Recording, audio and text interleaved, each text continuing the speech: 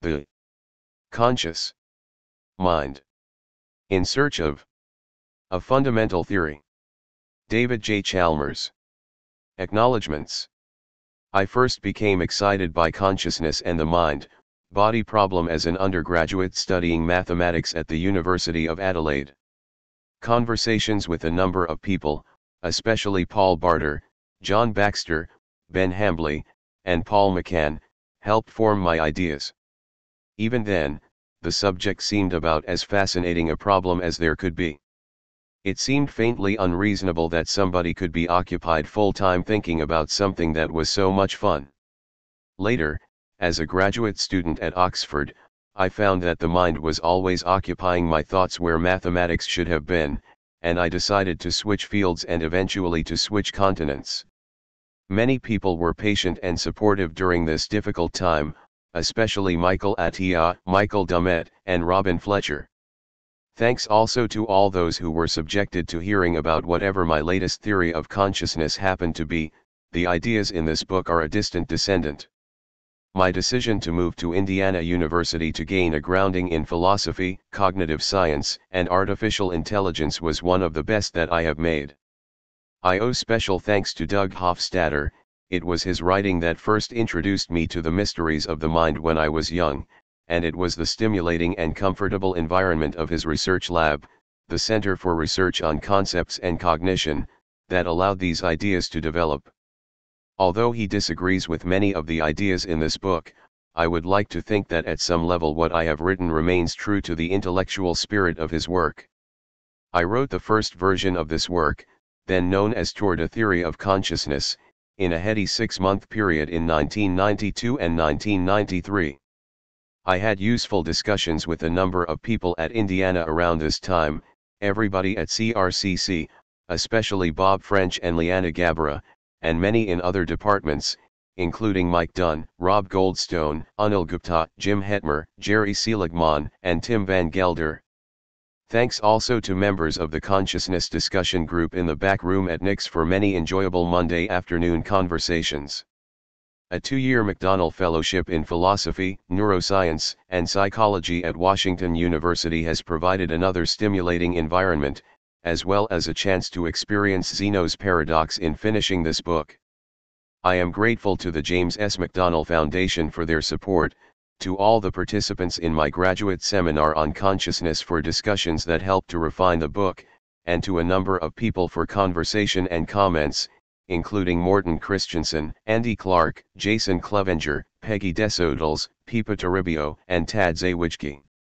In the last couple of years, I have had an enormous amount of helpful conversation and correspondence about the material in this book. Among many others, thanks are due to John Baxter, Ned Block, Alex Byrne, Francis Crick, Dan Dennett, Eric Dietrich, Avi Elitzur, Matthew Elton, Owen Flanagan, Stan Franklin, Liana Gabra, Govan Guzaldir, Chris Hill, Terry Horgan, Steve Horst, Frank Jackson, Jaegwon Kim, Christoph Kook, Martin Leckie, Dave Leising, Carrie Lavenberg, Joe Levine, David Lewis, Barry Lower, Bill Leakin, Paul McCann, Daryl McCullough, Brian McLaughlin, Thomas Metzinger, Robert Miller, Andrew Milne, John O'Leary Hawthorne, Joseph O'Rourke, Calvin Ostrom, Rhett Savage, Aaron Sloman, Leopold Stubenberg, and Red Watson. I am grateful to too many others to mention for interesting conversations about consciousness in general. A special note of thanks to Norton Nelkin, who returned his copy of the manuscript covered with many helpful comments not long before he died of lymphoma. He will be missed. My broader philosophical debts are many. I developed my initial views on consciousness largely on my own, but these have been greatly enriched by my reading on the subject. One discovers quickly that any given idea has likely been expressed already by someone else. Among recent thinkers, Thomas Nagel, Frank Jackson, and Joseph Levine have done much to emphasize the perplexities of consciousness. Their work covers much of the same territory as my early chapters. My work also overlaps with work by Ned Block, Robert Kirk, and Michael Lockwood at a number of points. The metaphysical framework that I develop in Chapter 2 owes much to the work of Terry Horgan, Saul Kripke, and David Lewis, among others, and Frank Jackson has independently developed a similar framework, presented in his marvelous 1995 John Locke Lectures. The ideas of Daniel Dennett, Colin McGinn, John Searle, and Sidney Shoemaker have provided stimulating challenges throughout. My greatest debts are to Greg Rosenberg, for memorable conversations and valuable feedback, to Lisa Thomas, for a book on zombies and moral support, to Sharon Wall, for expert editing and warm friendship, and above all, to all three of my parents, for their support and encouragement. And thanks to all my qualia, and to the environment responsible for producing them, for constant inspiration. As I was finishing this book, I received a fortune cookie in a restaurant, saying your life will be full of delightful mysteries. So far it has been, and I am very grateful. Introduction. Taking consciousness seriously. Consciousness is the biggest mystery. It may be the largest outstanding obstacle in our quest for a scientific understanding of the universe. The science of physics is not yet complete, but it is well understood. The science of biology has removed many ancient mysteries surrounding the nature of life. There are gaps in our understanding of these fields, but they do not seem intractable. We have a sense of what a solution to these problems might look like, we just need to get the details right. Even in the science of the mind, much progress has been made. Recent work in cognitive science and neuroscience is leading us to a better understanding of human behavior and of the processes that drive it. We do not have many detailed theories of cognition, to be sure, but the details cannot be too far off. Consciousness, however, is as perplexing as it ever was. It still seems utterly mysterious that the causation of behavior should be accompanied by a subjective inner life. We have good reason to believe that consciousness arises from physical systems such as brains, but we have little idea how it arises, or why it exists at all. How could a physical system such as a brain also be an experiencer? Why should there be something it is like to be such a system? Present-day scientific theories hardly touch the really difficult questions about consciousness. We do not just lack a detailed theory, we are entirely in the dark about how consciousness fits into the natural order. Many books and articles on consciousness have appeared in the past few years, and one might think that we are making progress. But on a closer look, most of this work leaves the hardest problems about consciousness untouched. Often, such work addresses what might be called the easy problems of consciousness. How does the brain process environmental stimulation? How does it integrate information? How do we produce reports on internal states? These are important questions, but to answer them is not to solve the hard problem. Why is all this processing accompanied by an experienced inner life? Sometimes this question is ignored entirely, sometimes it is put off until another day, and sometimes it is simply declared answered. But in each case, one is left with the feeling that the central problem remains as puzzling as ever. This puzzlement is not a cause for despair, rather, it makes the problem of consciousness one of the most exciting intellectual challenges of our time. Because consciousness is both so fundamental and so ill understood, a solution to the problem may profoundly affect our conception of the universe and of ourselves. I am an optimist about consciousness. I think that we will eventually have a theory of it, and in this book I look for one. But consciousness is not just business as usual. If we are to make progress, the first thing we must do is face up to the things that make the problem so difficult. Then we can move forward toward a theory without blinkers and with a good idea of the task at hand. In this book, I do not solve the problem of consciousness once and for all, but I try to rein it in. I try to get clear about what the problems are. I argue that the standard methods of neuroscience and cognitive science do not work in addressing them, and then I try to move forward. In developing my account of consciousness, I have tried to obey a number of constraints. The first and most important is to take consciousness seriously.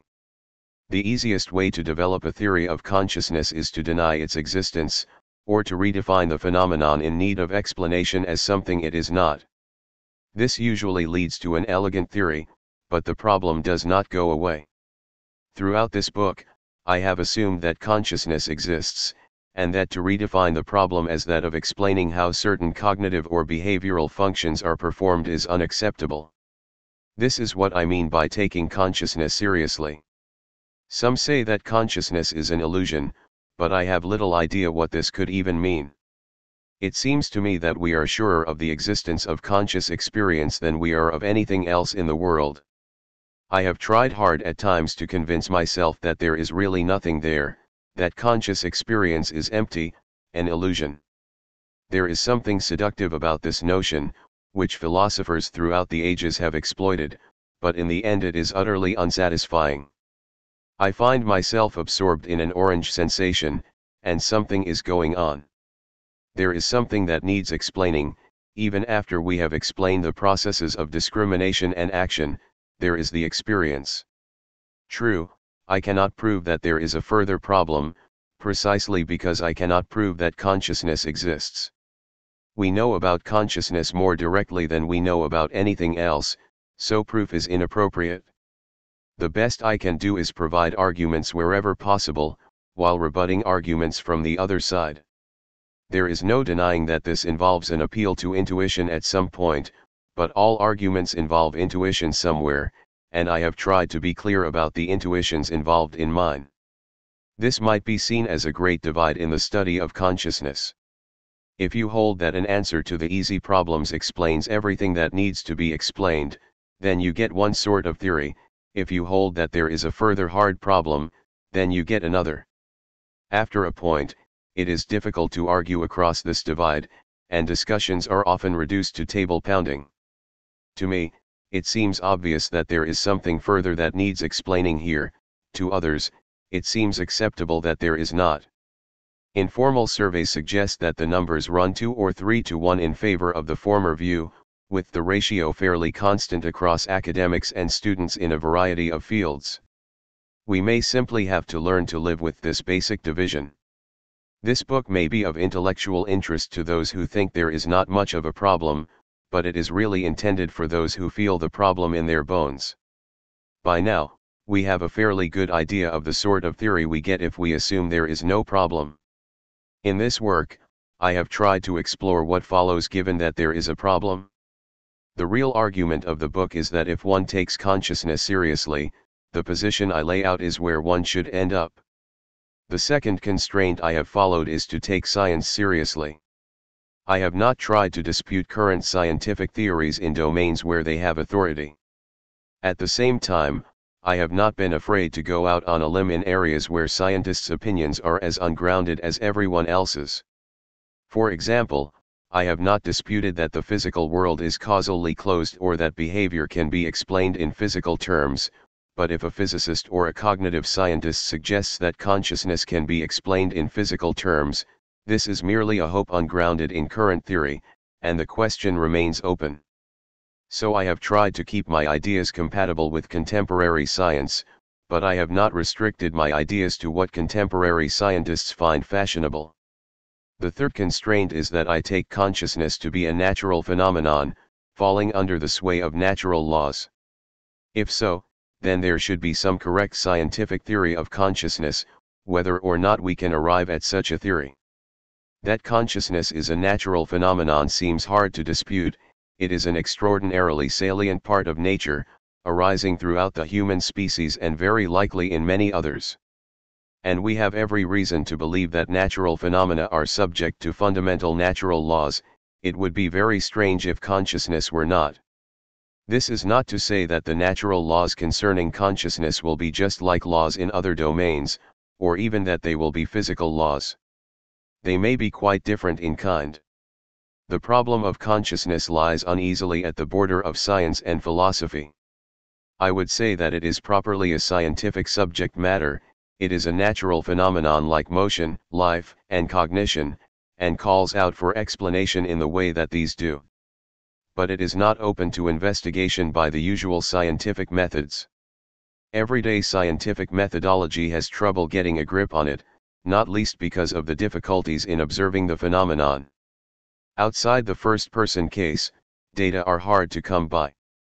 This is not to say that no external data can be relevant, but we first have to arrive at a coherent philosophical understanding before we can justify the data's relevance.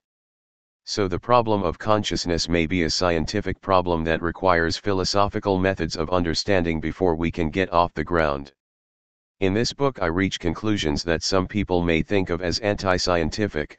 I argue that reductive explanation of consciousness is impossible, and I even argue for a form of dualism. But this is just part of the scientific process. Certain sorts of explanation turn out not to work, so we need to embrace other sorts of explanation instead. Everything I say here is compatible with the results of contemporary science. Our picture of the natural world is broadened, not overturned. And this broadening allows the possibility of a naturalistic theory of consciousness that might have been impossible without it. It seems to me that to ignore the problems of consciousness would be anti-scientific. It is in the scientific spirit to face up to them directly. To those who suspect that science requires materialism, I ask that you wait and see. I should note that the conclusions of this work are conclusions, in the strongest sense. Temperamentally, I am strongly inclined toward materialist reductive explanation, and I have no strong spiritual or religious inclinations. For a number of years, I hoped for a materialist theory. When I gave up on this hope, it was quite reluctantly. It eventually seemed plain to me that these conclusions were forced on anyone who wants to take consciousness seriously. Materialism is a beautiful and compelling view of the world, but to account for consciousness, we have to go beyond the resources it provides. By now, I have grown almost happy with these conclusions. They do not seem to have any fearsome consequences, and they allow a way of thinking and theorizing about consciousness that seems more satisfactory in almost every way. And the expansion in the scientific worldview has had a positive effect. At least for me, it has made the universe seem a more interesting place. This book has 4 parts. In the first, I lay out the problems, and set up a framework within which they can be addressed. Chapter 1 is an introduction to consciousness, teasing apart a number of different concepts in the vicinity, drawing out the sense in which consciousness is really interesting, and giving a preliminary account of its subtle relation to the rest of the mind. Chapter 2 develops a metaphysical and explanatory framework within which much of the rest of the discussion is cast. What is it for a phenomenon to be reductively explained, or to be physical? This chapter gives an account of these things, centering on the notion of supervenience. I argue that there is good reason to believe that almost everything in the world can be reductively explained, but consciousness may be an exception.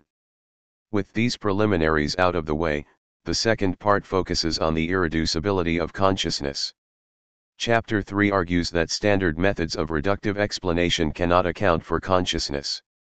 I also give a critique of various reductive accounts that have been put forward by researchers in neuroscience, cognitive science, and elsewhere. This is not just a negative conclusion, it follows that a satisfactory theory of consciousness must be a new sort of non-reductive theory instead. Chapter 4 takes things a step further by arguing that materialism is false and that a form of dualism is true, and outlines the general shape that a non-reductive theory of consciousness might take. Chapter 5 is largely defensive. It considers some apparent problems for my view, involving the relationship between consciousness and our judgments about consciousness, and argues that they pose no fatal difficulties. In the third part, I move toward a positive theory of consciousness. Each of the 3 chapters here develops a component of a positive theory. Chapter 6 focuses on the coherence between consciousness and cognitive processes, drawing a number of systematic links between the two. I use these links to analyze and ground the central role that neuroscience and cognitive science play in explaining human consciousness. Chapter 7 discusses the relation between consciousness and functional organization, using thought experiments to argue that consciousness is an organizational invariant, that is, that every system with the right functional organization will have the same sort of conscious experience, no matter what it is made of. Chapter 8 considers what a fundamental theory of consciousness might look like, and suggests that it may involve a close relation between consciousness and information. This is by far the most speculative chapter, but at this point some speculation is probably needed if we are to make progress. The last two chapters are dessert. Here, I apply what has gone before to central questions in the foundations of artificial intelligence and quantum mechanics. Chapter 9 argues for the thesis of strong artificial intelligence, that the implementation of an appropriate computer program will give rise to a conscious mind. Chapter 10 considers the baffling question of how quantum mechanics should be interpreted, and uses the ideas about consciousness developed in previous chapters to lend support to a no-collapse interpretation of the theory. Perhaps the negative material will provoke the most reaction, but my real goal is positive. I want to see a theory of consciousness that works. When I first came into philosophy, I was surprised to find that most of the debate over consciousness focused on whether there was a problem or not, or on whether it was physical or not, and that the business of building theories seemed to be left to one side. The only theories seemed to be put forward by those who, by my lights, did not take consciousness seriously. By now, I have come to enjoy the intricacies of the ontological debate as much as anyone, but a detailed theory is still my major goal. If some of the ideas in this book are useful to others in constructing a better theory, the attempt will have been worthwhile. This book is intended as a serious work of philosophy, but I have tried to make it accessible to non-philosophers. In my notional audience at all times has been my undergraduate self of 10 years ago. I hope I have written a book that he would have appreciated. There are a few sections that are philosophically technical. These are marked with an asterisk, and readers should feel free to skip them. The most technical material is in Chapter 2 and Chapter 4. Section 4 of the former and Sections 2 and 3 of the latter involve intricate issues in philosophical semantics, as does the final section of Chapter 5. Other asterisked sections might be worth at least skimming, to get an idea of what is going on. Often, I have put especially technical material and comments on the philosophical literature in the endnotes. The one technical concept that is crucial to the book is that of supervenience, introduced at the start of Chapter 2. This concept has an intimidating name, but it expresses a very natural idea, and a good understanding of it will help central issues fall into place. Much of the material later in this chapter can be skipped on a first reading, although one might want to return to it later to clarify questions as they arise. For a short tour that avoids technicalities, read Chapter 1, skim the early parts of Chapter 2 as background material, then read all of Chapter 3, skimming Section 1 where necessary, for the central arguments against reductive explanation, and the first and last sections of Chapter 4 for the central considerations about dualism. The beginning of Chapter 6 is worth reading for the basic shape of the positive approach. Of the positive material, Chapter 7 is perhaps the most self-contained chapter as well as the most fun, with easy-to-understand thought experiments involving silicon brains, and those who like wild and woolly speculation might enjoy Chapter 8. Finally, Chapters 9 and 10 should make sense to anyone with an interest in the issues involved. A couple of philosophical notes. The philosophical literature on consciousness is quite unsystematic, with seemingly independent strands talking about related issues without making contact with each other. I have attempted to impose some structure on the sprawl by providing a unifying framework in which the various metaphysical and explanatory issues become clear. Much of the discussion in the literature can be translated into this framework without loss, and I hope the structure brings out the deep relationships between a number of different issues. This work is perhaps unusual in largely eschewing the philosophical notion of identity, between mental and physical states, say, in favor of the notion of supervenience. I find that discussions framed in terms of identity generally throw more confusion than light onto the key issues, and often allow the central difficulties to be evaded. By contrast, supervenience seems to provide an ideal framework within which the key issues can be addressed. To avoid loose philosophy, however, we need to focus on the strength of the supervenience connection. Is it underwritten by logical necessity, natural necessity, or something else? It is widely agreed that consciousness supervenes on the physical in some sense. The real question is how tight the connection is. Discussions that ignore these modal issues generally avoid the hardest questions about consciousness. Those skeptical of modal notions will be skeptical of my entire discussion, but I think there is no other satisfactory way to frame the issues. One of the delights of working on this book, for me, has come from the way the problem of consciousness has reached out to make contact with deep issues in many other areas of science and philosophy. But the scope and depth of the problem also make it humbling. I am acutely aware that at almost every point in this book there is more that could be said, and that in many places I have only scratched the surface. But I hope, minimally, to have suggested that it is possible to make progress on the problem of consciousness without denying its existence or reducing it to something it is not. The problem is fascinating, and the future is exciting. No. Xia stopped, twirling toward him in slow motion.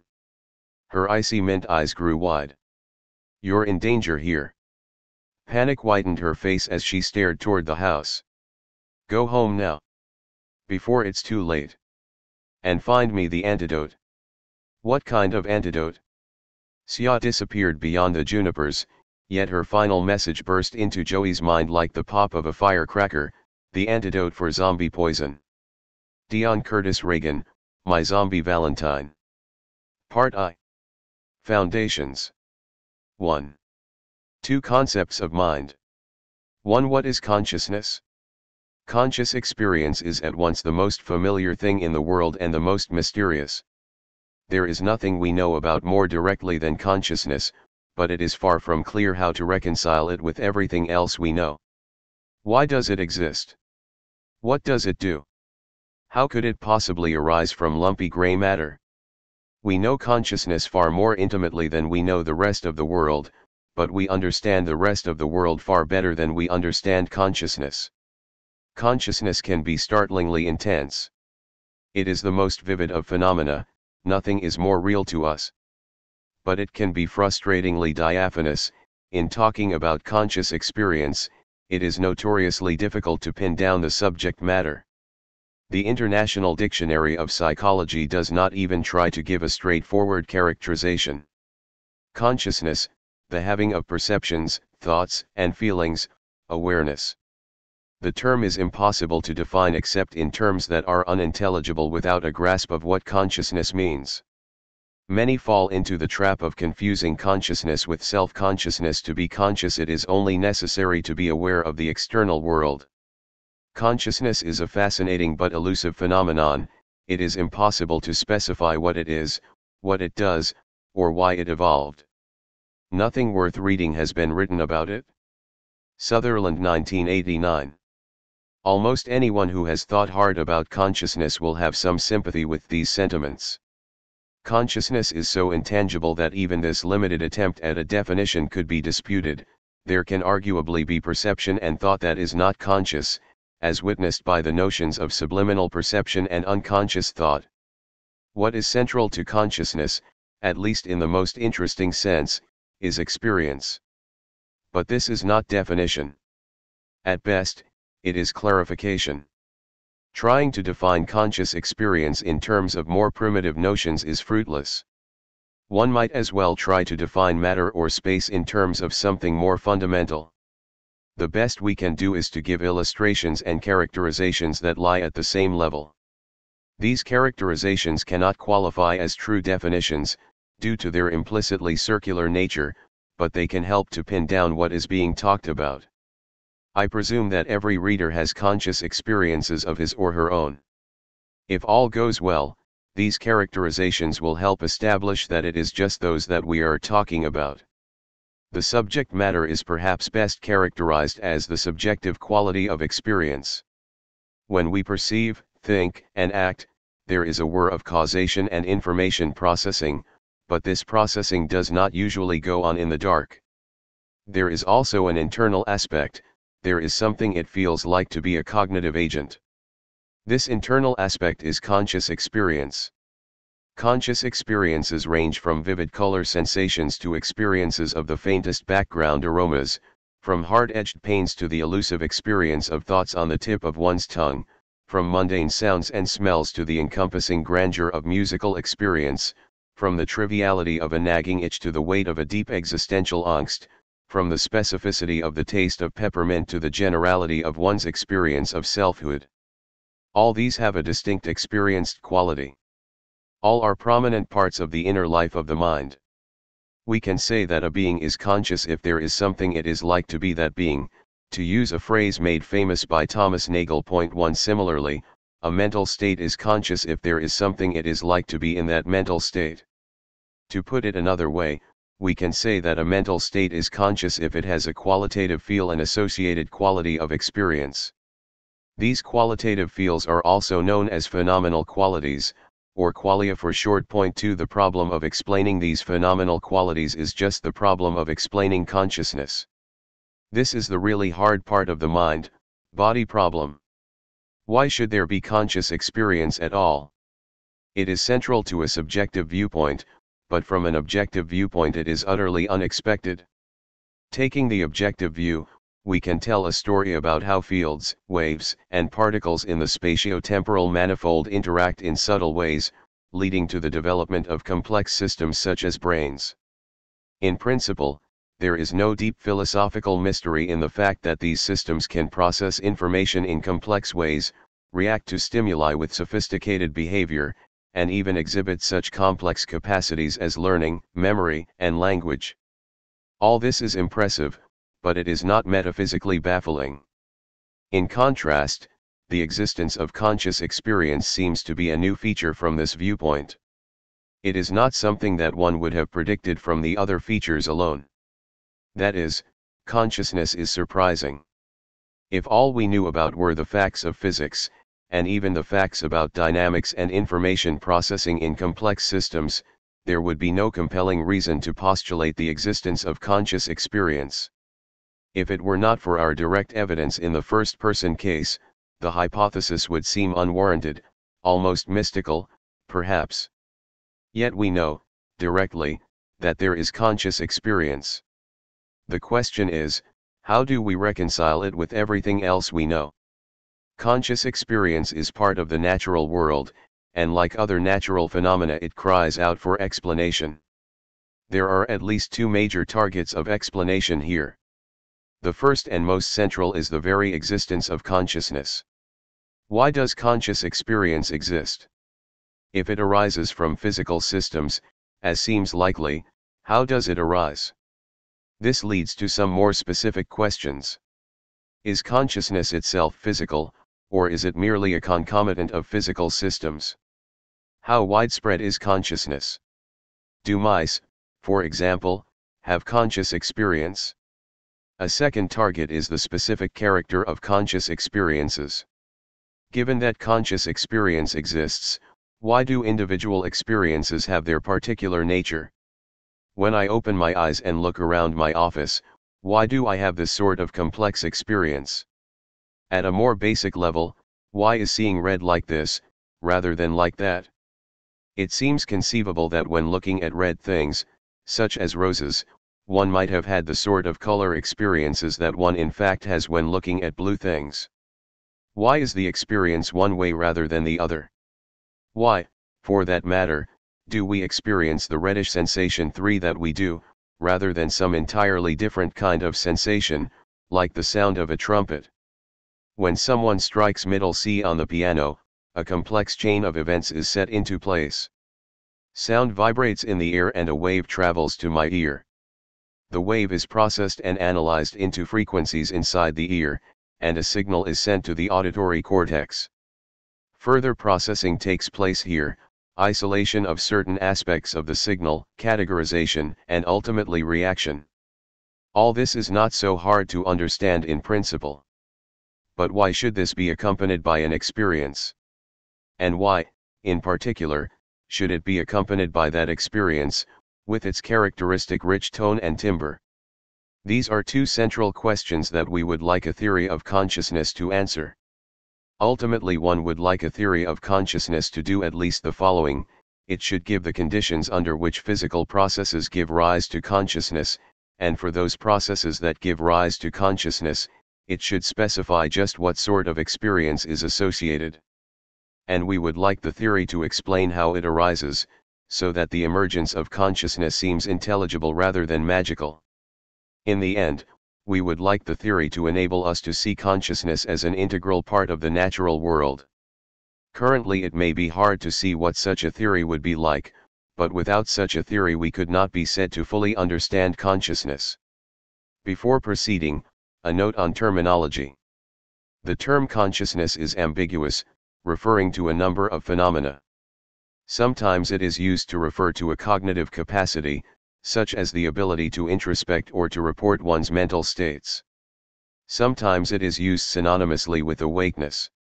Sometimes it is closely tied to our ability to focus attention, or to voluntarily control our behavior.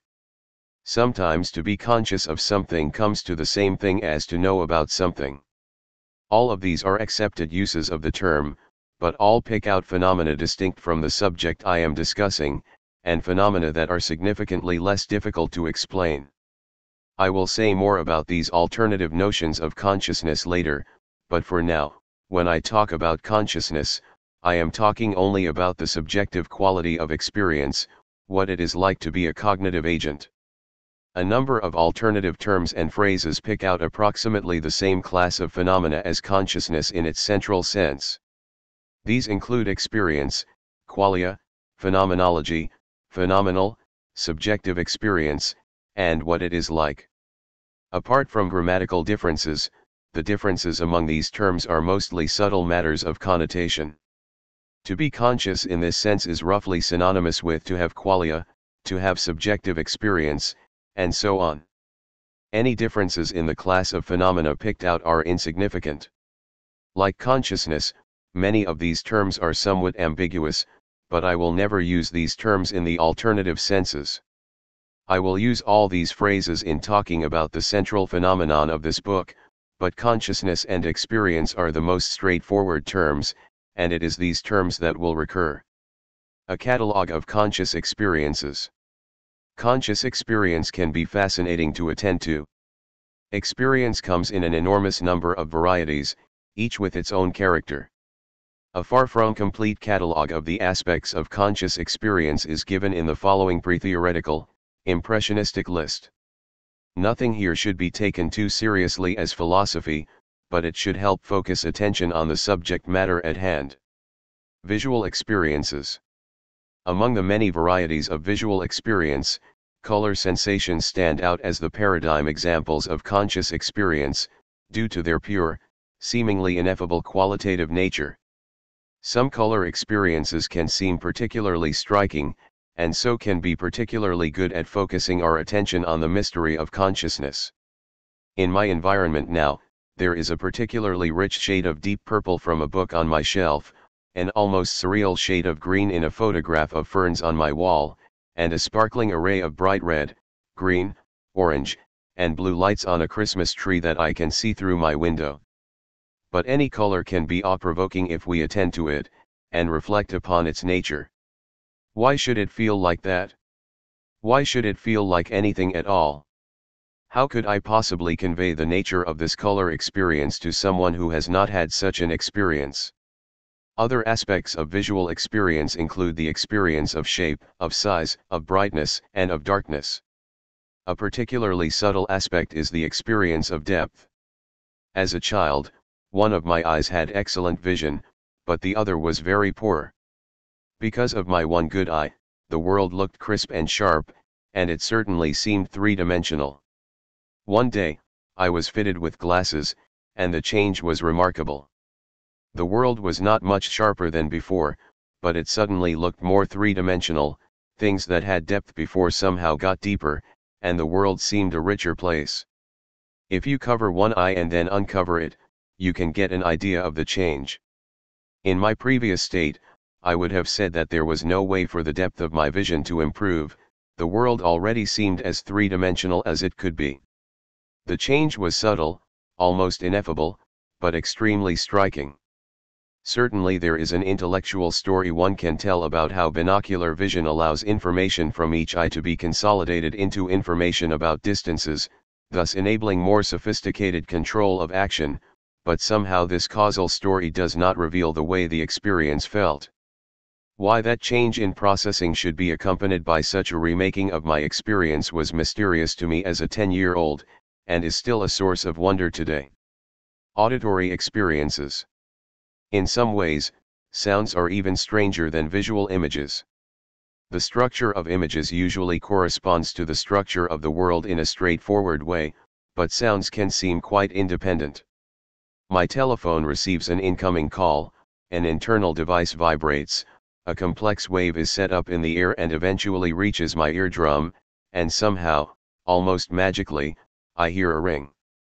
Nothing about the quality of the ring seems to correspond directly to any structure in the world, although I certainly know that it originated with the speaker, and that it is determined by a waveform. But why should that waveform, or even these neural firings, have given rise to a sound quality like that? Musical experience is perhaps the richest aspect of auditory experience, although the experience of speech must be close. Music is capable of washing over and completely absorbing us, surrounding us in a way that a visual field can surround us but in which auditory experiences usually do not. One can analyze aspects of musical experience by breaking the sounds we perceive into notes and tones with complex interrelationships, but the experience of music somehow goes beyond this. A unified qualitative experience arises from a chord, but not from randomly selected notes. An old piano and a far-off oboe can combine to produce an unexpectedly haunting experience. As always, when we reflect, we ask the question, why should that feel like this? Figure 1.1. Affability and ineffability in olfactory experience. Calvin and Hobbes, copyright Watterson.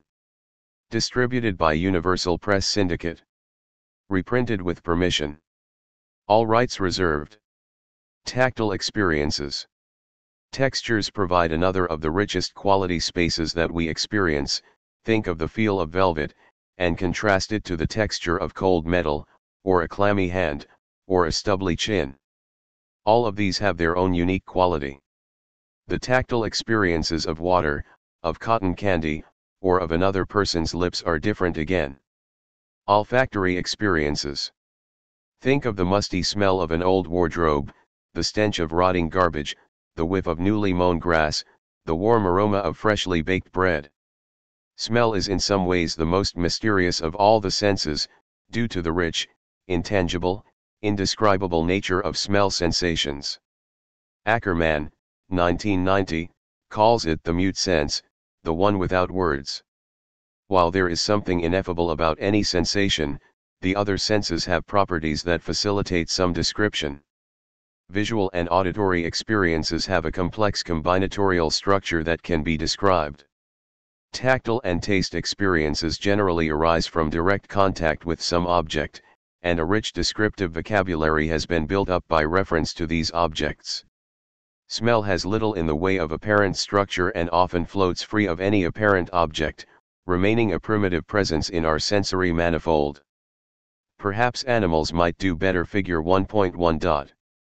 The primitiveness is perhaps partly due to the slot and key process by which our olfactory receptors are sensitive to various kinds of molecules. It seems arbitrary that a given sort of molecule should give rise to this sort of sensation, but give rise it does. Taste experiences. Psychophysical investigations tell us that there are only 4 independent dimensions of taste perception: sweet, sour, bitter, and salt. But this 4-dimensional space combines with our sense of smell to produce a great variety of possible experiences: the taste of Turkish delight, of curried black-eyed pea salad, of a peppermint lifesaver, of a ripe peach. Experiences of hot and cold. An oppressively hot, humid day and a frosty winter's day produce strikingly different qualitative experiences. Think also of the heat sensations on one's skin from being close to a fire, and the hot-cold sensation that one gets from touching ultra-cold ice. Pain. Pain is a paradigm example of conscious experience, beloved by philosophers. Perhaps this is because pains form a very distinctive class of qualitative experiences, and are difficult to map directly onto any structure in the world or in the body, although they are usually associated with some part of the body. Because of this, pains can seem even more subjective than most sensory experiences. There are a great variety of pain experiences, from shooting pains and fierce burns through sharp pricks to dull aches. Other bodily sensations. Pains are only the most salient kind of sensations associated with particular parts of the body. Others include headaches, which are perhaps a class of pain, hunger pangs, itches, tickles, and the experience associated with the need to urinate. Many bodily sensations have an entirely unique quality, different in kind from anything else in our experience. Think of orgasms, or the feeling of hitting one's funny bone. There are also experiences associated with proprioception, the sense of where one's body is in space. Mental imagery. Moving ever inward, toward experiences that are not associated with particular objects in the environment or the body but that are in some sense generated internally, we come to mental images. There is often a rich phenomenology associated with visual images conjured up in one's imagination, though not nearly as detailed as those derived from direct visual perception. There are also the interesting colored patterns that one gets when one closes one's eyes and squints, and the strong after-images that one gets after looking at something bright. One can have similar kinds of auditory images conjured up by one's imagination, and even tactile, olfactory, and gustatory images, although these are harder to pin down and their associated qualitative feel is usually fainter. Conscious thought. Some of the things we think and believe do not have any particular qualitative feel associated with them, but many do. This applies particularly to explicit, occurrent thoughts that one thinks to oneself, and to various thoughts that affect one's stream of consciousness. It is often hard to pin down just what the qualitative feel of an occurrent thought is, but it is certainly there. There is something it is like to be having such thoughts. When I think of a lion, for instance, there seems to be a whiff of leonine quality to my phenomenology. What it is like to think of a lion is subtly different from what it is like to think of the Eiffel Tower. More obviously, cognitive attitudes such as desire often have a strong phenomenal flavor.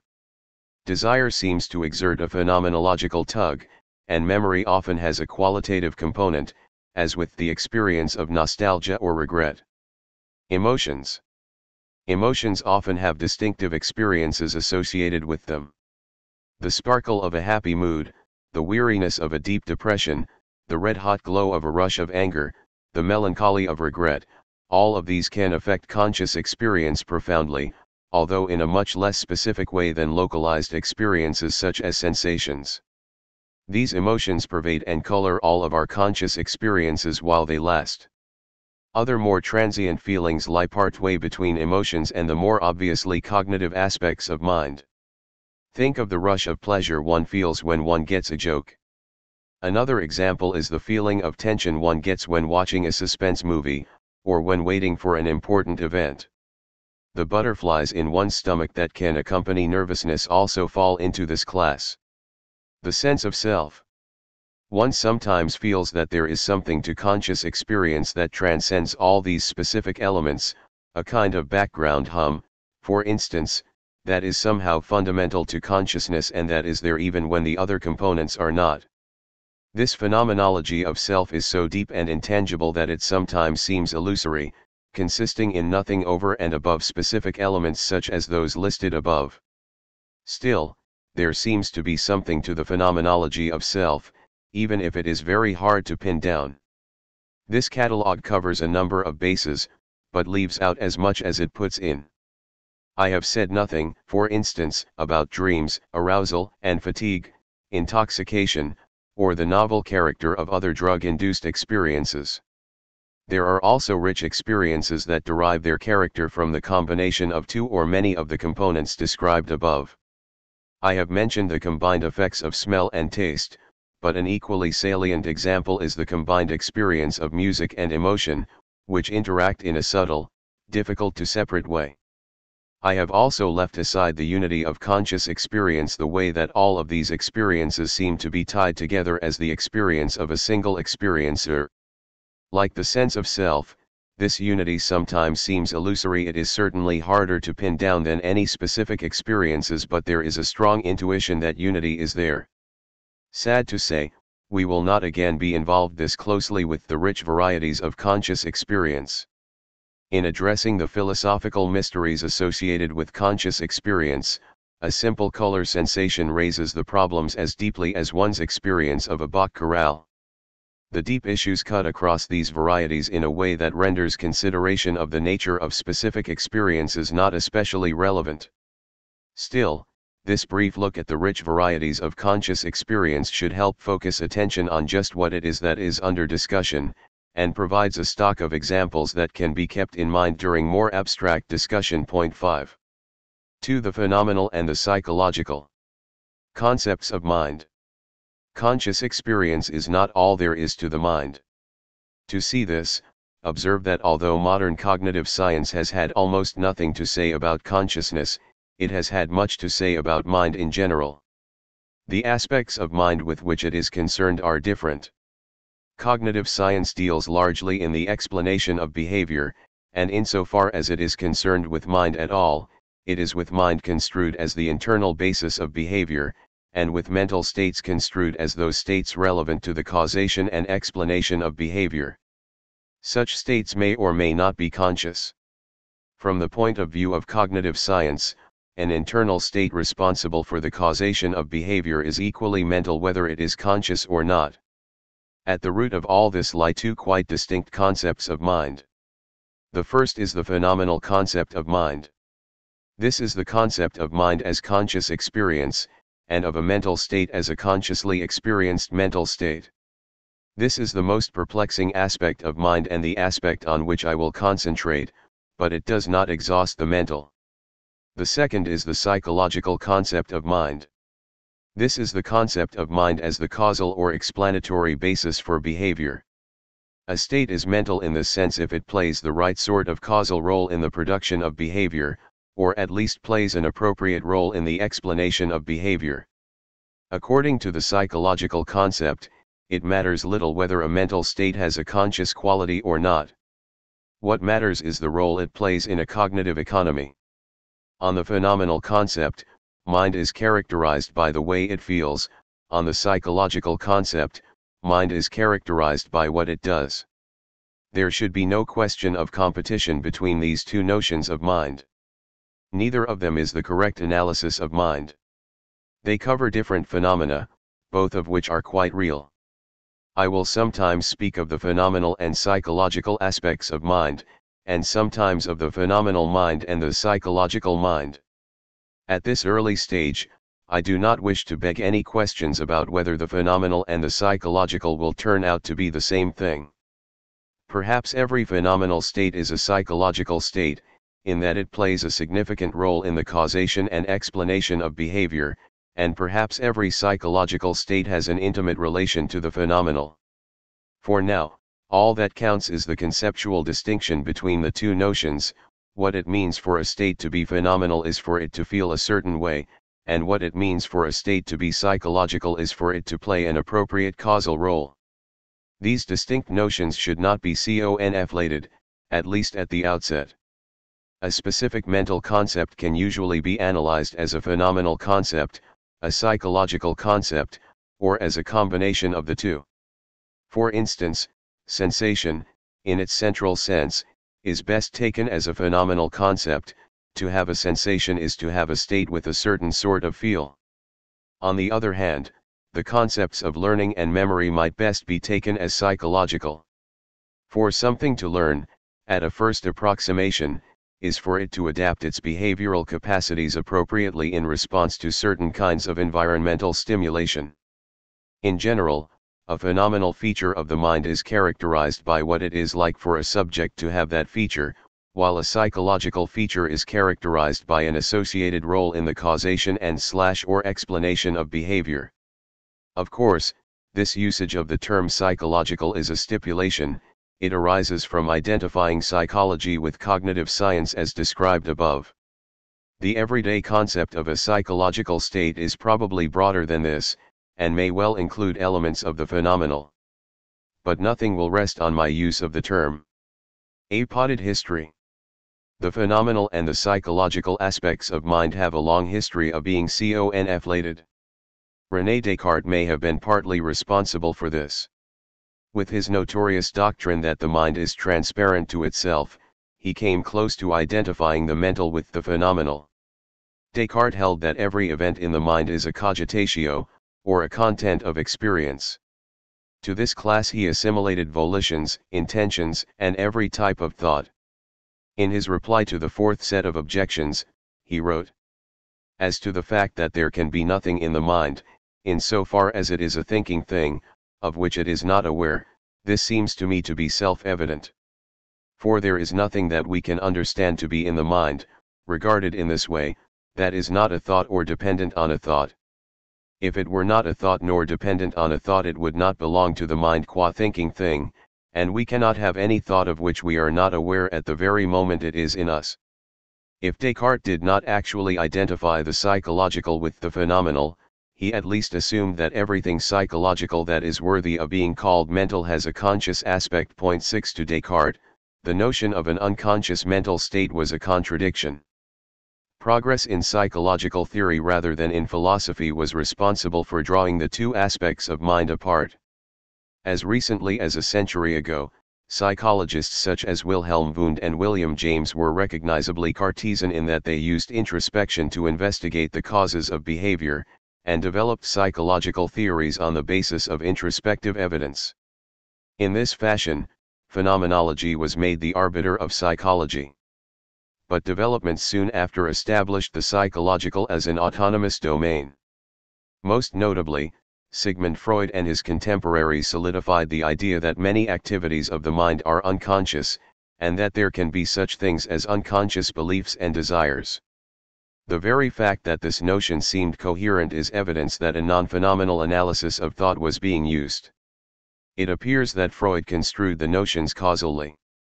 Desire, very roughly, was implicitly construed as the sort of state that brings about a certain kind of behavior associated with the object of the desire. Belief was construed according to its causal role in a similar way. Of course, Freud did not make these analyses explicit, but something along these lines clearly underlies his use of the notions. Explicitly, he recognized that accessibility to consciousness is not essential to a state's relevance in the explanation of behavior, and that a conscious quality is not constitutive of something's being a belief or a desire. These conclusions rely on a notion of mentality that is independent of phenomenal notions. Around the same time, the behaviorist movement in psychology had thoroughly rejected the introspectionist tradition. A new objective brand of psychological explanation was developed, with no room for consciousness in its explanations. This mode of explanation had only partial success, but it established the idea that psychological explanation can proceed while the phenomenal is ignored. Behaviorists differed in their theoretical positions. Some recognized the existence of consciousness but found it irrelevant to psychological explanation, and some denied its existence altogether. Many went further, denying the existence of any kind of mental state. The official reason for this was that internal states were supposed to be irrelevant in the explanation of behavior, which could be carried out entirely in external terms. Perhaps a deeper reason is that all mental notions were tainted with the disreputable odor of the phenomenal. In any case, these two developments established as orthodoxy the idea that explanation of behavior is in no way dependent on phenomenal notions. The move from behaviorism to computational cognitive science for the most part preserved this orthodoxy. Although the move brought back a role for internal states, which could even be called mental states, there was nothing particularly phenomenal about them. These states were admissible precisely on the grounds of their relevance in the explanation of behavior. Any associated phenomenal quality was at best beside the point. The concept of the mental as psychological thus had center stage. In philosophy, the shift in emphasis from the phenomenal to the psychological was codified by Gilbert Ryle, 1949, who argued that all our mental concepts can be analyzed in terms of certain kinds of associated behavior, or in terms of dispositions to behave in certain ways. 7 This view, logical behaviorism, is recognizably the precursor of much of what passes for orthodoxy in contemporary philosophy of psychology. In particular, it was the most explicit codification of the link between mental concepts and the causation of behavior. Ryle did not put this theory forward as an analysis of just some mental concepts. He intended all of them to fall within its grasp. It seemed to many people, as it seems to me, that this view is a non-starter as an analysis of our phenomenal concepts, such as sensation and consciousness itself. To many, it seemed clear that when we talk about phenomenal states, we are certainly not talking about our behavior, or about any behavioral disposition. But in any case, Ryle's analysis provided a suggestive approach to many other mental notions, such as believing, enjoying, wanting, pretending, and remembering. Apart from its problems with phenomenal states, Ryle's view had some technical problems. First, it is natural to suppose that mental states cause behavior, but if mental states are themselves behavioral or behavioral dispositions, as opposed to internal states, then it is hard to see how they could do the job. Second, it was argued, by Chisholm 1957 and Geach 1957, that no mental state could be defined by a single range of behavioral dispositions, independent of any other mental states. For example, if one believes that it is raining, one's behavioral dispositions will vary depending on whether one has the desire to get wet. It is therefore necessary to invoke other mental states in characterizing the behavioral dispositions associated with a given sort of mental state. These problems were finessed by what has become known as functionalism, which was developed by David Lewis, 1966, and most thoroughly by David Armstrong, 1968. Point 8 On this view, a mental state is defined wholly by its causal role, that is, in terms of the kinds of stimulation that tend to produce it, the kind of behavior it tends to produce, and the way it interacts with other mental states. This view made mental states fully internal and able to stand in the right kind of causal relation to behavior, answering the first objection, and it allowed mental states to be defined in terms of their interaction with each other, answering the second objection. On this view, our mental concepts can be analyzed functionally, in terms of their actual or typical causes and effects. To give such an analysis for any given mental concept is highly non-trivial. Armstrong, 1968, gives a number of analyses, but these are very incomplete. As an in-principle position, however, functionalism may provide a reasonable construal of many of our mental concepts, at least insofar as they play a role in the explanation of behavior. For instance, the notion of learning might be analyzed as the adaptation of one's behavioral capacities in response to environmental stimulation. To take a more complex state, a belief that it is raining might be very roughly analyzed as the sort of state that tends to be produced when it is raining, that leads to behavior that would be appropriate if it were raining, that interacts inferentially with other beliefs and desires in a certain sort of way, and so on.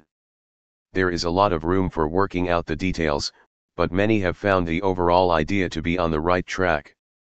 Like Ryle, however, Armstrong and Lewis did not put this forward as an analysis of some mental concepts. Rather, it was meant as an analysis of all mental concepts. In particular, they argued that the notions of experience, sensation, consciousness, and so on, could be analyzed in this fashion. This assimilation of the phenomenal to the psychological seems to me to be as great an error as Descartes' assimilation of the psychological to the phenomenal. It is simply a false analysis of what it means to be phenomenal. When we wonder whether somebody is having a color experience, we are not wondering whether they are receiving environmental stimulation and processing it in a certain way. We are wondering whether they are experiencing a color sensation, and this is a distinct question. It is a conceptually coherent possibility that something could be playing the causal role without there being an associated experience. To put the point a different way, note that this analysis of phenomenal concepts leaves it unclear why anybody was ever bothered by the problem in the first place. Point 9 There is no great mystery about how a state might play some causal role, although there are certainly technical problems there for science. What is mysterious is why that state should feel like something, why it should have a phenomenal quality. Why the causal role is played and why the phenomenal quality is present are two entirely different questions. The functionalist analysis denies the distinctness of these questions, and therefore seems to be unsatisfactory. I will consider this matter in much more detail later, but for now we can note that even if the functionalist account gives an unsatisfactory analysis of phenomenal concepts, it may provide a good analysis of other mental notions, such as learning and memory, and perhaps belief. No parallel worries come up in these cases. It seems no more mysterious that a system should be able to learn than that a system should be able to adapt its behavior in response to environmental stimulation. Indeed, these seem to be more or less the same question. Similarly, when we wonder whether somebody has learned something, it seems reasonable to say that in doing this we are wondering whether they have undergone a change that will give rise to an improved capacity to deal with certain situations in the future. Of course, a thorough analysis of the concept of learning will be more subtle than this first approximation, but the further details of the analysis will be spelled out within the same framework. Indeed, the functionalist account corresponds precisely to the definition I have given of psychological properties. Most non-phenomenal mental properties fall into this class, and can therefore be functionally analyzed. There is certainly room to argue over the details of a specific functionalist analysis. There are also significant framework questions about such matters as the role of the environment in characterizing psychological properties, and whether it is causation, explanation, or both that provides the defining link between psychological properties and behavior. These details are relatively unimportant here, though. What matters is that non-phenomenal mental states are largely characterized by their role in our cognitive economy. The moral of this discussion is that both the psychological and the phenomenal are real and distinct aspects of mind. At a first approximation, phenomenal concepts deal with the first-person aspects of mind, and psychological concepts deal with the third-person aspects. One's approach to the mind will be quite different depending on what aspects of the mind one is interested in. If one is interested in the mind's role in bringing about behavior, one will focus on psychological properties. If one is interested in the conscious experience of mental states, one will focus on phenomenal properties. Neither the phenomenal nor the psychological should be defined away in terms of the other. Conceivably, some deep analysis might reveal a fundamental link between the phenomenal and the psychological, but this would be a non-trivial task, and is not something to be accomplished by prior stipulation. To assimilate the phenomenal to the psychological prior to some deep explanation would be to trivialize the problem of conscious experience, and to assimilate the psychological to the phenomenal would be to vastly limit the role of the mental in explaining behavior. 3. The double life of mental terms. It seems reasonable to say that together, the psychological and the phenomenal exhaust the mental. That is, every mental property is either a phenomenal property, a psychological property, or some combination of the two. Certainly, if we are concerned with those manifest properties of the mind that cry out for explanation, we find first, the varieties of conscious experience, and second, the causation of behavior. There is no third kind of manifest explanandum, and the first two sources of evidence, experience and behavior, provide no reason to believe in any third kind of non-phenomenal, non-functional properties, with perhaps a minor exception for relational properties, discussed shortly. There are certainly other classes of mental states of which we often speak: intentional states, emotional states, and so on, but it is plausible that these can be assimilated to the psychological, the phenomenal, or a combination of the two. Things are complicated by the fact that many everyday mental concepts straddle the fence, having both a phenomenal and a psychological component. Pain provides a clear example. The term is often used to name a particular sort of unpleasant phenomenal quality, in which case a phenomenal notion is central. But there is also a psychological notion associated with the term, roughly, the concept of the sort of state that tends to be produced by damage to the organism, tends to lead to aversion reactions, and so on. Both of these aspects are central to the common sense notion of pain. We might say that the notion of pain is ambiguous between the phenomenal and the psychological concept, or we might say that both of these are components of a single rich concept. One can tie oneself into all kinds of knots by worrying about whether the phenomenal quality or the functional role is more essential to pain. For instance, would a hypothetical system in which all the functional criteria were satisfied but in which the conscious experience were not present be truly in pain? One might be tempted to say no, but what of the fact that we speak of pains that last for a day, even though there are times when they are not conscious? There is little point trying to legislate matters one way or the other. Nothing important rests on the semantic decision as to whether some phenomenal quality is really essential for something to count as pain. Instead, we can recognize the different components associated with the concept and explicitly distinguish them, speaking for example of phenomenal pain and psychological pain. Our everyday concept of pain presumably combines the two in some subtle weighted combination, but for philosophical discussion things are clearer if we keep them separate. The reason why phenomenal and psychological properties are often run together is clear: it is because the relevant properties tend to co-occur. Generally, when the processes resulting from tissue damage and leading to aversion reaction take place, some sort of phenomenal quality is instantiated. That is, when psychological pain is present, phenomenal pain is usually also present. It is not a conceptual truth that the process should be accompanied by the phenomenal quality, but it is a fact about the world. Once we have this sort of co-occurrence of properties in everyday situations, it is natural that our everyday concepts will bind them together. Many mental concepts lead this sort of double life. For example, the concept of perception can be taken wholly psychologically, denoting the process whereby cognitive systems are sensitive to environmental stimulation in such a way that the resulting states play a certain role in directing cognitive processes. But it can also be taken phenomenally, involving the conscious experience of what is perceived. The possibility of subliminal perception counts against the latter construal, but some would argue that this qualifies as perception only in a weakened sense of the term. Once again, however, the issue is terminological. When we want to be clear, we can simply stipulate whether it is the psychological property, the phenomenal property, or a combination that we are concerned with. Still, some of these dual concepts lean more strongly toward the phenomenal, and some lean toward the psychological. Take the concept of sensation, which is closely related to the concept of perception and which also has both phenomenal and psychological components. The phenomenal component is much more prominent in sensation than in perception, as witnessed by the fact that the idea of unconscious perception seems to make more sense than that of unconscious sensation.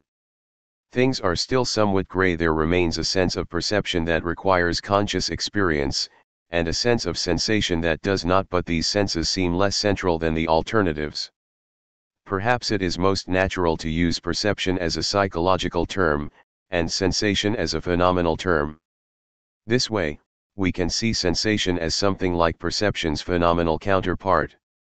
A good test for whether a mental notion M is primarily psychological is to ask oneself, could something be an instance of M without any particular associated phenomenal quality? If so, then M is likely psychological. If not, then M is phenomenal, or at least a combined notion that centrally involves phenomenology. The latter possibility cannot be ruled out, as some concepts may require both an appropriate sort of phenomenal quality and an appropriate cognitive role. Perhaps a central sense of sensation has this combined character, for example. But we can at least separate those notions that involve phenomenology from those that do not. The test suggests that a concept such as learning, for example, is largely psychological. To a first approximation, to learn is just for one's cognitive capacities to adapt in a certain way to various new circumstances and stimuli. No particular phenomenal quality is required for a cognitive process to be an instance of learning. Such a quality may be present, but it is not what makes the process count as an example of learning. There may be a slight phenomenal tinge inherited from a link with concepts such as belief, discussed below, but this is faint at best. In explaining learning, the central thing we have to explain is how the system manages to adapt in the appropriate way. Something similar goes for concepts such as those of categorization and memory, which seem to be largely psychological notions, in that what is central is the playing of an appropriate cognitive role. Emotions have a much clearer phenomenal aspect. When we think of happiness and sadness, a distinct variety of conscious experience comes to mind.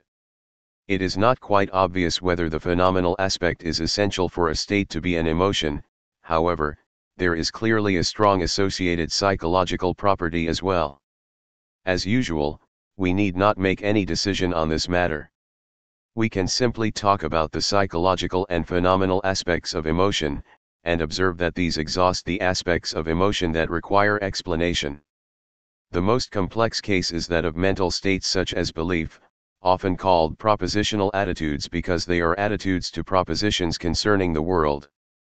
When I believe that Bob Dylan will tour Australia, for example, I endorse a certain proposition concerning Dylan. When I hope that Dylan will tour Australia, I have a different attitude toward the same proposition. The central feature of these mental states is their semantic aspect, or intentionality, the fact that they are about things in the world. That is, a belief has semantic content. The content of my belief cited above is something like the proposition that Dylan will tour Australia, although there is room for debate here. Belief is most often regarded as a psychological property. On this view, at a rough first approximation, to believe that a proposition is true is to be in a state wherein one acts in a way that would be appropriate if it were true, a state that tends to be brought about by its being the case, and a state in which one's cognitive dynamics of reasoning reflect the appropriate interaction of the belief with other beliefs and desires. The functional criteria for belief are very subtle, however, and no one has yet produced anything like a complete analysis of the relevant criteria. All the same, there is reason to believe that this view captures much of what is significant about belief. It is related to the idea that belief is something of an explanatory construct. We attribute beliefs to others largely in order to explain their behavior. Some would argue that this leaves something out, and that something over and above the relevant sort of psychological process is required for belief. In particular, it leaves out the experiential aspects of believing, which some have argued are essential for anything to count as a belief. For example, Searle, 1990a, has argued that the intentional content of a belief depends entirely on the associated state of consciousness, or on a state of consciousness that the belief can bring about. Without consciousness, all that is present is as if intentionality. 10. Certainly, there is often conscious experience in the vicinity of belief. There is something it is like when one has an occurrent, i.e., conscious, belief, and most non-occurrent beliefs can at least bring about a conscious belief. The crucial questions, though, are whether this conscious quality is what makes the state a belief, and whether it is what gives it the content it has. This may be more plausible for some beliefs than for others. For example, one might argue that a conscious quality is required to truly have beliefs about one's experiences, and perhaps also certain sorts of experiences are required to have certain sorts of perceptual beliefs about the external world. Perhaps one needs red experiences to believe that an object is red. In other cases, this seems more problematic. For example, when I think that Don Bradman is the greatest cricketer of all time, it seems plausible to say that I would have had the same belief even if I had had a very different conscious experience associated with it. The phenomenology of the belief is relatively faint, and it is hard to see how it could be this phenomenal quality that makes the belief a belief about Bradman. What seems more central to the belief's content is the connection between the belief and Bradman, and the role it plays in my cognitive system. As a weaker position, it might be suggested that although no particular phenomenal quality is required to have a particular belief, a being must at least be capable of conscious experience to believe anything at all. 11 There is a certain plausibility in the idea that a being with no conscious inner life would not truly be a believer. At best, it would be only a pseudo-believer. All the same, this would make the role of the phenomenal in intentional concepts quite thin. The most substantial requirements for having a specific belief will lie elsewhere than in the phenomenal. One could even subtract any phenomenal component out, leaving a concept of pseudo-belief that resembles belief in most important respects except that it does not involve the concept of consciousness. Indeed, it is plausible that pseudo-belief could do most of the explanatory work that is done by the concept of belief. In any case, I will not try to adjudicate these difficult issues about the relationship between intentionality and consciousness here. We can note that there is at least a deflationary concept of belief that is purely psychological, not involving conscious experience. If a being is in the right psychological state, then it is in a state that resembles belief in many important ways, except with respect to any phenomenal aspects.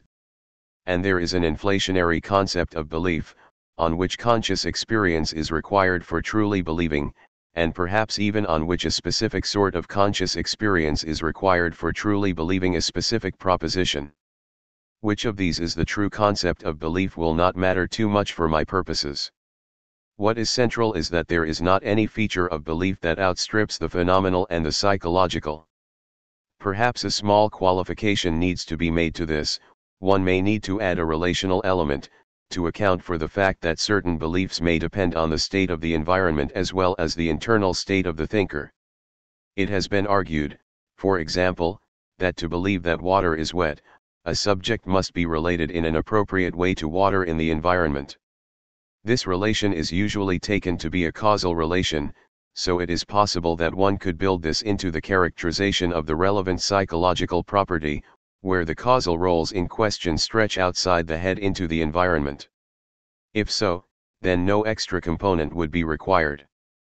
But in any case, it is not much of a burden to note that there might also be a relational component to certain mental states, over and above the psychological and phenomenal components. Either way, no deep further mystery arises.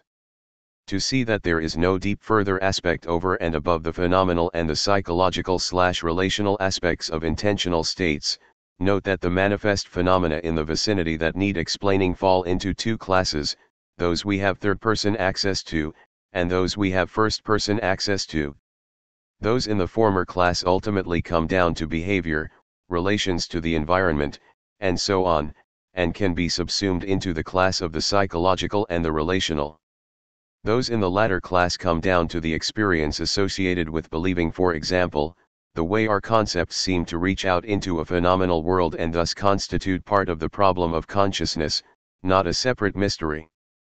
The reasons for believing in any given aspect of belief, including semantic content, aboutness, and so on, will derive from one of these two classes. There is no independent third class of phenomena forcing itself on us to be explained. Another way to see this is to note that once we have fixed the psychological, phenomenal, and relational properties of an individual, there seems to be nothing mental that can be independently varied. We cannot even imagine someone identical to me in the three respects mentioned above but who believes something different, in the way that we can arguably imagine someone psychologically identical to me who experiences something different. There is simply not enough room in conceptual space for the possibility. Intentional concepts are in some ways less primitive than psychological and phenomenal concepts, in that they cannot be varied independently of the latter. Point 12. Everything that I have said here about belief applies equally to other intentional states, such as desire, hope, and so on. All of these states have a psychological and a phenomenal aspect, and we need not legislate which is primary, although a strong case might be made for a psychological analysis. What counts is that there is no aspect of the state that outstrips both the psychological and the phenomenal, with perhaps a relational component thrown in. Psychology and phenomenology together constitute the central aspects of the mind. The co-occurrence of phenomenal and psychological properties.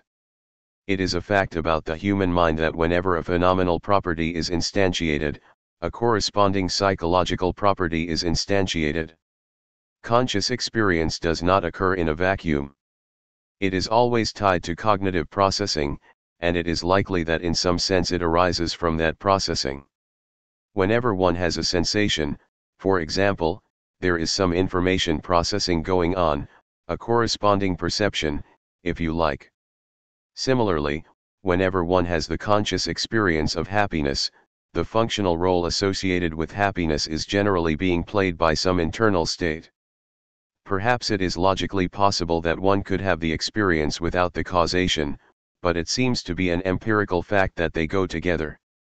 In the face of this co-occurrence, the faint-hearted may be tempted to worry whether any real distinction is being made. But it is clear that there is at least a conceptual distinction here, even if the extensions of the concepts involved seem to go together. One can wonder how to explain the phenomenal quality, and one can wonder how to explain the playing of the causal role, and these are two distinct wonderings.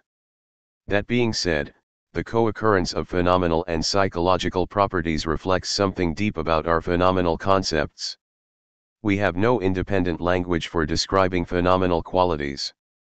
As we have seen, there is something ineffable about them.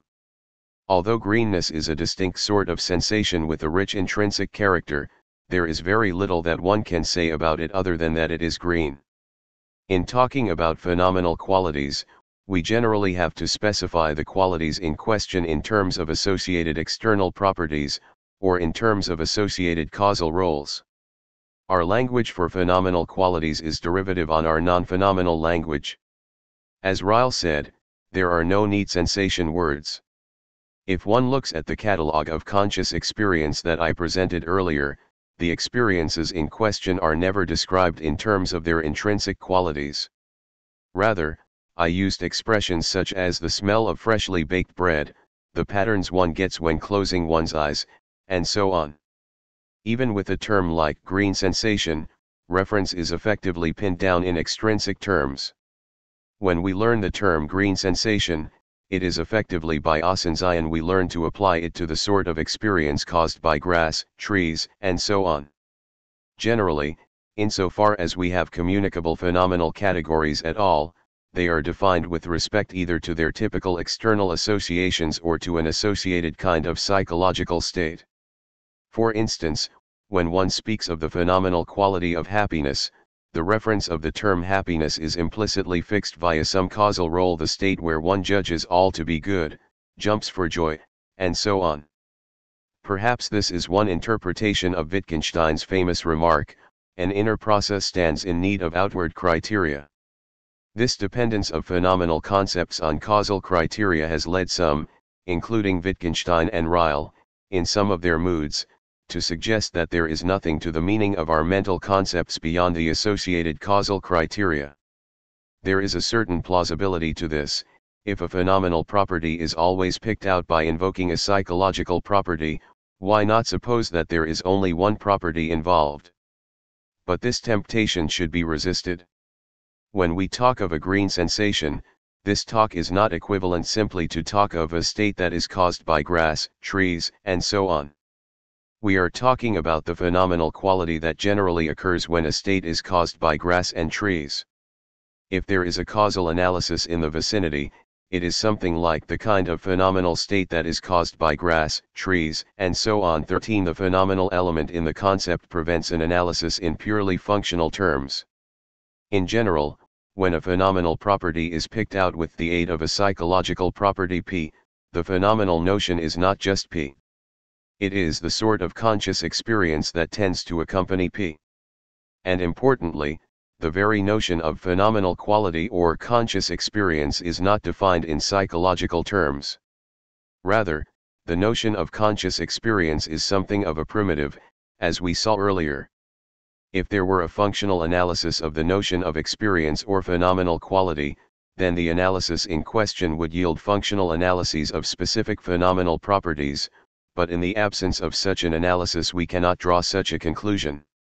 We cannot identify the notion phenomenal P with that of psychological P for all the usual reasons. There are two distinct concepts here, as witnessed by the fact that there are two distinct explananda. Although phenomenal P is picked out as the experience that tends to accompany psychological P, we can coherently imagine a situation in which phenomenal P occurs without psychological P, and vice versa. A Rolls-Royce icon can be roughly analyzed as the kind of icon that is generally found on Rolls-Royce cars, but this does not mean that to be a Rolls-Royce icon is to be a Rolls-Royce car. This gives us some insight into the sparseness of our specifically phenomenal vocabulary compared to our psychological vocabulary, and it also helps us understand why phenomenal and psychological properties have so often been conflated. For most everyday purposes this conflation does not matter. When one claims that someone is happy, one need not be talking specifically about either the phenomenal quality or the functional role, as they usually go together.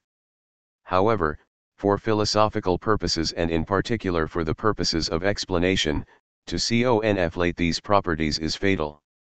The conflation can be tempting, as collapsing the distinction makes the problem of explaining conscious experience suddenly very straightforward, but it is utterly unsatisfactory for the same reason.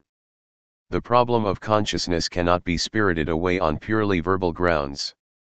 For the two mind-body problems, the division of mental properties into phenomenal and psychological properties has the effect of dividing the mind-body problem into two, an easy part and a hard part.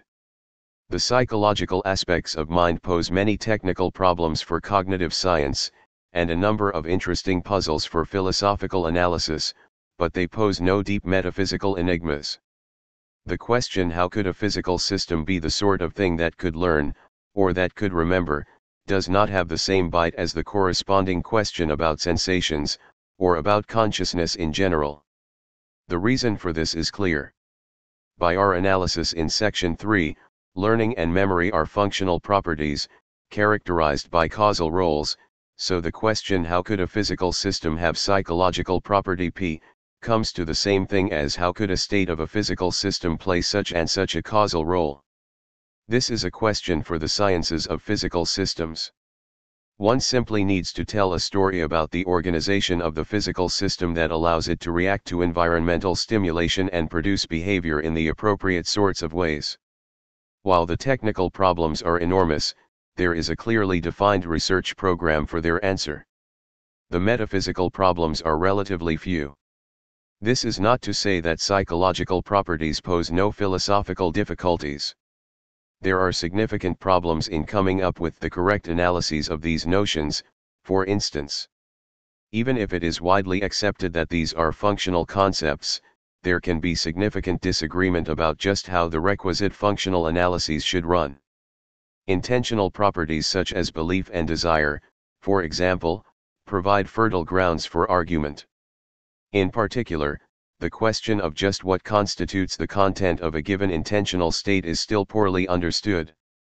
There are also technical problems concerning just how high-level constructs such as these can play a real causal role in the production of behavior, especially if these are partly constituted by properties of the environment, or if there are no strict laws connecting psychological states with behavior. Then there are semi-empirical problems in the foundations of cognitive science concerning just how these properties might be instantiated in existing cognitive systems, or even concerning whether they are instantiated at all. These problems are all serious, but they have the character of puzzles rather than mysteries. The situation here is analogous to that in the philosophy of biology, where there is no pressing life-body problem. There are merely a host of technical problems about evolution, selection, adaptation, fitness, and species. Just as most of the apparent metaphysical mysteries surrounding biology were disposed of long ago, it is fair to say that the mind-body problem for psychological properties is for all intents and purposes dissolved. What remains is a collection of smaller technical problems with which the normal course of scientific and philosophical analysis can grapple. The phenomenal aspects of mind are a different matter. Here, the mind-body problem is as baffling as it ever was. The impressive progress of the physical and cognitive sciences has not shed significant light on the question of how and why cognitive functioning is accompanied by conscious experience. The progress in the understanding of the mind has almost entirely centered on the explanation of behavior. This progress leaves the question of conscious experience untouched. If we like, we can view the psychological, phenomenal distinction not so much as splitting the mind-body problem as factoring it into two separate parts. The hardest part of the mind-body problem is the question, how could a physical system give rise to conscious experience? We might factor the link between the physical and conscious experience into two parts, the link between the physical and the psychological, and the link between the psychological and the phenomenal. As we saw above, we now have a pretty good idea of how a physical system can have psychological properties. The psychological mind-body problem has been dissolved. What remains is the question of why and how these psychological properties are accompanied by phenomenal properties, why all the stimulation and reaction associated with pain is accompanied by the experience of pain, for instance. Following Jack and Doff, 1987, we can call this residue the mind problem. Current physical explanations take us as far as the psychological mind. What remains ill understood is the link between the psychological mind and the phenomenal mind. Point 14. It is conceivable that the link between the phenomenal and the physical might be independent of that between the psychological and the physical, so that factoring would be impossible, but it seems unlikely. The close correlation that we have seen between phenomenal and psychological properties suggests a deep link. In later chapters, I will argue that the link is an extremely strong one and that the factoring strategy is valuable in approaching the mind-body problem. If so, then understanding the link between the psychological and the phenomenal is crucial to understanding conscious experience. 5. Concepts of consciousness. Given that so many mental terms have a dual nature, it will not be surprising to learn that even consciousness has both phenomenal and psychological senses. So far, I have been focusing on the phenomenal sense, which itself subsumes all the previously mentioned phenomenal aspects of mind. To be conscious in this sense is just to instantiate some phenomenal quality. This is the key sense of consciousness, or at least the one that poses the major explanatory problems. But it is not the only sense of the term. Consciousness can also be used to refer to a variety of psychological properties, such as reportability or introspective accessibility of information. We can group psychological properties of this sort under the label of psychological consciousness, as opposed to the phenomenal consciousness on which I have been concentrating. This ambiguity can lead to much confusion in the discussion of consciousness. Frequently, someone putting forward an explanation of consciousness will start by investing the problem with all the gravity of the problem of phenomenal consciousness, but will end by giving an explanation of some aspect of psychological consciousness, such as the ability to introspect. This explanation might be worthwhile in its own right, but one is left with the sense that more has been promised than has been delivered. Varieties of psychological consciousness. There are numerous psychological notions for which the term consciousness is sometimes used. These include the following. Awakeness. Sometimes we say that a person is conscious as another way of saying that they are not asleep. It makes sense to suppose that we have experiences while we are asleep, so this notion clearly does not coincide with phenomenal consciousness.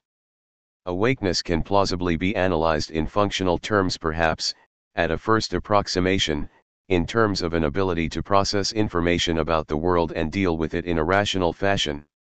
Introspection. This is the process by which we can become aware of the contents of our internal states. If you ask me about my mental states, it is by introspection that I determine my answer. This access to one's mental states is an important component of the everyday concept of consciousness, and it is at least partly a functional notion. One might analyze it in terms of one's rational processes being sensitive to information about one's internal states in the right sort of way, and one's being able to use this information appropriately. Reportability. This is our ability to report the contents of our mental states. It presupposes the ability to introspect, but is more constrained than that ability, as it presupposes a capacity for language. This concept of consciousness has often been the central target of philosophers and psychologists of an operationalist bent. Self-consciousness. This refers to our ability to think about ourselves, our awareness of our existence as individuals and of our distinctness from others. My self-consciousness might be analyzed in terms of my access to a self-model, or my possession of a certain sort of representation that is associated in some way with myself. It may well be that self-consciousness is limited to humans and a few species of animals. Attention. We often say that someone is conscious of something precisely when they are paying attention to it, that is, when a significant portion of their cognitive resources is devoted to dealing with the relevant information. We can be phenomenally conscious of something without attending to it, as witnessed by the fringes of a visual field. Voluntary control. In another sense, we say that a behavioral act is conscious when that act is performed deliberately, that is, where the action is caused in the appropriate sort of way by an element of prior thought. Knowledge. In another everyday sense, we say that someone is conscious of a fact precisely when they know the fact, and that they are conscious of a thing precisely when they know about that thing. This notion is rarely the focus of technical discussion of consciousness, but it is probably as central to the everyday usage of the term as anything else. That these are all largely functional notions can be seen from how one would explain the phenomena in question. If one were to try to explain attention, one might devise a model of the cognitive processes that lead to resources being concentrated on one aspect of available information rather than another. If one were to try to explain introspection, one would try to explain the processes by which one is sensitive to one's internal states in the appropriate way. Similar stories apply to explanation of the other properties. In each case, a functional explanation seems to capture what is central. Although these concepts have a psychological core, many or all of them are associated with phenomenal states. There is a certain sort of phenomenal state associated with self-consciousness, for example. The same goes for introspection, attention, and the voluntary control of behavior. As with the other dual aspect terms that I have discussed, terms such as introspection and self-consciousness are sometimes used to refer to the phenomenal state, which can lead to confusion. Indeed, some might argue that a phenomenal aspect is required for a process to truly qualify as introspection, attention, or whatever. As before, however, this issue is largely verbal. It is clear that there is a phenomenal and a psychological property in the vicinity of each of these concepts. Those who do not like to dignify the psychological property with a mental term such as attention can use the term pseudo-attention instead. The substantial philosophical issues remain the same, no matter what the properties are called. The phenomenal and the psychological properties in the vicinity of these notions tend to occur together, but as with other mental concepts, they should not be conflated. We should also be careful not to conflate the phenomenal senses of these terms with phenomenal consciousness in general. Consciousness and awareness. We have seen that there is a psychological property associated with the experience of emotion, a psychological property associated with the experience of self-consciousness, a psychological property associated with the experience of sensation, and so on. It is natural to suppose that there might be a psychological property associated with experience itself, or with phenomenal consciousness. In fact, I think there is such a property in the vicinity. We can call it awareness. This is the most general brand of psychological consciousness. Awareness can be broadly analyzed as a state wherein we have access to some information, and can use that information in the control of behavior. One can be aware of an object in the environment, of a state of one's body, or of one's mental state, among other things. Awareness of information generally brings with it the ability to knowingly direct behavior depending on that information. This is clearly a functional notion. In everyday language, the term awareness is often used synonymously with consciousness, but I will reserve the term for the functional notion I have described here. In general, wherever there is phenomenal consciousness, there seems to be awareness. My phenomenal experience of the yellow book beside me is accompanied by my functional awareness of the book, and indeed by my awareness of the yellow color. My experience of a pain is accompanied by an awareness of the presence of something nasty, which tends to lead to withdrawal and the like, where possible.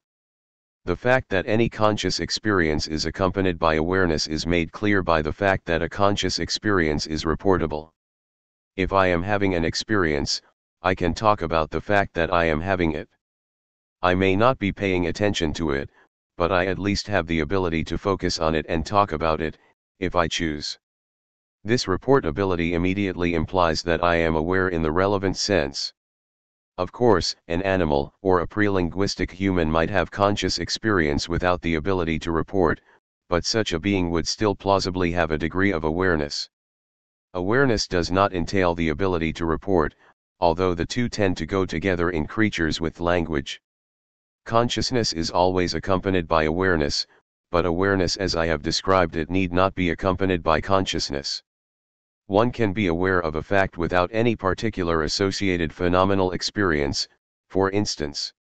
However, it may be possible to constrain the notion of awareness so that it turns out to be coextensive with phenomenal consciousness, or nearly so. I will not attempt that project here, but I discuss it further in Chapter 6. The notion of awareness subsumes most or all of the various psychological notions of consciousness just enumerated. Introspection can be analyzed as awareness of some internal state. Attention can be analyzed as a particularly high degree of awareness of an object or event. Self-consciousness can be understood as awareness of oneself. Voluntary control is trickier, although it might be partly analyzed as requiring attention to the behavior one is performing. Awakeness might be roughly characterized as a state in which one is able to deal rationally with one's environment to some extent, and so implies a particular sort of awareness. The idea that there is a functional notion of consciousness that can be explicated in terms of access has been fleshed out by Bloch, 1995, who talks about the distinction between phenomenal consciousness and access consciousness. Bloch's notion of access consciousness corresponds closely to the notion of awareness that I have been describing. I discuss the relationship further in Chapter 6. In a similar fashion, Newell, 1992, explicitly distinguishes between awareness and consciousness. He describes awareness as the ability of a subject to make its behavior depend on some knowledge, and goes on to spell out the distinction between this notion and consciousness, which he says is a non-functional phenomenon. Similar distinctions have been made by other philosophers and cognitive scientists. Point 15. Explaining consciousness versus explaining awareness. Awareness, like other psychological properties, poses few metaphysical problems. The problems posed by the psychological varieties of consciousness are of the same order of magnitude as those posed by memory, learning, and belief. Certainly, the notion of awareness is not crystal clear, so there is room for significant philosophical analysis of just what it comes to. Further, there is room for an enormous amount of research in cognitive science, studying how natural and artificial cognitive systems might function in such a way that they are aware. But the outlines of these research programs are reasonably clear. There is little reason to suppose that the normal course of cognitive science, backed by appropriate philosophical analysis, should not eventually succeed. Insofar as consciousness is the really difficult problem for a science of the mind, it is phenomenal consciousness that is central. The problems here are of a different order of magnitude. Even after we have explained the physical and computational functioning of a conscious system, we still need to explain why the system has conscious experiences. Some dispute this claim, of course, and I will discuss it at greater length soon. For now, though, we can simply note the prima facie difference in the problems that the phenomenal and psychological varieties present. It is phenomenal consciousness that poses the worrying problem of consciousness. Given the differences between the psychological and phenomenal notions of consciousness, it is unfortunate that they are often conflated in the literature. This conflation matters little in everyday speech, as awareness and phenomenal consciousness usually go together. But for the purposes of explanation, the conceptual distinction is crucial.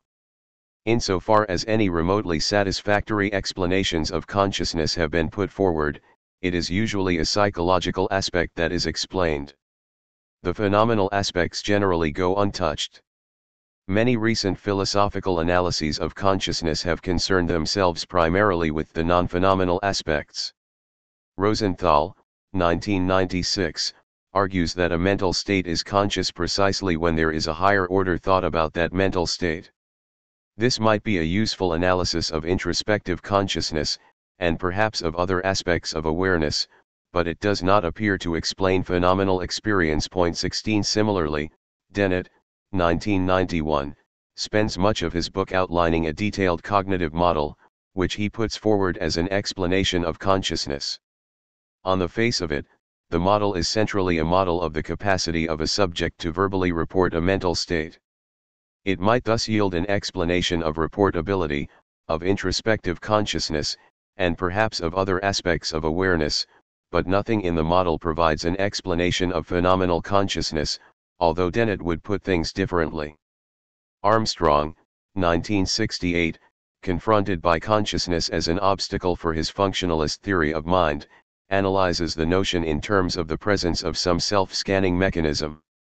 This might provide a useful account of self-consciousness and introspective consciousness, but it leaves the problem of phenomenal experience to the side. Armstrong, 1981, talks about both perceptual consciousness and introspective consciousness, but is concerned with both only as varieties of awareness, and does not address the problems posed by the phenomenal qualities of experience. Thus the sense in which consciousness is really problematic for his functionalist theory is sidestepped, by courtesy of the ambiguity in the notion of consciousness. Others writing on the topic of consciousness have been primarily concerned with self-consciousness or introspective consciousness. Van Golik, 1988, in suggesting that consciousness should be analyzed as the possession of reflexive metapsychological information, is at best providing an analysis of these psychological notions, and indeed concedes that the phenomenal aspects may be left out by such an analysis. Similarly, James's, 1976, elaborate theory of consciousness is concerned only with our awareness of our own thoughts. It says nothing about phenomena associated with perception and therefore could not hope to be a theory of awareness in general, let alone a theory of phenomenal consciousness. Hofstadter, 1979, has some interesting things to say about consciousness, but he is more concerned with introspection, free will, and the sense of self than with experience per se. Insofar as consciousness has been a topic for discussion among psychologists, the phenomenal and psychological notions have not often been carefully distinguished. Usually it is some aspect of awareness, such as introspection, attention, or self-consciousness, that psychological studies address. Even the psychological aspects of consciousness have had something of a bad name in psychology, at least until recently. Perhaps this is because of some unclearness in those notions, and the difficulties associated with high-level phenomena such as introspection. One might speculate that to a larger extent this bad reputation is due to their sharing a name with phenomenal consciousness, giving the appearance of partnership in crime. One sometimes hears that psychological research has been returning to consciousness in recent years. The reality seems to be that the psychological aspects of consciousness have been an active subject of research, and that researchers have not been afraid to use the term consciousness for the phenomena. For the most part, however, phenomenal consciousness remains off to the side. Perhaps this is understandable. While one can see how the methods of experimental psychology might lead to an understanding of the various kinds of awareness, it is not easy to see how they could explain phenomenal experience. Point 17. Cognitive models are well suited to explaining psychological aspects of consciousness. There is no vast metaphysical problem in the idea that a physical system should be able to introspect its internal states, or that it should be able to deal rationally with information from its environment, or that it should be able to focus its attention first in one place and then in the next. It is clear enough that an appropriate functional account should be able to explain these abilities, even if discovering the correct account takes decades or centuries. But the really difficult problem is that of phenomenal consciousness, and this is left untouched by the explanations of psychological consciousness that have been put forward so far. In what follows, I revert to using consciousness to refer to phenomenal consciousness alone. When I wish to use the psychological notions, I will speak of psychological consciousness or awareness. It is phenomenal consciousness with which I will mostly be concerned. 2. Supervenience and explanation. What is the place of consciousness in the natural order? Is consciousness physical? Can consciousness be explained in physical terms? To come to grips with these issues, we need to build a framework. In this chapter, I build one. The centerpiece of this framework is the concept of supervenience. I give an account of this concept and apply it to clarify the idea of reductive explanation. Using this account, I sketch a picture of the relationship between most high-level phenomena and physical facts, one that seems to cover everything except, perhaps, for conscious experience. 1. Supervenience. It is widely believed that the most fundamental facts about our universe are physical facts, and that all other facts are dependent on these.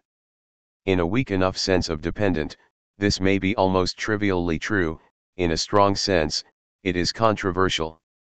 There is a complex variety of dependence relations between high-level facts and low-level facts in general, and the kind of dependence relation that holds in one domain, such as biology, may not hold in another, such as that of conscious experience. The philosophical notion of supervenience provides a unifying framework within which these dependence relations can be discussed.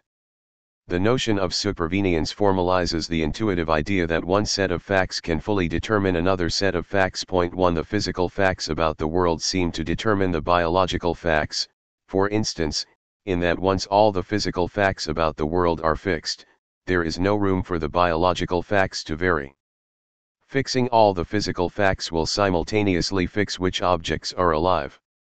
This provides a rough characterization of the sense in which biological properties supervene on physical properties.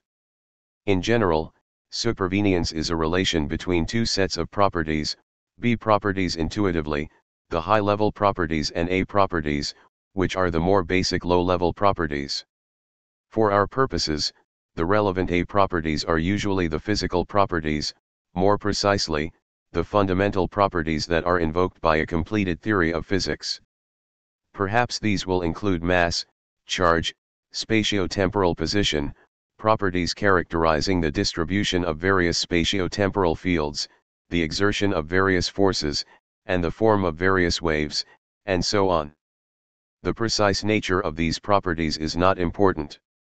If physics changes radically, the relevant class of properties may be quite different from those I mention, but the arguments will go through all the same. Such high-level properties as juiciness, lumpiness, giraffehood, and the like are excluded, even though there is a sense in which these properties are physical. In what follows, talk of physical properties is implicitly restricted to the class of fundamental properties unless otherwise indicated. I will sometimes speak of microphysical or low-level physical properties to be explicit. The A facts and B facts about the world are the facts concerning the instantiation and distribution of A properties and B properties. 2 So the physical facts about the world encompass all facts about the instantiation of physical properties within the spatiotemporal manifold. It is also useful to stipulate that the world's physical facts include its basic physical laws. On some accounts, these laws are already determined by the totality of particular physical facts, but we cannot take this for granted. The template for the definition of supervenience is the following. B properties supervene on A properties if no two possible situations are identical with respect to their A properties while differing in their B properties. For instance, biological properties supervene on physical properties insofar as any two possible situations that are physically identical are biologically identical. I use identical in the sense of indiscernibility rather than numerical identity here. In this sense, two separate tables might be physically identical. More precise notions of supervenience can be obtained by filling in this template. Depending on whether we take the situations in question to be individuals or entire worlds, we arrive at notions of local and global supervenience, respectively. And depending on how we construe the notion of possibility, we obtain notions of logical supervenience, natural supervenience, and perhaps others. I will flesh out these distinctions in what follows. Local and global supervenience. B properties supervene locally on A properties if the A properties of an individual determine the B properties of that individual if, that is, any two possible individuals that instantiate the same A properties instantiate the same B properties. For example, shape supervenes locally on physical properties. Any two objects with the same physical properties will necessarily have the same shape. Value does not supervene locally on physical properties, however. An exact physical replica of the Mona Lisa is not worth as much as the Mona Lisa. In general, local supervenience of a property on the physical fails if that property is somehow context-dependent, that is, if an object's possession of that property depends not only on the object's physical constitution but also on its environment and its history. The Mona Lisa is more valuable than its replica because of a difference in their historical context. The Mona Lisa was painted by Leonardo, whereas the replica was not. 3. B properties supervene globally on A properties. By contrast, if the A facts about the entire world determine the B facts, that is, if there are no two possible worlds identical with respect to their A properties, but differing with respect to their B properties. 4. A world here is to be thought of as an entire universe. Different possible worlds correspond to different ways a universe might be. Local supervenience implies global supervenience, but not vice versa. For example, it is plausible that biological properties supervene globally on physical properties, in that any world physically identical to ours would also be biologically identical. There is a small caveat here, which I discuss shortly. But they probably do not supervene locally. Two physically identical organisms can arguably differ in certain biological characteristics. One might be fitter than the other, for example, due to differences in their environmental contexts. It is even conceivable that physically identical organisms could be members of different species, if they had different evolutionary histories. The distinction between global and local supervenience does not matter too much when it comes to conscious experience, because it is likely that insofar as consciousness supervenes on the physical at all, it supervenes locally. If two creatures are physically identical, then differences in environmental and historical contexts will not prevent them from having identical experiences. Of course, context can affect experience indirectly, but only by virtue of affecting internal structure, as in the case of perception. Phenomena such as hallucination and illusion illustrate the fact that it is internal structure rather than context that is directly responsible for experience. Logical and natural supervenience. A more important distinction for our purposes is between logical, or conceptual, supervenience, and mere natural, or gnomic, or empirical, supervenience. B properties supervene logically on A properties if no two logically possible situations are identical with respect to their A properties but distinct with respect to their B properties. I will say more about logical possibility later in this chapter. For now, one can think of it loosely as possibility in the broadest sense, corresponding roughly to conceivability, quite unconstrained by the laws of our world. It is useful to think of a logically possible world as a world that it would have been in God's power, hypothetically, to create, had he so chosen. 5 God could not have created a world with male vixens, but he could have created a world with flying telephones. In determining whether it is logically possible that some statement is true, the constraints are largely conceptual. The notion of a male vixen is contradictory, so a male vixen is logically impossible. The notion of a flying telephone is conceptually coherent, if a little out of the ordinary, so a flying telephone is logically possible. It should be stressed that the logical supervenience is not defined in terms of deducibility in any system of formal logic. Rather, logical supervenience is defined in terms of logically possible worlds, and individuals, where the notion of a logically possible world is independent of these formal considerations. This sort of possibility is often called broadly logical possibility in the philosophical literature, as opposed to the strictly logical possibility that depends on formal systems. 6. At the global level, biological properties supervene logically on physical properties. Even God could not have created a world that was physically identical to ours but biologically distinct. There is simply no logical space for the biological facts to independently vary. When we fix all the physical facts about the world, including the facts about the distribution of every last particle across space and time, we will in effect also fix the macroscopic shape of all the objects in the world, the way they move and function, the way they physically interact. If there is a living kangaroo in this world, then any world that is physically identical to this world will contain a physically identical kangaroo, and that kangaroo will automatically be alive. We can imagine that a hypothetical superbeing Laplace's demon, say, who knows the location of every particle in the universe, would be able to straightforwardly read off all the biological facts, once given all the microphysical facts. The microphysical facts are enough for such a being to construct a model of the microscopic structure and dynamics of the world throughout space and time, from which it can straightforwardly deduce the macroscopic structure and dynamics. Given all that information, it has all the information it needs to determine which systems are alive, which systems belong to the same species, and so on. As long as it possesses the biological concepts and has a full specification of the microphysical facts, no other information is relevant. In general, when B properties supervene logically on A properties, we can say that the A facts entail the B facts, where one fact entails another if it is logically impossible for the first to hold without the second. In such cases, Laplace's demon could read off the B facts from a specification of the A facts, as long as it possesses the B concepts in question. I will say much more about the connections between these different ways of understanding logical supervenience later in the chapter. The present discussion is largely for illustration. In a sense, when logical supervenience holds, all there is to the B facts being as they are is that the A facts are as they are. There can be supervenience without logical supervenience, however. The weaker variety of supervenience arises when two sets of properties are systematically and perfectly correlated in the natural world. For example, the pressure exerted by 1 mole of a gas systematically depends on its temperature and volume according to the law PV equals kT, where K is a constant. I pretend for the purposes of illustration that all gases are ideal gases. In the actual world, whenever there is a mole of gas at a given temperature and volume, its pressure will be determined.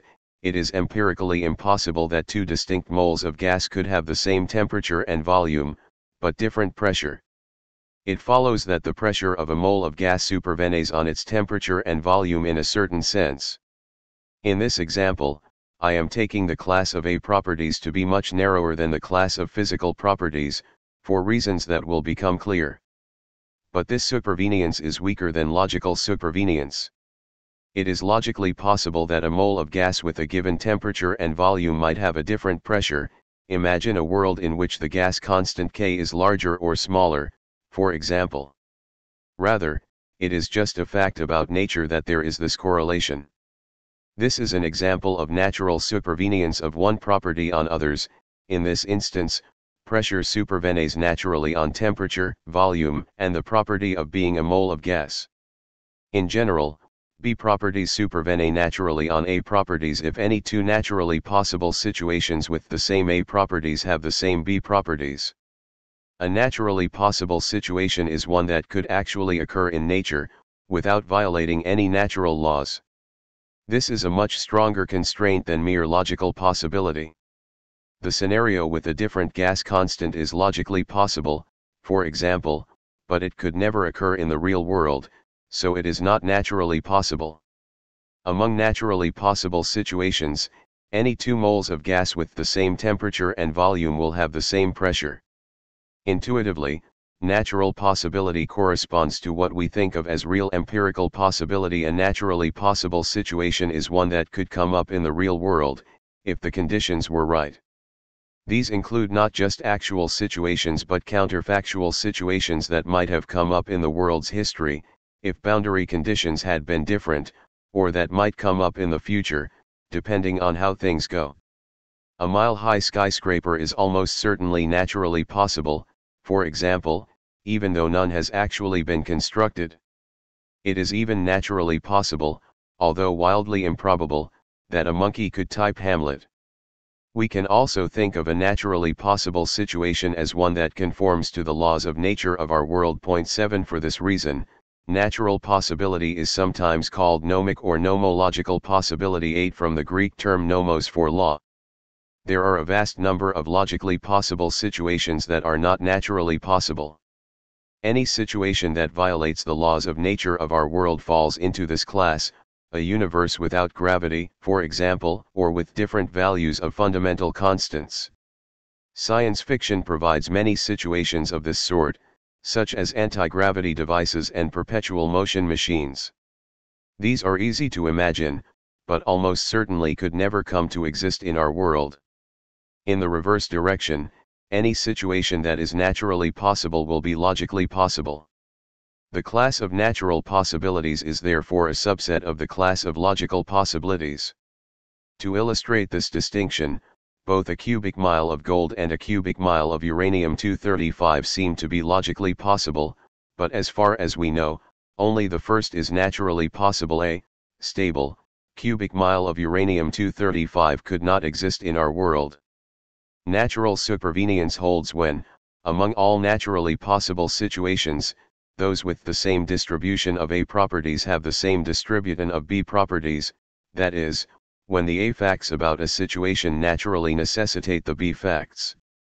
This happens when the same clusters of A properties in our world are always accompanied by the same B properties, and when this correlation is not just coincidental but lawful, that is, when instantiating the A properties will always bring about the B properties, wherever and whenever this happens. In philosophical terms, the dependence must support counterfactuals. This co-occurrence need not hold in every logically possible situation, but it must hold in every naturally possible situation. It is clear that logical supervenience implies natural supervenience. If any two logically possible situations with the same A properties have the same B properties, then any two naturally possible situations will also. The reverse does not hold, however, as the gas law illustrates. The temperature and volume of a mole of gas determine pressure across naturally but not logically possible situations, so pressure depends naturally but not logically on temperature and volume. Where we have natural supervenience without logical supervenience, I will say that we have mere natural supervenience. For reasons that will become clear, it is hard to find cases of natural supervenience on the set of physical properties without logical supervenience, but consciousness itself can provide a useful illustration. It seems very likely that consciousness is naturally supervenient on physical properties, locally or globally, insofar as in the natural world, any two physically identical creatures will have qualitatively identical experiences. It is not at all clear that consciousness is logically supervenient on physical properties, however. It seems logically possible, at least to many, that a creature physically identical to a conscious creature might have no conscious experiences at all, or that it might have conscious experiences of a different kind. Some dispute this, but I use it for now only as an illustration. If this is so, then conscious experience supervenes naturally but not logically on the physical. The necessary connection between physical structure and experience is ensured only by the laws of nature, and not by any logical or conceptual force. The distinction between logical and natural supervenience is vital for our purposes. Point 9. We can intuitively understand the distinction as follows. If B properties supervene logically on A properties, then once God, hypothetically, creates a world with certain A facts, the B facts come along for free as an automatic consequence. If B properties merely supervene naturally on A properties, however, then after making sure of the A facts, God has to do more work in order to make sure of the B facts. He has to make sure there is a law relating the A facts and the B facts. I borrow this image from Kripke 1972. Once the law is in place, the relevant A facts will automatically bring along the B facts, but one could, in principle, have had a situation where they did not. One also sometimes hears talk of metaphysical supervenience, which is based on neither logical nor natural necessity, but on necessity tout court, or metaphysical necessity as it is sometimes known, drawing inspiration from Kripke's 1972 discussion of a posteriori necessity. I will argue later that the metaphysically possible worlds are just the logically possible worlds, and that metaphysical possibility of statements is logical possibility within a posteriori semantic twist, but for now it is harmless to assume there is a notion of metaphysical supervenience, to be spelled out by analogy with the notions of logical and natural supervenience above. A notion of weak supervenience is also mentioned occasionally, but seems too weak to express an interesting dependence relation between properties. Point 10. The logical, natural distinction and the global, local distinction cut across each other. It is reasonable to speak of both global logical supervenience and local logical supervenience, although I will more often be concerned with the former. When I speak of logical supervenience without a further modifier, global logical supervenience is intended. It is also coherent to speak of global and local natural supervenience, but the natural supervenience relations with which we are concerned are generally local or at least localizable, for the simple reason that evidence for a natural supervenience relation generally consists in local regularities between clusters of properties. Point 11. A problem with logical supervenience *. A technical problem with the notion of logical supervenience needs to be dealt with. This problem arises from the logical possibility of a world physically identical to ours, but with additional non-physical stuff that is not present in our own world, angels, ectoplasm, and ghosts, for example. There is a conceivable world just like ours except that it has some extra angels hovering in a non-physical realm, made of ectoplasm. These angels might have biological properties of their own, if they reproduced and evolved. Presumably the angels could have all sorts of beliefs, and their communities might have complex social structure. The problem these examples pose is clear.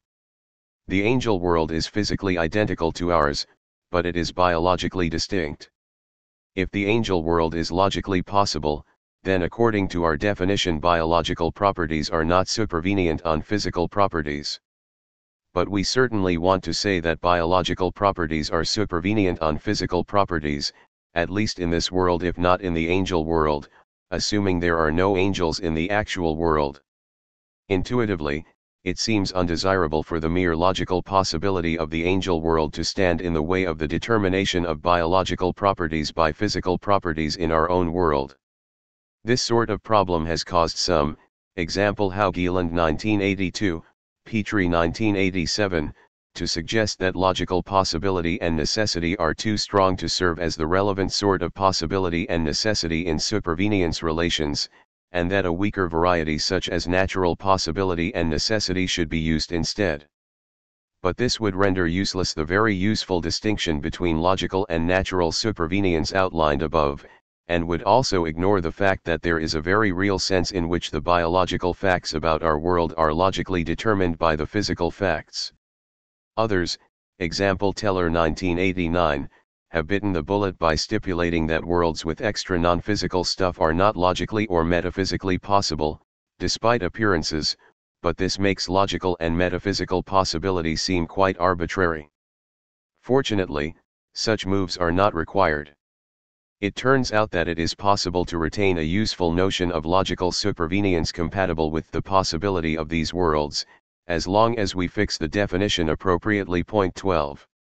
The key to the solution is to turn supervenience into a thesis about our world, or more generally, about particular worlds. This accords with the intuition that biological facts are logically determined by the physical facts in our world, despite the existence of bizarre worlds where they are not so determined. According to a revised definition, B properties are logically supervenient on A properties if the B properties in our world are logically determined by the A properties in the following sense: in any possible world with the same A facts, the same B facts will hold. Point 13. The existence of possible worlds with extra B facts will thus not count against logical supervenience in our world, as long as at least the B facts true in our world are true in all physically identical worlds. And this they generally will be, with an exception discussed below. If there is a koala eating in a gum tree in this world, there will be an identical koala eating in a gum tree in any physically identical world, whether or not that world has any angels hanging around. There is a minor complication. There is a certain sort of biological fact about our world that does not hold in the angel world, the fact that our world has no living ectoplasm, for example, and the fact that all living things are based on DNA. Perhaps the angel world might even be set up with ectoplasm causally dependent on physical processes, so that wombat copulation on the physical plane sometimes gives rise to baby ectoplasmic wombats on the non-physical plane. If so, then there might be a wombat that is childless, in a certain sense, in our world, with a counterpart that is not childless in the physically identical angel world. It follows that the property of being childless does not supervene according to our definition, and nor do the world-level properties such as that of having no living ectoplasm. Not all the facts about our world follow from the physical facts alone. To analyze the problem, note that these facts all involve negative existence claims, and so depend not only on what is going on in our world but on what is not. We cannot expect these facts to be determined by any sort of localized facts, as they depend not just on local goings-on in the world but on the world's limits. Supervenience theses should apply only to positive facts and properties, those that cannot be negated simply by enlarging a world. We can define a positive fact in W as one that holds in every world that contains W as a proper part. 14. A positive property is one that if instantiated in a world W, is also instantiated by the corresponding individual in all worlds that contain W as a proper part. 15. Most everyday facts and properties are positive. Think of the property of being a kangaroo, or of being 6 feet tall, or of having a child. Negative facts and properties will always involve negative existence claims in one form or another. These include explicitly negative existential facts such as the non-existence of ectoplasm, universally quantified facts such as the fact that all living things are made of DNA, negative relational properties such as childlessness, and superlatives such as the property of being the most fecund organism in existence. In future, the supervenience relations with which we are concerned should be understood to be restricted to positive facts and properties. When claiming that biological properties supervene on physical properties, it is only the positive biological properties that are at issue. All the properties with which we are concerned are positive local physical and phenomenal properties, for instance, so this is not much of a restriction. The definition of global logical supervenience of B properties on A properties therefore comes to this: for any logically possible world W that is A indiscernible from our world, then the B facts true of our world are true of W. We need not build in a clause about positiveness, but it will usually be understood that the only relevant B facts and properties are positive facts and properties. Similarly, B properties supervene locally and logically on A properties when for every actual individual X and every logically possible individual Y, if Y is A indiscernible from X, then the B properties instantiated by X are instantiated by Y.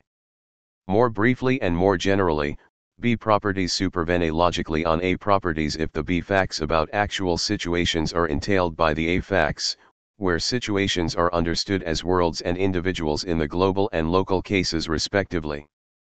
This definition captures the idea that supervenience claims are usually claims about our world, while retaining the key role of logical necessity. 16. Supervenience and materialism. Logical and natural supervenience have quite different ramifications for ontology, that is, for the matter of what there is in the world.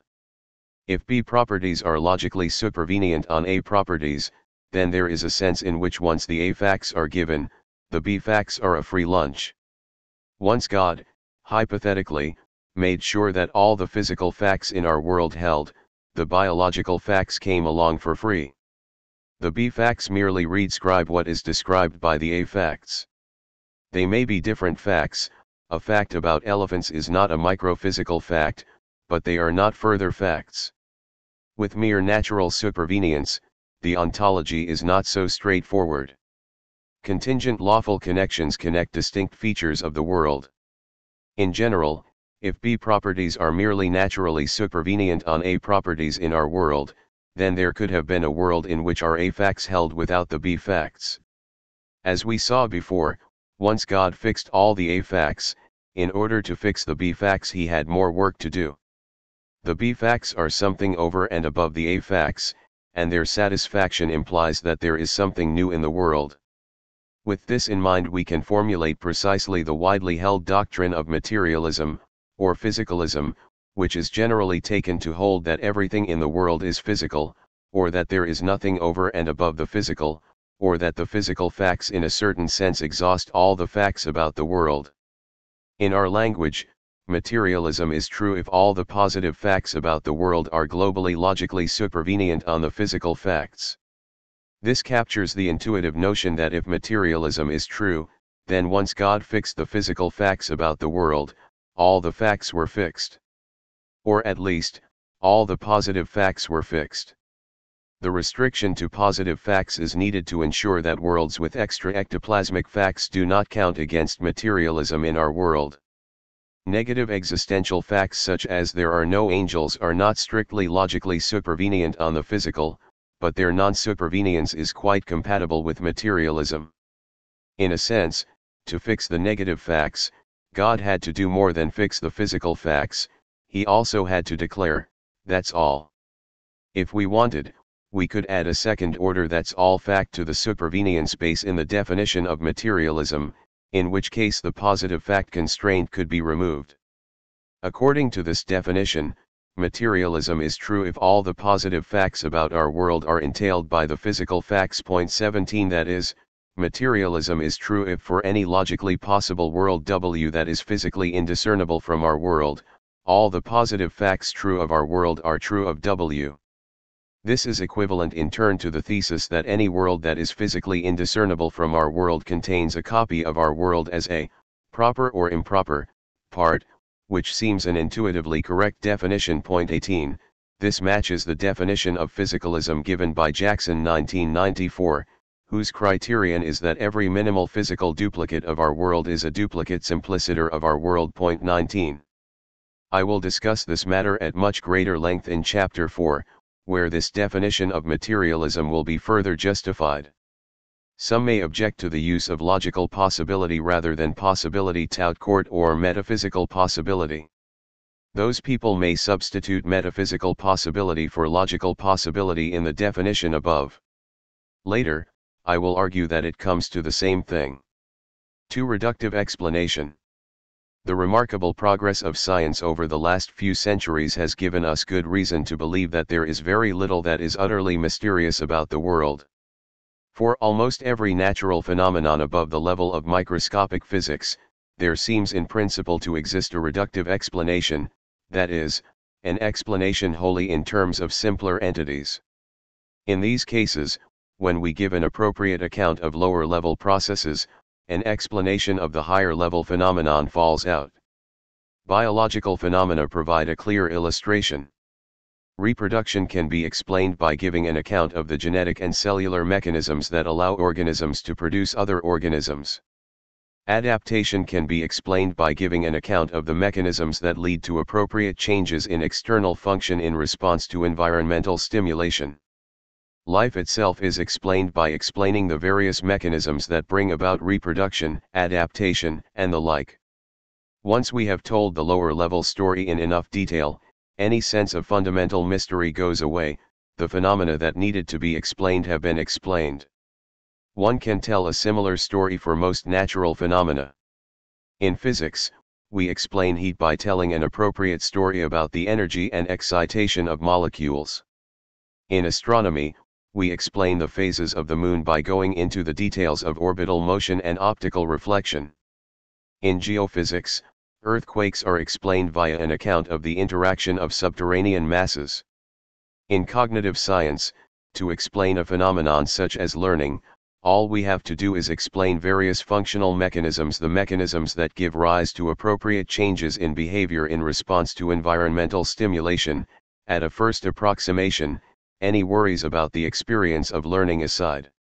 Many of the details of these explanations currently evade our grasp, and are likely to prove very complex, but we know that if we find out enough about the low-level story, the high-level story will eventually come along. I will not precisely define the notion of reductive explanation until later. For now, it remains characterized by example. However, I can issue some caveats about what reductive explanation is not. A reductive explanation of a phenomenon need not require a reduction of that phenomenon, at least in some senses of that ambiguous term. In a certain sense, phenomena that can be realized in many different physical substrates, learning, for example, might not be reducible in that we cannot identify learning with any specific lower-level phenomenon. But this multiple realizability does not stand in the way of reductively explaining any instance of learning in terms of lower-level phenomena. Point 20 Reductive explanation of a phenomenon should also not be confused with a reduction of a high-level theory. Sometimes a reductive explanation of a phenomenon will provide a reduction of a pre-existing high-level theory, but other times it will show such theories to be on the wrong track. Often there might not even be a high-level theory to reduce. Reductive explanation is not the be-all and end-all of explanation. There are many other sorts of explanation, some of which may shed more light on a phenomenon than a reductive explanation in a given instance. There are historical explanations, for instance, explaining the genesis of a phenomenon such as life, where a reductive explanation only gives a synchronic account of how living systems function. There are also all sorts of high-level explanations, such as the explanation of aspects of behavior in terms of beliefs and desires. Even though this behavior might in principle be explainable reductively, a high-level explanation is often more comprehensible and enlightening. Reductive explanations should not be seen as displacing these other sorts of explanation. Each has its place. Reductive explanation via functional analysis. What is it that allows such diverse phenomena as reproduction, learning, and heat to be reductively explained? In all these cases, the nature of the concepts required to characterize the phenomena is crucial. If someone objected to a cellular explanation of reproduction, this explains how a cellular process can lead to the production of a complex physical entity that is similar to the original entity, but it doesn't explain reproduction. We would have little patience, for that is all that reproduction means. In general, a reductive explanation of a phenomenon is accompanied by some rough and ready analysis of the phenomenon in question, whether implicit or explicit. The notion of reproduction can be roughly analyzed in terms of the ability of an organism to produce another organism in a certain sort of way. It follows that once we have explained the processes by which an organism produces another organism, we have explained that instance of reproduction. The point may seem trivial, but the possibility of this kind of analysis undergirds the possibility of reductive explanation in general.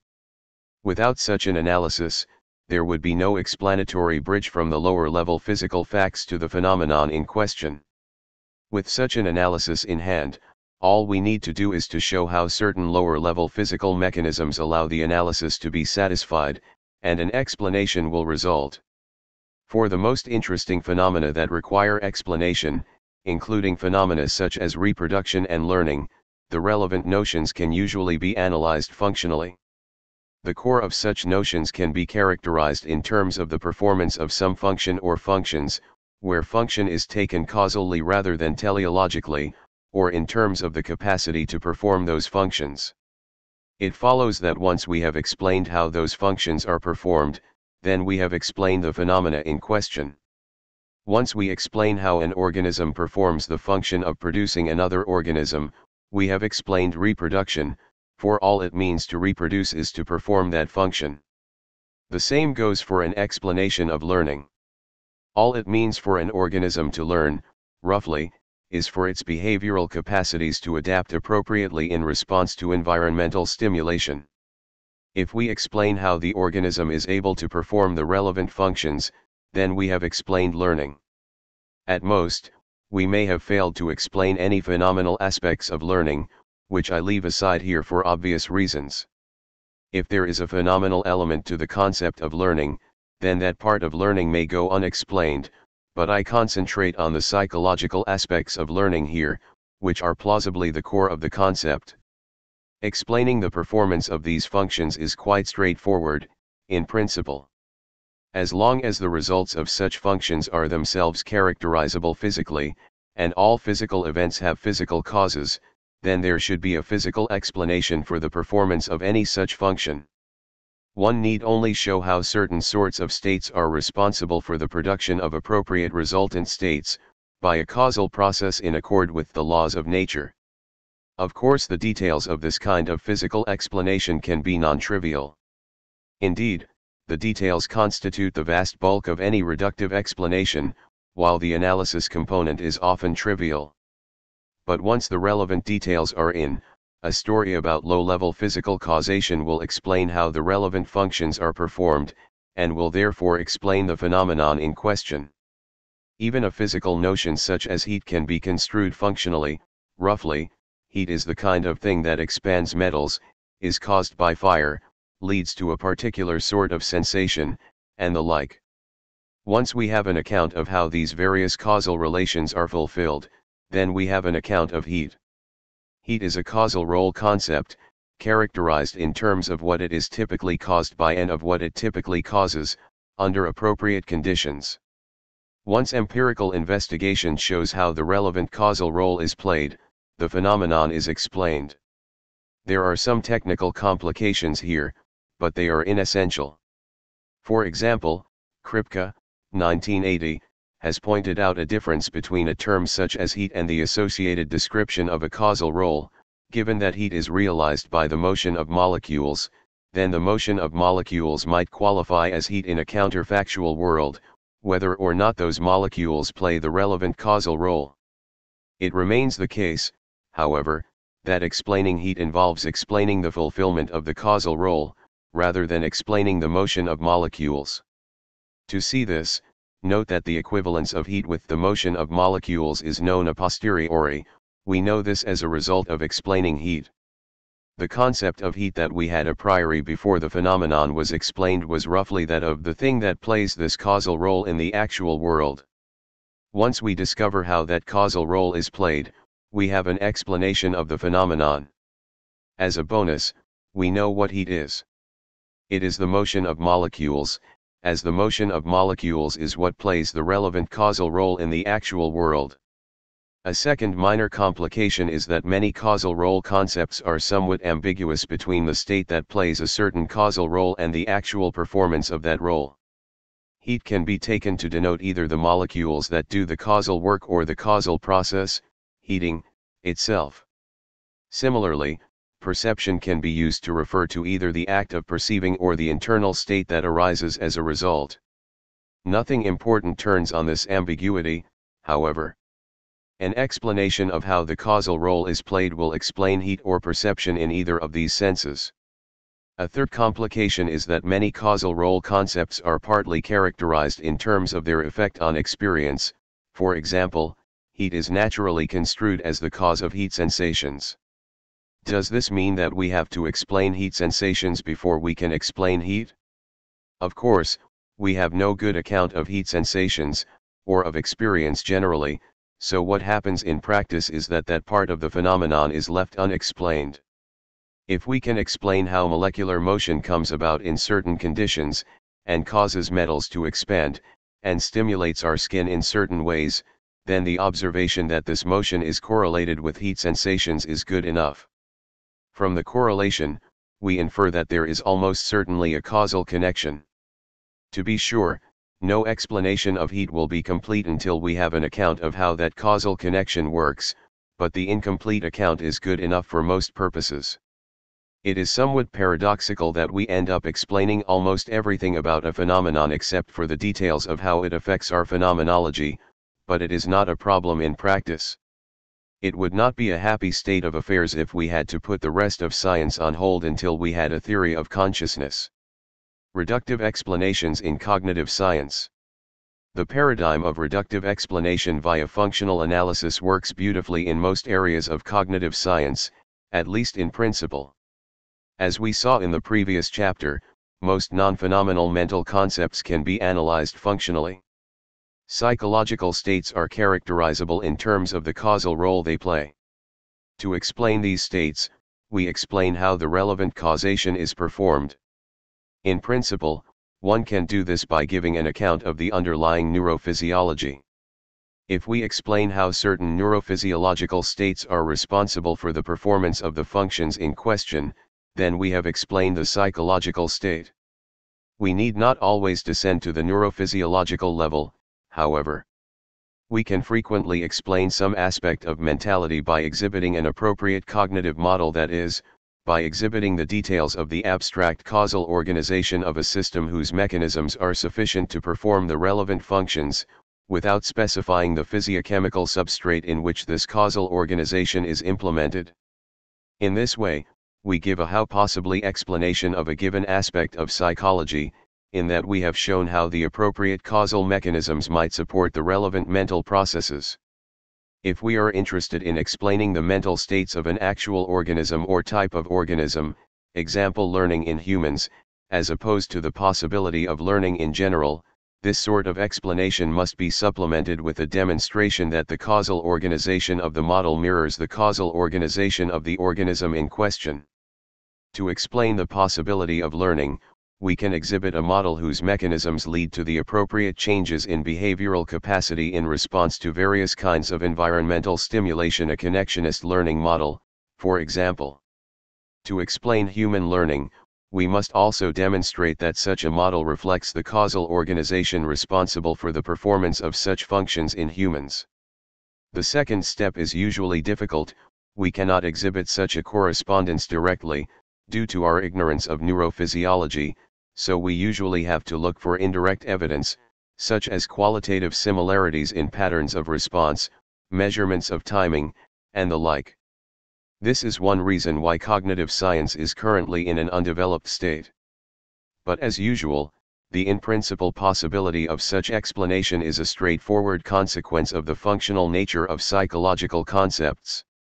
Unfortunately, the kind of functional explanation that works so well for psychological states does not seem to work in explaining phenomenal states. The reason for this is straightforward. Whatever functional account of human cognition we give, there is a further question: why is this kind of functioning accompanied by consciousness? No such further question arises for psychological states. If one asked about a given functional model of learning, why is this functioning accompanied by learning, the appropriate answer is a semantic answer, because all it means to learn is to function like this. There is no corresponding analysis of the concept of consciousness. Phenomenal states, unlike psychological states, are not defined by the causal roles that they play. It follows that explaining how some causal role is played is not sufficient to explain consciousness. After we have explained the performance of a given function, the fact that consciousness accompanies the performance of the function, if indeed it does, remains quite unexplained. One can put the point the following way. Given an appropriate functional account of learning, it is simply logically impossible that something could instantiate that account without learning, except perhaps insofar as learning requires consciousness. However, no matter what functional account of cognition one gives, it seems logically possible that that account could be instantiated without any accompanying consciousness. It may be naturally impossible. Consciousness may in fact arise from that functional organization in the actual world, but the important thing is that the notion is logically coherent. If this is indeed logically possible, then any functional and indeed any physical account of mental phenomena will be fundamentally incomplete. To use a phrase coined by Levine, 1983, there is an explanatory gap between such accounts and consciousness itself. Even if the appropriate functional organization always gives rise to consciousness in practice, the question of why it gives rise to consciousness remains unanswered. This point will be developed at length later. If this is so, it follows that there will be a partial explanatory gap for any mental concept that has a phenomenal element. If conscious experience is required for belief or learning, for example, we may not have a fully reductive explanation for belief or learning. But we at least have reason to believe that the psychological aspects of these mental features, which are arguably at the core of the relevant concepts, will be susceptible to reductive explanation in principle. If we leave worries about phenomenology aside, cognitive science seems to have the resources to do a good job of explaining the mind. 3. Logical supervenience and reductive explanation. The epistemology of reductive explanation meets the metaphysics of supervenience in a straightforward way. A natural phenomenon is reductively explainable in terms of some low-level properties precisely when it is logically supervenient on those properties. It is reductively explainable in terms of physical properties, or simply reductively explainable when it is logically supervenient on the physical. To put things more carefully, a natural phenomenon is reductively explainable in terms of some lower-level properties if the property of instantiating that phenomenon is globally logically supervenient on the low-level properties in question. A phenomenon is reductively explainable simpliciter if the property of instantiating that phenomenon is globally logically supervenient on physical properties. This can be taken as an explication of the notion of reductive explanation, with perhaps an element of stipulation. That our prior notion of reductive explanation implies global, logical supervenience should be clear from the earlier discussion. If the property of exemplifying a phenomenon fails to supervene logically on some lower-level properties, then given any lower-level account of those properties, there will always be a further unanswered question: why is this lower-level process accompanied by the phenomenon? Reductive explanation requires some kind of analysis of the phenomenon in question, where the low-level facts imply the realization of the analysis. So reductive explanation requires a logical supervenience relation. For example, it is precisely because reproduction is logically supervenient on lower-level facts that it is reductively explainable in terms of those facts. That logical supervenience suffices for reductive explainability is somewhat less clear. If a phenomenon P supervenes logically on some lower-level properties, then given an account of the lower-level facts associated with an instance of P, the exemplification of P is a logical consequence. An account of the lower-level facts will therefore automatically yield an explanation of P.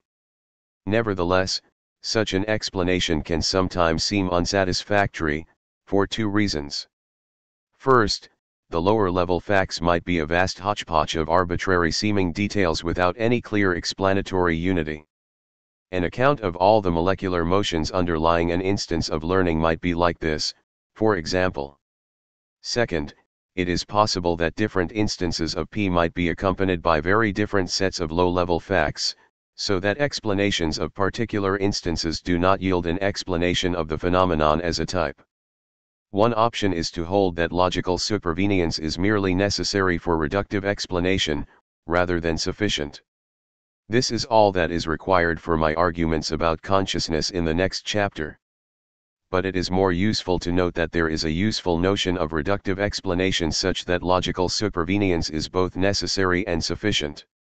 Instead of taking the problems above as indicating that the accounts in question are not explanations, we can instead take them to indicate that a reductive explanation is not necessarily an illuminating explanation. Rather, a reductive explanation is a mystery-removing explanation. As I noted earlier, reductive explanation is not the be-all and end-all of explanation. Its chief role is to remove any deep sense of mystery surrounding a high-level phenomenon. It does this by reducing the bruteness and arbitrariness of the phenomenon in question to the bruteness and arbitrariness of lower-level processes. Insofar as the low-level processes may themselves be quite brute and arbitrary, a reductive explanation may not give us a deep understanding of a phenomenon, but it at least eliminates any sense that there is something extra going on. The gap between a reductive explanation and an illuminating explanation can generally be closed much further than this, however. This is due to two basic facts about the physics of our world: autonomy and simplicity. Microphysical causation and explanation seem to be autonomous, in that every physical event has a physical explanation. The laws of physics are sufficient to explain the events of physics on their own terms. Further, the laws in question are reasonably simple, so that the explanations in question have a certain compactness. Both of these things might have been otherwise. We might have lived in a world in which there were brutally emergent fundamental laws governing the behavior of high-level configurations such as organisms, with an associated downward causation that overrides any relevant microphysical laws. The British emergentists, such as Alexander 1920 and Broad 1925, believed our world to be something like this. Alternatively, our world might have been a world in which the behavior of microphysical entities is governed only by a vast array of Baroque laws, or perhaps a world in which microphysical behavior is lawless and chaotic. In worlds like these, there would be little hope of achieving an illuminating reductive explanation, as the bruteness of low-level accounts might never be simplified. But the actual world, with its low-level autonomy and simplicity, seems to allow that sense can generally be made even of complex processes. The low-level facts underlying a high-level phenomenon often have a basic unity that allows for a comprehensible explanation. Given an instance of high-level causation, such as a released trigger causing a gun to fire, we can not only isolate a bundle of lower-level facts that fix this causation, we can also tell a fairly simple story about how the causation is enabled, by encapsulating those facts under certain simple principles. This may not always work. It may be the case that some domains, such as those of sociology and economics, are so far removed from the simplicity of low-level processes that illuminating reductive explanation is impossible, even if the phenomena are logically supervenient. If so, then so be it, we can content ourselves with high-level explanations of those domains, while noting that logical supervenience implies that there is a reductive explanation in principle, although perhaps one that only a superbeing could understand. Note also that on this account reductive explanation is fundamentally particular, accounting for particular instances of a phenomenon, without necessarily accounting for all instances together. This is what we should expect. If a property can be instantiated in many different ways, we cannot expect a single explanation to cover all the instances.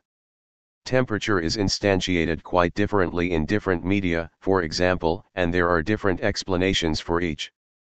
At a much higher level, it is most unlikely that there should be a single explanation covering all instances of murder. Still, there is frequently a certain unity across the explanation of particulars, in that a good explanation of one is often an explanation of many. This is again a consequence of the underlying simplicity of our world, rather than a necessary property of explanation. In our world, the simple unifying stories that one can tell about lower-level processes often apply across the board, or at least across a wide range of particulars.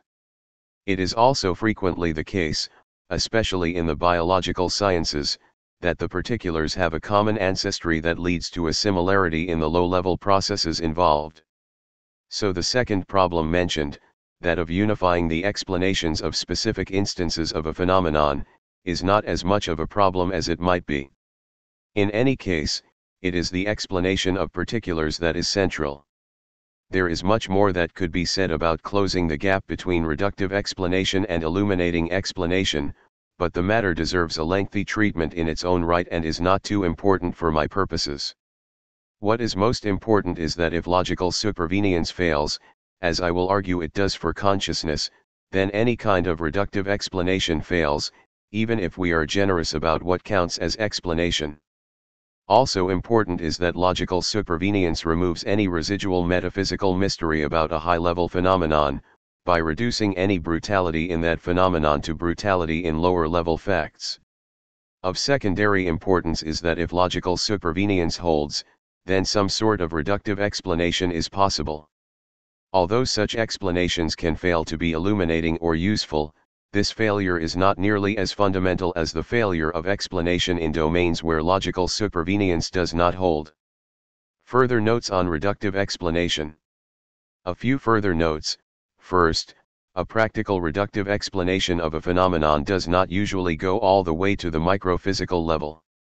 To do this would be enormously difficult, giving rise to all the brutality problems just discussed.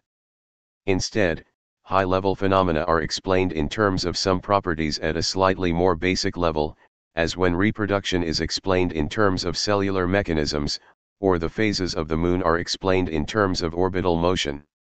In turn, one hopes that the more basic phenomena will themselves be reductively explainable in terms of something more basic still. If all goes well, biological phenomena may be explainable in terms of cellular phenomena, which are explainable in terms of biochemical phenomena, which are explainable in terms of chemical phenomena, which are explainable in terms of physical phenomena. As for the physical phenomena, one tries to unify these as far as possible, but at some level physics has to be taken as brute.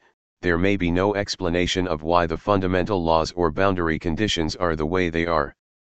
This ladder of explanation is little more than a pipe dream at the moment, but significant progress has been made. Given logical supervenience, along with the simplicity and autonomy of the lowest level, this sort of explanatory connection between the sciences ought to be possible in principle. Whether the complexities of reality will make it practically infeasible is an open question. Second, it is at least conceivable that a phenomenon might be reductively explainable in terms of lower-level properties without being reductively explainable simpliciter. This might happen in a situation where C properties are logically supervenient on B properties, and are therefore explainable in terms of B properties, but where B properties themselves are not logically supervenient on the physical. There is clearly one sense in which such an explanation is reductive and another sense in which it is not. For the most part, I will be concerned with reductive explanation in terms of the physical, or in terms of properties that are themselves explainable in terms of the physical, and so on. Even if the C properties here are reductively explainable in a relative sense, their very existence implies the failure of reductive explanation in general. Third, local logical supervenience is too stringent a requirement for reductive explanation. One can reductively explain even context-dependent properties of an individual by giving an account of how relevant environmental relations come to be satisfied. As long as a phenomenon is globally supervenient, it will be reductively explainable in terms of some lower-level facts, even if these are spread widely in space and time. Fourth, in principle there are two projects in reductive explanation of a phenomenon such as life, learning, or heat. There is first a project of explication, where we clarify just what it is that needs to be explained, by means of analysis. Learning might be analyzed as a certain kind of adaptational process, for example. Second, there is a project of explanation, where we see how that analysis comes to be satisfied by the low-level facts. The first project is conceptual, and the second is empirical. For many or most phenomena, the conceptual stage will be quite trivial. For some phenomena, however, such as belief, explication can be a major hurdle in itself. In practice, of course, there is never a clean separation between the projects, as explication and explanation take place in parallel. For conceptual truth and necessary truth *. In my account of supervenience and explanation, I have relied heavily on the notions of logical possibility and necessity. It is now time to say something more about this. The basic way to understand the logical necessity of a statement is in terms of its truth across all logically possible worlds. This requires some care in making sense of both the relevant class of worlds and the way that statements are evaluated in worlds. I will discuss this at some length later in this section. It is also possible to explicate the logical necessity of a statement as truth in virtue of meaning. A statement is logically necessary if its truth is ensured by the meaning of the concepts involved. But again, this requires care in understanding just how the meanings should be taken. I will discuss both of these ways of looking at things, and their relation, later in this section.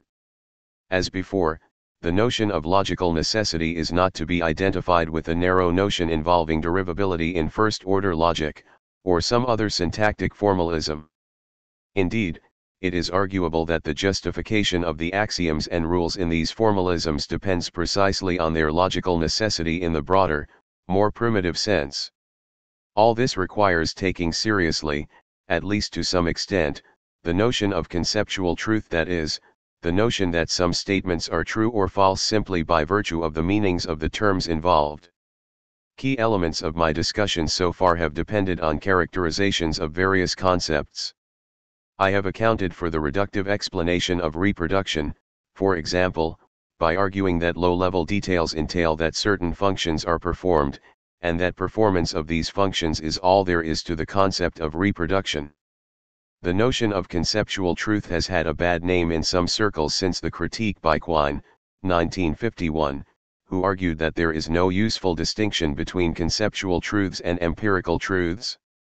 The objections to these notions usually cluster around the following points. 1. Most concepts do not have definitions giving necessary and sufficient conditions. This observation has been made many times but is often associated with Wittgenstein 1953. 2. Most apparent conceptual truths are in fact revisable, and could be withdrawn in the face of sufficient empirical evidence, a point raised by Quine. 3. Considerations about a posteriori necessity, outlined by Kripke, 1972, show that application conditions of many terms across possible worlds cannot be known a priori. These considerations count against an overly simplistic view of conceptual truth, but not against the way I am using these notions. In particular, it turns out that the class of supervenience conditionals, if the A facts about a situation are X, then the B facts are Y, where the A facts fully specify a situation at a fundamental level, are unaffected by these considerations. These are the only conceptual truths that my arguments need, and we will see that none of the considerations above count against them. I will also analyze the relationship between conceptual truth and necessary truth in more detail, and spell out the role these play in understanding logical supervenience. Definitions.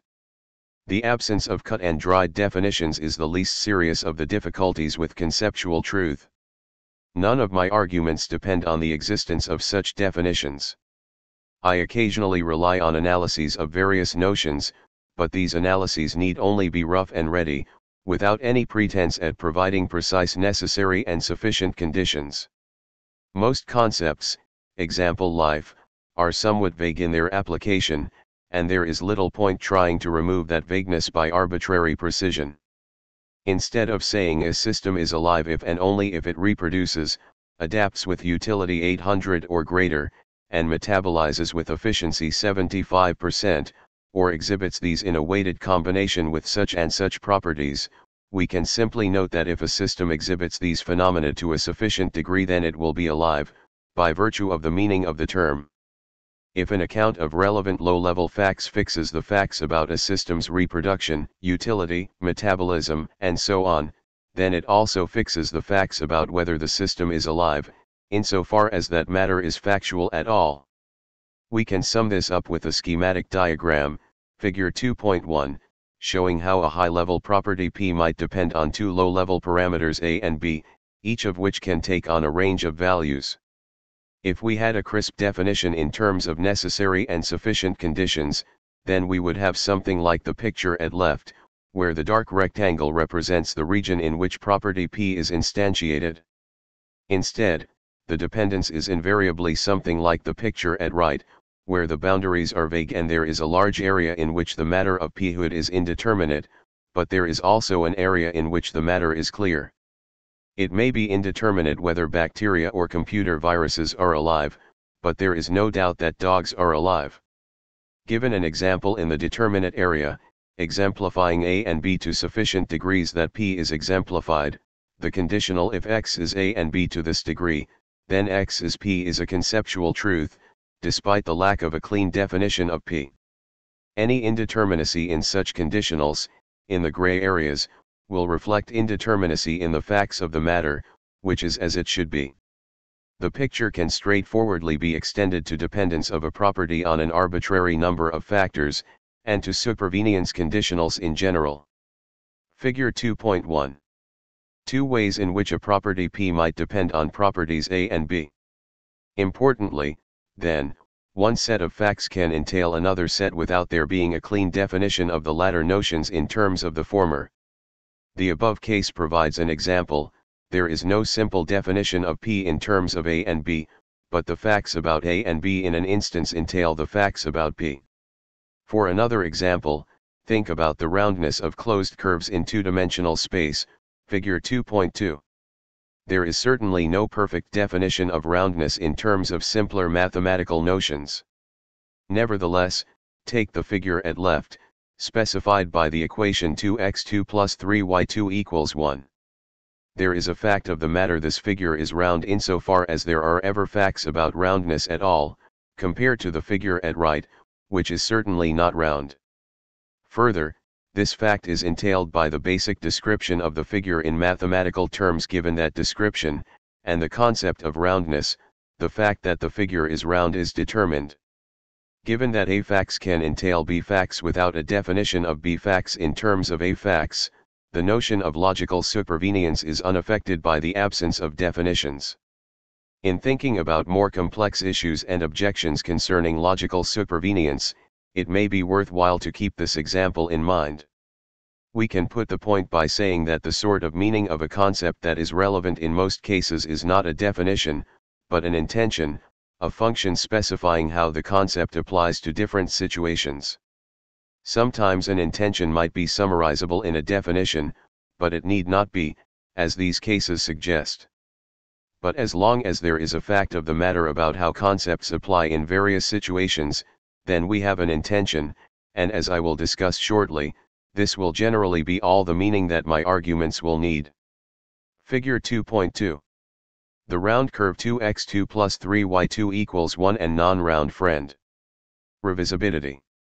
The second objection, raised by Quine, 1951, is that purported conceptual truths are always subject to revision in the face of sufficient empirical evidence. For instance, if evidence forces us to revise various background statements in a theory, it is possible that a statement that once appeared to be conceptually true might turn out to be false. This is so for many purported conceptual truths, but it does not apply to the supervenience conditionals that we are considering, which have the form if the low-level facts turn out like this, then the high-level facts will be like that. The facts specified in the antecedent of this conditional effectively include all relevant empirical factors. Empirical evidence could show us that the antecedent of the conditional is false, but not that the conditional is false. In the extreme case, we can ensure that the antecedent gives a full specification of the low-level facts about the world. The very comprehensiveness of the antecedent ensures that empirical evidence is irrelevant to the conditional's truth value. This picture is somewhat complicated by the existence of a posteriori necessities, which I discuss shortly. Here, I am only concerned with epistemic conditionals about ways the actual world might turn out. While considerations about revisability provide a plausible argument that there are not many short conceptual truths, nothing in these considerations counts against the constrained, complex sort of conceptual truth that I have been concerned with.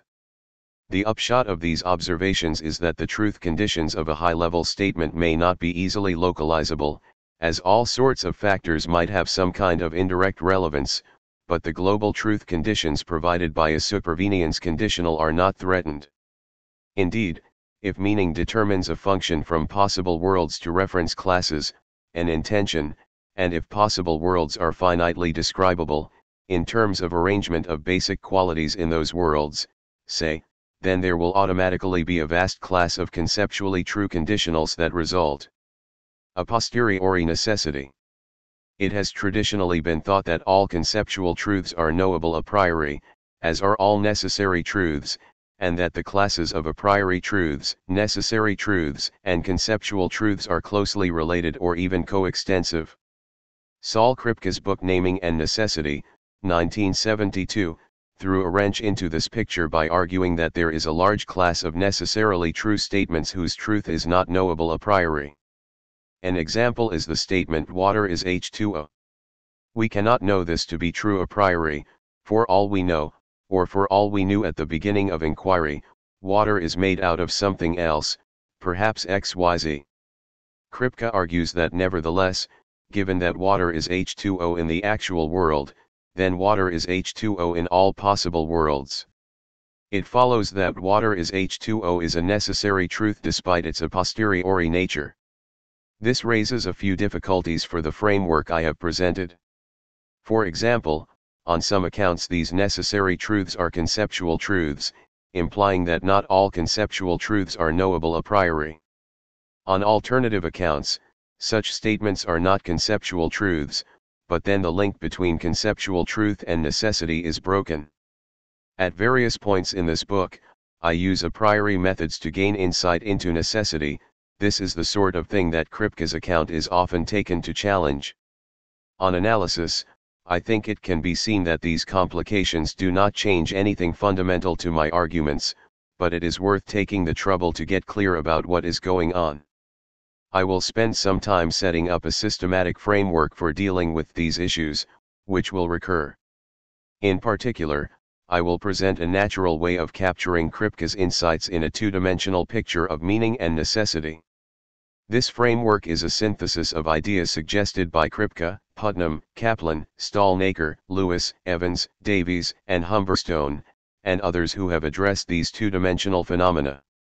On the traditional view of reference, derived from Freya. Although cloaked here in modern terminology, a concept determines a function f, w rightward arrow r from possible worlds to refer ents. Such a function is often called an intension. Together with a specification of a world w, it determines an extension f, w.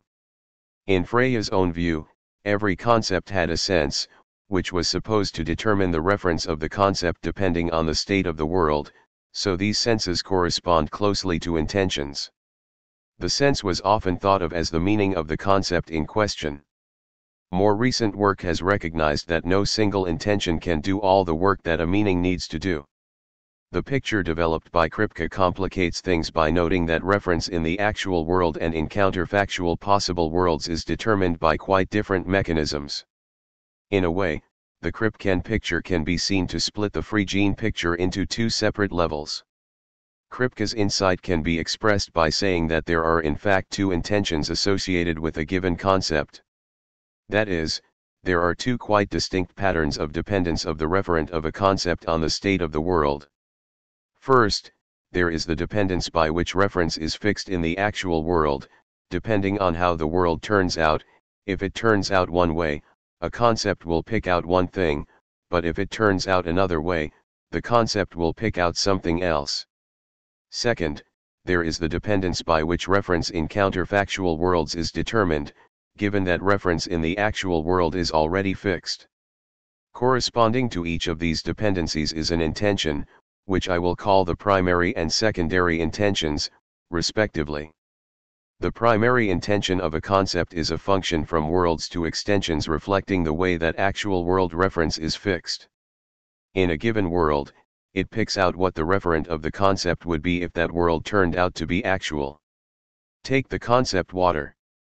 If the actual world turned out to have XYZ in the oceans and lakes, then water would refer to XYZ21, but given that it turns out to have H2O in the oceans and lakes, water refers to H2O.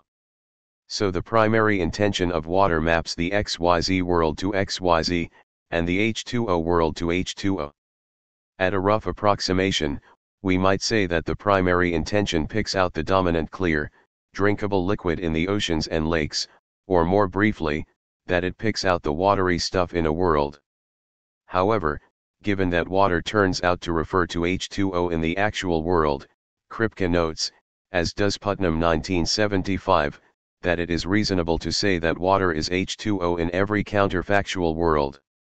The secondary intention of water picks out the water in every counterfactual world, so if Kripke and Putnam are correct, the secondary intention picks out H2O in all worlds. Point 22. It is the primary intention of a concept that is most central for my purposes. For a concept of a natural phenomenon, it is the primary intention that captures what needs explaining. If someone says, explain water, long before we know that water is in fact H2O, what they are asking for is more or less an explanation of the clear, drinkable liquid in their environment. It is only after the explanation is complete that we know that water is H2O. The primary intention of a concept, unlike the secondary intention, is independent of empirical factors. The intention specifies how a reference depends on the way the external world turns out, so it does not itself depend on the way the external world turns out. Of course, any brief characterization of the primary intention of a concept along the lines of the dominant clear, drinkable liquid in the environment will be a simplification. The true intention can be determined only from detailed consideration of specific scenarios. What would we say if the world turned out this way? What would we say if it turned out that way? For example, if it had turned out that the liquid in lakes was H2O and the liquid in oceans XYZ, then we probably would have said that both were water. If the stuff in oceans and lakes was a mixture of 95% A and 5% B, we would probably have said that A but not B was water.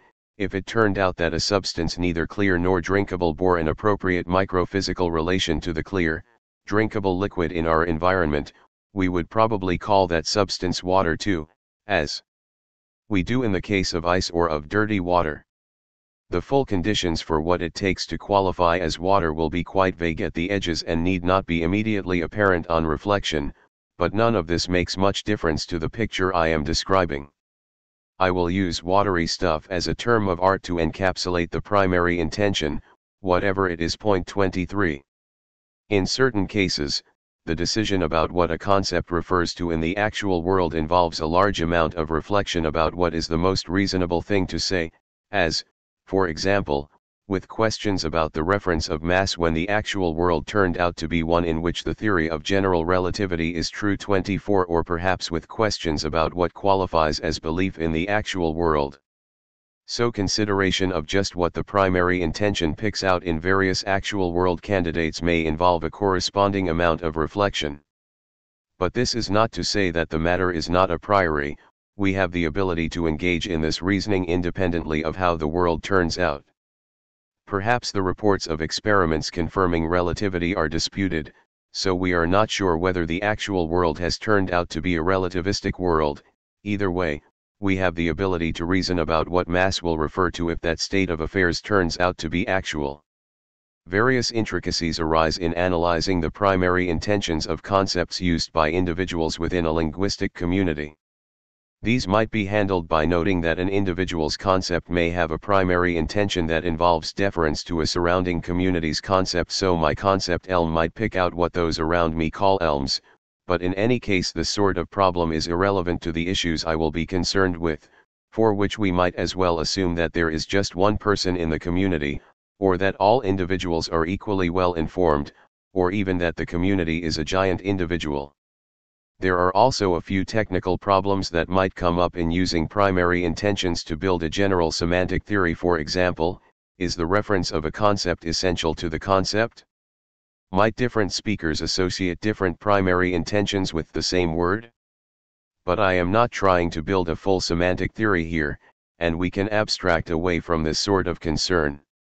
Sometimes philosophers are suspicious of entities such as primary intentions because they see them as reminiscent of a description theory of reference.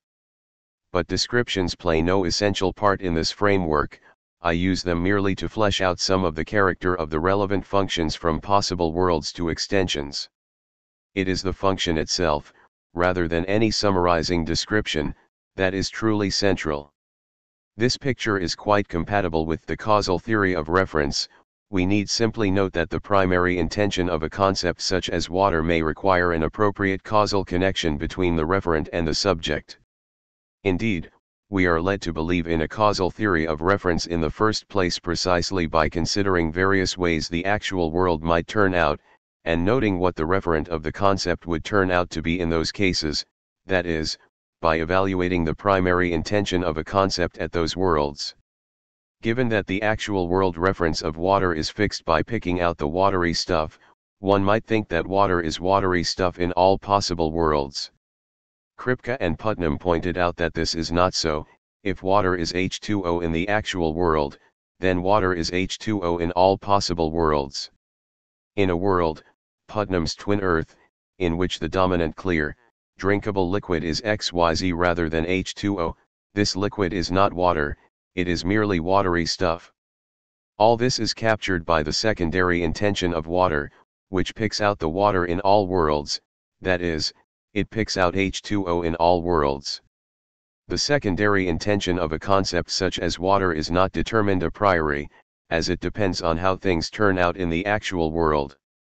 But it still has a close relation to the primary intention above.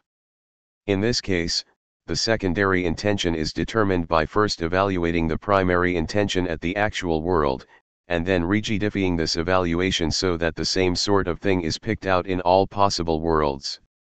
Given that the primary intention, watery stuff, picks out H2O in the actual world, it follows from rigidification that the secondary intention picks out H2O in all possible worlds. We can sum this up by saying water is conceptually equivalent to that, watery stuff, where that is a version of Kaplan's rigidifying operator, converting an intention into a rigid designator by evaluation at the actual world, Kaplan 1979. The single free gene intention has fragmented into two, a primary intention, watery stuff, that fixes reference in the actual world, and a secondary intention, H2O, that picks out reference in counterfactual possible worlds, and which depends on how the actual world turned out. There is sometimes a tendency to suppose that a posteriori necessity makes a priori conceptual analysis irrelevant, but this supposition is ungrounded. Before we even get to the point where rigid designation and the like become relevant, there is a story to tell about what makes an actual world X qualify as the referent of X in the first place. This story can only be told by an analysis of the primary intention. And this project is an a priori enterprise, as it involves questions about what our concept would refer to if the actual world turned out in various ways. Given that we have the ability to know what our concepts refer to when we know how the actual world turns out, then we have the ability to know what our concepts would refer to if the actual world turned out in various ways. Whether or not the actual world does turn out a certain way makes little difference in answering this question, except in focusing our attention.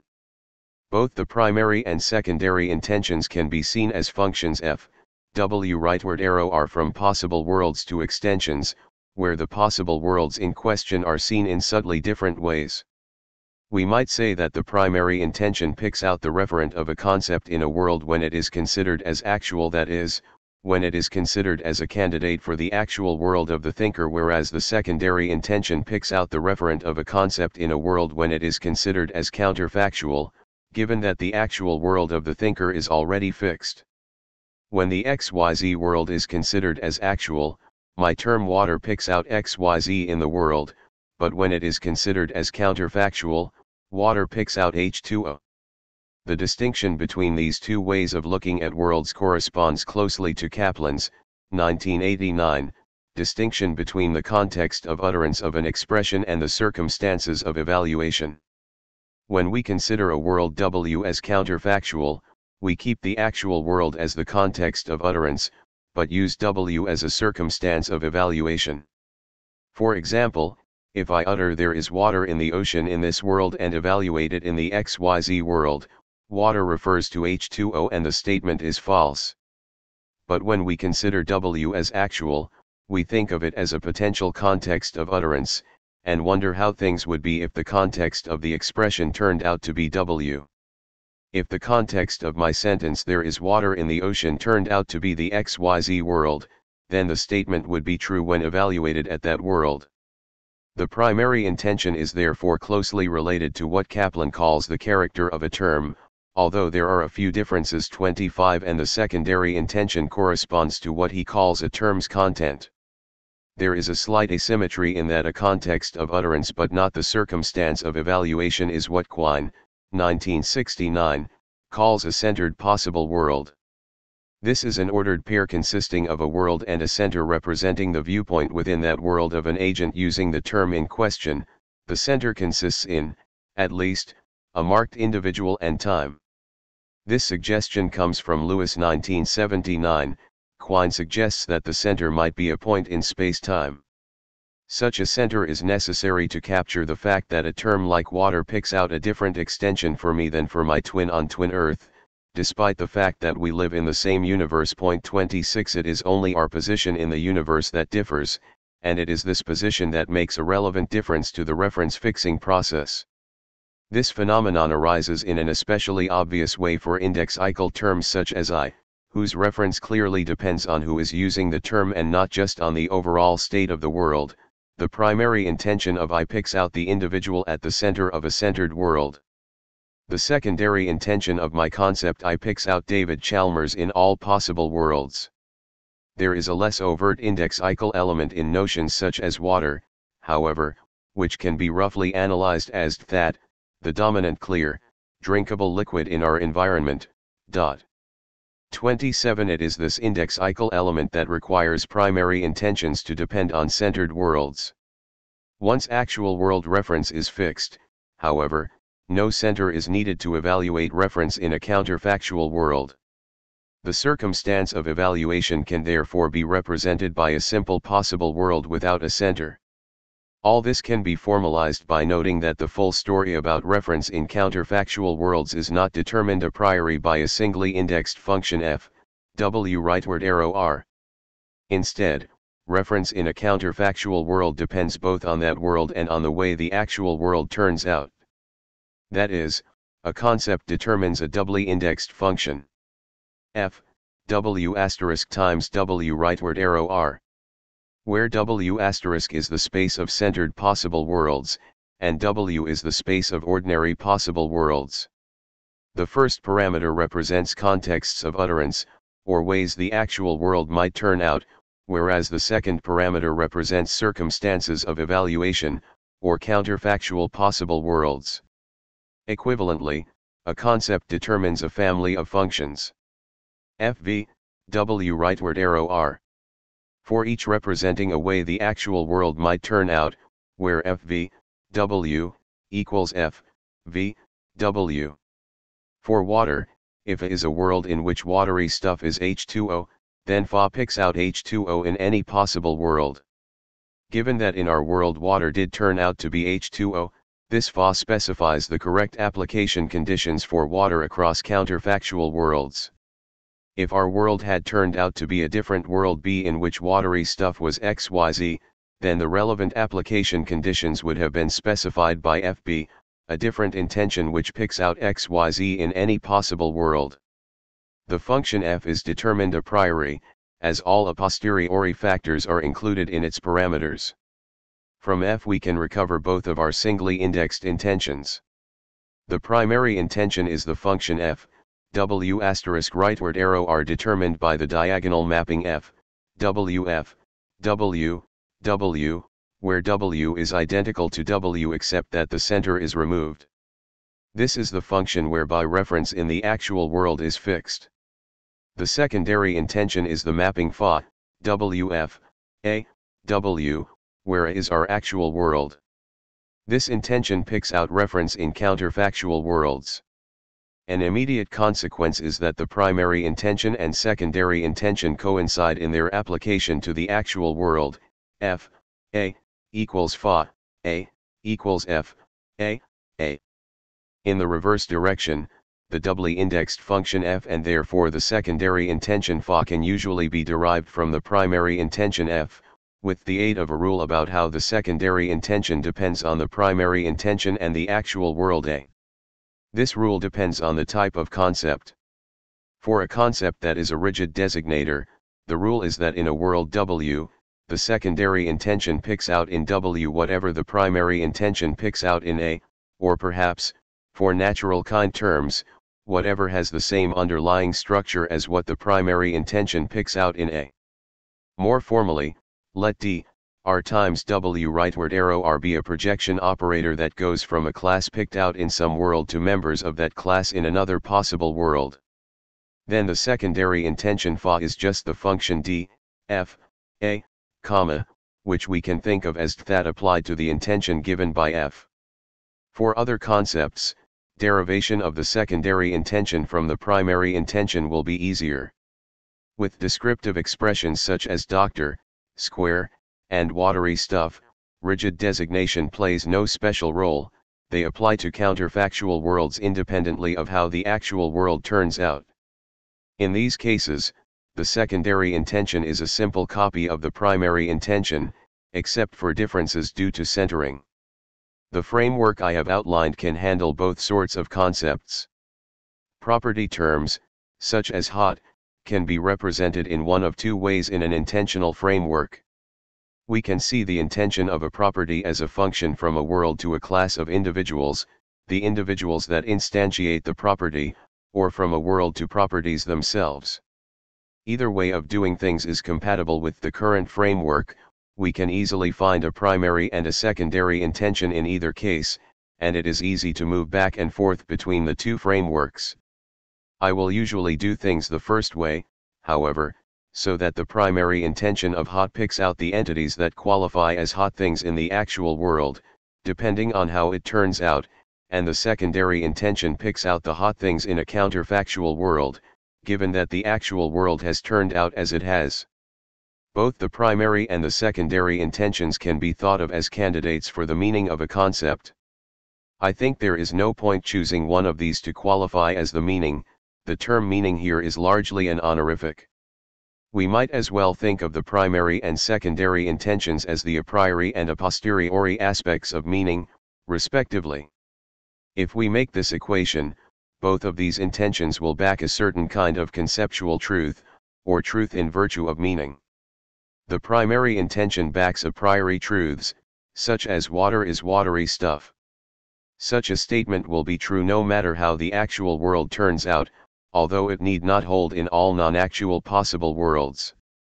The secondary intention does not back a priori truths, but backs truths that hold in all counterfactual possible worlds, such as water is H2O. Both varieties qualify as truths in virtue of meaning, they are simply true in virtue of different aspects of meaning.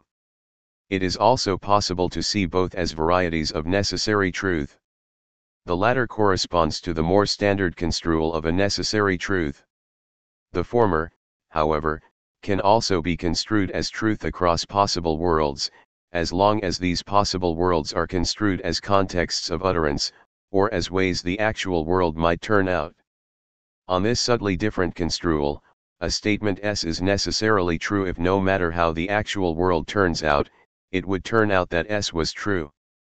If the actual world turns out to be a world in which watery stuff is XYZ, then my statement XYZ is water will turn out to be true. So, according to this construal on which possible worlds are considered as actual, water is watery stuff is a necessary truth. This kind of necessity is what Evans, 1979, calls deep necessity, as opposed to superficial necessities like water is H2O. It is analyzed in detail by Davies and Humberstone, 1980, by means of a modal operator they call fixedly actually. Deep necessity, unlike superficial necessity, is unaffected by a posteriori considerations. These two varieties of possibility and necessity apply always to statements. There is only one relevant kind of possibility of worlds. The two approaches differ on how the truth of a statement is evaluated in a world. We can see this in a different way by noting that there are two sets of truth conditions associated with any statement. If we evaluate the terms in a statement according to their primary intentions, we arrive at the primary truth conditions of the statement, that is, a set of centered possible worlds in which the statement, evaluated according to the primary intentions of the terms therein, turns out to be true. The primary truth conditions tell us how the actual world has to be for an utterance of the statement to be true in that world, that is, they specify those contexts in which the statement would turn out to be true. For instance, the primary truth conditions of water is wet specify roughly that such an utterance will be true in the set of worlds in which watery stuff is wet. If instead we evaluate the terms involved according to their secondary intentions, we arrive at the more familiar secondary truth conditions. These conditions specify the truth value of a statement in counterfactual worlds, given that the actual world has turned out as it did. For instance, the secondary truth conditions of water is wet, uttered in this world, specifies those worlds in which water is wet, so given that water is H2O, it specifies those worlds in which H2O is wet.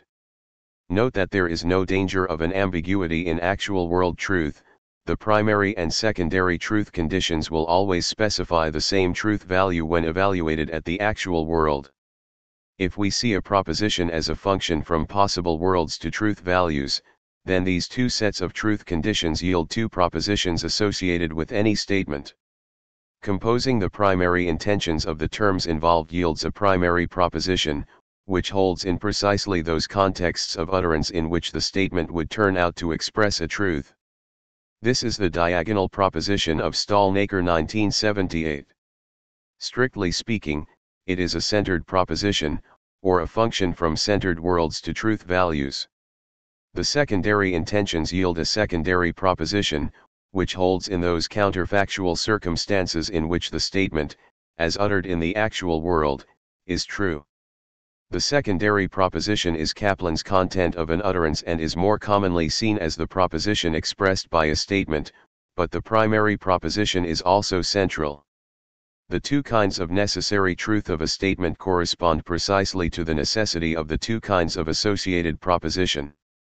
A statement is necessarily true in the first, a priori, sense if the associated primary proposition holds in all centered possible worlds, that is, if the statement would turn out to express a truth in any context of utterance.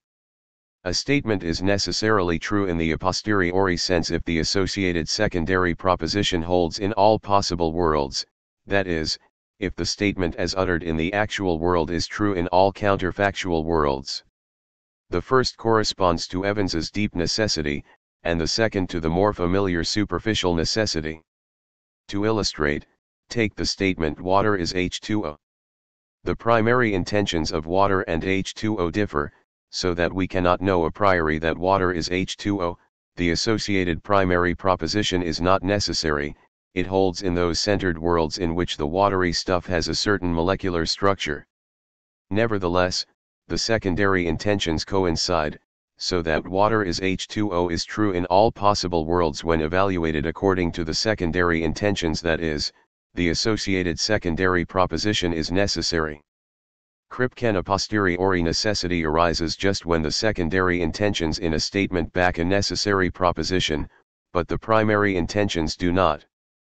Consider by contrast the statement water is watery stuff. Here the associated primary intentions of water and watery stuff are the same, so that we can know the statement to be true a priori, as long as we possess the concepts. The associated primary proposition is necessary, so that this statement is necessarily true in Evans's deep sense. However, the secondary intentions differ, as water is rigidified but watery stuff is not. In a world where XYZ is the clear, drinkable liquid, the secondary intention of watery stuff picks out XYZ but that of water does not. The associated secondary proposition is therefore not necessary, and the statement is not a necessary truth in the more familiar sense. It is an example of Kripke's contingent a priori.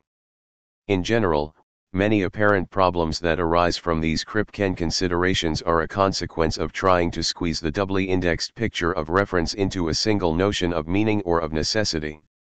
Such problems can usually be dissolved by explicitly noting the two-dimensional character of reference, and by taking care to explicitly distinguish the notion of meaning or of necessity that is in question. Point 28. It is also possible to use this two-dimensional framework to give an account of the semantics of thought, as well as of language. I do this at much greater length elsewhere, Chalmers 1994c.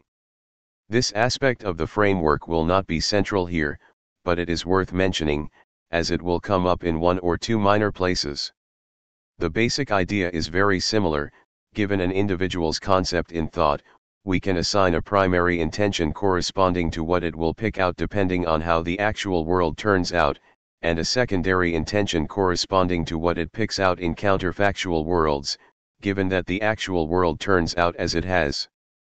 Given a belief, we can assign a primary proposition and a secondary proposition in a similar way, what I elsewhere call the notional and relational content of the belief. For example, concepts such as Hesperus and phosphorus will have different primary intentions. One picks out the evening star in a given centered world, the other picks out the morning star, but the same secondary intentions, both pick out Venus in all worlds. The thought Hesperus is phosphorus will have a primary proposition true in all centered worlds in which the evening star is the morning star. The fact that this thought is informative rather than trivial corresponds to the fact that the primary proposition is contingent, as the primary intentions of the two terms differ. The primary proposition, more than the secondary proposition, captures how things seem from the point of view of the subject. It delivers the set of centered worlds which the subject, in having the belief, is endorsing as potential environments in which he or she might be living. In believing that Hesperus is phosphorus, I endorse all those centered worlds in which the evening star and the morning star around the center are identical. It is also fairly easy to argue that the primary proposition, rather than the secondary proposition, governs the cognitive and rational relations between thoughts. For this reason it is natural to think of the primary proposition as the cognitive content of a thought. Point 29. Logical necessity, conceptual truth, and conceivability. With this framework in hand, we can spell out the relationships among logical necessity, conceptual truth, and conceivability. Starting with logical necessity, this is just necessity as explicated above. A statement is logically necessary if and only if it is true in all logically possible worlds. Of course, we have two varieties of logical necessity of statements, depending on whether we evaluate truth in a possible world according to primary and secondary intentions. We might call these varieties 1 necessity and 2 necessity, respectively. This analysis explicates the logical necessity and possibility of a statement in terms of a. The logical possibility of worlds, and b. The intentions determined by the terms involved in the statement. I have already discussed the intentions. As for the notion of a logically possible world, this is something of a primitive. As before, we can intuitively think of a logically possible world as a world that God might have created, questions about God himself aside. I will not engage the vexed question of the ontological status of these worlds, but simply take them for granted as a tool, in the same way one takes mathematics for granted. Point 30. As for the extent of the class, the most important feature is that every conceivable world is logically possible, a matter on which I will say more in a moment. As for conceptual truth, if we equate meaning with intention, primary or secondary, it is easy to make the link between truth in virtue of meaning and logical necessity. If a statement is logically necessary, its truth will be an automatic byproduct of the intentions of the terms, and the compositional structure of the statement. We do not need to bring in the world in any further role, as the intentions in question will be satisfied in every possible world. Similarly, if a statement is true in virtue of its intentions, it will be true in every possible world. As before, there are two varieties of conceptual truth, depending on whether we equate the meanings with primary or secondary intentions, paralleling the two varieties of necessary truth. As long as one makes parallel decisions in the two cases, a statement is conceptually true if and only if it is necessarily true. Water is watery stuff is conceptually true and necessarily true in the first sense, and water is H2O is conceptually true and necessarily true in the second. Only the first variety of conceptual truth will in general be accessible a priori. The second variety will include many a posteriori truths, as the secondary intention depends on the way the actual world turns out. I do not claim that intentions are the correct way to think of meanings. Meaning is a many-faceted notion, and some of its facets may not be perfectly reflected by intentions, so one could resist the equation of the two at least in some cases. 31 Rather, the equation of meaning and intention should here be thought of as stipulative. If one makes the equation, then one can make various useful connections. Not much rests on the use of the word meaning. In any case, truth in virtue of intention is the only sort of truth in virtue of meaning that I will need. We can also make a link between the logical possibility of statements and the conceivability of statements, if we are careful. Let us say that a statement is conceivable, or conceivably true, if it is true in some conceivable world. This should not be confused with other senses of conceivable. For example, there is a sense according to which a statement is conceivable if for all we know it is true, or if we do not know that it is impossible. In this sense, both Goldbach's conjecture and its negation are conceivable. But the false member of the pair will not qualify as conceivable in the sense I am using, as there is no conceivable world in which it is true, it is false in every world. On this view of conceivability, the conceivability of a statement involves two things: first, the conceivability of a relevant world, and second, the truth of the statement in that world. 32 It follows that in making conceivability judgments, one has to make sure that one describes the world that one is conceiving correctly, by properly evaluating the truth of a statement in the world. One might at first glance think it is conceivable that Goldbach's conjecture is false, by conceiving of a world where mathematicians announce it to be so, but if in fact Goldbach's conjecture is true, then one is misdescribing this world. It is really a world in which the conjecture is true and some mathematicians make a mistake. In practice, to make a conceivability judgment, one need only consider a conceivable situation, a small part of a world, and then make sure that one is describing it correctly. If there is a conceivable situation in which a statement is true, there will obviously be a conceivable world in which the statement is true, so this method will give reasonable results while straining our cognitive resources less than conceiving of an entire world. Sometimes it is said that examples such as water is XYZ show that conceivability does not imply possibility, but I think the situation is subtler than this. In effect, there are two varieties of conceivability, which we might call one conceivability and two conceivability, depending on whether we evaluate a statement in a conceivable world according to the primary or secondary intentions of the terms involved. Water is XYZ is one conceivable, as there is a conceivable world in which the statement, evaluated according to primary intentions, is true, but it is not two conceivable, as there is no conceivable world in which the statement, evaluated according to secondary intention, is true. These two sorts of conceivability precisely mirror the two sorts of logical possibility mentioned previously. Often, the conceivability of a statement is equated with one conceivability, the sense in which water is XYZ is conceivable, as it is this sort of conceivability that is accessible a priori.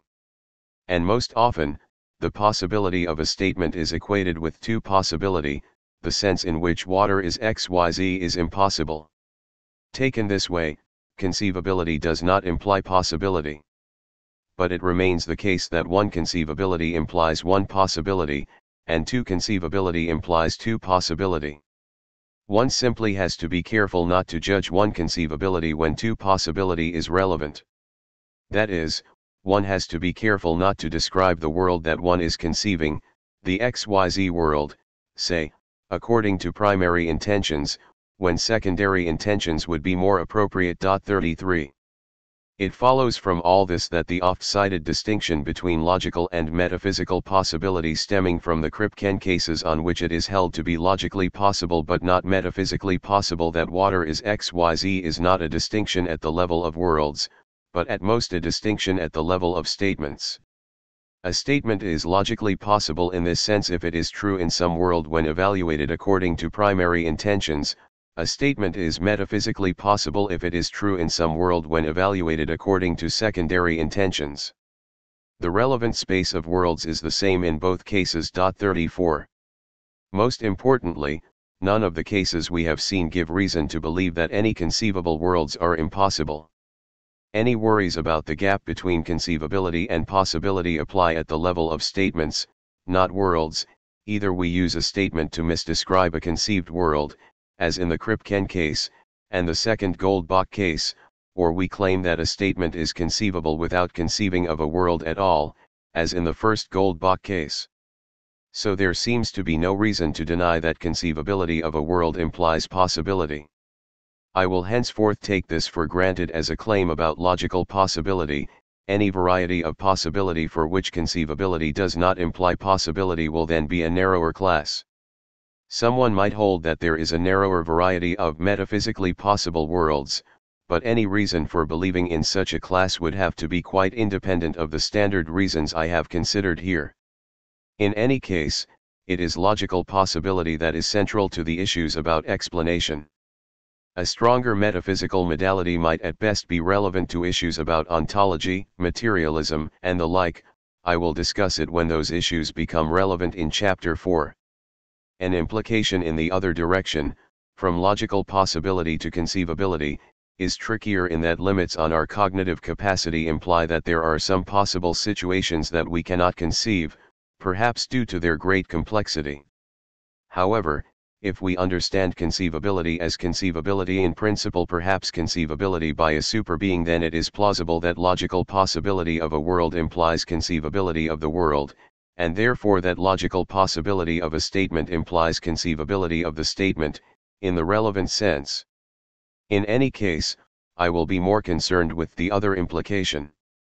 If a statement is logically possible or necessary according to its primary intention, the possibility or necessity is knowable a priori, at least in principle. Modality is not epistemically inaccessible. The possibility of a statement is a function of the intentions involved and the space of possible worlds, both of which are epistemically accessible in principle, and neither of which is dependent on a posteriori facts in this case. So matters of one possibility and one conceivability are in principle accessible from the armchair. By contrast, matters of two possibility and two conceivability will in many cases be accessible only a posteriori, as facts about the external world may play a role in determining the secondary intentions. The class of one necessary truths corresponds directly to the class of a priori truths. If a statement is true a priori, then it is true no matter how the actual world turns out, that is, it is true in all worlds considered as actual, so it is one necessary. And conversely, if a statement is one necessary, then it will be true no matter how the actual world turns out, so it will be true a priori. In most such cases, the statement's truth will be knowable by us a priori. The exceptions may be certain mathematical statements whose truth we cannot determine, and certain statements that are so complex that we cannot comprehend them. Even in these cases, it seems reasonable to say that they are knowable a priori at least in principle, although they are beyond our limited cognitive capacity. I will return to this matter when it becomes relevant later. Logical necessity and logical supervenience. We obtain two slightly different notions of logical supervenience depending on whether we use the primary or secondary brands of logical necessity. If Glup has both a primary and a secondary intention associated with it, then Glupiness may supervene logically on physical properties according to either the primary or the secondary intention of Glup. Supervenience according to secondary intention, that is, supervenience with a posteriori necessity as the relevant modality, corresponds to what some call metaphysical supervenience, but we have now seen how this can be regarded as a variety of logical supervenience. There is really only one kind of logical supervenience of properties, just as there is only one kind of logical necessity of propositions. But we have seen that terms or concepts effectively determine two properties, one via a primary intention watery stuff and the other via a secondary intention H2O. So for a given concept water, there are two ways in which properties associated with that concept might supervene. I will sometimes talk loosely of the primary and secondary intentions associated with a property, and of the two ways in which a property might supervene. I will discuss both the primary and secondary versions of logical supervenience in specific cases, but the former will be more central. Especially when considering questions about explanation, primary intentions are more important than secondary intentions. As noted before, we have only the primary intention to work with at the start of inquiry, and it is this intention that determines whether or not an explanation is satisfactory. To explain water, for example, we have to explain things like its clarity, liquidity, and so on. The secondary intention, H2O, does not emerge until after an explanation is complete, and therefore does not itself determine a criterion for explanatory success. It is logical supervenience according to a primary intention that determines whether reductive explanation is possible. Where I do not specify otherwise, it is logical supervenience according to primary intention that I will generally be discussing. If we choose one sort of intention, say, the primary intention, and stick with it, then we can see that various ways of formulating logical supervenience are equivalent. According to the definition given at the start of this chapter, B properties are logically supervenient on A properties if for any logically possible situation Y that is A indiscernible from an actual situation X, then all the B facts true of X are true of Y.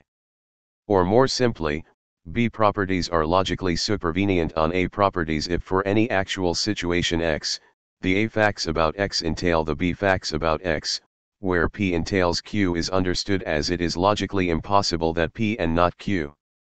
Sticking to global supervenience, this means that B properties supervene logically on A facts if the B facts about the actual world are entailed by the A facts. Similarly, B properties supervene logically on A properties if there is no conceivable world with the same A properties as our world but different B properties. We can also say that logical supervenience holds if, given the totality of A facts A** and any B fact B about our world W, A** W, rightward arrow B, W, is true in virtue of the meanings of the A terms and the B terms, where meanings are understood as intentions. Finally, if B properties are logically supervenient on A properties according to primary intentions, then the implication from A facts to B facts will be a priori. So in principle, someone who knows all the A facts about an actual situation will be able to ascertain the B facts about the situation from those facts alone, given that they possess the B concepts in question. This sort of inference may be difficult or impossible in practice, due to the complexity of the situations involved, but it is at least possible in principle. For logical supervenience according to secondary intentions, B facts about a situation can also be ascertained from the A facts in principle, but only a posteriori. The A facts will have to be supplemented with contingent facts about the actual world, as those facts will play a role in determining the B intentions involved. There are therefore at least three avenues to establishing claims of logical supervenience. These involve conceivability, epistemology, and analysis. To establish that B properties logically supervene on A properties, we can, 1. Argue that instantiation of A properties without instantiation of the B properties is inconceivable. 2. Argue that someone in possession of the A facts could come to know the B facts, at least in cases of supervenience via primary intention, or 3. Analyze the intentions of the B properties in sufficient detail that it becomes clear that B statements follow from A statements in virtue of these intentions alone. The same goes for establishing the failure of logical supervenience. I will use all three methods in arguing for central claims involving logical supervenience. Not everybody may be convinced that the various formulations of logical supervenience are equivalent, so when arguing for important conclusions involving logical supervenience I will run versions of the arguments using each of the different formulations. In this way it will be seen that the arguments are robust, with nothing depending on a subtle equivocation between different notions of supervenience. 5. Almost everything is logically supervenient on the physical asterisk. In the following chapter I will argue that conscious experience does not supervene logically on the physical, and therefore cannot be reductively explained. A frequent response is that conscious experience is not alone here, and that all sorts of properties fail to supervene logically on the physical. It is suggested that such diverse properties as tablehood, life, and economic prosperity have no logical relationship to facts about atoms, electromagnetic fields, and so on. Surely those high-level facts could not be logically entailed by the microphysical facts? On a careful analysis, I think that it is not hard to see that this is wrong, and that the high-level facts in question are, globally, logically supervenient on the physical insofar as they are facts at all. 35 Conscious experience is almost unique in its failure to supervene logically. The relationship between consciousness and the physical facts is different in kind from the standard relationship between high-level and low-level facts.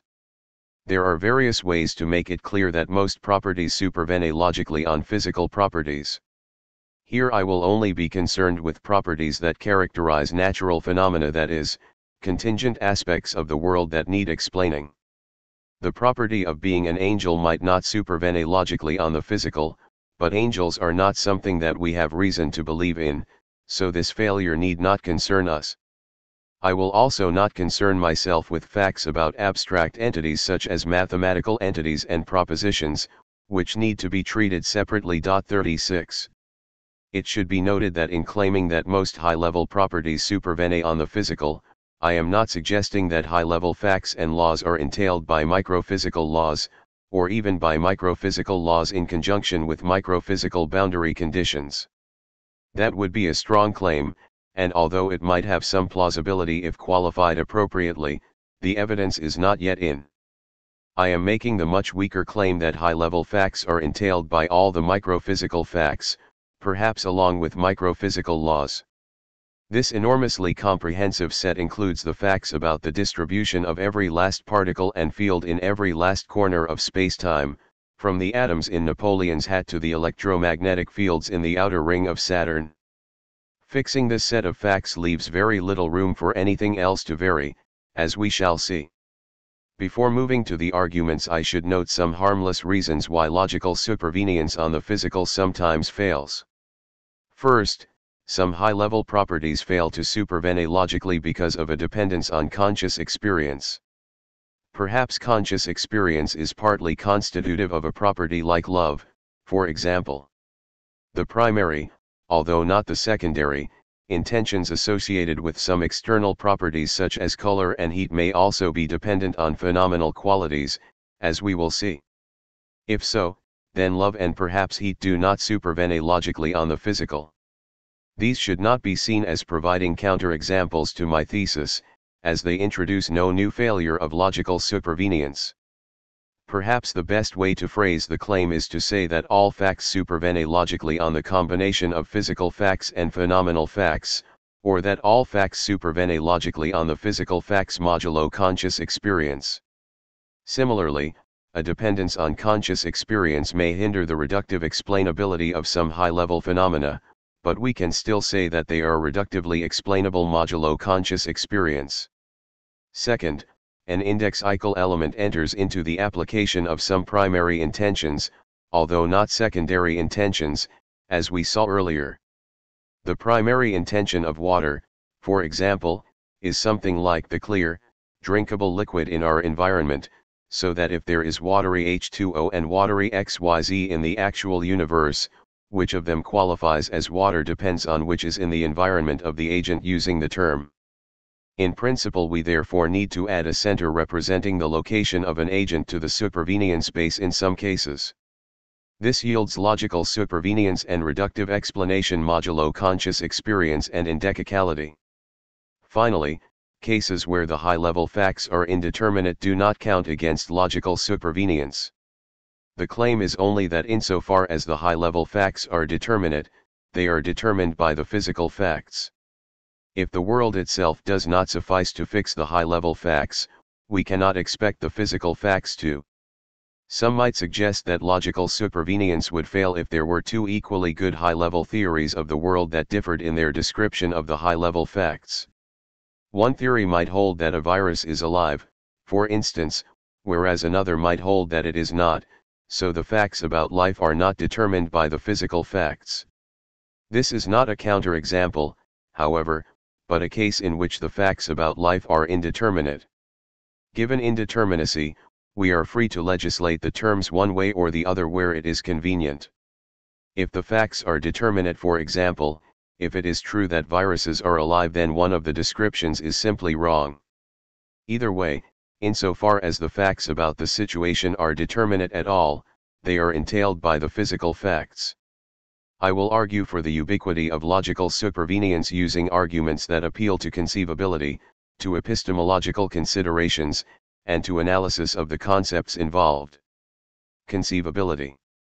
The logical supervenience of most high-level facts is most easily seen by using conceivability as a test for logical possibility. What kind of world could be identical to ours in every last microphysical fact but be biologically distinct? Say a wombat has had 2 children in our world.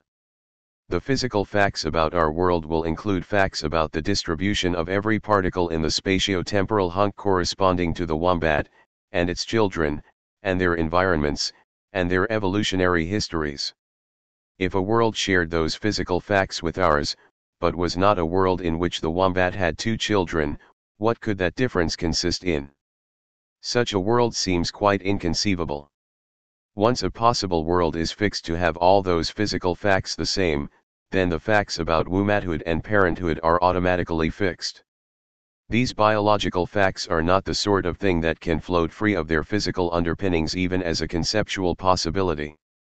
The same goes for architectural facts, astronomical facts, behavioral facts, chemical facts, economic facts, meteorological facts, sociological facts, and so on.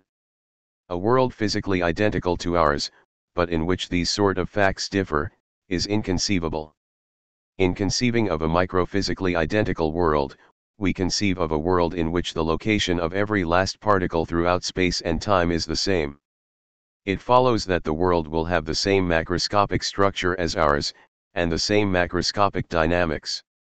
Once all this is fixed, there is simply no room for the facts in question to vary, apart, perhaps, from any variation due to variations in conscious experience.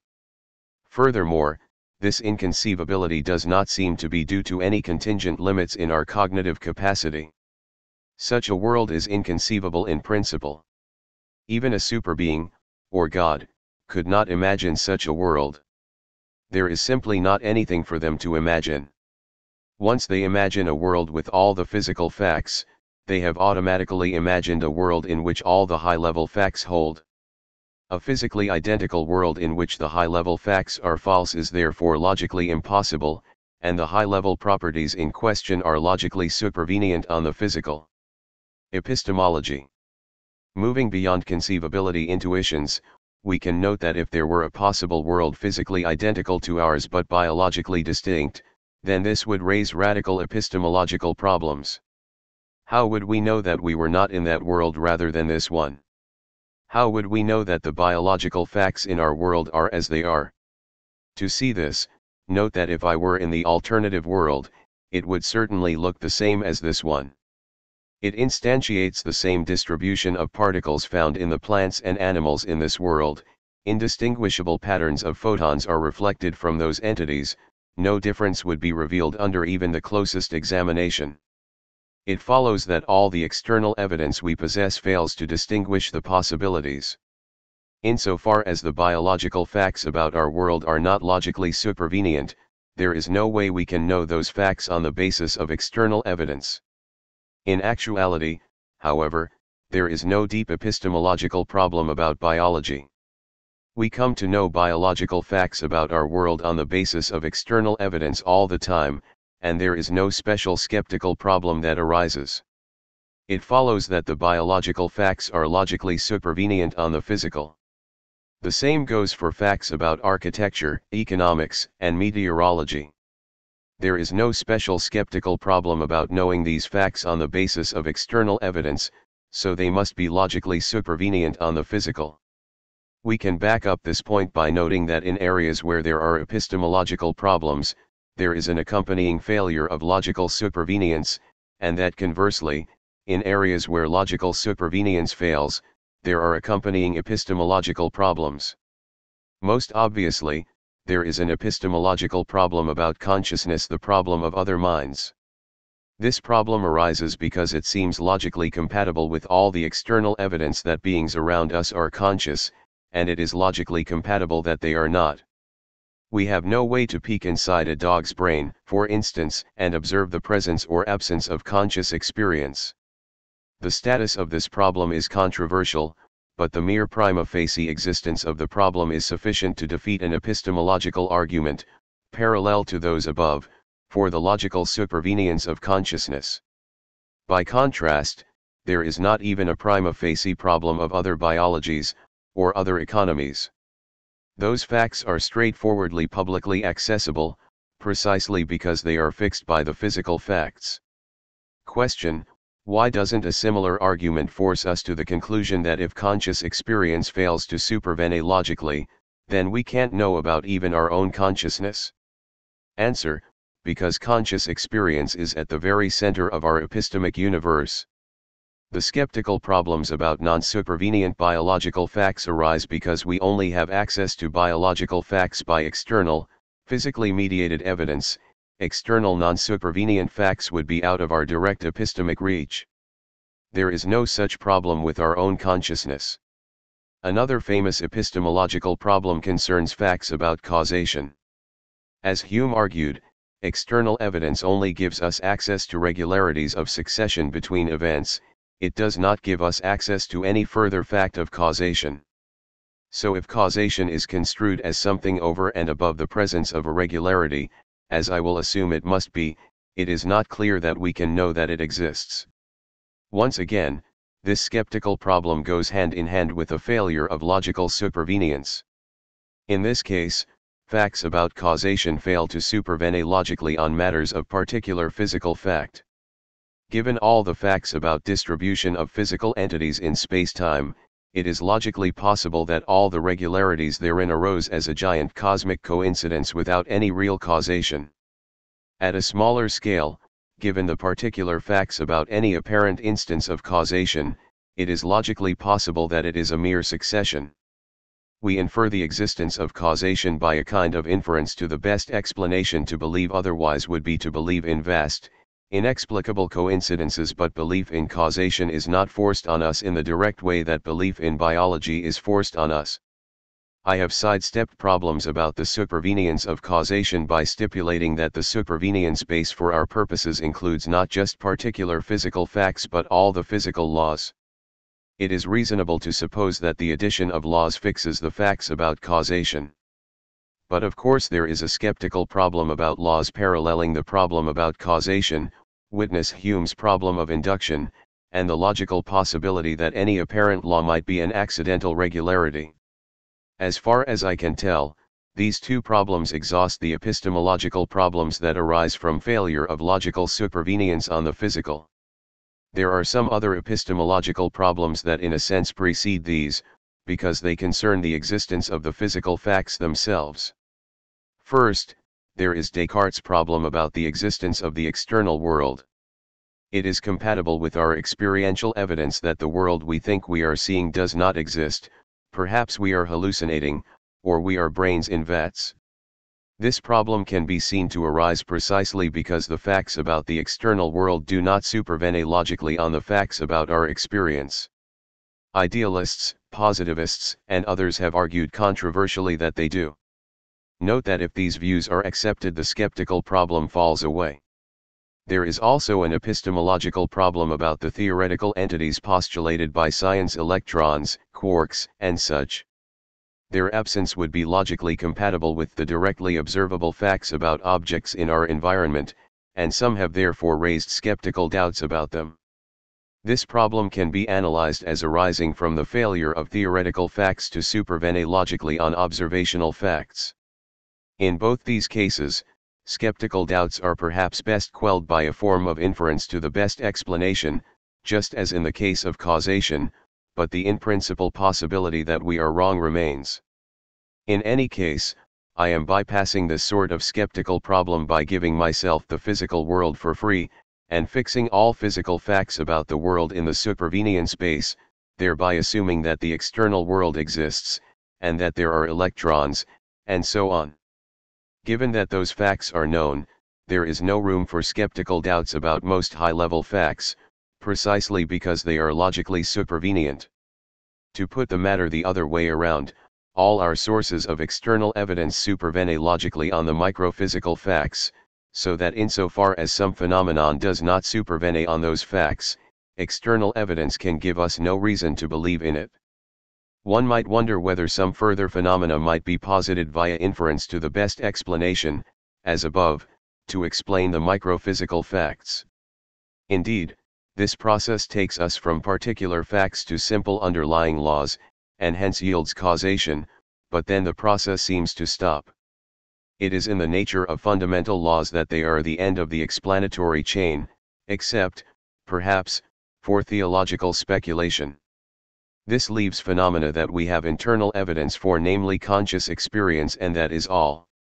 Modulo conscious experience, all phenomena are logically supervenient on the physical.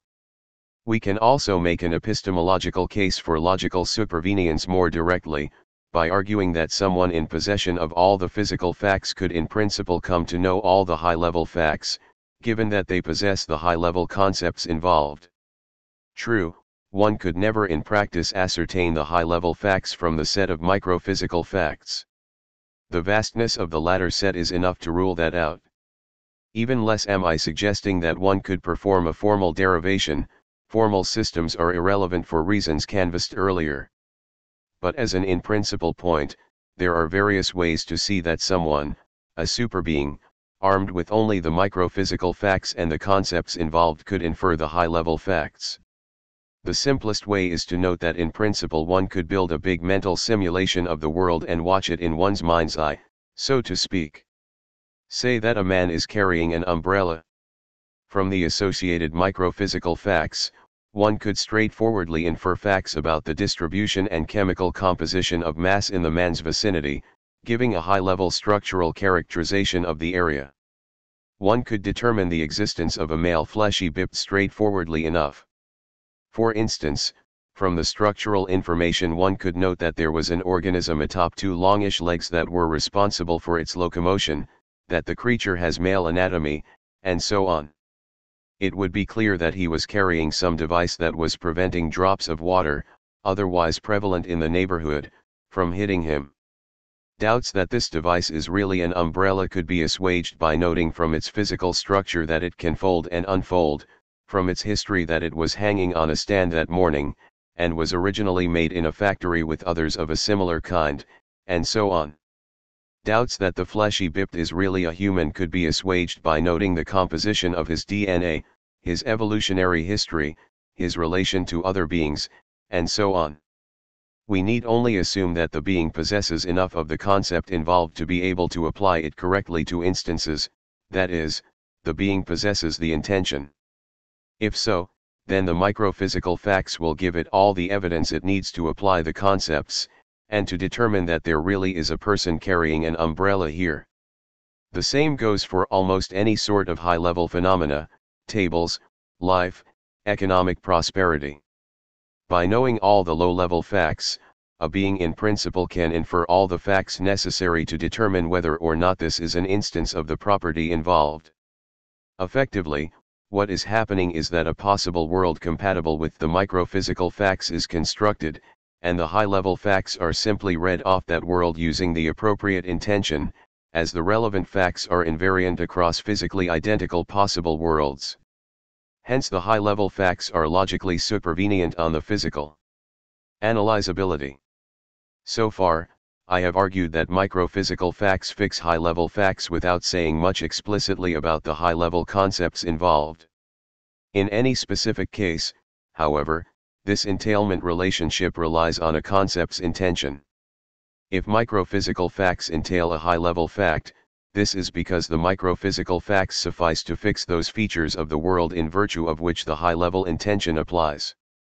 That is, we should be able to analyze what it takes for an entity to satisfy the intention of a high-level concept, at least to a sufficient extent that we can see why those conditions for satisfaction could be satisfied by fixing the physical facts. It is therefore useful to look more closely at the intentions of high-level concepts, and to examine the features of the world in virtue of which they apply. There are some obstacles to elucidating these intentions and to summarizing them in words. As we saw earlier, application conditions of a concept are often indeterminate in places. Is a cup-shaped object made of tissues a cup? Is a computer virus alive? Is a book-like entity that coagulates randomly into existence a book? Our ordinary concepts do not give straightforward answers to these questions. In a sense, it is a matter for stipulation. Hence there will not be determinate application conditions for use in the entailment process. But as we saw earlier, this indeterminacy precisely mirrors an indeterminacy about the facts themselves. Insofar as the intention of cup is a matter for stipulation, the facts about cups are also a matter for stipulation. What counts for our purposes is that the intention together with the microphysical facts determines the high-level facts insofar as they are really factual. Vagueness and indeterminacy can make discussion awkward, but they affect nothing important to the issues. A related problem is that any short analysis of a concept will invariably fail to do justice to it. As we have seen, concepts do not usually have crisp definitions. At a first approximation, we can say something is a table if it has a flat horizontal surface with legs as support, but this lets in too many things, Frankenstein's monster on stilts, and omits others, a table with no legs, sticking out from a wall. One can refine the definition, adding further conditions and clauses, but we quickly hit the problems with indeterminacy, and in any case the product will never be perfect. But there is no need to go into all the details required to handle every special case. After a point the details are just more of the same. As long as we know what sort of properties the intention applies in virtue of, we will have enough to make the point. As we saw before, we do not need a definition of B properties in terms of A properties in order for A facts to entail B facts. Meanings are fundamentally represented by intentions, not definitions. The role of analysis here is simply to characterize the intentions in sufficient detail that the existence of an entailment becomes clear. For this purpose, a rough and ready analysis will suffice. Intentions generally apply to individuals in a possible world in virtue of some of their properties and not others. The point of such an analysis is to see what sort of properties the intention applies in virtue of, and to make the case that properties of this sort are compatible with entailment by physical properties. A third problem stems from the division between the a priori and a posteriori application conditions of many concepts. As long as we keep primary and secondary intentions separate, however, this is not much of a problem. The secondary intention associated with water is something like H2O, which is obviously logically supervenient on the physical. But the primary intention, something like the clear, drinkable liquid in our environment, is equally logically supervenient, as the clarity, drinkability, and liquidity of water is entailed by the physical facts. 37 We can run things either way. As we have seen, it is the primary intention that enters into reductive explanation, so it is this that we are most concerned with. In general, if a primary intention I is logically supervenient on the physical, then so is a rigidified secondary intention that, I, as it will generally consist in a projection of some intrinsic physical structure across worlds. Considerations about a posteriori necessity have led some to suppose that there can be no logical entailment from low-level facts to high-level facts. Typically one hears something like water is necessarily H2O, but that is not a truth of meaning, so there is no conceptual relation. But this is a vast oversimplification. For a start, the secondary intention H2O can be seen as part of the meaning of water in some sense, and it certainly supervenes logically. But more importantly, the primary intention, the clear, drinkable liquid, which fixes reference also supervenes, perhaps modulo experience and indecicality. It is precisely in virtue of its satisfying this intention that we deemed that H2O was water in the first place.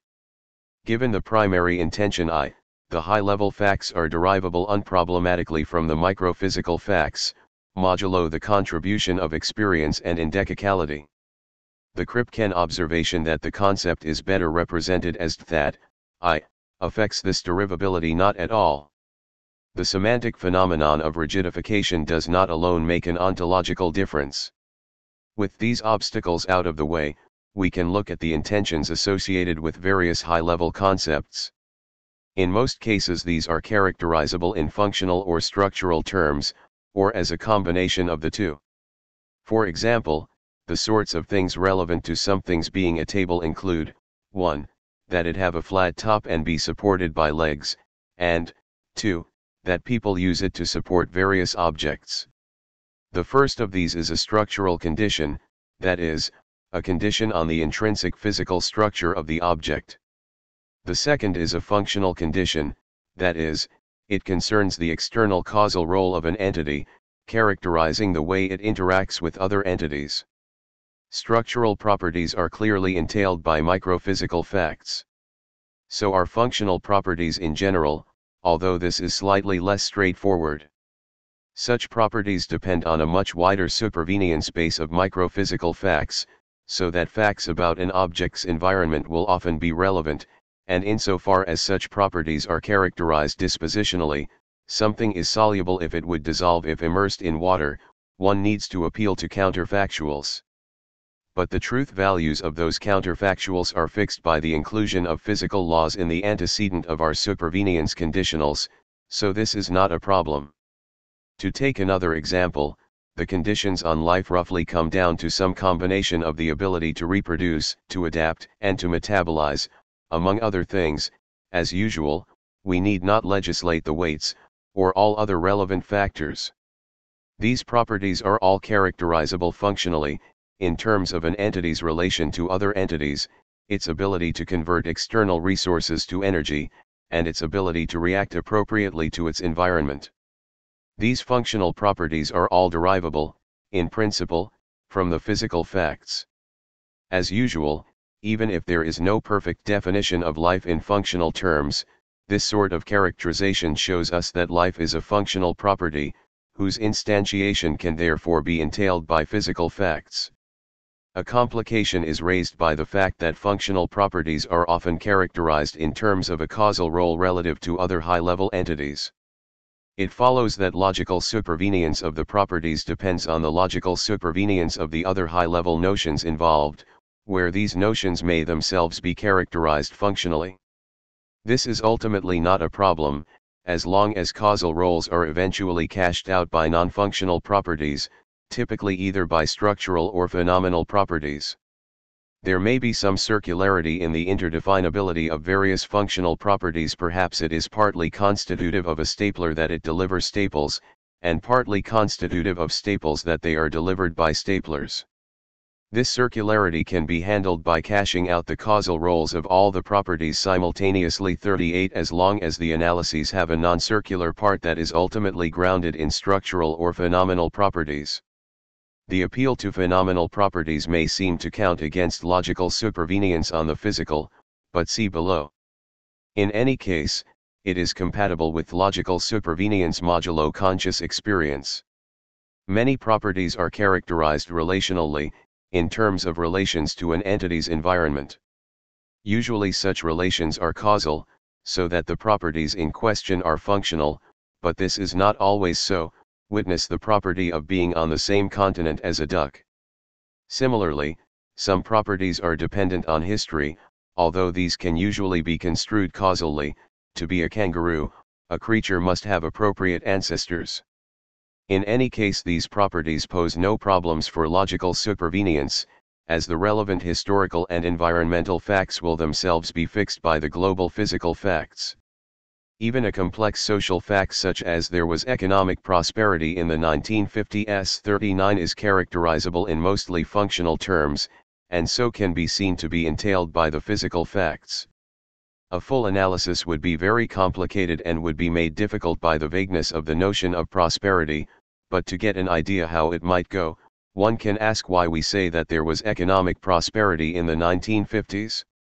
At a first approximation, because there was high employment, people were able to purchase unusually large amounts of goods, there was low inflation, much development in housing, and so on.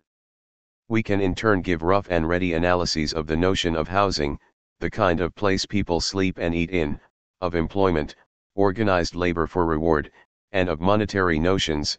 Presumably money will be roughly analyzable in terms of the systematic ability to exchange for other items, and its value will be analyzable in terms of how much one gets in exchange. All these analyses are ridiculously oversimplified, but the point is clear enough. These are generally functional properties that can be entailed by physical facts. Many have been skeptical of the possibility of conceptual analysis. Often this has been for reasons that do not make any difference to the arguments I am making, because of indeterminacy in our concepts, for example, or because they lack crisp definitions.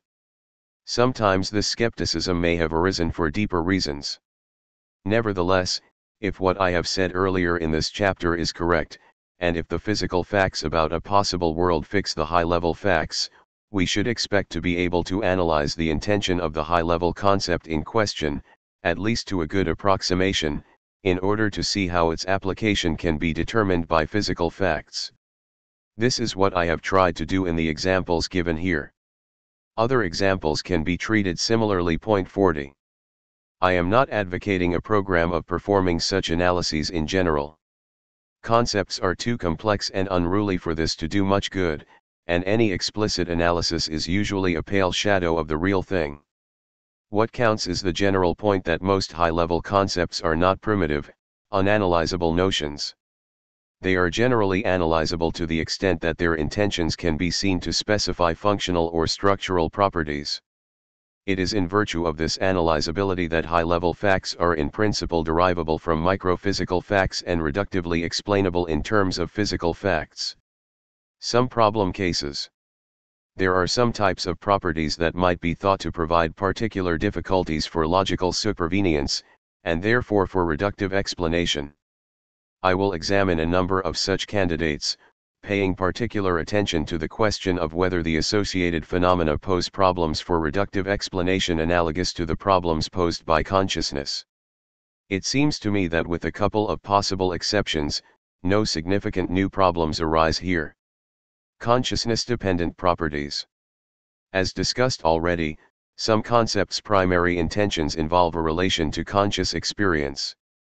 An obvious example is redness, taken as a property of external objects. On at least some accounts, the primary intention associated with redness requires that for something to be red, it must be the kind of thing that tends to cause red experiences under appropriate conditions. Point 41. So in its primary intention, redness is not logically supervenient on the physical, although it supervenes modulo conscious experience. On the other hand, its secondary intention almost certainly supervenes.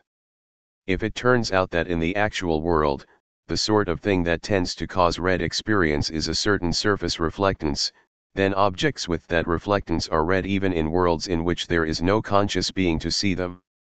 Redness is identified a posteriori with that reflectance, which is logically supervenient on the physical alone. We saw earlier that failure of a primary intention to supervene logically is associated with a failure of reductive explanation. So, does reductive explanation fail for redness? The answer is yes, in a weak sense. If redness is construed as the tendency to cause red experiences, then insofar as experience is not reductively explainable, neither is redness. But one can come close. One can note that a certain physical quality causes red experiences, and one can even explain the causal relation between the quality and red judgments. It is just the final step to experience that goes unexplained.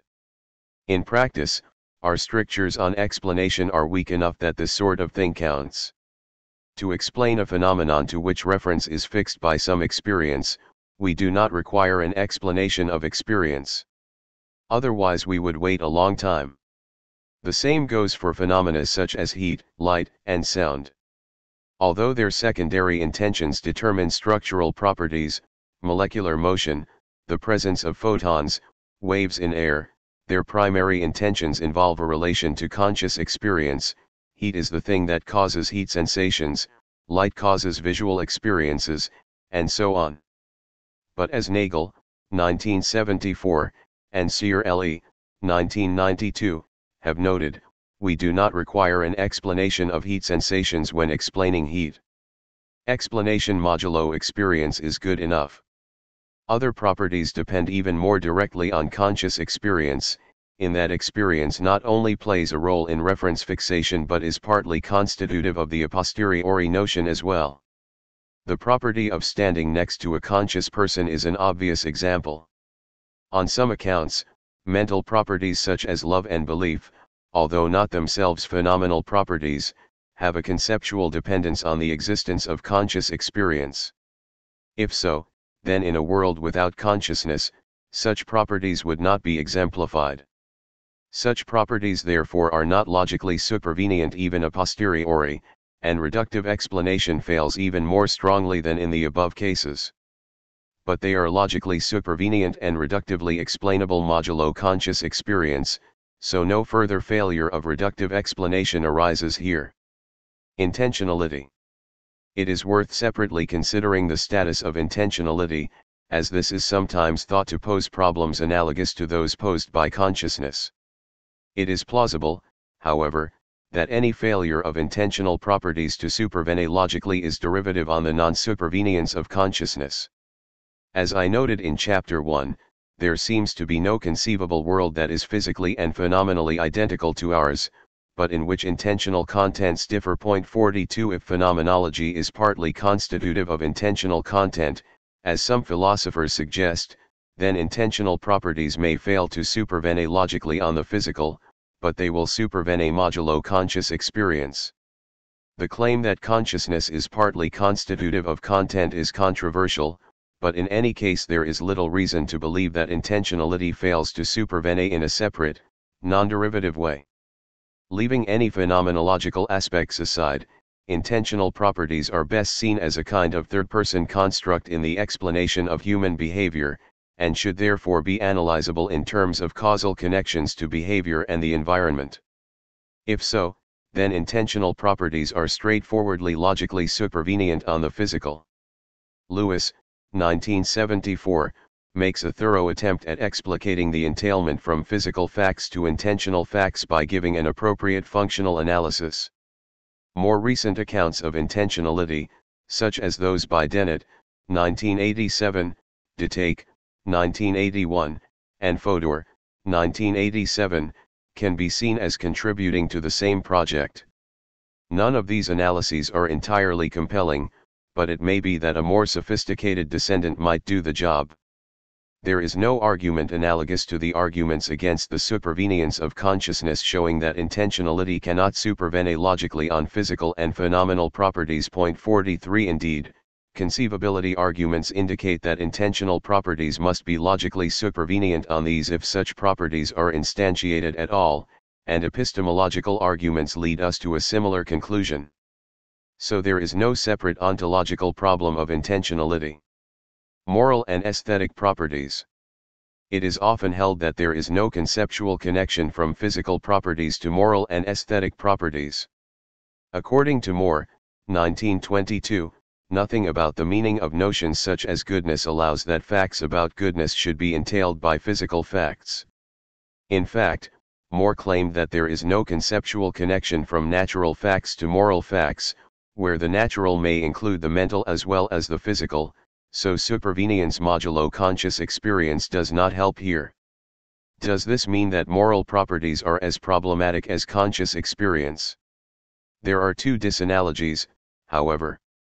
First, there does not seem to be a conceivable world that is naturally identical to ours but morally distinct, so it is unlikely that moral facts are further facts in any strong sense.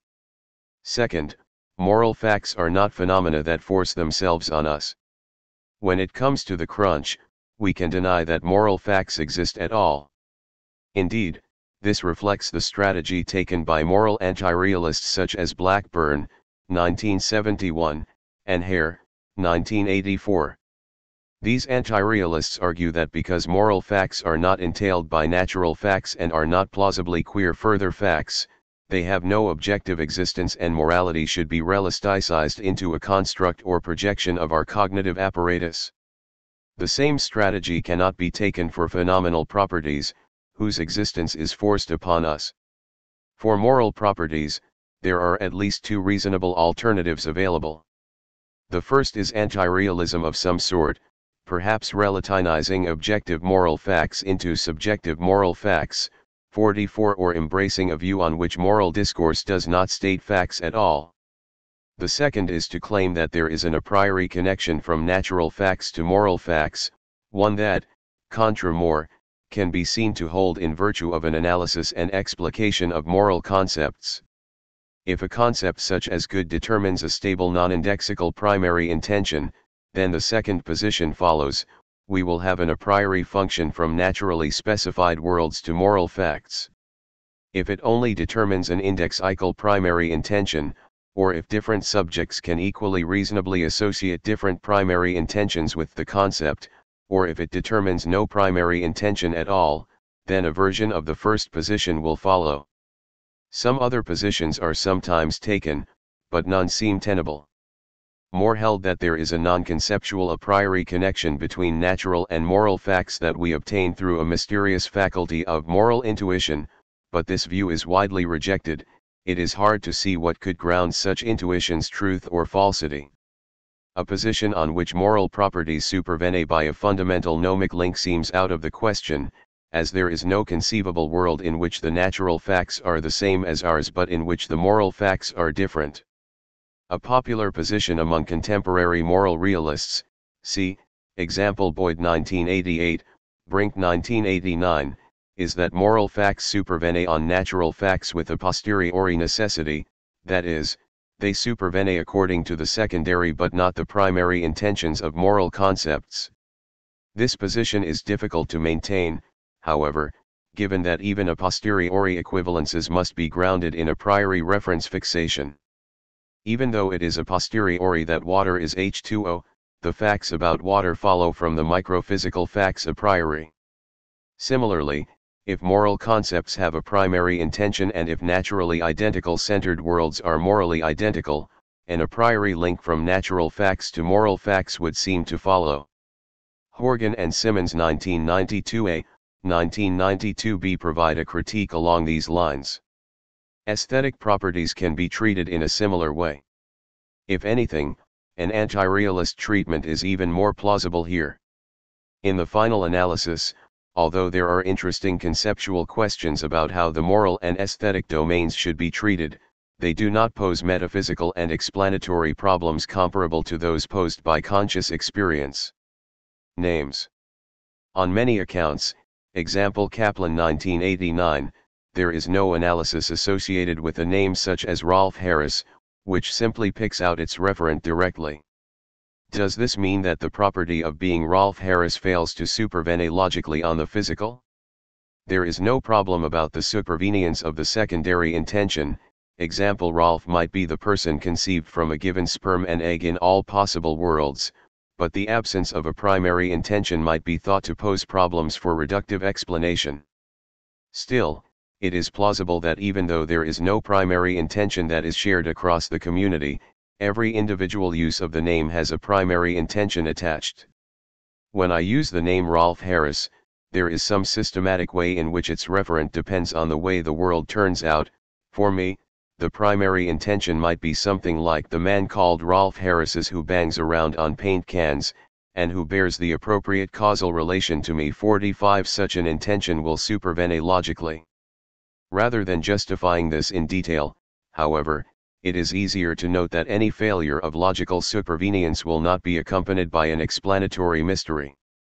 The property of being Rolf Harris does not constitute a phenomenon in need of explanation, as opposed to explication. What needs explaining is the existence of a person named Rolf Harris who bangs around on paint cans, and so on. These properties certainly supervene, and are explainable in principle in the usual way. Index cycles.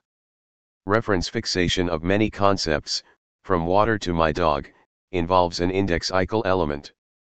The reference of these notions is fixed on the basis of both physical facts and an agent-relative index cycle fact representing the location of an agent using the term in question. Such a fact is determinate for any given agent, so reference fixation is determinate. Supervenience and explanation succeed modulo that index cycle fact. Does indexicality pose a problem for reductive explanation? For arbitrary speakers, perhaps not, as the fact in question can be realisticized away. But for myself, it is not so easy. The index cycle fact expresses something very salient about the world as I find it, that David Chalmers is me. How could one explain this seemingly brute fact? Indeed, is there really a fact here to be explained, as opposed to a tautology? The issue is extraordinarily difficult to get a grip on, but it seems to me that even if the index cycle is not an objective fact about the world, it is a fact about the world as I find it, and it is the world as I find it that needs explanation. The nature of the brute index cycle is quite obscure, though, and it is most unclear how one might explain it. 46. Of course, we can give a reductive explanation of why David Chalmers's utterance of "I am David Chalmers" is true. But this non-indexical fact seems quite different from the indexical fact that I am David Chalmers. It is tempting to look to consciousness. But while an explanation of consciousness might yield an explanation of points of view in general, it is hard to see how it could explain why a seemingly arbitrary one of those points of view is mine, unless solipsism is true. The indexical fact may have to be taken as primitive. If so, then we have a failure of reductive explanation distinct from and analogous to the failure with consciousness. Still, the failure is less worrying than that with consciousness, as the unexplained fact is so thin by comparison to the facts about consciousness in all its glory. Admitting this primitive indexical fact would require far less revision of our materialist worldview than would admitting irreducible facts about conscious experience. Negative facts. As we saw earlier, certain facts involving negative existentials and universal quantifiers are not logically determined by the physical facts, or indeed by any set of localized facts. Consider the following facts about our world: there are no angels, Don Bradman is the greatest cricketer, everything alive is based on DNA. All these could be falsified, consistently with all the physical facts about our world, simply by the addition of some new non-physical stuff, cricket-playing angels made of ectoplasm, for instance. Even addition of facts about conscious experience or indexicality cannot help here. 47. Does this mean that these facts are not reductively explainable? It seems so, insofar as there is no physical explanation of why there is no extra non-physical stuff in our world. That is indeed a further fact. The best way to deal with this situation is to introduce a second-order fact that says of the set of basic particular facts, be they microphysical, phenomenal, indexical, or whatever, that's all this fact says, that all the particular facts about the world are included in or entailed by the given set of facts. From this second-order fact, in conjunction with all the basic particular facts, all the negative facts will follow. This does not constitute a very serious failure of reductive explanation. Presumably there will be such a that's all fact true of any world, and such a fact will never be entailed by the particular facts. It simply expresses the bounded nature of our world, or of any world. It is a cheap way to bring all the negative existential and universally quantified facts within our grasp. Physical laws and causation. On the most plausible accounts of physical laws, these are not logically supervenient on the physical facts, taken as a collection of particular facts about a world's spatio-temporal history. One can see this by noting the logical possibility of a world physically indiscernible from ours over its entire spatio-temporal history, but with different laws. For example, it might be a law of that world that whenever 200 tons of pure gold are assembled in a vacuum, it will transmute into lead. Otherwise its laws are identical, with minor modifications where necessary. As it happens, in the spatio-temporal history of our world, 200 tons of gold are never assembled in a vacuum. It follows that our world and the other world have identical histories, but their laws differ nevertheless. Arguments like this suggest that the laws of nature do not supervene logically on the collection of particular physical facts. 48 By similar arguments one can see that a causal connection between two events is something over and above a regularity between the events. Holders of various Humean views dispute these conclusions, but it seems to me that they have the worse of the arguments here. 49 There is something irreducible in the existence of laws and causation. I have bypassed these problems elsewhere by including physical laws in the supervenian space, but this steps over the metaphysical puzzle rather than answering it. It is true that laws and causation lead to less significant failure of reductive explanation than consciousness. The laws and causal relations are themselves posited to explain existing physical phenomena, namely the manifold regularities present in nature, whereas consciousness is a brute explanandum. Nevertheless, the very existence of such irreducible further facts raises deep questions about their metaphysical nature. Apart from conscious experience and perhaps indecicality, these constitute the only such further facts in which we have any reason to believe. It is not unnatural to speculate that these two non-supervenient kinds, consciousness and causation, may have a close metaphysical relation. Recap. The position we are left with is that almost all facts supervene logically on the physical facts, including physical laws, with possible exceptions for conscious experience, indecicality, and negative existential facts. To put the matter differently, we can say that the facts about the world are exhausted by 1. Particular physical facts, 2. Facts about conscious experience, 3. Laws of nature, 4. A second order that's all fact, and perhaps, 5. An indexical fact about my location. The last two are minor compared to the others, and the status of the last is dubious, but I include them for completeness. Modulo conscious experience and indecicality, it seems that all positive facts are logically supervenient on the physical. To establish this conclusively would require a more detailed examination of all kinds of phenomena, but what we have seen suggests that the conclusion is reasonable. We can sum up the ontological and epistemological situations with a couple of fables. Perhaps there is a grain of truth in the shape of these stories, if not in the details. Creation myth. Creating the world, all God had to do was fix the facts just mentioned. For maximum economy of effort, he first fixed the laws of nature, the laws of physics, and any laws relating physics to conscious experience. Next, he fixed the boundary conditions, perhaps a time slice of physical facts, and maybe the values in a random number generator. These combined with the laws to fix the remaining physical and phenomenal facts. Last, he decreed, that's all. Epistemological myth. At first, I have only facts about my conscious experience. From here, I infer facts about middle-sized objects in the world, and eventually microphysical facts. From regularities in these facts, I infer physical laws, and therefore further physical facts. From regularities between my conscious experience and physical facts, I infer psychophysical laws, and therefore facts about conscious experience in others.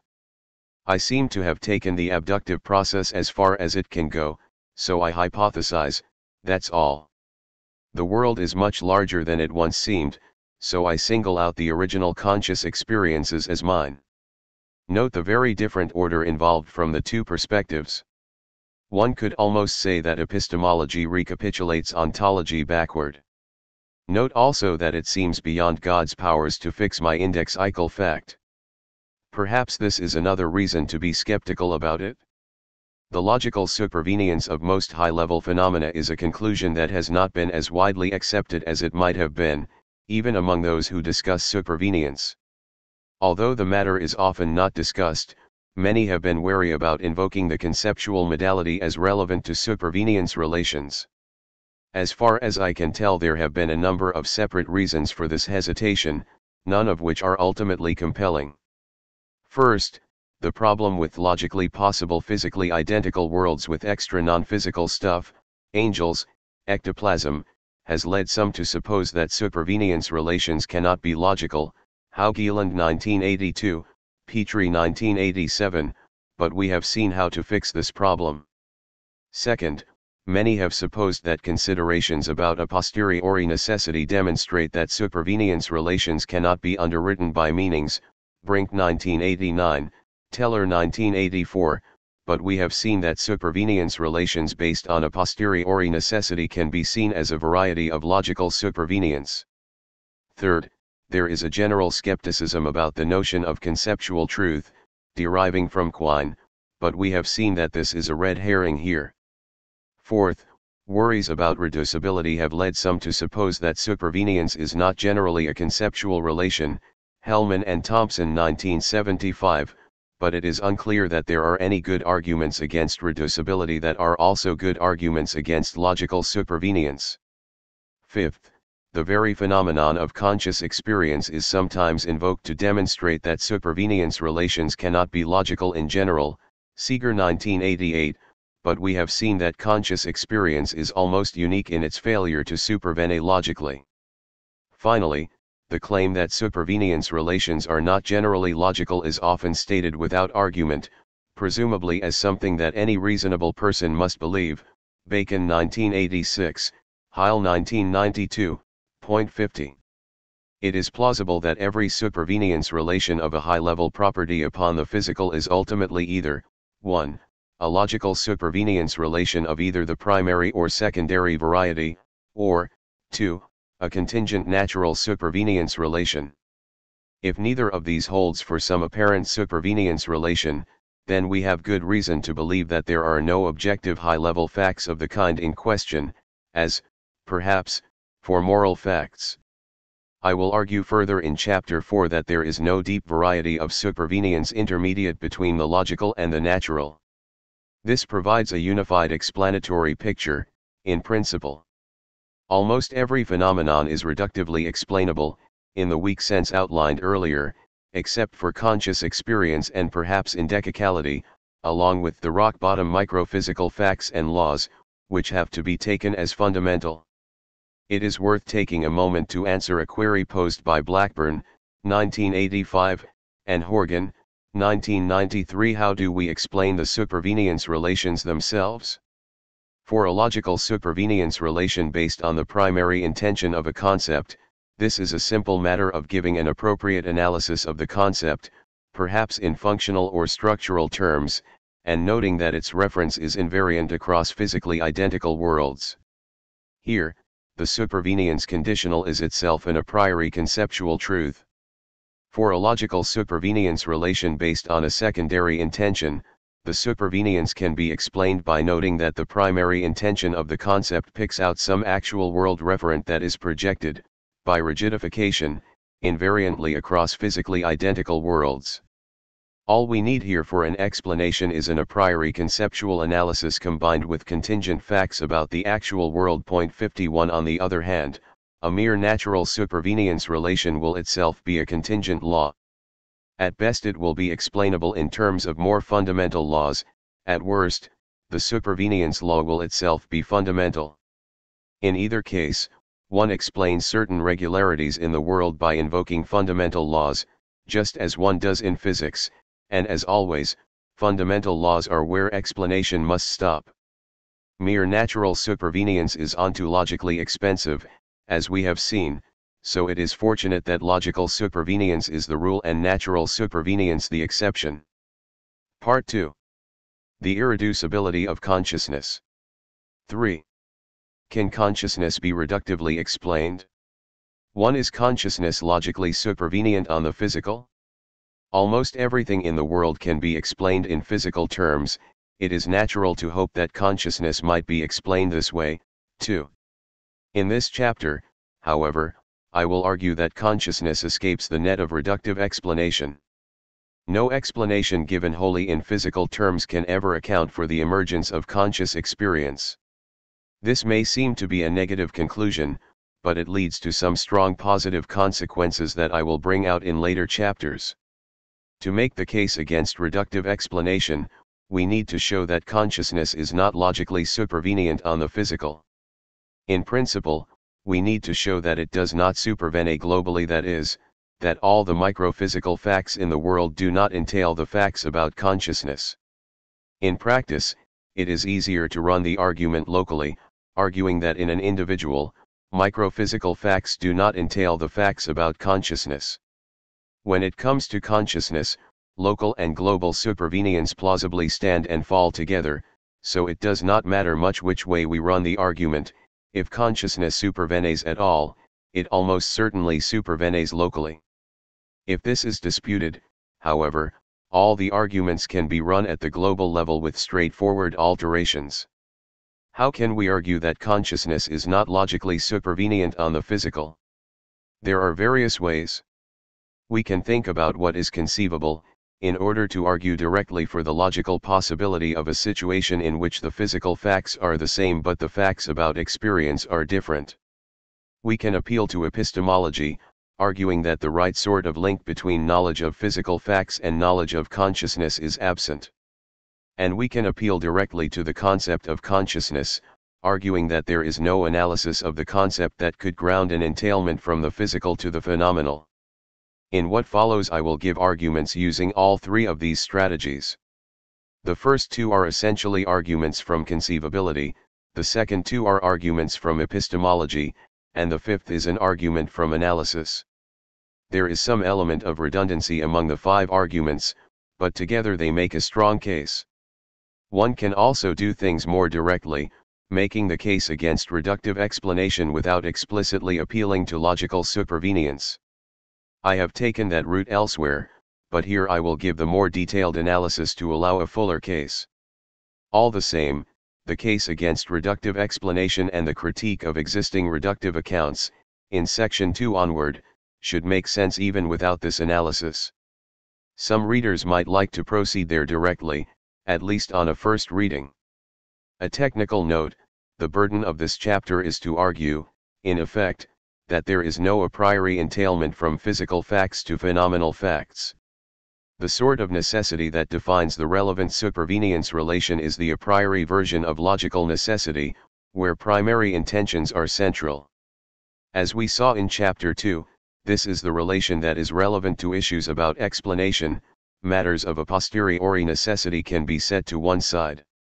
In the next chapter, issues of ontology rather than explanation are central, and I argue separately that there is no a posteriori necessary connection between physical facts and phenomenal facts. Argument 1: the logical possibility of zombies. The most obvious way, although not the only way, to investigate the logical supervenience of consciousness is to consider the logical possibility of a zombie, Someone or something physically identical to me, or to any other conscious being, but lacking conscious experiences altogether. Point 1. At the global level, we can consider the logical possibility of a zombie world, a world physically identical to ours, but in which there are no conscious experiences at all.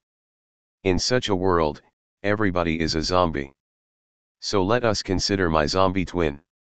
This creature is molecule for molecule identical to me, and identical in all the low-level properties postulated by a completed physics, but he lacks conscious experience entirely. Some might prefer to call a zombie it, but I use the personal pronoun. I have grown quite fond of my zombie twin. To fix ideas, we can imagine that right now I am gazing out the window, experiencing some nice green sensations from seeing the trees outside, having pleasant taste experiences through munching on a chocolate bar, and feeling a dull aching sensation in my right shoulder. Figure 3.1. Calvin and Hobbes on zombies. Calvin and Hobbes, copyright Watterson. Distributed by Universal Press Syndicate. Reprinted with permission. All rights reserved. What is going on in my zombie twin? He is physically identical to me, and we may as well suppose that he is embedded in an identical environment. He will certainly be identical to me functionally. He will be processing the same sort of information, reacting in a similar way to inputs, with his internal configurations being modified appropriately and with indistinguishable behavior resulting. He will be psychologically identical to me, in the sense developed in Chapter 1. He will be perceiving the trees outside, in the functional sense, and tasting the chocolate, in the psychological sense. All of this follows logically from the fact that he is physically identical to me, by virtue of the functional analyses of psychological notions. He will even be conscious in the functional senses described earlier. He will be awake, able to report the contents of his internal states, able to focus attention in various places, and so on. It is just that none of this functioning will be accompanied by any real conscious experience. There will be no phenomenal feel. There is nothing it is like to be a zombie. This sort of zombie is quite unlike the zombies found in Hollywood movies, which tend to have significant functional impairments. Figure 3.1. The sort of consciousness that Hollywood zombies most obviously lack is a psychological version. Typically, they have little capacity for introspection and lack a refined ability to voluntarily control behavior. They may or may not lack phenomenal consciousness. As Bloch, 1995, points out, it is reasonable to suppose that there is something it tastes like when they eat their victims. We can call these psychological zombies. I am concerned with phenomenal zombies, which are physically and functionally identical, but which lack experience. Perhaps it is not surprising that phenomenal zombies have not been popular in Hollywood, as there would be obvious problems with their depiction. The idea of zombies as I have described them is a strange one. For a start, it is unlikely that zombies are naturally possible. In the real world, it is likely that any replica of me would be conscious. For this reason, it is most natural to imagine unconscious creatures as physically different from conscious ones exhibiting impaired behavior, for example. But the question is not whether it is plausible that zombies could exist in our world, or even whether the idea of a zombie replica is a natural one. The question is whether the notion of a zombie is conceptually coherent. The mere intelligibility of the notion is enough to establish the conclusion. Arguing for a logical possibility is not entirely straightforward. How, for example, would one argue that a mile-high unicycle is logically possible? It just seems obvious. Although no such thing exists in the real world, the description certainly appears to be coherent. If someone objects that it is not logically possible, it merely seems that way. There is little we can say, except to repeat the description and assert its obvious coherence. It seems quite clear that there is no hidden contradiction lurking in the description. I confess that the logical possibility of zombies seems equally obvious to me. A zombie is just something physically identical to me, but which has no conscious experience. All is dark inside. While this is probably empirically impossible, it certainly seems that a coherent situation is described. I can discern no contradiction in the description. In some ways an assertion of this logical possibility comes down to a brute intuition, but no more so than with the unicycle. Almost everybody, it seems to me, is capable of conceiving of this possibility. Some may be led to deny the possibility in order to make some theory come out right, but the justification of such theories should ride on the question of possibility, rather than the other way around. In general, a certain burden of proof lies on those who claim that a given description is logically impossible. If someone truly believes that a mile-high unicycle is logically impossible, she must give us some idea of where a contradiction lies, whether explicit or implicit. If she cannot point out something about the intentions of the concepts mile-high and unicycle that might lead to a contradiction, then her case will not be convincing. On the other hand, it is no more convincing to give an obviously false analysis of the notions in question to assert, for example, that for something to qualify as a unicycle it must be shorter than the Statue of Liberty. If no reasonable analysis of the terms in question points toward a contradiction, or even makes the existence of a contradiction plausible, then there is a natural assumption in favor of logical possibility. That being said, there are some positive things that proponents of logical possibility can do to bolster their case. They can exhibit various indirect arguments, appealing to what we know about the phenomena in question and the way we think about hypothetical cases involving these phenomena, in order to establish that the obvious logical possibility really is a logical possibility, and really is obvious. One might spin a fantasy about an ordinary person riding a unicycle, when suddenly the whole system expands 1,000-fold. Or one might describe a series of unicycles, each bigger than the last. In a sense, these are all appeals to intuition, and an opponent who wishes to deny the possibility can in each case assert that our intuitions have misled us, but the very obviousness of what we are describing works in our favor, and helps shift the burden of proof further onto the other side.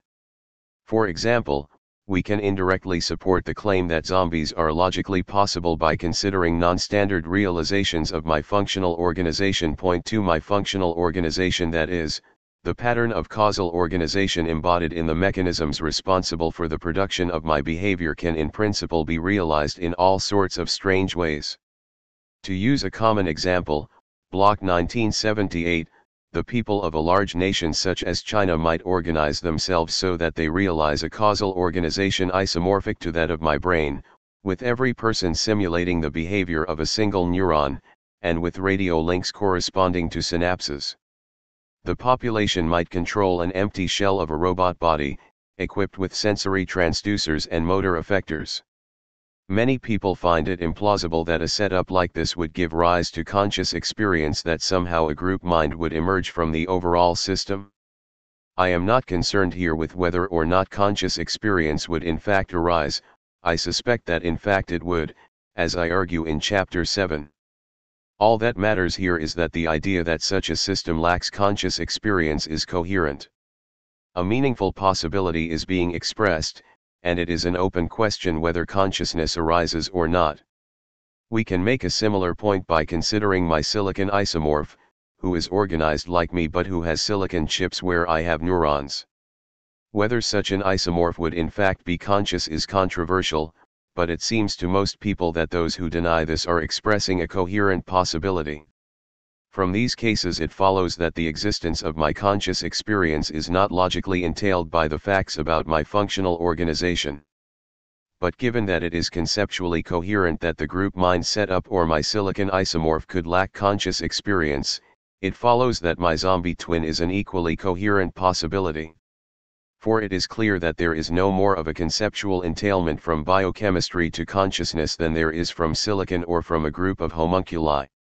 If the silicon isomorph without conscious experience is conceivable, we need only substitute neurons for silicon in the conception while leaving functional organization constant, and we have my zombie twin. Nothing in this substitution could force experience into the conception. These implementational differences are simply not the sort of thing that could be conceptually relevant to experience.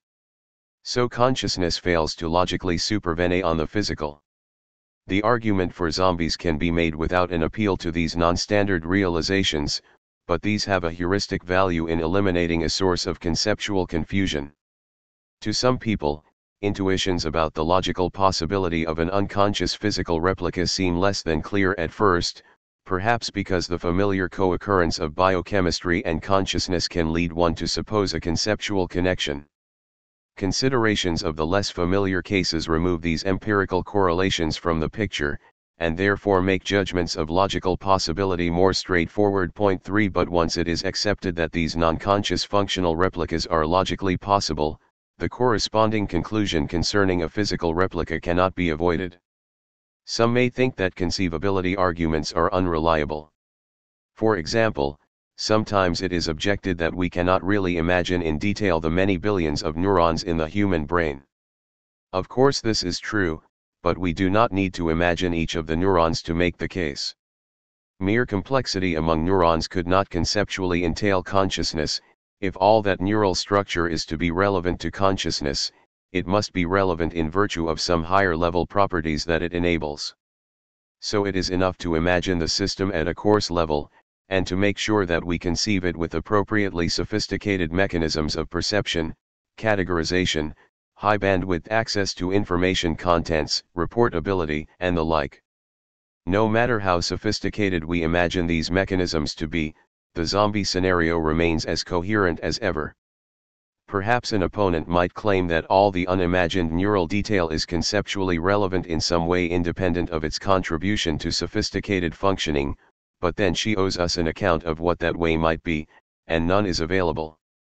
Those implementational details simply lie at the wrong level to be conceptually relevant to consciousness. It is also sometimes said that conceivability is an imperfect guide to possibility. The main way that conceivability and possibility can come apart is tied to the phenomenon of a posteriori necessity.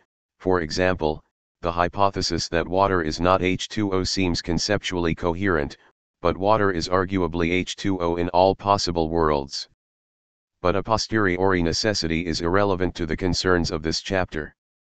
As we saw in the last chapter, explanatory connections are grounded in a priori entailments from physical facts to high-level facts. The relevant kind of possibility is to be evaluated using the primary intentions of the terms involved, instead of the secondary intentions that are relevant to a posteriori necessity. So even if a zombie world is conceivable only in the sense in which it is conceivable that water is not H2O, that is enough to establish that consciousness cannot be reductively explained. Those considerations aside, the main way in which conceivability arguments can go wrong is by subtle conceptual confusion. If we are insufficiently reflective, we can overlook an incoherence in a purported possibility, by taking a conceived of situation and misdescribing it. For example, one might think that one can conceive of a situation in which Fermat's last theorem is false, by imagining a situation in which leading mathematicians declare that they have found a counterexample. But given that the theorem is actually true, this situation is being misdescribed. It is really a scenario in which Fermat's last theorem is true, and in which some mathematicians make a mistake. Importantly, though, this kind of mistake always lies in the a priori domain, as it arises from the incorrect application of the primary intentions of our concepts to a conceived situation. Sufficient reflection will reveal that the concepts are being incorrectly applied, and that the claim of logical possibility is not justified. So the only route available to an opponent here is to claim that in describing the zombie world as a zombie world, we are misapplying the concepts, and that in fact there is a conceptual contradiction lurking in the description. Perhaps if we thought about it clearly enough, we would realize that by imagining a physically identical world, we are thereby automatically imagining a world in which there is conscious experience. But then the burden is on the opponent to give us some idea of where the contradiction might lie in the apparently quite coherent description. If no internal incoherence can be revealed, then there is a very strong case that the zombie world is logically possible. As before, I can detect no internal incoherence.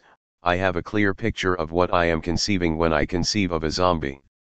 Still, some people find conceivability arguments difficult to adjudicate, particularly where strange ideas such as this one are concerned. It is therefore fortunate that every point made using zombies can also be made in other ways, for example by considering epistemology and analysis. To many, arguments of the latter sort, such as arguments 3 to 5 below, are more straightforward and therefore make a stronger foundation in the argument against logical supervenience. But zombies at least provide a vivid illustration of important issues in the vicinity. Argument 2, the inverted spectrum.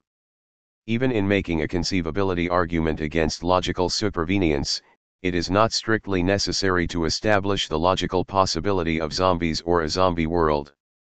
It suffices to establish the logical possibility of a world physically identical to ours in which the facts about conscious experience are merely different from the facts in our world, without conscious experience being absent entirely. As long as some positive fact about experience in our world does not hold in a physically identical world, then consciousness does not logically supervene. It is therefore enough to note that one can coherently imagine a physically identical world in which conscious experiences are inverted, or, at the local level, imagine a being physically identical to me but with inverted conscious experiences.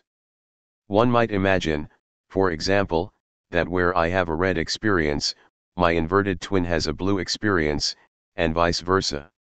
Of course he will call his blue experiences red, but that is irrelevant. What matters is that the experience he has of the things we both call red blood, fire engines, and so on is of the same kind as the experience I have of the things we both call blue, such as the sea and the sky. The rest of his color experiences are systematically inverted with respect to mine, in order that they cohere with the red-blue inversion. Perhaps the best way to imagine this happening with human color experiences is to imagine that two of the axes of our three-dimensional color space are switched. The red-green axis is mapped onto the yellow-blue axis, and vice versa. Point 4. To achieve such an inversion in the actual world, presumably we would need to rewire neural processes in an appropriate way, but as a logical possibility, it seems entirely coherent that experiences could be inverted while physical structure is duplicated exactly. Nothing in the neurophysiology dictates that one sort of processing should be accompanied by red experiences rather than by yellow experiences. It is sometimes objected, Harrison 1973, Harden 1987, that human color space is asymmetrical in a way that disallows such an inversion. For instance, certain colors have a warmth or coolness associated with them, and warmth and coolness appear to be directly associated with different functional roles. Example: warmth is perceived as positive, whereas coolness is perceived as negative. If a warm color and a cool color were switched, then the warm phenomenal field would become dissociated from the warm functional role. A cool green experience would be reported as positive rather than negative, and so on. In a similar way, there seem to be more discriminable shades of red than of yellow, so swapping red experiences with yellow experiences directly might lead to the odd situation in which a subject could functionally discriminate more shades of yellow than are distinguishable phenomenologically. Perhaps there are enough asymmetries in color space that any such inversion would lead to a strange dissociation of phenomenal feel from the appropriate functional role. There are three things we can say in response to this. First, there does not seem to be anything incoherent about the notion of such a dissociation, example cool phenomenology with warm reactions, although it is admittedly an odd idea. 5 instead of mapping red precisely onto blue and vice versa, one can imagine that these are mapped onto slightly different colors. For example, red might be mapped onto a warm version of blue, as Levine 1991 suggests, or even onto color not in our color space at all. In the red-yellow case, we might imagine that red is mapped onto an extended range of yellow experiences, in which more discrimination is available. There is no reason why spectrum inversion scenarios must involve colors drawn from the usual color space. Third, perhaps the most compelling response is to argue, with Shoemaker 1982, that even if our own color space is asymmetrical, there certainly could be creatures whose color space is symmetrical. For example, there is probably a naturally possible creature who sees, and experiences, precisely two colors, A and B, which correspond to distinct, well-separated ranges of light wavelengths, and for which the distinction between the two exhausts the structure of the color space. It seems entirely coherent to imagine two such creatures that are physically identical, but whose experiences of A and B are inverted. That is enough to make the point. Even many reductive materialists, example Shoemaker 1982, have conceded that it is coherent that one's color experiences might be inverted while one's functional organization stays constant. It is allowed that a system with different underlying neurophysiological properties, or with something like silicon in place of neurobiology, might have different color experiences. But once this is granted, it follows automatically that inversion of experiences in a physical replica is at least conceptually coherent. The extra neurophysiological properties that are constrained in such a case are again not the kind of thing that could logically determine the nature of the experience.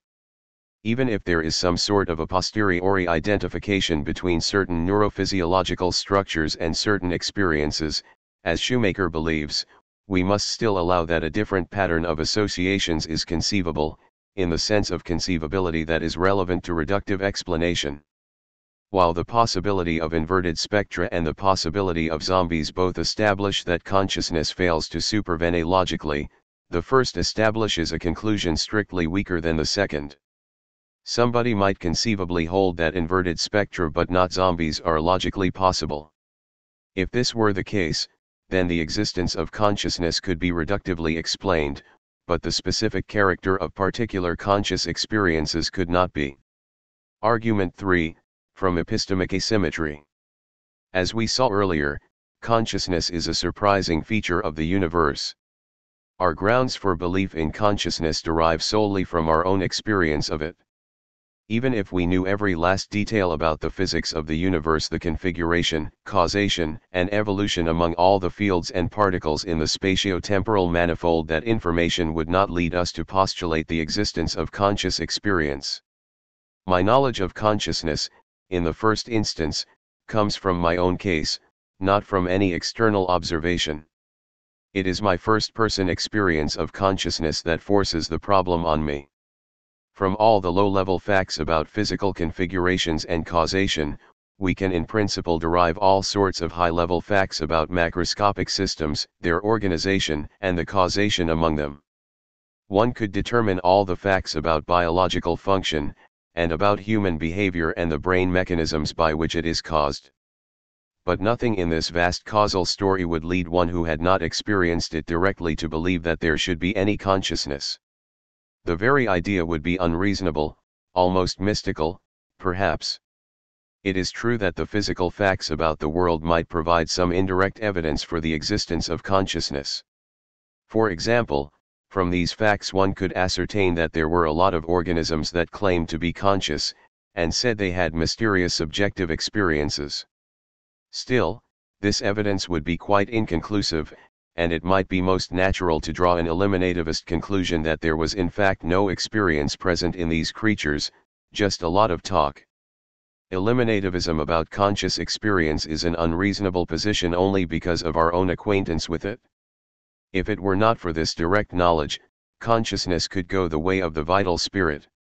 To put it another way, there is an epistemic asymmetry in our knowledge of consciousness that is not present in our knowledge of other phenomena. 6 Our knowledge that conscious experience exists derives primarily from our own case, with external evidence playing at best a secondary role. The point can also be made by pointing to the existence of a problem of other minds. Even when we know everything physical about other creatures, we do not know for certain that they are conscious, or what their experiences are, although we may have good reason to believe that they are. It is striking that there is no problem of other lives, or of other economies, or of other heights. There is no epistemic asymmetry in those cases, precisely because those phenomena are logically supervenient on the physical. The epistemic asymmetry in knowledge of consciousness makes it clear that consciousness cannot logically supervene. If it were logically supervenient, there would be no such epistemic asymmetry. A logically supervenient property can be detected straightforwardly on the basis of external evidence, and there is no special role for the first-person case. To be sure, there are some supervenient properties, memory, perhaps, that are more easily detected in the first-person case. But this is just a matter of how hard one has to work. The presence of memory is just as accessible from the third person, in principle, as from the first person. The epistemic asymmetry associated with consciousness is much more fundamental, and it tells us that no collection of facts about complex causation in physical systems adds up to a fact about consciousness. Argument 4, the knowledge argument. The most vivid argument against the logical supervenience of consciousness is suggested by Jackson, 1982, following related arguments by Nagel, 1974, and others. Imagine that we are living in an age of a completed neuroscience, where we know everything there is to know about the physical processes within our brain responsible for the generation of our behavior. Mary has been brought up in a black and white room and has never seen any colors except for black, white, and shades of gray. 7 She is nevertheless one of the world's leading neuroscientists, specializing in the neurophysiology of color vision. She knows everything there is to know about the neural processes involved in visual information processing, about the physics of optical processes, and about the physical makeup of objects in the environment. But she does not know what it is like to see red. No amount of reasoning from the physical facts alone will give her this knowledge.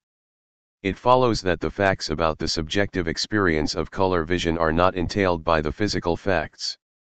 If they were, Mary could in principle come to know what it is like to see red on the basis of her knowledge of the physical facts. But she cannot.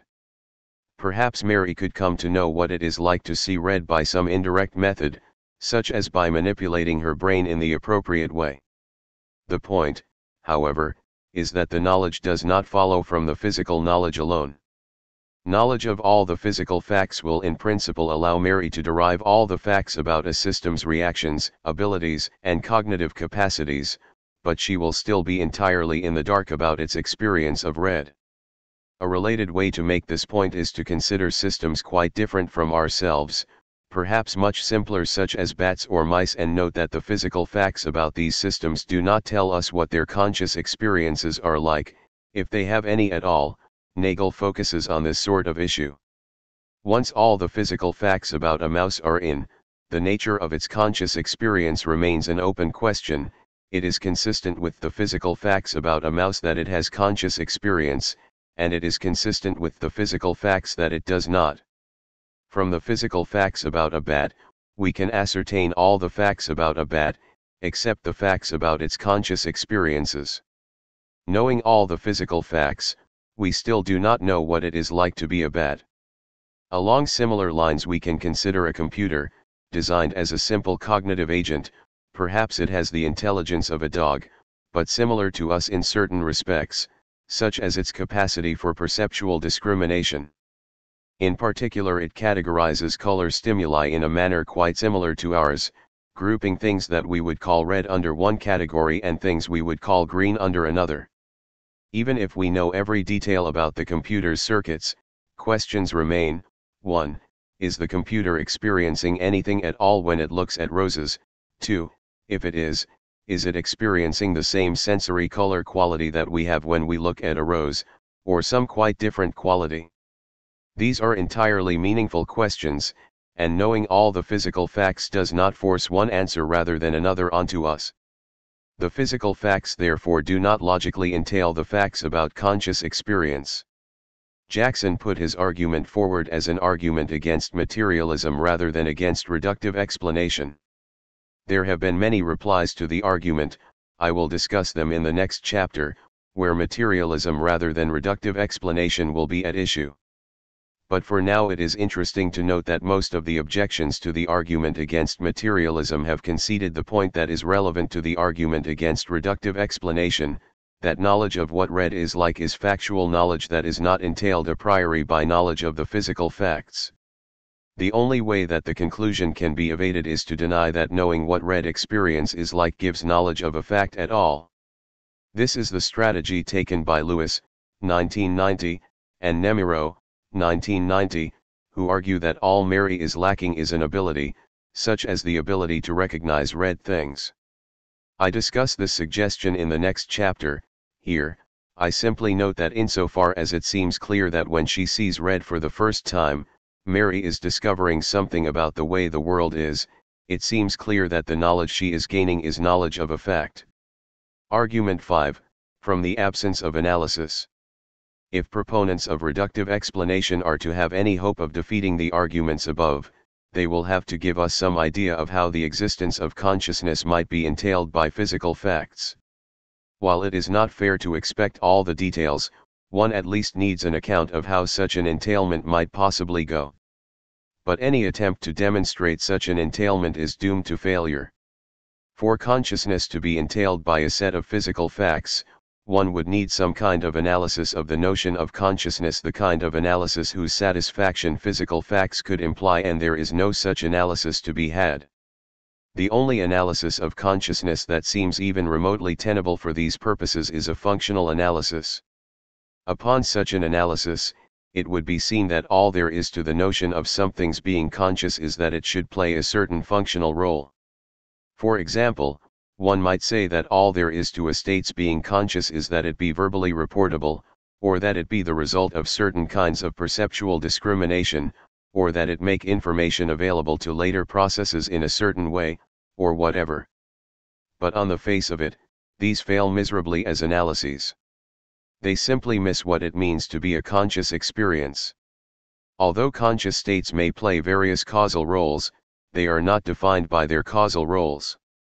Rather, what makes them conscious is that they have a certain phenomenal feel, and this feel is not something that can be functionally defined away. To see how unsatisfactory these analyses are, note how they trivialize the problem of explaining consciousness. Suddenly, all we have to do to explain consciousness is explain our ability to make certain verbal reports, or to perform certain sorts of discrimination, or to manifest some other capacity. But on the face of it, it is entirely conceivable that one could explain all these things without explaining a thing about consciousness itself, that is, without explaining the experience that accompanies the report or the discrimination. To analyze consciousness in terms of some functional notion is either to change the subject or to define away the problem. One might as well define world peace as a ham sandwich. Achieving world peace becomes much easier, but it is a hollow achievement. Functional analyses of consciousness can also be argued against on more specific grounds. For example, any functionally analyzed concept will have a degree of semantic indeterminacy. Does a mouse have beliefs? Do bacteria learn? Is a computer virus alive? The best answer to these questions is usually in a sense yes, in a sense no. It all depends on how we draw the boundaries in the concepts, and in any high-level functional concepts the boundaries will be vague. But compare, does a mouse have conscious experience? Does a virus? These are not matters for stipulation. Either there is something that it is like to be a mouse or there is not, and it is not up to us to define the mouse's experience into or out of existence. To be sure, there is probably a continuum of conscious experience from the very faint to the very rich, but if something has conscious experience, however faint, we cannot stipulate it away. This determinacy could not be derived from any functional analysis of the concepts in the vicinity of consciousness, as the functional concepts in the vicinity are all somewhat vague. If so, it follows that the notion of consciousness cannot be functionally analyzed. Another objection is that the functionalist analysis collapses the important distinction, outlined in Chapter 1, between the notions of awareness and consciousness. Presumably, if consciousness is to be functionally analyzed, it will be analyzed roughly as we analyzed awareness then, in terms of a certain accessibility of information in later processing and in the control of behavior. Awareness is a perfectly good concept, but it is quite distinct from the concept of conscious experience. The functionalist treatment collapses the two notions of consciousness and awareness into one, and therefore does not do justice to our conceptual system. The alternatives to functional analysis look even worse. It is most unclear that there could be any other kind of analysis appropriate for reductive explanation. The only alternative might be a structural analysis. Perhaps consciousness could be analyzed as some sort of biochemical structure, but that analysis would be even more clearly inadequate. Whether or not consciousness is a biochemical structure, that is not what consciousness means. To analyze consciousness that way again trivializes the explanatory problem by changing the subject. It seems that the concept of consciousness is irreducible, being characterizable only in terms of concepts that themselves involve consciousness. Note that this is quite unlike the sort of irreducibility that is sometimes supposed to hold for high-level concepts in general. We have seen that many high-level notions have no crisp definitions, and no manageable analyses in terms of necessary and sufficient conditions. Nevertheless, as we saw in the last chapter, these concepts at least have rough and ready analyses that get us into the ballpark, although they will inevitably fail to do justice to the details. Most importantly, it is easy to see that properties such as life, learning, and so on can be analyzed as functional properties, even if spelling out the details of just which functional property is a difficult matter. Even though these properties lack crisp functional definitions, they are nevertheless quite compatible with entailment by the physical facts. The problems with consciousness are in a different league. Here, the purported analyses do not even get into the ballpark. In a much starker way, they completely fail to characterize what needs to be explained. There is no temptation to even try to add epiclecles to a purported functional analysis of consciousness in order to make it satisfactory, as there is with similar analyses of life and of learning. Consciousness is simply not to be characterized as a functional property in the first place. The same goes for analyses of consciousness as a structural property, or in other reductive terms. There is therefore no way for an entailment from physical facts to consciousness to get off the ground. 2. The failure of reductive explanation. The failure of consciousness to logically supervene on the physical tells us that no reductive explanation of consciousness can succeed. Given any account of the physical processes purported to underlie consciousness, there will always be a further question: why are these processes accompanied by conscious experience? For most other phenomena, such a question is easily answered. The physical facts about those processes entail the existence of the phenomena. For a phenomenon such as life, for example, the physical facts imply that certain functions will be performed, and the performance of those functions is all we need to explain in order to explain life. But no such answer will suffice for consciousness. Physical explanation is well suited to the explanation of structure and of function. Structural properties and functional properties can be straightforwardly entailed by a low-level physical story, and so are clearly apt for reductive explanation. And almost all the high-level phenomena that we need to explain ultimately come down to structure or function. Think of the explanation of waterfalls, planets, digestion, reproduction, language. But the explanation of consciousness is not just a matter of explaining structure and function. Once we have explained all the physical structure in the vicinity of the brain, and we have explained how all the various brain functions are performed, there is a further sort of explanandum, consciousness itself. Why should all this structure and function give rise to experience? The story about the physical processes does not say. We can put this in terms of the thought experiments given earlier. Any story about physical processes applies equally to me and to my zombie twin. It follows that nothing in that story says why, in my case, consciousness arises. Similarly, any story about physical processes applies equally to my inverted twin, who sees blue where I see red. It follows that nothing in that story says why my experience is of one variety rather than another. The very fact that it is logically possible that the physical facts could be the same while the facts about consciousness are different shows us that, as Levine, 1983, has put it, there is an explanatory gap between the physical level and conscious experience. If this is right, the fact that consciousness accompanies a given physical process is a further fact, not explainable simply by telling the story about the physical facts. In a sense, the accompaniment must be taken as brute. We might try to systematize and explain these brute facts in terms of some simple underlying pattern, but there will always remain an element here that is logically independent of the physical story. Perhaps we might get some kind of explanation by combining the underlying physical facts with certain further bridging principles that link the physical facts with consciousness, but this explanation will not be a reductive one.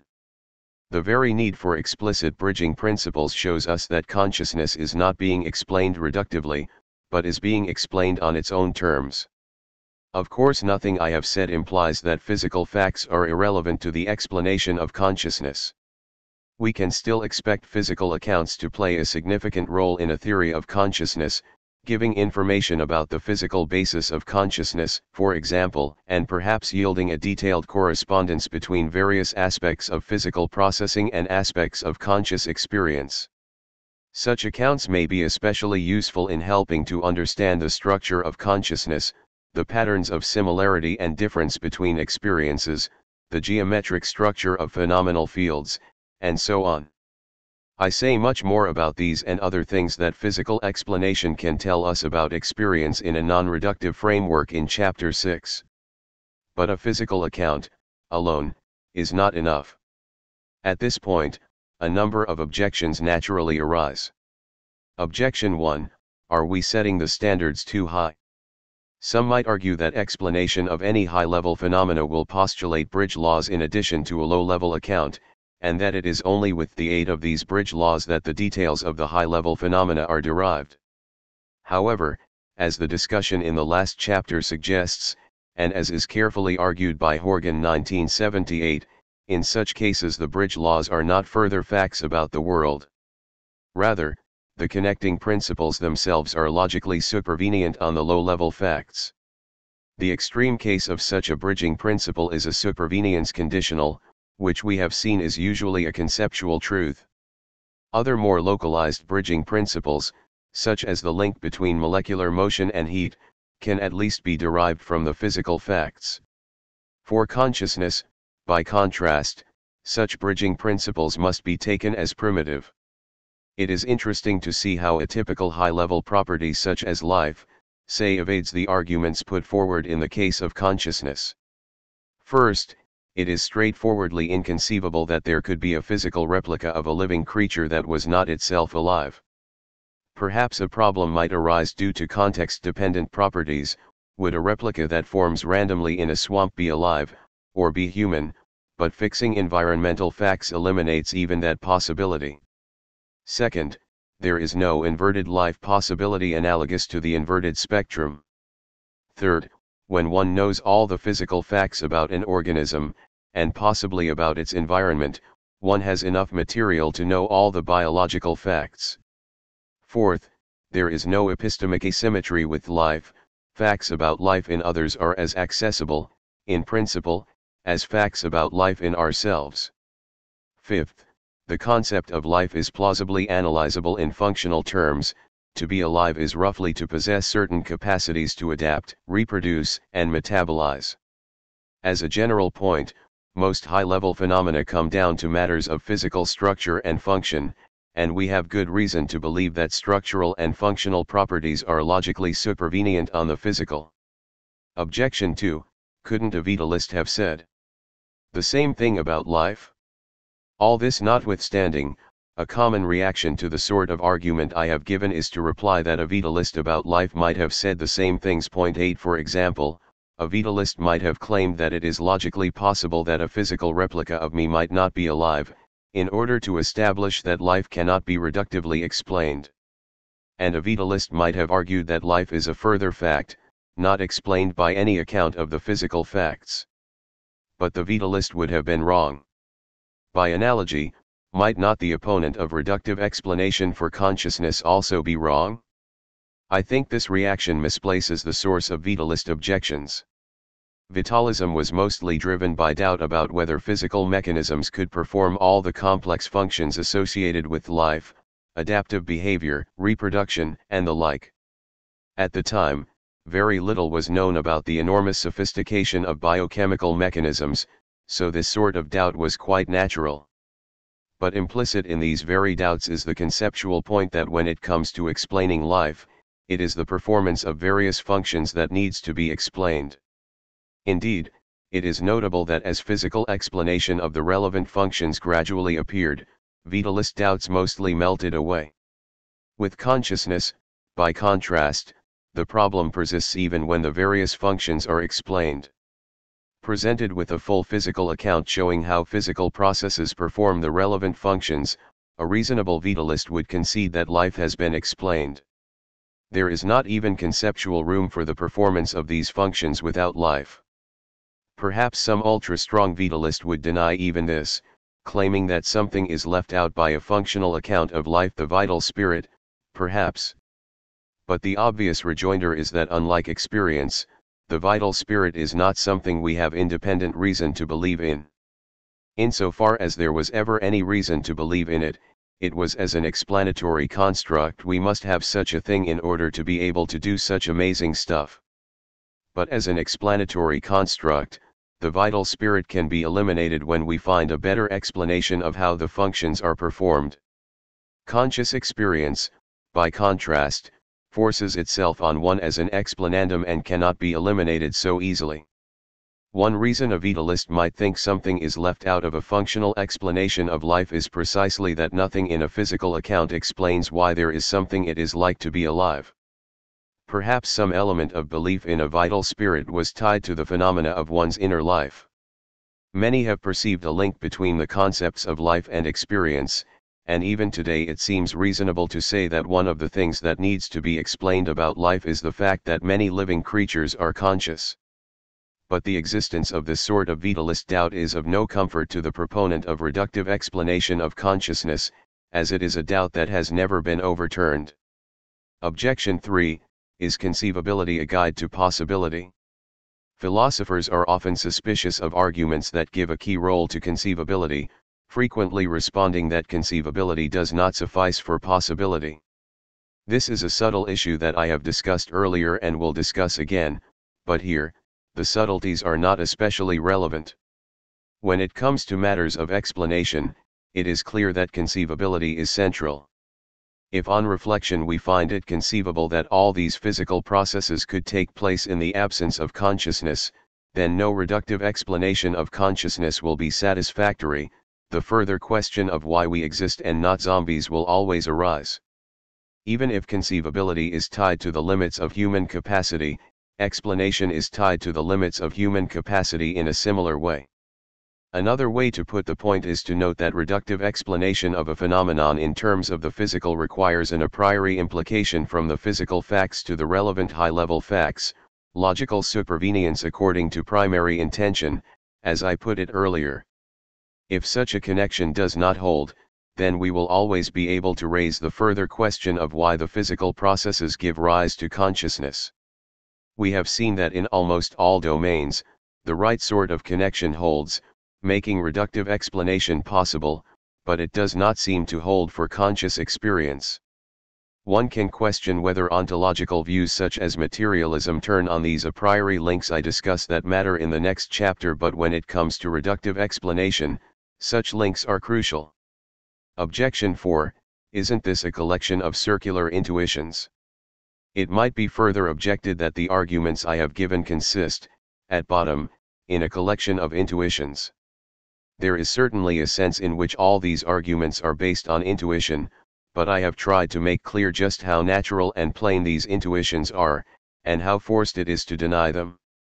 The main intuition at work is that there is something to be explained, some phenomenon associated with first-person experience that presents a problem not presented by observation of cognition from the third-person point of view. Given the premise that some explanandum is forced on us by first-person experience that is not forced on us by third-person observation, most of the arguments above fall out. It follows immediately, for example, that what needs to be explained cannot be analyzed as the playing of some functional role, for the latter phenomenon is revealed to us by third-person observation and is much more straightforward. The intuition at work here is the very raison d'être of the problem of consciousness. The only consistent way to get around the intuitions is to deny the problem and the phenomenon altogether. One can always, at least when speaking philosophically, deny the intuitions altogether, and deny that there is anything, apart from the performance of various functions, that needs explaining. But if one takes consciousness seriously, the conclusions for which I am arguing must follow. Objection 5, doesn't all explanation have to stop somewhere? A final objection is that no explanation gives one something for nothing, all explanation has to stop somewhere. In explaining the motion of the planets, for example, one takes the laws of gravity and the existence of mass for granted. Perhaps we should simply take something for granted in this case, too. I am sympathetic with this point. I think we do have to take something for granted in explaining consciousness. But in doing so we inevitably move beyond a reductive explanation. Indeed, this sort of analogy lends support to the non-reductive position I am advocating. We take the laws of physics for granted because they are fundamental laws. If we take a link between physical processes and conscious experience for granted, this suggests that the link should be taken as fundamental in the same way. I return to this point in the next chapter. 3. Cognitive modeling. In this and the sections that follow, I illustrate the failure of reductive explanation by giving a critique of a number of accounts of consciousness that have been proposed by researchers in various disciplines. Not all of these proposals have been put forward as reductive explanations of conscious experience, although they have often been interpreted this way, but in any case, it is instructive to see just what these accounts can and cannot achieve. Along the way, it is interesting to note these researchers' varying attitudes to the hard questions about conscious experience. First, I will consider accounts based on cognitive modeling. Cognitive modeling works well for most problems in cognitive science. By exhibiting a model of the causal dynamics involved in cognitive processes, one can explain the causation of behavior in a cognitive agent. This provides a valuable kind of explanation for psychological phenomena, such as learning, memory, perception, control of action, attention, categorization, linguistic behavior, and so on. If we have a model that captures the causal dynamics of someone who is learning, for example, it follows that anything instantiating those dynamics in the right environment will be learning. From the model we can see how certain functions are performed, and this is all we have to explain learning.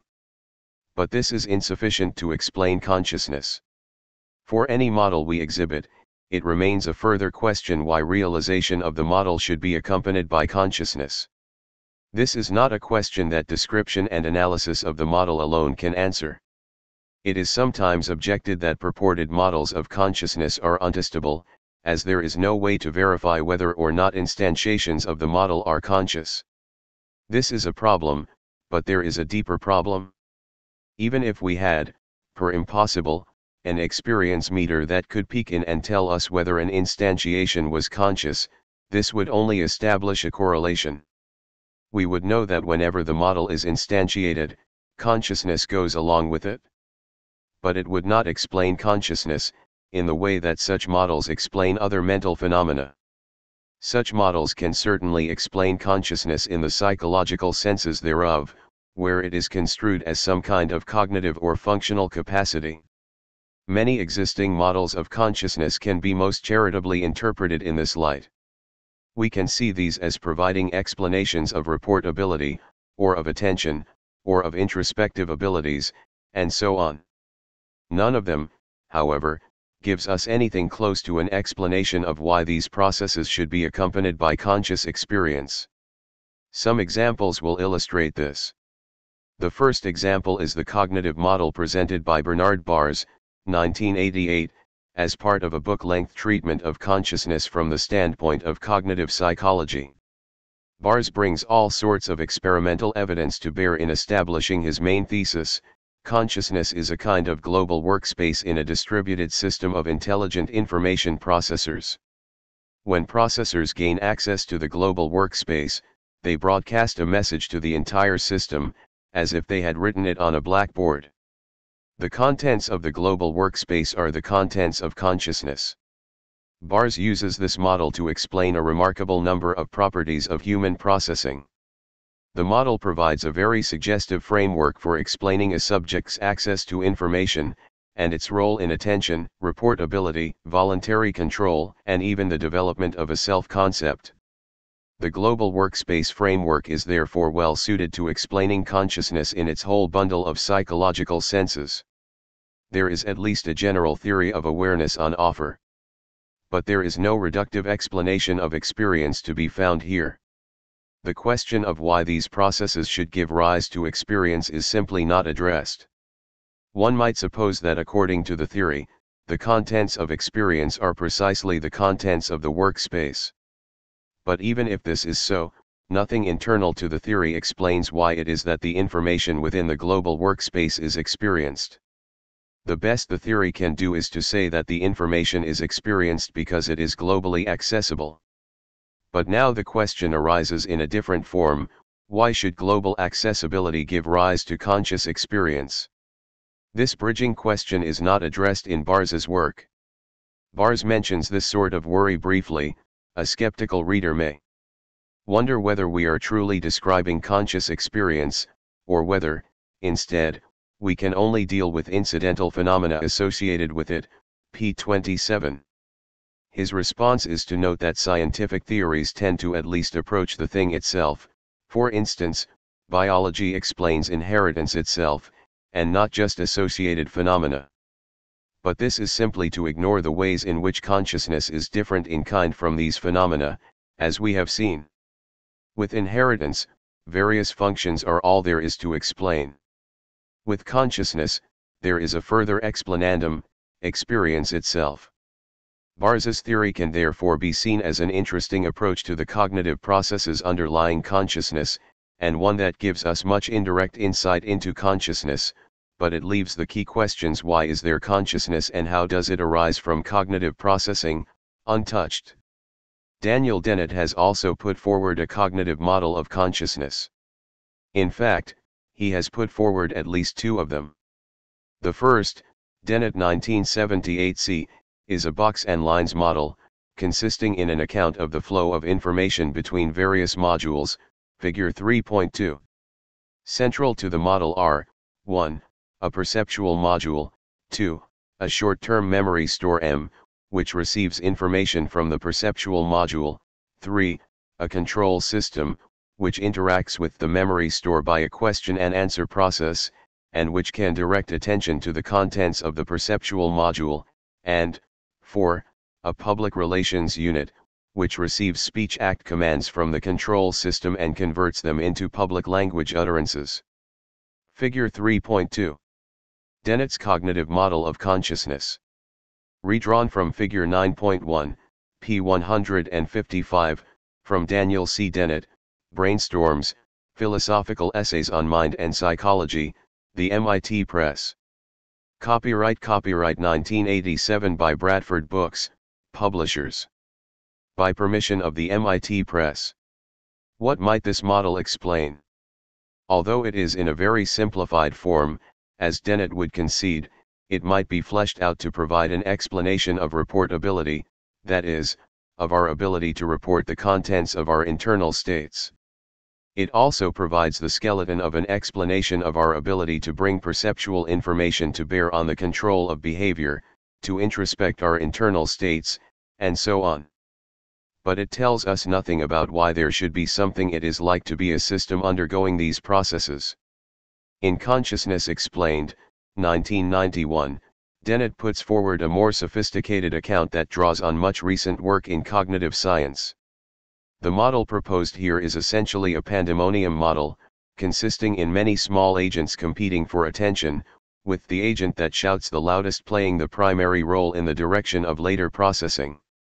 On this model there is no central headquarters of control, but multiple channels exerting simultaneous influence.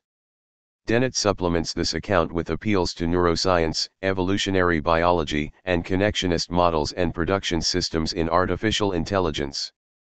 The complexity of this account notwithstanding, it is directed at largely the same phenomena as the earlier account. If successful, it would provide an explanation of reportability, and more generally of the influence of various sorts of information on the control of behavior. It also provides a potential explanation of the focus of attention. It gives a provocative account of some of our cognitive capacities, but it goes no further than the previous model in telling us why there should be conscious experience in the vicinity of these capacities.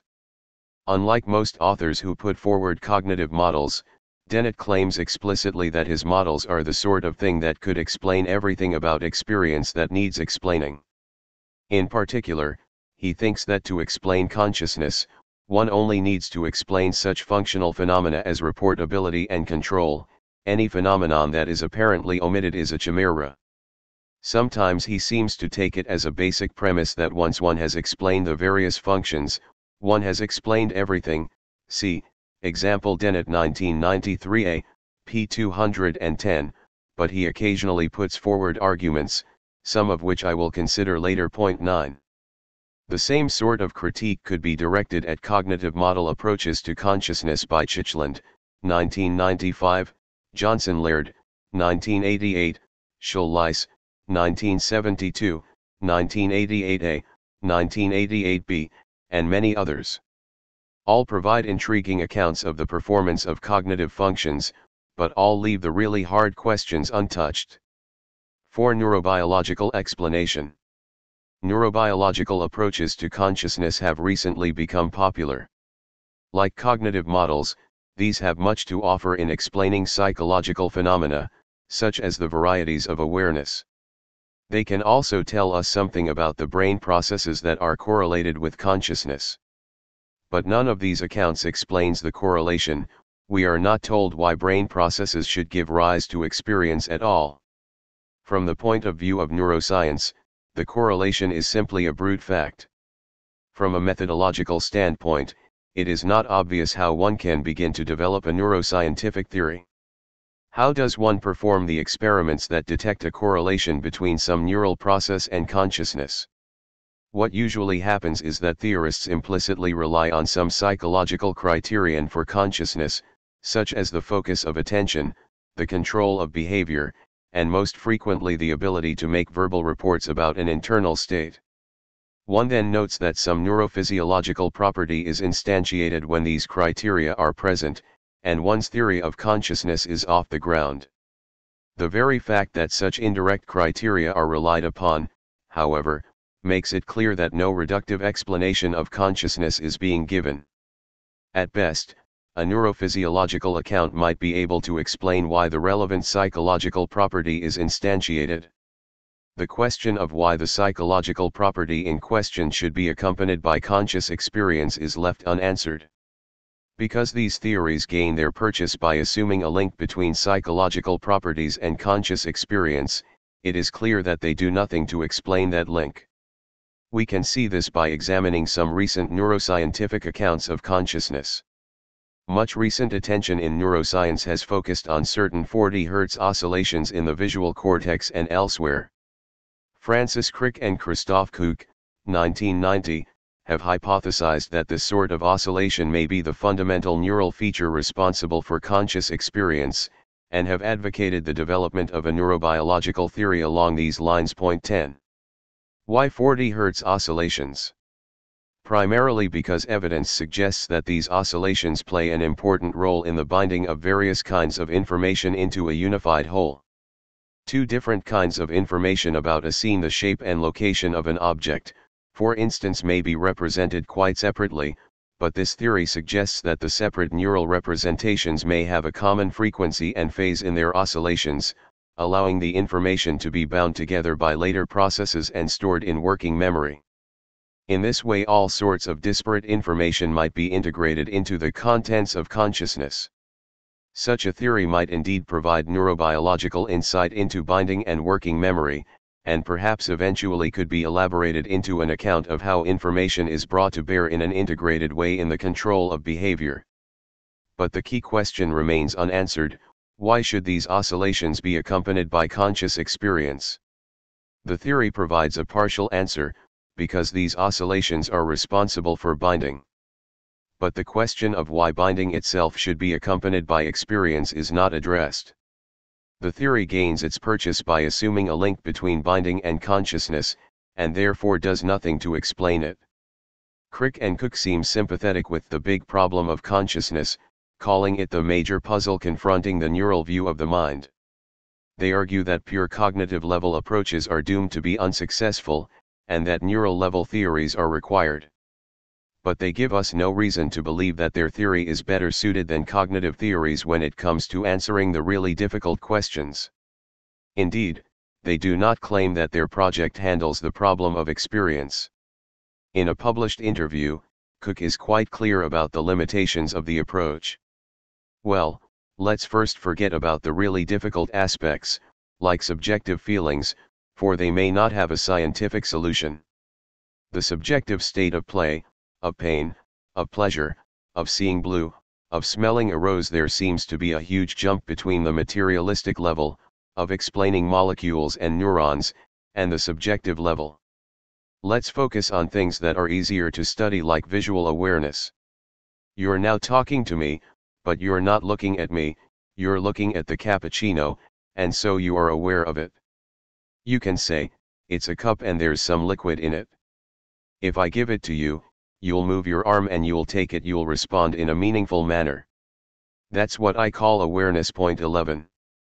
Another neurophysiological theory of consciousness has been outlined by Gerald Edelman in The Remembered Present, 1989, and other books and articles.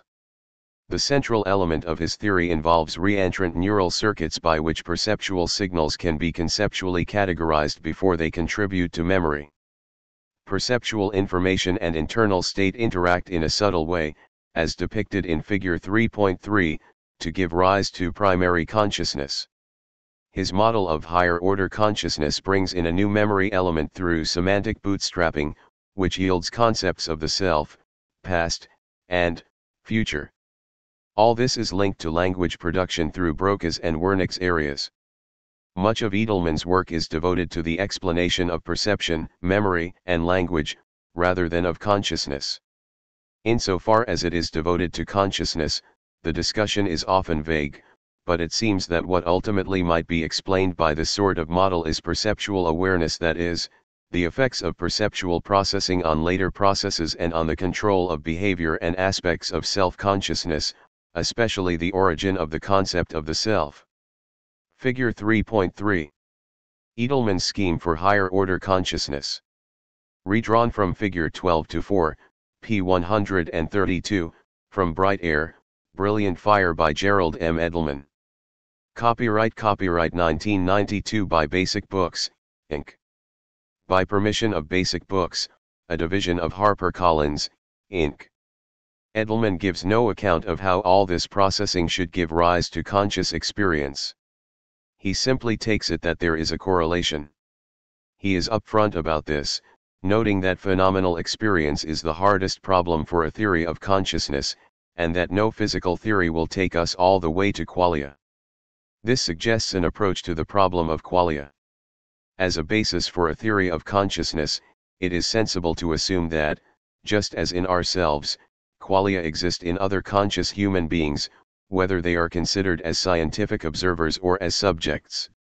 We can then take human beings to be the best canonical referent for the study of consciousness. This is justified by the fact that human subjective reports, including those about qualia, actions, and brain structures and function, can all be correlated. After building a theory based on the assumption that qualia exist in human beings, we can then look anew at some of the properties of qualia based on these correlations.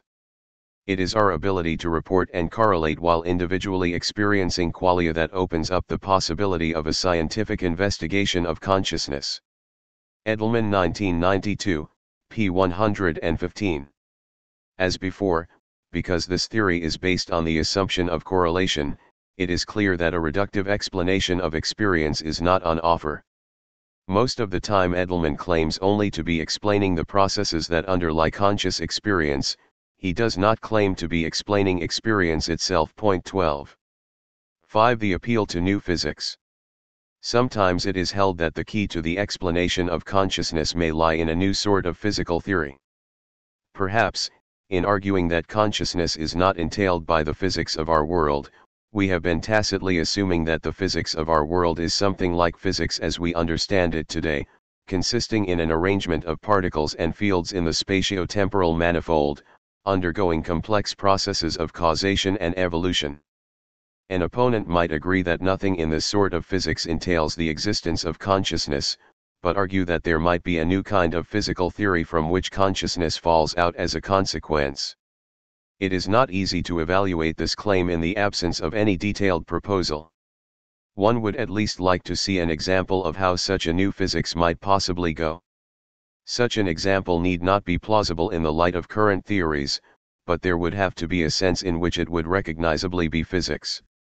The crucial question is, how could a theory that is recognizably a physical theory entail the existence of consciousness? If such a theory consists in a description of the structure and dynamics of fields, waves, particles, and the like, then all the usual problems will apply. And it is unclear that any sort of physical theory could be different enough from this to avoid the problems. The trouble is that the basic elements of physical theories seem always to come down to two things: the structure and dynamics of physical processes. Different theories invoke different sorts of structure. Newtonian physics invokes a Euclidean spacetime, relativity theory invokes a non-Euclidean differential manifold, quantum theory invokes a Hilbert space for wave functions. And different theories invoke different kinds of dynamics within those structures: Newton's laws, the principles of relativity, the wave equations of quantum mechanics. But from structure and dynamics, we can only get more structure and dynamics. This allows the possibility of satisfying explanations of all sorts of high-level structural and functional properties, but conscious experience will remain untouched. No set of facts about physical structure and dynamics can add up to a fact about phenomenology. Of course, there is a sense in which the physics of the universe must entail the existence of consciousness, if one defines physics as the fundamental science from whose facts and laws everything else follows. This construal of physics, however, trivializes the question involved. If one allows physics to include theories developed specifically to deal with the phenomenon of consciousness, unmotivated by more basic considerations, then we may get an explanation of consciousness, but it will certainly not be a reductive one. For our purposes, it is best to take physics to be the fundamental science developed to explain observations of the external world. If this kind of physics entailed the facts about consciousness, without invoking consciousness itself in a crucial role, then consciousness would truly be reductively explained. For the reasons I have given, however, there is good reason to believe that no such reductive explanation is possible. Almost all existing proposals concerning the use of physics to explain consciousness focus on the most puzzling part of physics, namely quantum mechanics. This is understandable, for physics to explain consciousness would take something extraordinary, and quantum mechanics is by far the most extraordinary part of contemporary physics. But in the end it does not seem to be extraordinary enough. For example, Penrose, 1994, suggests that the key to understanding consciousness may lie in a theory that reconciles quantum theory with the theory of general relativity. He suggests that gravitational effects not yet understood may be responsible for the collapse of the quantum wave function, leading to a non-algorithmic element in the laws of nature. Drawing on the ideas of Hameroff, 1994, he suggests that human cognition may depend on quantum collapses in microtubules, which are protein structures found in the skeleton of a neuron. Indeed, Penrose and Hameroff suggest that quantum collapse in microtubules may be the physical basis of conscious experience.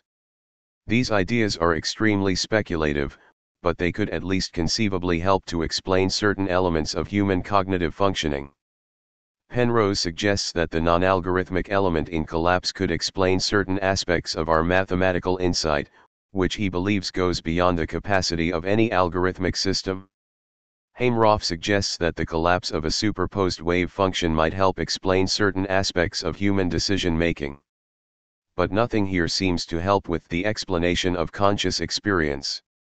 Why should quantum processes in microtubules give rise to consciousness? The question here is just as hard as the corresponding question about classical processes in a classical brain. When it comes to the problem of experience, non-algorithmic and algorithmic processes are in the same boat. Some have suggested that the non-locality of quantum mechanics, as suggested by recent experiments bearing on the Einstein-Podolsky-Rosen paradox and Bell's theorem, might be the key to a theory of consciousness, See Lahov and Shanks 1992 for suggestions along these lines. But even if physics is non-local, it is hard to see how this should help in the explanation of consciousness. Even given a non-local physical process, it remains logically possible that the process could take place in the absence of consciousness. The explanatory gap is as wide as ever. The most frequently noted connection between consciousness and quantum mechanics lies in the fact that on some interpretations of the latter, measurement by a conscious observer is required to bring about the collapse of the wave function. On this sort of interpretation, consciousness plays a central role in the dynamics of the physical theory. These interpretations are highly controversial, but in any case it is notable that they do nothing to provide an explanation of consciousness. Rather, they simply assume the existence of consciousness, and use it to help explain certain physical phenomena. Theories of consciousness that exploit this relationship are occasionally put forward, example Hodgson 1988, Stapp 1993, but they are certainly not reductive theories. Point 13. One cannot rule out the possibility that fundamental physical theories such as quantum mechanics will play a key role in a theory of consciousness.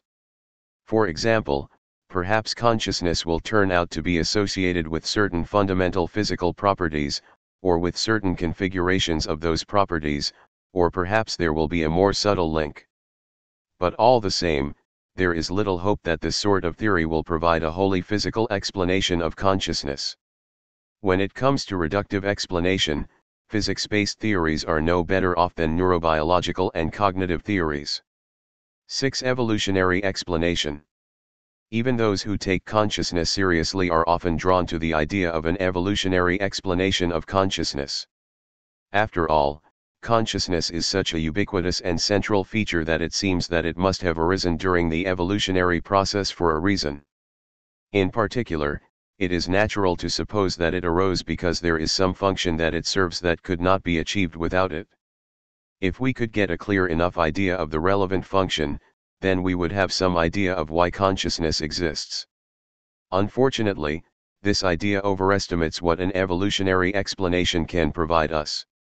The process of natural selection cannot distinguish between me and my zombie twin. Evolution selects properties according to their functional role, and my zombie twin performs all the functions that I perform just as well as I do. In particular, he leaves around just as many copies of his genes. It follows that evolution alone cannot explain why conscious creatures rather than zombies evolved. Some may be tempted to respond, but a zombie couldn't do all the things that I can. But my zombie twin is by definition physically identical to me over its history, so it certainly produces indistinguishable behavior. Anyone wishing to question zombie capacity must therefore find something wrong with the arguments at the start of this chapter, rather than raising the objection here. To see the point in a different way, note that the real problem with consciousness is to explain the principles in virtue of which consciousness arises from physical systems. Presumably these principles, whether they are conceptual truths, metaphysical necessities, or natural laws, are constant over space-time. If a physical replica of me had popped into existence a million years ago, it would have been just as conscious as I am. The connecting principles themselves are therefore independent of the evolutionary process. While evolution can be very useful in explaining why particular physical systems have evolved, it is irrelevant to the explanation of the bridging principles in virtue of which some of these systems are conscious. 7. With a reductive explanation. It is not uncommon for people to agree with critiques of specific reductive accounts, but to qualify this agreement, of course that doesn't explain consciousness, but if we just wait a while, an explanation will come along. I hope the discussion here has made it clear that the problems with this kind of explanation of consciousness are more fundamental than that. The problems with the models and theories presented here do not lie in the details, at least, we have not needed to consider the details in order to see what is wrong with them. The problem lies in the overall explanatory strategy. These models and theories are simply not the sort of thing that could explain consciousness. It is inevitable that increasingly sophisticated reductive explanations of consciousness will be put forward, but these will only produce increasingly sophisticated explanations of cognitive functions. Even such revolutionary developments as the invocation of connectionist networks, nonlinear dynamics, artificial life, and quantum mechanics will provide only more powerful functional explanations. This may make for some very interesting cognitive science, but the mystery of consciousness will not be removed. Any account given in purely physical terms will suffer from the same problem. It will ultimately be given in terms of the structural and dynamical properties of physical processes, and no matter how sophisticated such an account is, it will yield only more structure and dynamics. While this is enough to handle most natural phenomena, the problem of consciousness goes beyond any problem about the explanation of structure and function, so a new sort of explanation is needed. It might be supposed that there could eventually be a reductive explanatory technique that explains something other than structure and function, but it is very hard to see how this could be possible, given that the laws of physics are ultimately cast in terms of structure and dynamics. The existence of consciousness will always be a further fact relative to structural and dynamic facts, and so will always be unexplained by a physical account. For an explanation of consciousness, then, we must look elsewhere. We certainly need not give up on explanation, we need only give up on reductive explanation. The possibility of explaining consciousness non-reductively remains open. This would be a very different sort of explanation, requiring some radical changes in the way we think about the structure of the world. But if we make these changes, the beginnings of a theory of consciousness may become visible in the distance. 4. Naturalistic dualism. 1. An argument against materialism. In the last chapter, I was concerned with the explanatory question, can consciousness be explained by physical theories, rather than the ontological question, is consciousness itself physical?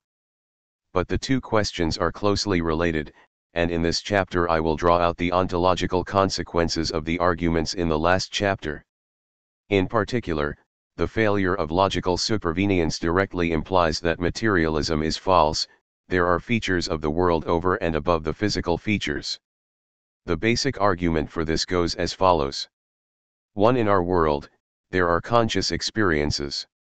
2. There is a logically possible world physically identical to ours, in which the positive facts about consciousness in our world do not hold. 3. Therefore, facts about consciousness are further facts about our world, over and above the physical facts. 4. So materialism is false. If a physically identical zombie world is logically possible, it follows that the presence of consciousness is an extra fact about our world, not guaranteed by the physical facts alone. The character of our world is not exhausted by the character supplied by the physical facts, there is extra character due to the presence of consciousness. To use a phrase due to Lewis, 1990, consciousness carries phenomenal information. The physical facts incompletely constrain the way the world is, the facts about consciousness constrain it further. A similar conclusion can be drawn from the logical possibility of a world with inverted conscious experiences. Such a world is physically identical to ours, but some of the facts about conscious experience in our world do not hold in that world. It follows that the facts about conscious experience in our world are further facts over and above the physical facts, and that materialism is false. Either way, if consciousness is not logically supervenient on the physical, then materialism is false. The failure of logical supervenience implies that some positive fact about our world does not hold in a physically identical world, so that it is a further fact over and above the physical facts. As in Chapter 2, I take materialism to be the doctrine that the physical facts about the world exhaust all the facts, in that every positive fact is entailed by the physical facts. If zombie worlds or inverted worlds are possible, the physical facts do not entail all the positive facts about our world, and materialism is false. We can use Kripke's image here. When God created the world, after ensuring that the physical facts held, he had more work to do. He had to ensure that the facts about consciousness held. The possibility of zombie worlds or inverted worlds shows that he had a choice. The world might have lacked experience, or it might have contained different experiences, even if all the physical facts had been the same. To ensure that the facts about consciousness are as they are, further features had to be included in the world. What sort of dualism? This failure of materialism leads to a kind of dualism. There are both physical and non-physical features of the world. The falsity of logical supervenience implies that experience is fundamentally different in kind from any physical feature. But there are many varieties of dualism, and it is important to see just where the argument leads us. The arguments in the last chapter establish that consciousness does not supervene logically on the physical, but this is not to say that it does not supervene at all. There appears to be a systematic dependence of conscious experience on physical structure in the cases with which we are familiar, and nothing in the arguments of the last chapter suggests otherwise. It remains as plausible as ever, for example, that if my physical structure were to be replicated by some creature in the actual world, my conscious experience would be replicated, too. So it remains plausible that consciousness supervenes naturally on the physical. It is this view, natural supervenience without logical supervenience, that I will develop. The arguments do not lead us to a dualism such as that of Descartes, with a separate realm of mental substance that exerts its own influence on physical processes. The best evidence of contemporary science tells us that the physical world is more or less causally closed. For every physical event, there is a physical sufficient cause. If so, there is no room for a mental ghost in the machine to do any extra causal work. A small loophole may be opened by the existence of quantum indeterminacy, but I argue later that this probably cannot be exploited to yield a causal role for a non-physical mind. In any case, for all the arguments in the previous chapter, it remains plausible that physical events can be explained in physical terms, so a move to a Cartesian dualism would be a stronger reaction than is warranted. The dualism implied here is instead a kind of property dualism. Conscious experience involves properties of an individual that are not entailed by the physical properties of that individual, although they may depend lawfully on those properties. Consciousness is a feature of the world over and above the physical features of the world. This is not to say it is a separate substance. The issue of what it would take to constitute a dualism of substances seems quite unclear to me. All we know is that there are properties of individuals in this world, the phenomenal properties that are ontologically independent of physical properties. There is a weaker sort of property dualism with which this view should not be confused. It is sometimes said that property dualism applies to any domain in which the properties are not themselves properties invoked by physics, or directly reducible to such properties. In this sense, even biological fitness is not a physical property. But this sort of dualism is a very weak variety. There is nothing fundamentally ontologically new about properties such as fitness, as they are still logically supervenient on microphysical properties. Property dualism of this variety is entirely compatible with materialism. By contrast, the property dualism that I advocate involves fundamentally new features of the world. Because these properties are not even logically supervenient on microphysical properties, they are non-physical in a much stronger sense. When I speak of property dualism and non-physical properties, it is this stronger view and the stronger sense of non-physicality that I have in mind. It remains plausible, however, that consciousness arises from a physical basis, even though it is not entailed by that basis. The position we are left with is that consciousness arises from a physical substrate in virtue of certain contingent laws of nature, which are not themselves implied by physical laws. This position is implicitly held by many people who think of themselves as materialists. It is common to hear, "Of course I'm a materialist, the mind certainly arises from the brain." The very presence of the word arises should be a tip-off here. One tends not to say learning arises from the brain, for instance, and if one did, it would be in a temporal sense of arises. Rather, one would more naturally say that learning is a process in the brain. The very fact that the mind needs to arise from the brain indicates that there is something further going on, over and above the physical facts. Point 1. Some people will think that the view should count as a version of materialism rather than dualism, because it posits such a strong lawful dependence of the phenomenal facts on the physical facts, and because the physical domain remains autonomous. Of course there is little point arguing over a name, but it seems to me that the existence of further contingent facts over and above the physical facts is a significant enough modification to the received materialist worldview to deserve a different label. Certainly, if all that is required for materialism is that all facts be lawfully connected to the physical facts, then materialism becomes a weak doctrine indeed. Although it is a variety of dualism, there is nothing anti-scientific or supernatural about this view. The best way to think about it is as follows. Physics postulates a number of fundamental features of the world: space-time, mass energy, charge, spin, and so on. It also posits a number of fundamental laws in virtue of which these fundamental features are related. Fundamental features cannot be explained in terms of more basic features, and fundamental laws cannot be explained in terms of more basic laws, they must simply be taken as primitive. Once the fundamental laws and the distribution of the fundamental features are set in place, however, almost everything about the world follows. That is why a fundamental theory in physics is sometimes known as a theory of everything. But the fact that consciousness does not supervene on the physical features shows us that this physical theory is not quite a theory of everything. To bring consciousness within the scope of a fundamental theory, we need to introduce new fundamental properties and laws. In his book Dreams of a Final Theory, 1992, physicist Steven Weinberg notes that what makes a fundamental theory in physics special is that it leads to an explanatory chain all the way up, ultimately explaining everything. But he is forced to concede that such a theory may not explain consciousness. At best, he says, we can explain the objective correlates of consciousness. That may not be an explanation of consciousness, but it will be pretty close, p. 45.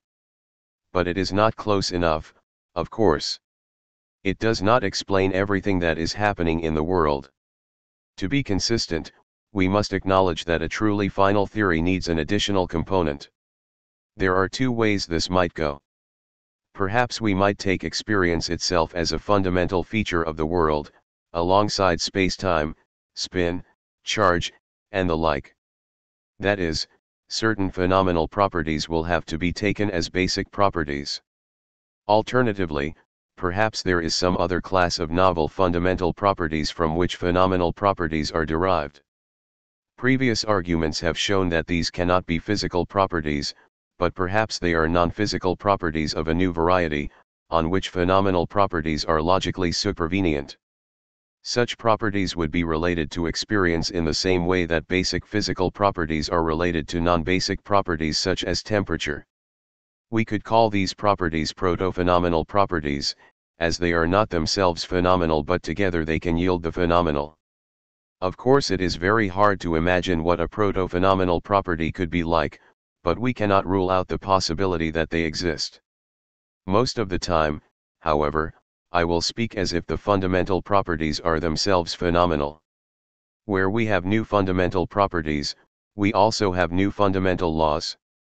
Here the fundamental laws will be psychophysical laws, specifying how phenomenal, or proto-phenomenal, properties depend on physical properties. These laws will not interfere with physical laws already form a closed system. Instead, they will be supervenience laws, telling us how experience arises from physical processes.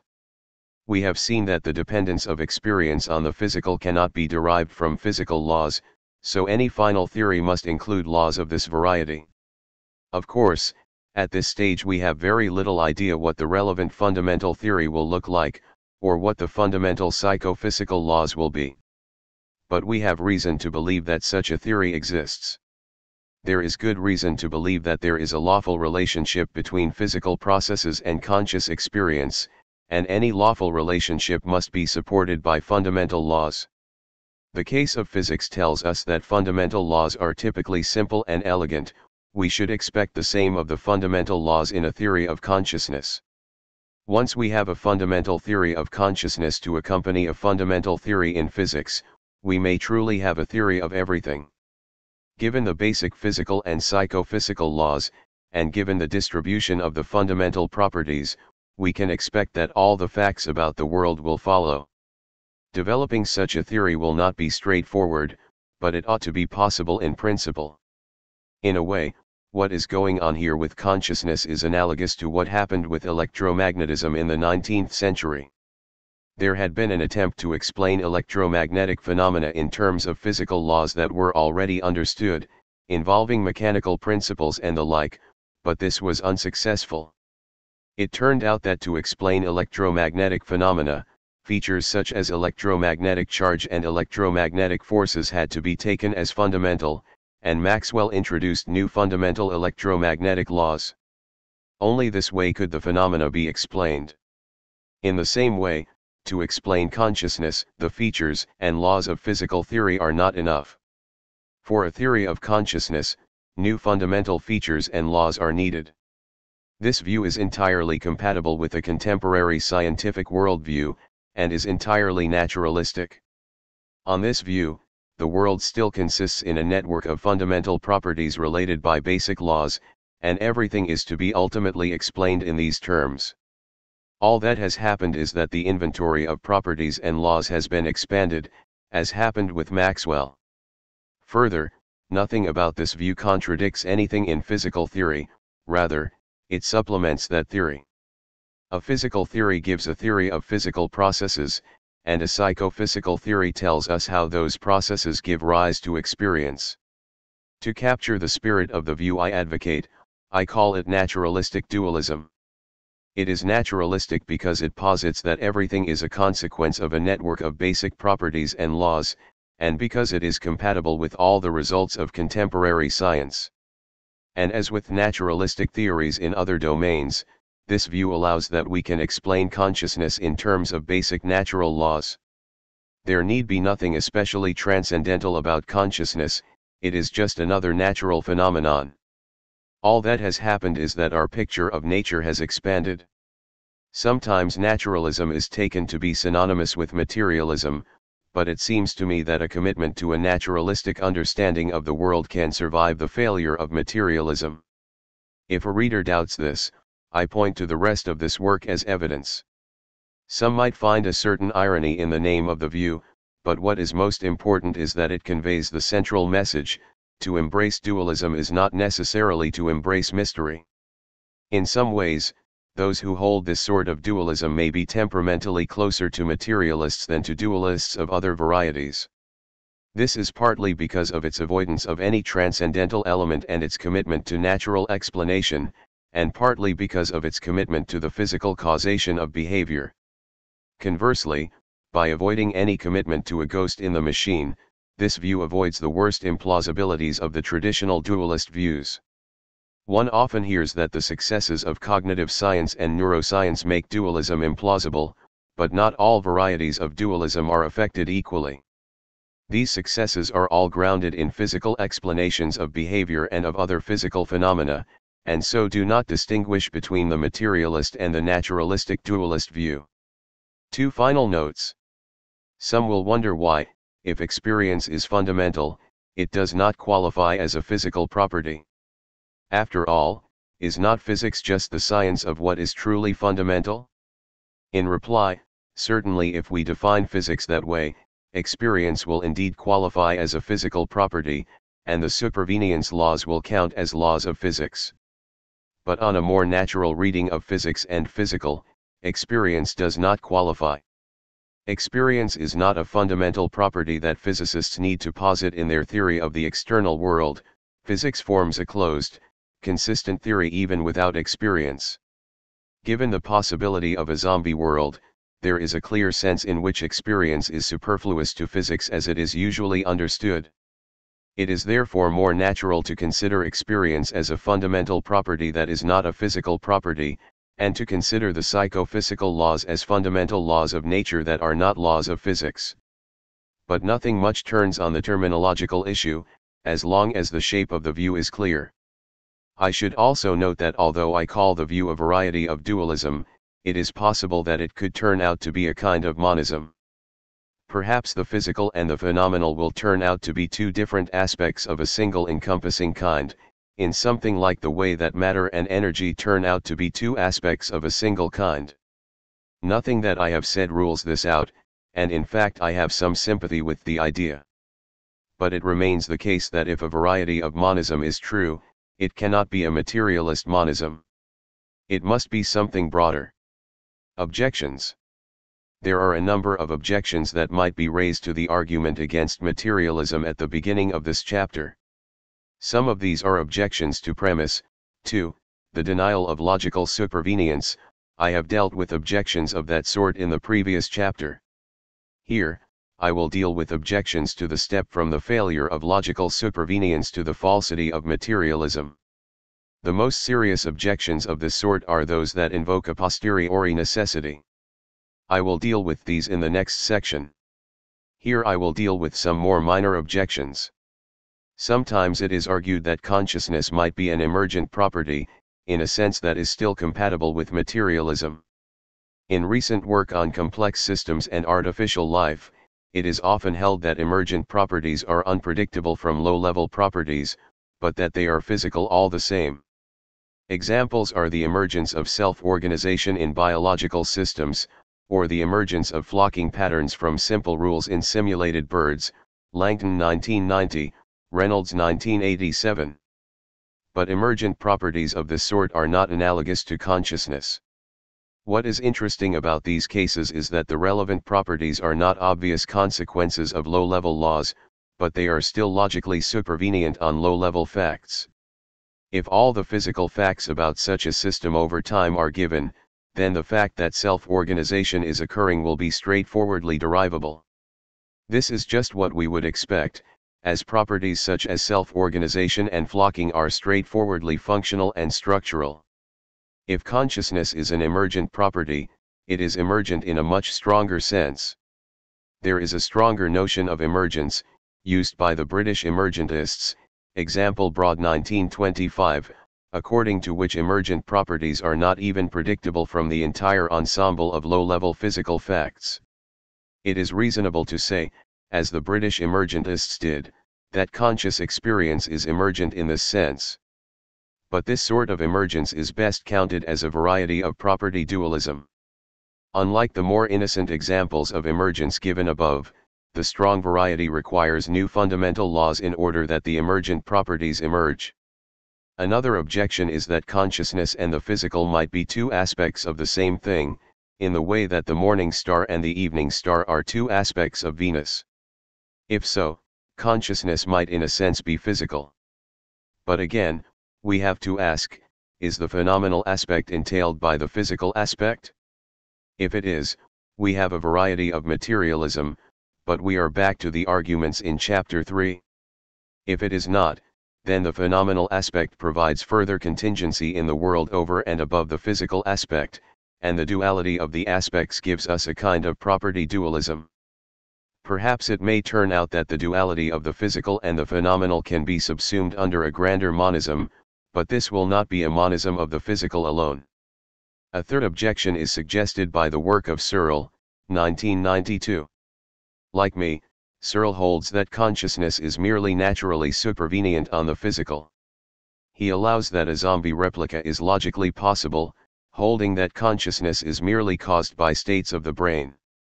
But he denies that this is a variety of dualism, even property dualism.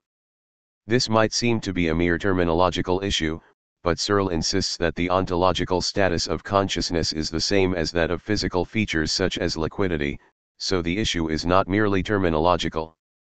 Searle's argument that the view is not dualistic is that a similar story holds elsewhere.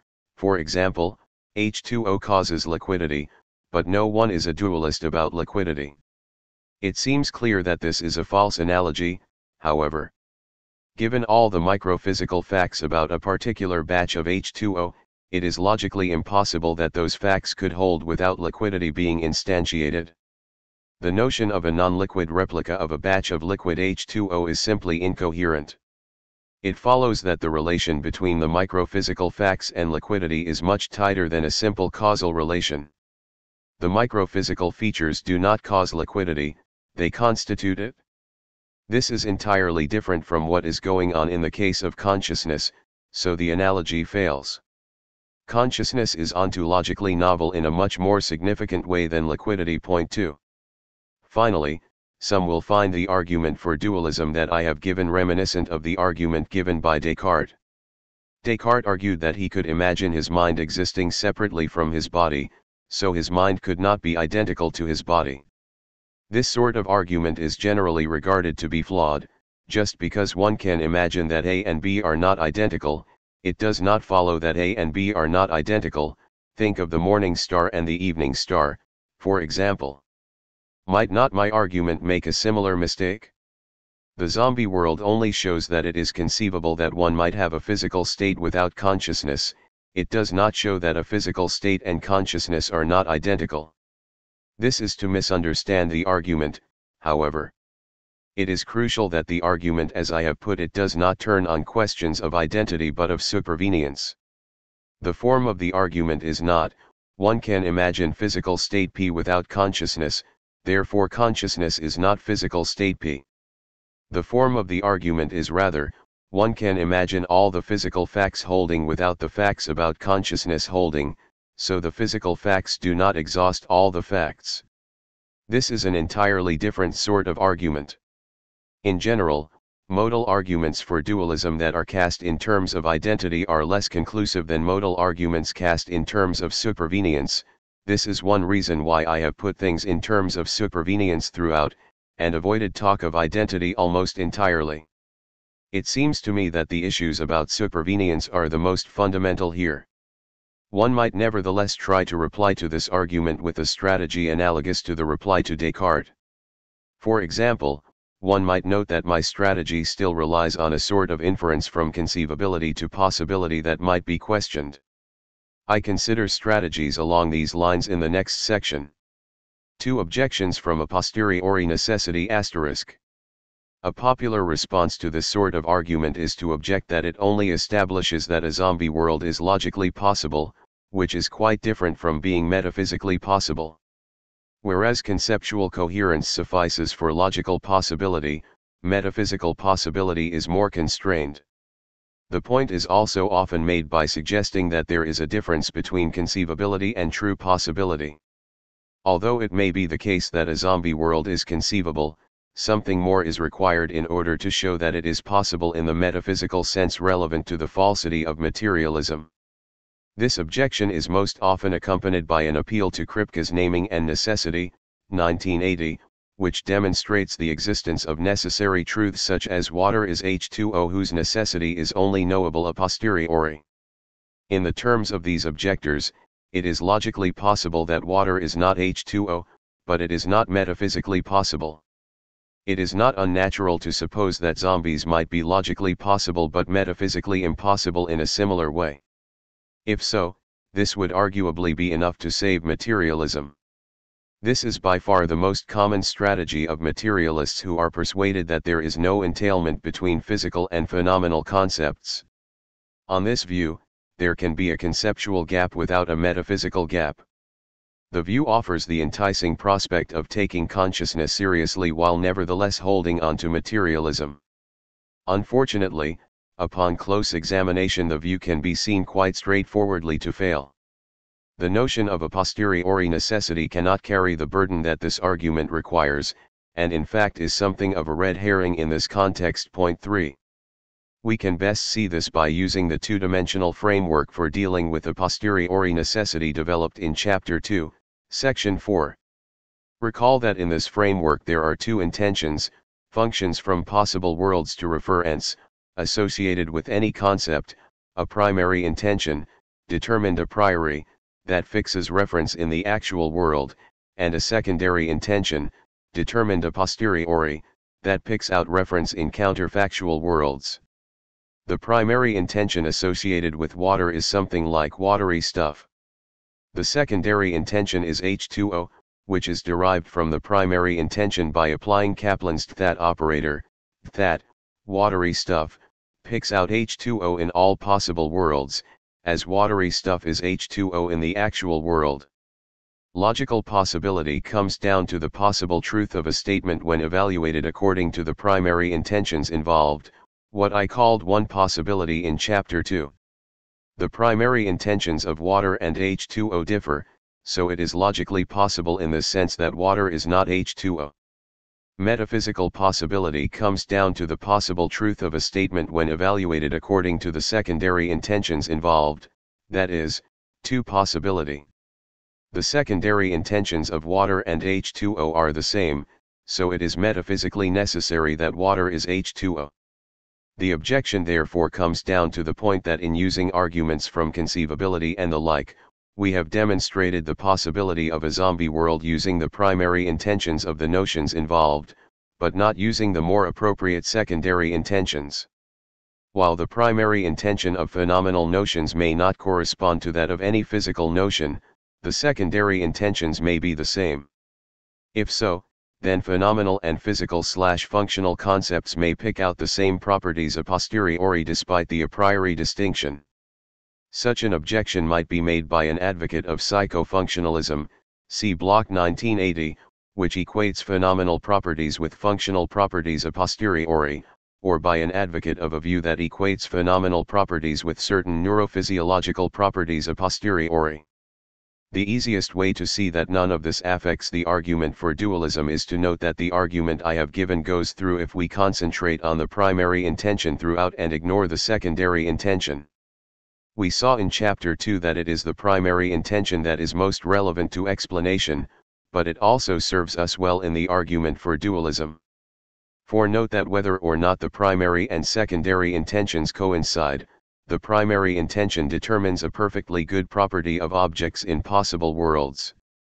The property of being watery stuff is a perfectly reasonable property, even though it is not the same as the property of being H2O. If we can show that there are possible worlds that are physically identical to ours but in which the property introduced by the primary intention is lacking, then dualism will follow. This is just what has been done with consciousness. We have seen that there are worlds physically just like ours that lack consciousness, according to the primary intention thereof. This difference in worlds is sufficient to show that there are properties of our world over and above the physical properties. By analogy, if we could show that there were worlds physically identical to ours in which there was no watery stuff, we would have established dualism about water just as well as if we had established that there were worlds physically identical to ours in which there was no H2O. And importantly, the difference with respect to the primary intention can be established independently of a posteriori factors, so that considerations about a posteriori necessity are irrelevant. Two technical notes here. Strictly speaking, a primary intention determines a center relative property of an object in a possible world, or a relation between objects and centers, as the primary intention applies to centered possible worlds. But this relativity cannot be exploited to help our objector. Once the location of a center is specified, a primary intention determines a perfectly good non-indexical property, and all the arguments of Chapter 3 go through even when the location of the center is included in the supervenian space. For example, even if Mary's facts about the world include facts about where she is located, this will not enable her to know what it is like to see red. One might also be worried by the fact that the concept of consciousness is arguably not present at the center of the zombie world, whereas the application of a primary intention might require the presence of the relevant concept at the center of the world. One might even start worrying about the application of the zombies concept. I think the situation is more subtle than this. Primary intentions need not require the presence of the original concept, but in any case, we can bypass this worry altogether simply by considering a partial zombie world, one in which I am at the center, conscious, with all the relevant concepts, but in which some other people are zombies. The irrelevance of a posteriori necessity can be further supported by the observation that with consciousness, the primary and secondary intentions coincide. What it takes for a state to be a conscious experience in the actual world is for it to have a phenomenal feel, and what it takes for something to be a conscious experience in a counterfactual world is for it to have a phenomenal feel. The difference between the primary and secondary intentions for the concept of water reflects the fact that there could be something that looks and feels like water in some counterfactual world that in fact is not water, but merely watery stuff.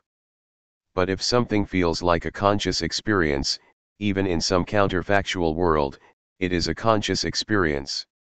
All it means to be a conscious experience, in any possible world, is to have a certain feel.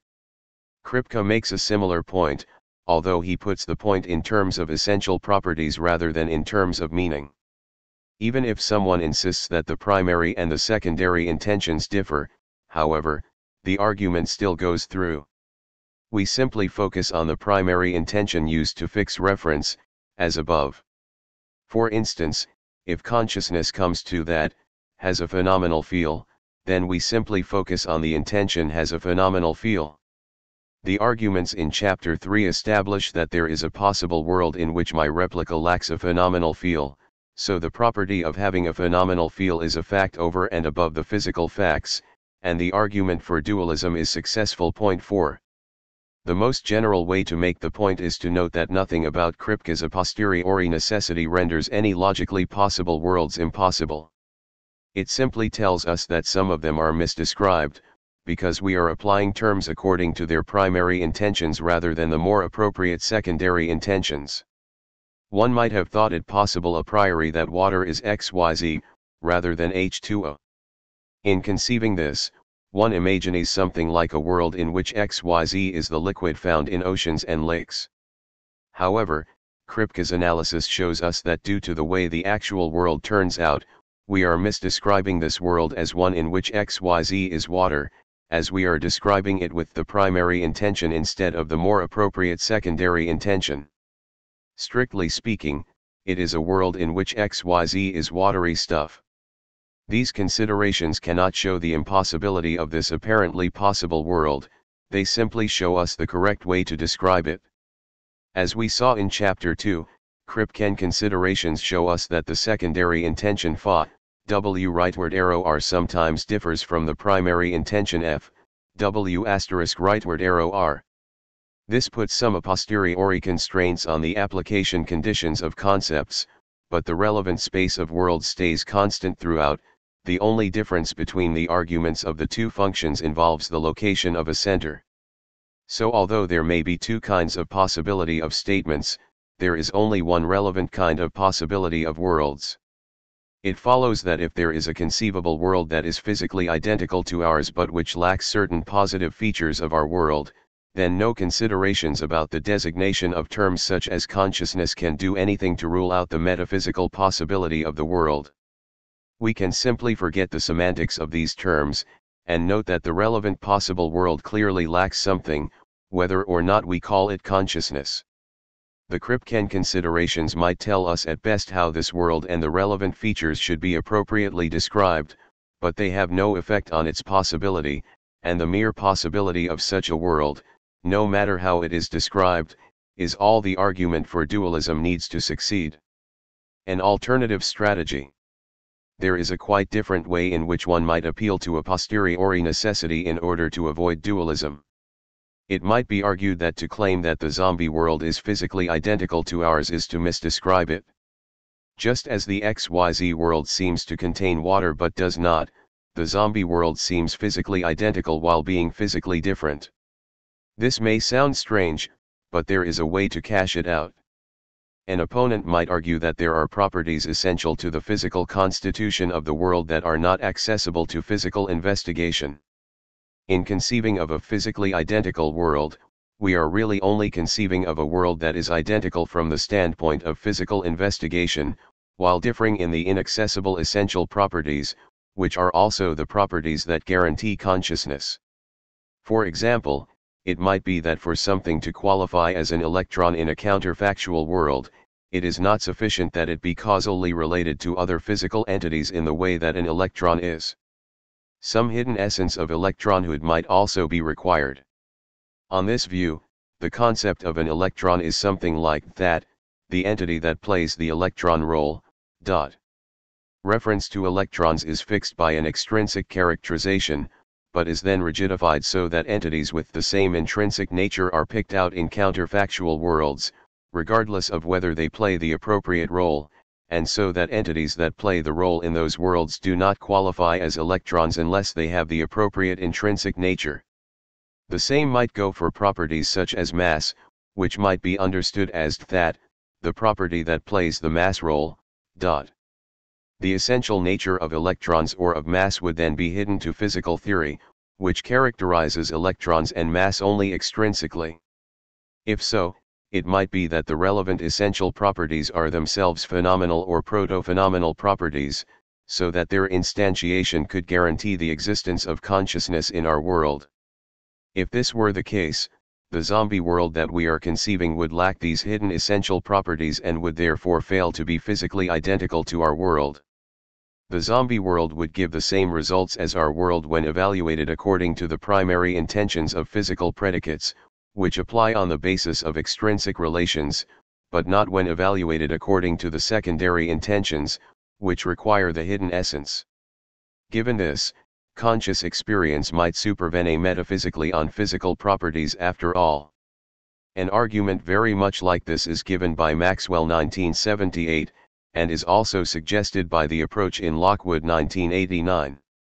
As Maxwell puts it, the basic idea is that even though phenomenal concepts cannot be given topic-neutral analyses that pick out underlying physical properties, physical concepts can be given topic-neutral analyses that might pick out underlying phenomenal properties. Point 5. This is in many ways a more interesting objection than the previous one. It certainly relies on a speculative metaphysics, but this does not prevent it from being a coherent position. A more direct reply is that it relies on an incorrect view of the semantics of physical terms. Arguably, physical predicates apply even a posteriori on the basis of extrinsic relations between physical entities, irrespective of any hidden properties. This is a purely conceptual question.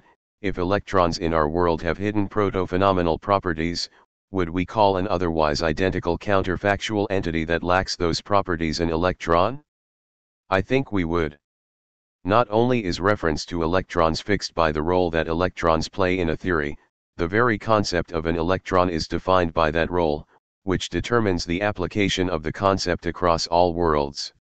The notion of an electron that has all the extrinsic properties of actual protons does not appear to be coherent, and neither does the notion that there is a world in which mass plays the role that charge actually plays.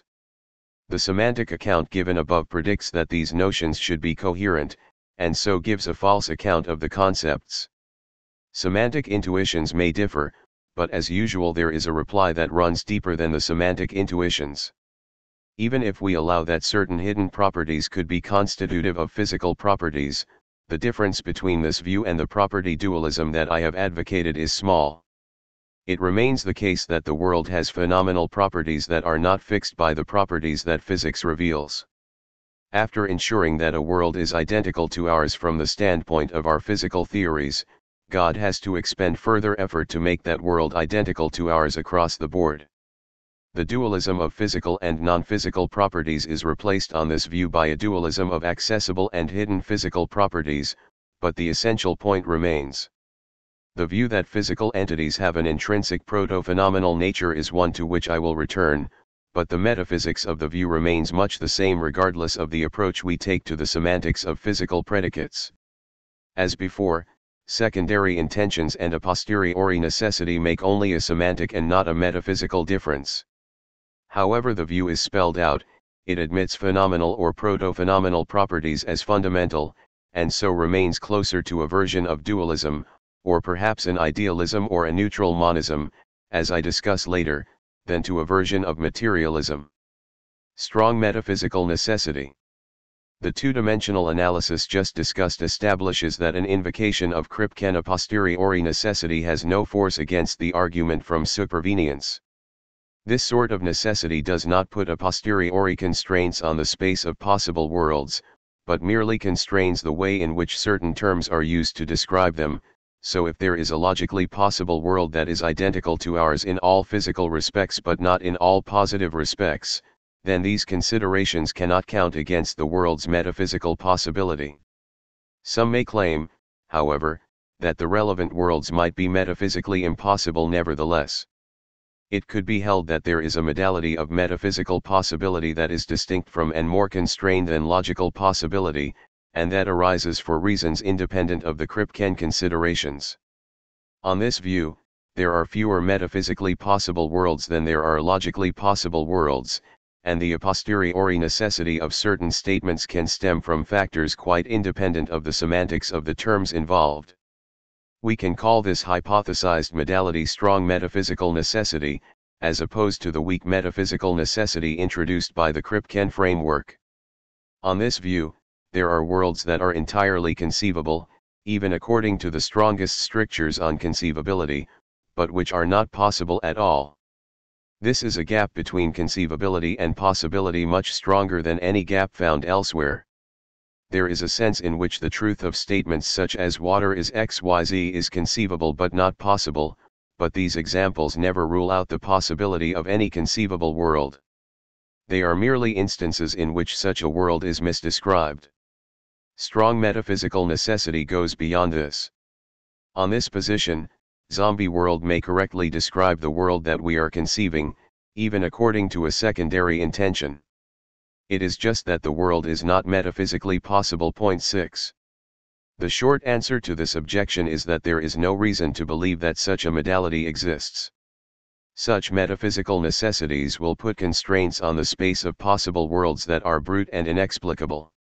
It may be reasonable to countenance brute, inexplicable facts about our world, but the existence of such facts about the space of possible worlds would be quite bizarre. The realm of the possible, as opposed to the realm of the natural, has no room for this sort of arbitrary constraint. The position cannot be supported by analogy, as no analogies are available. Point 7. We have already seen that analogies with the necessity of water is H2O, Hesperus is phosphorus, and so on fail, as these examples require only a single space of worlds. Indeed, if some worlds are logically possible but metaphysically impossible, it seems that we could never know it. By assumption, the information is not available a priori, and a posteriori information only tells us about our world. This can serve to locate our world in the space of possible worlds, but it is hard to see how it could give information about the extent of that space. Any claims about the added constraints of metaphysical possibility would seem to be a matter of arbitrary stipulation. One might as well stipulate that it is metaphysically impossible that a stone could move upward when one lets go of it. Further, the position leads to an ad hoc proliferation of modalities. If it were accepted, we would have to countenance four kinds of possibility and necessity of statements, even leaving the natural modality aside, possibility and necessity according to primary or secondary intentions, over the space of logically possible or metaphysically possible worlds. And considering the possibility of worlds rather than statements, we would now have three objective classes of possible worlds: logically possible worlds, metaphysically possible worlds, and naturally possible worlds. We have good reason to believe in the first and the last of these classes, but we have very little reason to believe in a third, distinct class as a metaphysical given. Someone who holds that a zombie world is logically possible but metaphysically impossible has to answer the key question: why couldn't God have created a zombie world? Presumably it is in God's powers, when creating the world, to do anything that is logically possible. Yet the advocate of metaphysical necessity must say either the possibility is coherent, but God could not have created it, or God could have created it, but it is nevertheless metaphysically impossible. The first is quite unjustified, and the second is entirely arbitrary. If the second holds, in any case, an argument against materialism still goes through. After fixing the physical facts about the world, God still had more work to do. Even if this view were accepted, it would look very much like the property dualism I advocate, in many crucial respects. On this view, it would still be the case that the existence of consciousness cannot be derived from physical knowledge, so that consciousness cannot be reductively explained.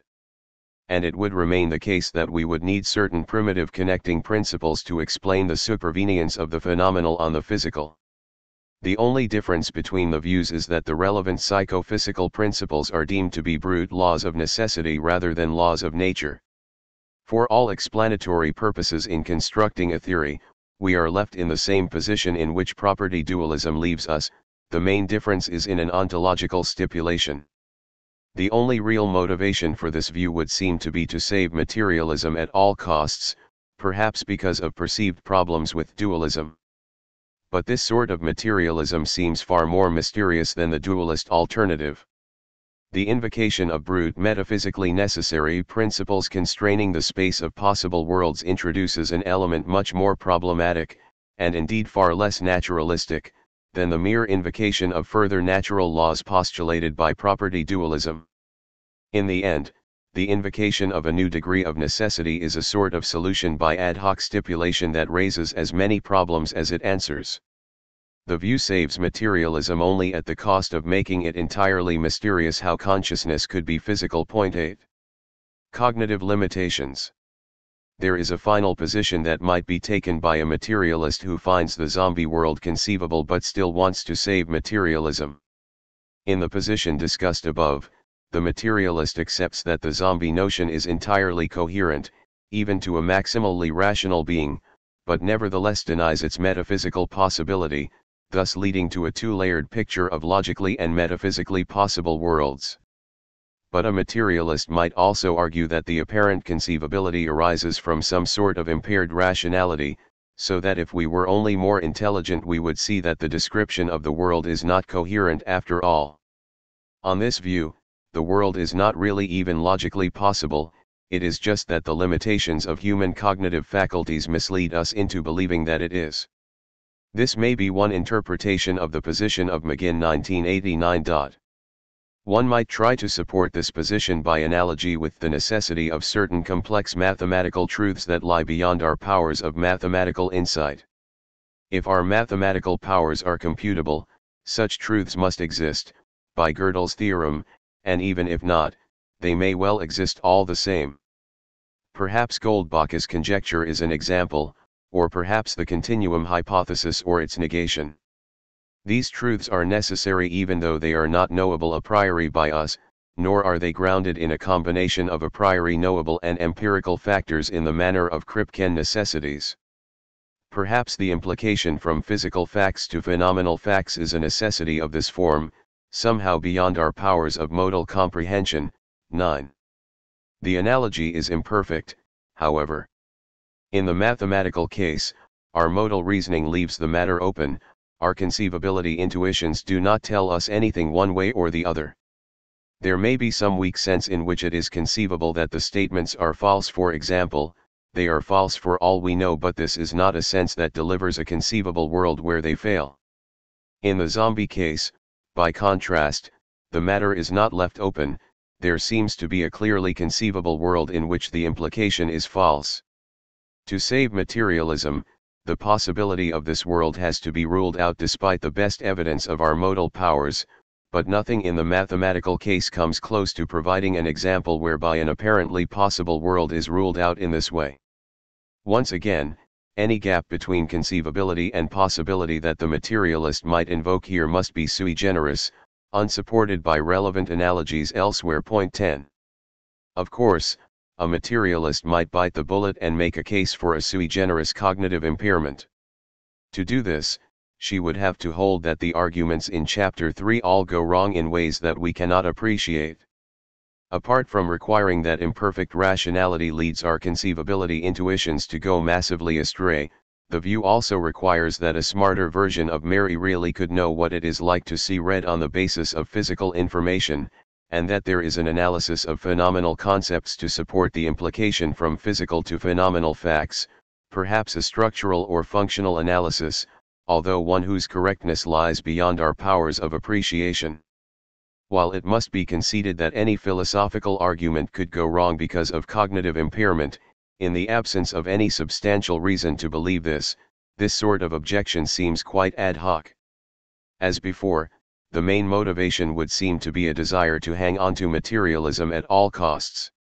Such an option should always be the last option considered, only after we have given up on both substantial arguments pointing out where we have gone wrong and substantial attempts to develop an alternative to materialism. If we find a substantial alternative that is satisfactory, then any motivation for this view will disappear. Point 11. 3 other arguments for dualism *. I am not the first to use the argument from logical possibility against materialism. Point 12. Indeed, I think that in one form or another it is the fundamental anti-materialist argument in the philosophy of mind. Nevertheless, it has not received the careful attention it deserves.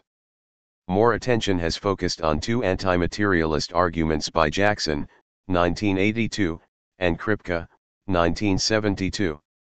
These arguments strike me as related, but as perhaps less fundamental.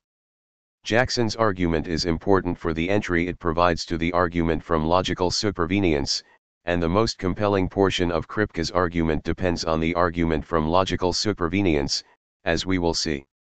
Jackson's argument. I have already discussed Jackson's argument, the knowledge argument, in the context of establishing the failure of logical supervenience, where it plays a supporting role. Recall that the argument is concerned with Mary, a neuroscientist brought up in a black and white room, who knows all the physical facts about color processing in the brain. Later, when she first sees a red object, she learns some new facts. In particular, she learns what it is like to see red. The argument concludes that the physical facts do not exhaust all the facts, and that materialism is false. This argument is closely related to the arguments from zombies or inverted spectra, in that both revolve around the failure of phenomenal facts to be entailed by physical facts. In a way, they are flip sides of the same argument. As a direct argument against materialism, however, Jackson's argument is often seen as vulnerable due to its use of the intentional notion of knowledge. Many attacks on the argument have centered on this intentionality, arguing, for example, that the same fact can be known in two different ways. These attacks fail, I think, but the most straightforward way to see this is to proceed directly to the failure of supervenience, which is cast in terms of metaphysics rather than epistemology. The framework I have developed helps bring out just why the various objections do not succeed. I will discuss some of these objections in what follows. First, various respondents have argued that although Mary gains new knowledge upon seeing red, this knowledge does not correspond to any new fact. She simply comes to know an old fact in a new way, under a new mode of presentation, due to the intentionality of knowledge. Chitchland 1985, Horgan 1984b, Leakin 1995, McMullen 1985, Papineau 1993, Teller 1992, Ty 1986. For example, Ty and Leakin appeal to the intentional difference between this liquid is water and this liquid is H2O. In a sense these express the same fact, but one can be known without the other. Similarly, Chitchland appeals to the gap between knowledge of temperature and knowledge of mean kinetic energy. Horgan discusses the difference between knowledge of Clark Kent and knowledge of Superman, while McMullen points to Mark Twain and Samuel Clemens. These gaps arise precisely because of the difference between primary and secondary intentions. One can know things about water without knowing things about H2O because the primary intentions differ. There is no a priori connection between water thoughts and H2O thoughts. Nevertheless, in a sense there is only one set of facts about the two, because of the a posteriori identity between water and H2O, the relevant secondary intentions coincide. It is not obvious that one has to individuate facts this way, so that water facts and H2O facts are the same facts, but I will go along with this for the sake of argument. Point 13, in the terminology used earlier, if this is water, it is H2O is logically contingent but metaphysically necessary. This objection therefore comes to precisely the same thing as the objection from the distinction between logical necessity and, Kripke, metaphysical necessity discussed earlier, and the discussion there of primary and secondary intentions is sufficient to refute it. We can also put the point a more direct way. Whenever one knows a fact under one mode of presentation but not under another, there will always be a different fact that one lacks knowledge of, a fact that connects the two modes of presentation. Point 14, if one knows that Hesperus is visible but not that phosphorus is visible, because one does not know that Hesperus is phosphorus, then one does not know that one object is both the brightest star in the morning sky and the brightest star in the evening sky. This is a separate fact that one lacks knowledge of entirely.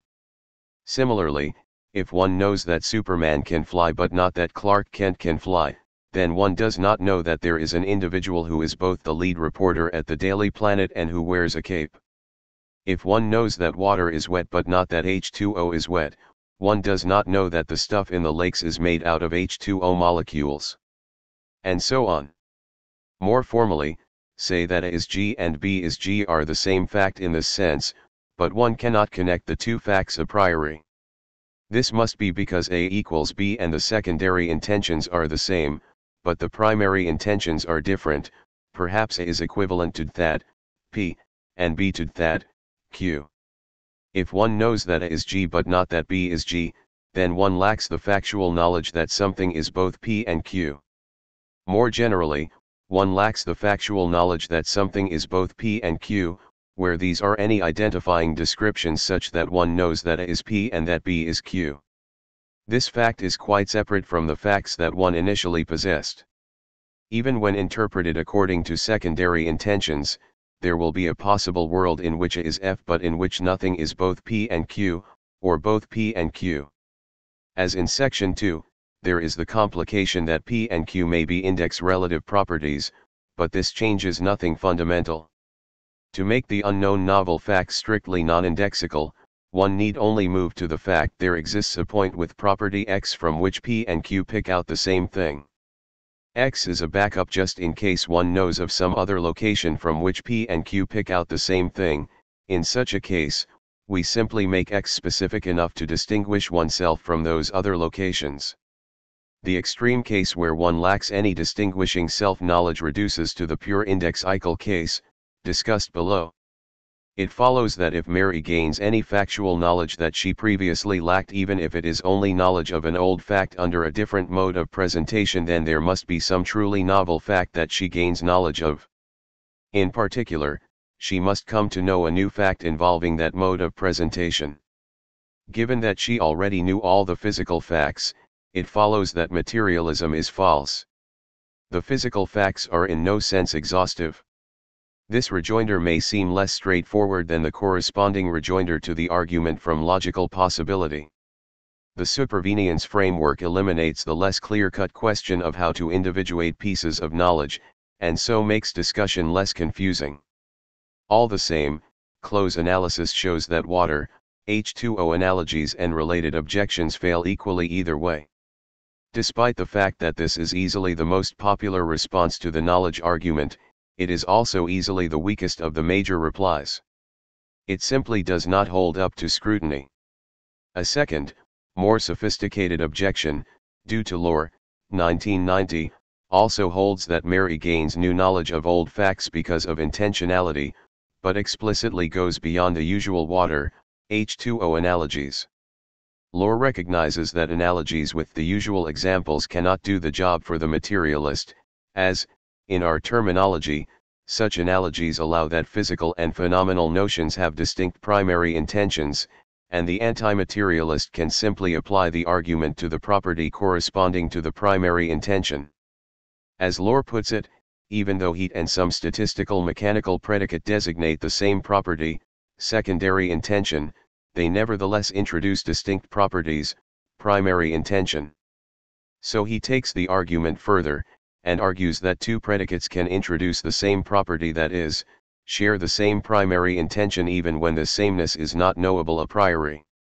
If so, then Mary's knowledge of phenomenal properties may just be knowledge of physical/functional properties, even though she could not have connected the two beforehand. But how can two primary intentions coincide without our being able to know it a priori?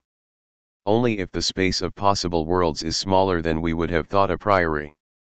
We think the intentions differ because we conceive of a world where they have different reference, such as a zombie world. Lohr's position therefore requires that this world is not really possible, despite the fact that we cannot rule it out on conceptual grounds, and despite the fact that Kripken a posteriori necessity cannot do any work for us. This position therefore comes to precisely the same thing as the strong metaphysical necessity objection considered above. Like that objection, Lohr's position requires that a conditional from physical facts to phenomenal facts be metaphysically necessary despite being logically contingent, where this gap cannot be explained by a difference in primary intentions. Like that objection, Lore's position requires a brute and arbitrary restriction on possible worlds. Lore offers no argument for this restriction, and his position is subject to precisely the same criticisms. Point 15. One might expect there to be a third objection analogous to the intermediate alternative strategy from section 2. This would be cashed out in the claim that Mary does not really know all the physical facts. She knows all the facts couched in the terms of physics, but she lacks knowledge about the hidden, phenomenal or proto-phenomenal, essences of physical entities. If she had this knowledge, she would thereby know the phenomenal facts. As before, however, this view has only a very tenuous claim to the name materialism. Like my own view, this view must take phenomenal or proto-phenomenal properties to be fundamental properties. A fourth objection draws a connection between Mary's plight and a lack of indexical knowledge, Bigelow and Pargeter 1990, McMullen 1985, Papineau 1993.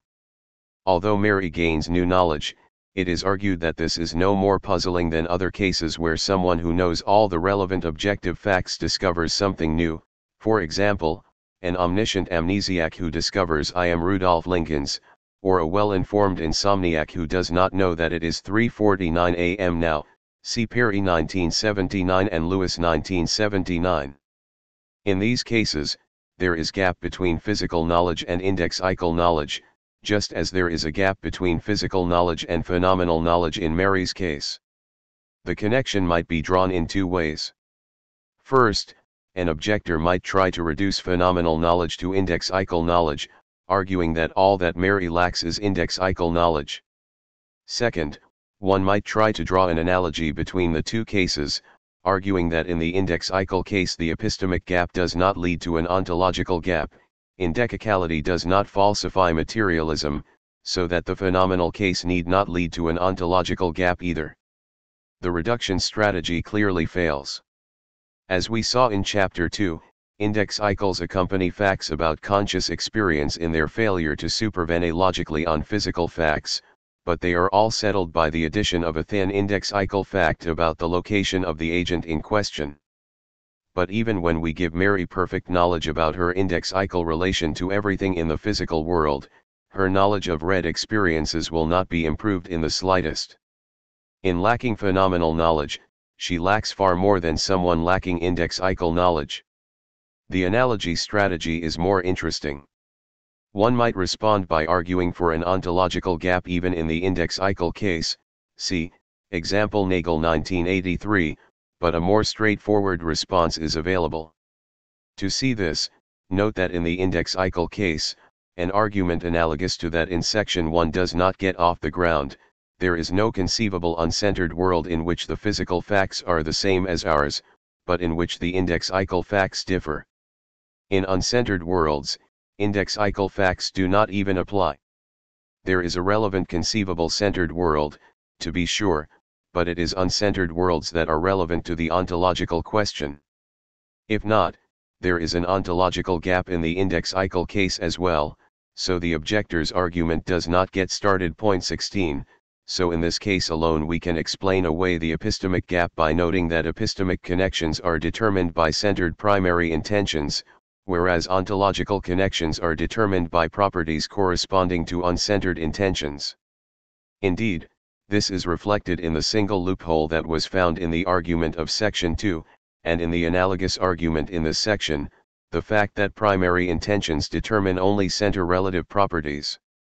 This loophole allows through a single piece of irreducible indexical knowledge, the location of a centered world center, without ontological cost, but nothing further. Once the location of a center is specified, the loophole is closed. The phenomenal facts remain unsettled even when the location of a center is specified, so conscious experience remains out in the cold. Point 17. If a materialist is to hold on to materialism, she really needs to deny that Mary makes any discovery about the world at all. Materialism requires logical supervenience, which requires that Mary can gain no new factual knowledge of any sort when she first experiences red. Thus, in a fifth strategy, Lewis, 1990, and Nemiro, 1990, argue that at most Mary gains a new ability. For example, she gains the ability to imagine the sight of red things, and to recognize them when she sees them. But this is only knowledge how, not knowledge that when she first experiences red, she learns no facts about the world. 18. Unlike the previous options, this strategy does not suffer from internal problems. Its main problem is that it is deeply implausible. No doubt Mary does gain some abilities when she first experiences red, as she gains some abilities when she learns to ride a bicycle. But it certainly seems that she learns something else, some facts about the nature of experience. For all she knew before, the experience of red things might have been like this, or it might have been like that, or it might even have been like nothing at all. But now she knows that it is like this. She has narrowed down the space of epistemic possibilities. No such new knowledge comes along when an omniscient mechanic learns to ride a bicycle, except perhaps for knowledge about the phenomenology of bicycle riding. So this reply fails to come to grips with what goes on when Mary learns what it is like to see red. We can also use more indirect methods to see that Mary's discovery involves factual knowledge. For example, Lohr, 1990, points out that this sort of knowledge can be embedded in conditionals. If seeing red things is like this and seeing blue things is like this, then seeing purple things is probably like that. If it is like this for dogs to see red, then such and such follows, and so on. Another example, as Leakin, 1995, points out, what we imagine can turn out to be right or wrong. Thus, after seeing a few colors, Mary might imagine what it is like to see another one, and her imagination might be correct or incorrect. If so, then to know what something is like is to know a truth about the world, and the ability analysis fails. Dennett, 1991, takes a related but more extreme position, arguing that Mary learns nothing at all. He notes that Mary could use her neurophysiological knowledge to recognize that a red object is red when she sees it, by noticing its effects on her reactions, which may differ from the effects of something blue. If a team of experimenters tries to fool her by holding up a blue apple, she might not be fooled. Perhaps this is so, but all that follows is that contra Lewis and Nemiro, Mary had certain abilities to recognize even before she had her first experience of red. It does nothing to show that she had the crucial knowledge of what seeing red would be like. That would only follow if we had already accepted the ability analysis of knowing what it is like, but if we had accepted that analysis, the argument against materialism would already have been defeated. So Dennett's argument is a red herring here. Ultimately, the strategy that a materialist must take is to deny that Mary gains knowledge about the world. And the only tenable way to do this seems to be via an ability analysis of knowing what it is like.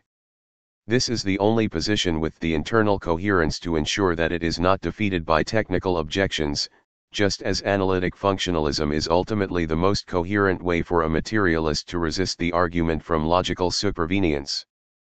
But contractopposing, the very implausibility of the denial that Mary gains knowledge about the world is evidence that materialism is doomed. 20. We have seen that the modal argument, the argument from logical possibility, and the knowledge argument are two sides of the same coin.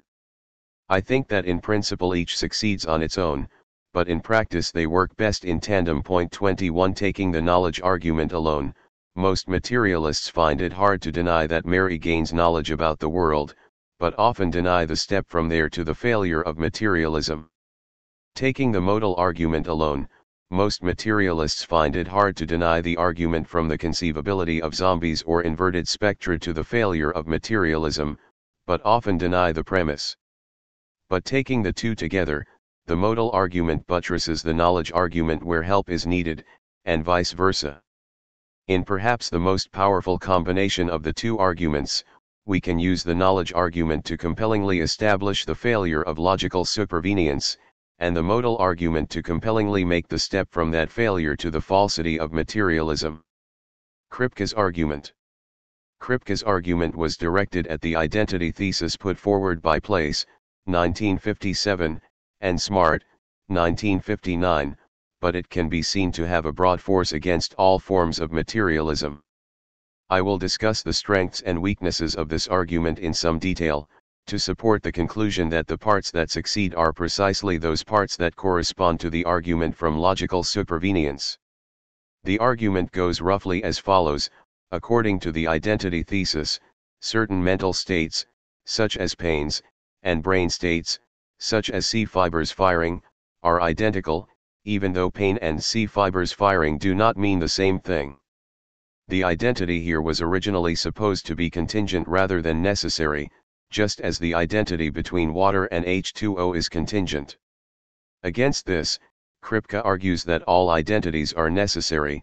If X is Y, then X is necessarily Y, as long as the terms X and Y designate rigidly, picking out the same individual or kind across worlds.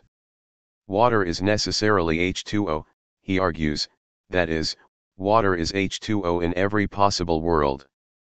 The identity may seem contingent, that is, it might seem that there is a possible world in which water is not H2O but XYZ, but this is illusory. In fact, the possible world that one is imagining contains no water at all. It is just a world in which there is some watery stuff that looks and behaves like water made out of XYZ. In asserting that this watery stuff is water, one is misdescribing it. Similarly, Kripke argues, if pains are identical to the firing of C fibers, then this identity must be necessary. But the identity does not seem to be necessary. On the face of it, one can imagine a possible world where a pain occurs without any brain state whatsoever, disembodied pain, and one can imagine a world in which C fibers fire without any accompanying pain, in a zombie, say. Further, he argues, these possibilities cannot be explained away as merely apparent possibilities, in the way that the possibility of water without H2O was explained away. For that to be the case, we would have to be misdescribing the disembodied pain world as one in which pain occurred, when really there was just painy stuff, something that feels like pain, going on.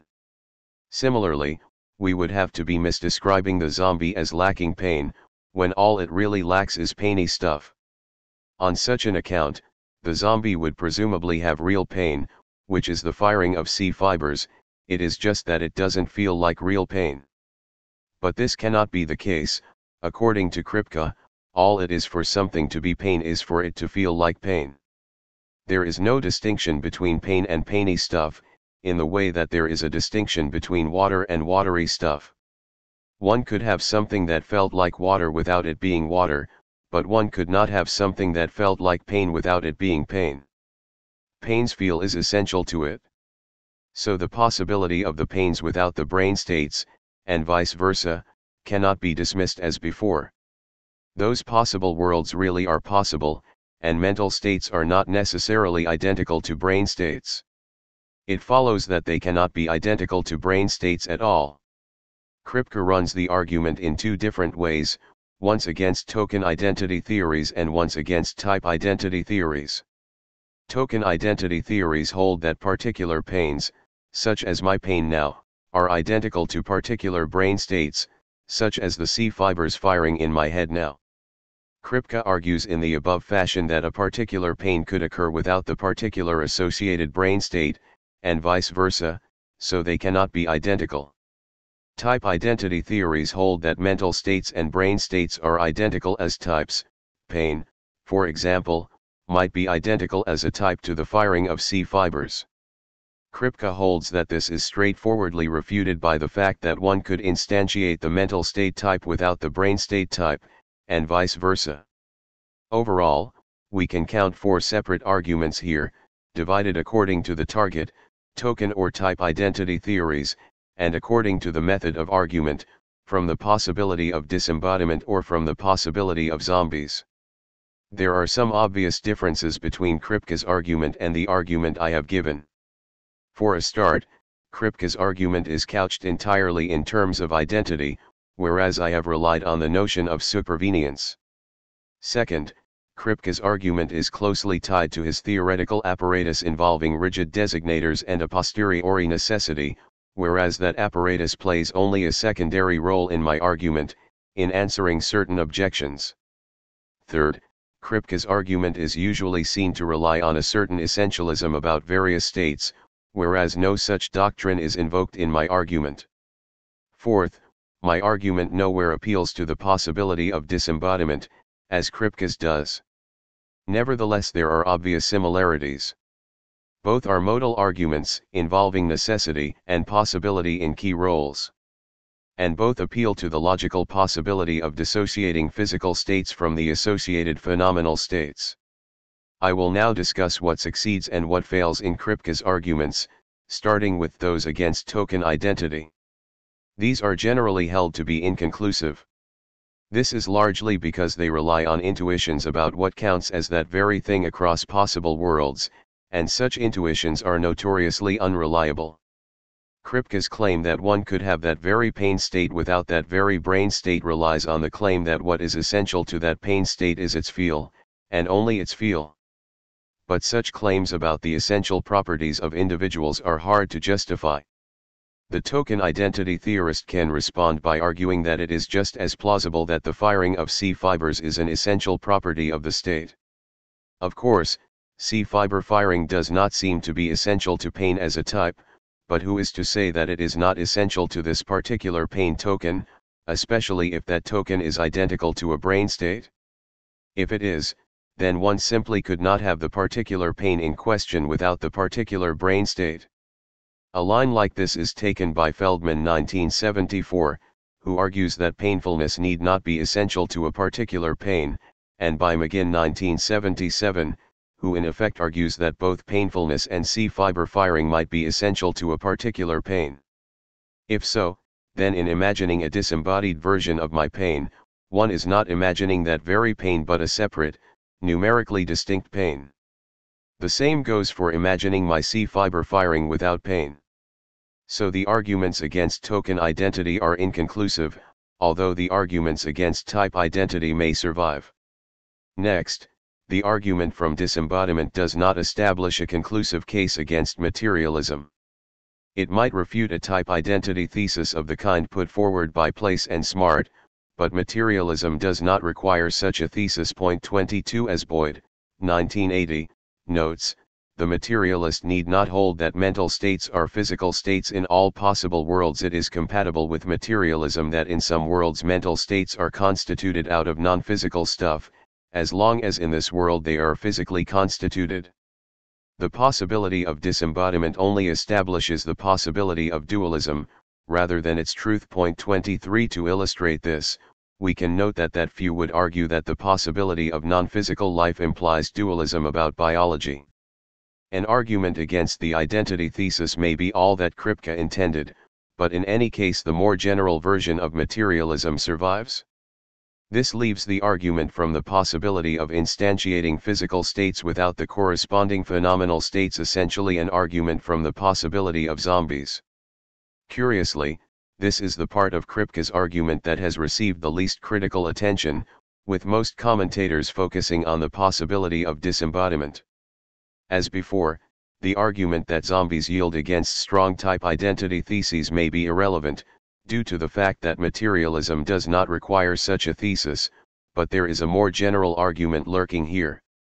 The possibility of instantiating the relevant physical states without pain, Kripke argues, pages 153 to 54, shows that even after God created all the physical stuff going on when one has a pain, perhaps a brain with C fibers firing, he had to do more work in order that those firings be felt as pain. This is enough to establish that materialism is false. Point 24. This argument from physical states without phenomenal states corresponds directly to the argument I have given against materialism. Even the further maneuvers correspond. To the objection that this situation is merely conceivable and not truly possible, Kripke will respond, one cannot explain away the conceived situation as one that lacks the feeling of pain but not pain itself, as to be a pain is to feel like pain in any possible world. That is, the secondary intention and the primary intention of pain coincide. To this we might add, with Jackson 1980, that even if the equivalence is disputed, the argument against materialism will succeed when applied to feelings of pain rather than pain. That is, even if the intentions differ, the argument still goes through using the primary intention. These are isomorphic to the responses that I gave to the same sort of objection earlier in this chapter. Note that with his thesis that an apparently conceivable but impossible situation should be explained away as an epistemically possible situation that is misdescribed, Kripke is in effect endorsing the weak treatment of a posteriori necessity.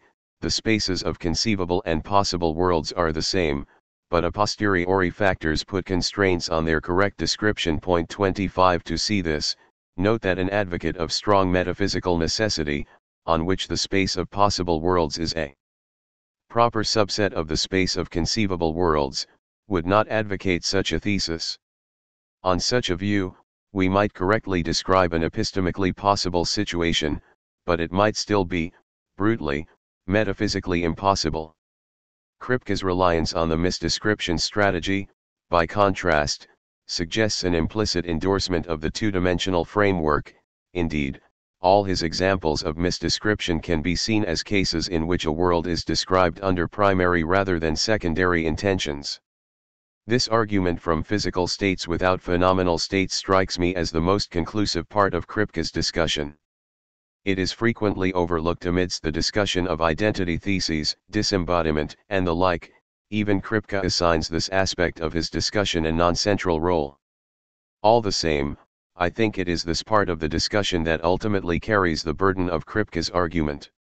To summarize, it seems to me that insofar as Kripke's argument against materialism succeeds, 1.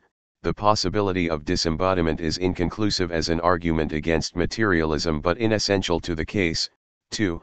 Arguments phrased in terms of identity are similarly inconclusive but inessential. 3. An essentialist metaphysics is inessential, except insofar as the feel of pain is essential to pain as a type, but that is just a fact about what pain means. And 4. Kripke's apparatus of rigid designation and the like is not central, although it is required to answer a certain sort of objection. Point 26. But his argument contains a sound core, in what is essentially an argument from the failure of logical supervenience. 4. Is this epiphenomenalism? A problem with the view I have advocated is that if consciousness is merely naturally supervenient on the physical, then it seems to lack causal efficacy. The physical world is more or less causally closed, in that for any given physical event, it seems that there is a physical explanation, modulo a small amount of quantum indeterminacy. This implies that there is no room for a non-physical consciousness to do any independent causal work. It seems to be a mere epiphenomenon, hanging off the engine of physical causation, but making no difference in the physical world. It exists, but as far as the physical world is concerned it might as well not.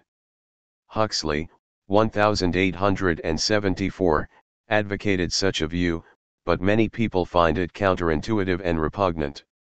Indeed, this consequence has been enough to cause some, example Kirk 1979, Seeger 1991, to question the conclusions of their arguments against materialism, and to consider the possibility that consciousness might be logically supervenient on the physical after all.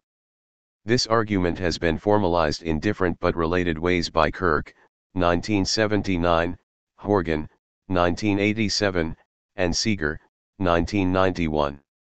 If we assume that the physical world is causally closed and that consciousness causes some physical events, then it follows under certain natural assumptions about causation that consciousness must supervene logically, or metaphysically, on the physical. Point 27. If so, then given that the physical world is causally closed, the mere natural supervenience of consciousness implies that consciousness is epiphenomenal. The basic shape of the argument is clear.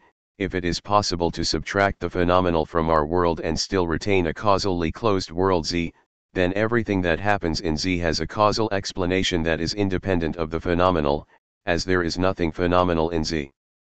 But everything that happens in Z also happens in our world, so the causal explanation that applies in Z applies equally here. So the phenomenal is causally irrelevant. Even if conscious experience were absent, the behavior might have been caused in exactly the same way. In responding to this, I will pursue a two-pronged strategy. First, it is not obvious that mere natural supervenience must imply epiphenomenalism in the strongest sense. It is clear that the picture it produces looks something like epiphenomenalism. Nevertheless, the very nature of causation itself is quite mysterious, and it is possible that when causation is better understood we will be in a position to understand a subtle way in which conscious experience may be causally relevant. In effect, it may turn out that background assumptions in arguments above are false. I will outline some ways in which such an analysis might be made below. On the second prong, I will consider the reasons why epiphenomenalism might be found unpalatable, and analyze their force as arguments. If these intuitions do not translate into compelling arguments, it may turn out the sort of epiphenomenalism that this position implies is only counterintuitive, and that ultimately a degree of epiphenomenalism can be accepted. Strategies for avoiding epiphenomenalism. There are a number of ways in which one might try to preserve the failure of logical supervenience while nevertheless avoiding epiphenomenalism. The most obvious of these is to deny the causal closure of the physical, and to embrace a strong form of interactionist dualism in which the mental fills causal gaps in physical processing. I think this strategy should be avoided, for reasons I discuss shortly. However, there are a number of more subtle options that depend on an appropriate view of metaphysics and especially of causation. I discuss 4 such options. 1. Regularity-based causation. The first option is to accept a strong Humean account of causation, upon which all it is for A to cause B is for there to be a uniform regularity between events of type A and events of type B. Such a view would allow a causal role for the phenomenal. The mere fact that pain sensations are generally followed by withdrawal reactions would imply that pain causes withdrawal reactions. A related non-Humean option identifies a causal connection with any gnomic, or lawful, connection, even if a gnomic regularity is something more than a uniform regularity. The natural supervenience view is entirely compatible with the existence of a gnomic connection between experience and behavior. For example, there might be a lawful connection between experience and an underlying brain state, and a lawful connection between that brain state and behavior. One might claim that this is enough for causation. This might be supported by noting that the counterfactual behavior would have been the same even in the absence of experience is false on the most natural interpretation. If the experience were absent, the brain state would have been different, and behavior would have been different. Here, the counterfactual is assessed by considering naturally possible worlds, rather than logically possible worlds. I find both of these positions implausible. I have argued against Humean views of causation in Chapter 2, and even on the non-Humean view it is implausible that just any gnomic connection suffices for causation. Think of the correlation between the hair color of identical twins, for instance. Nevertheless, considerations like these at least give us an idea of why consciousness appears to play a causal role.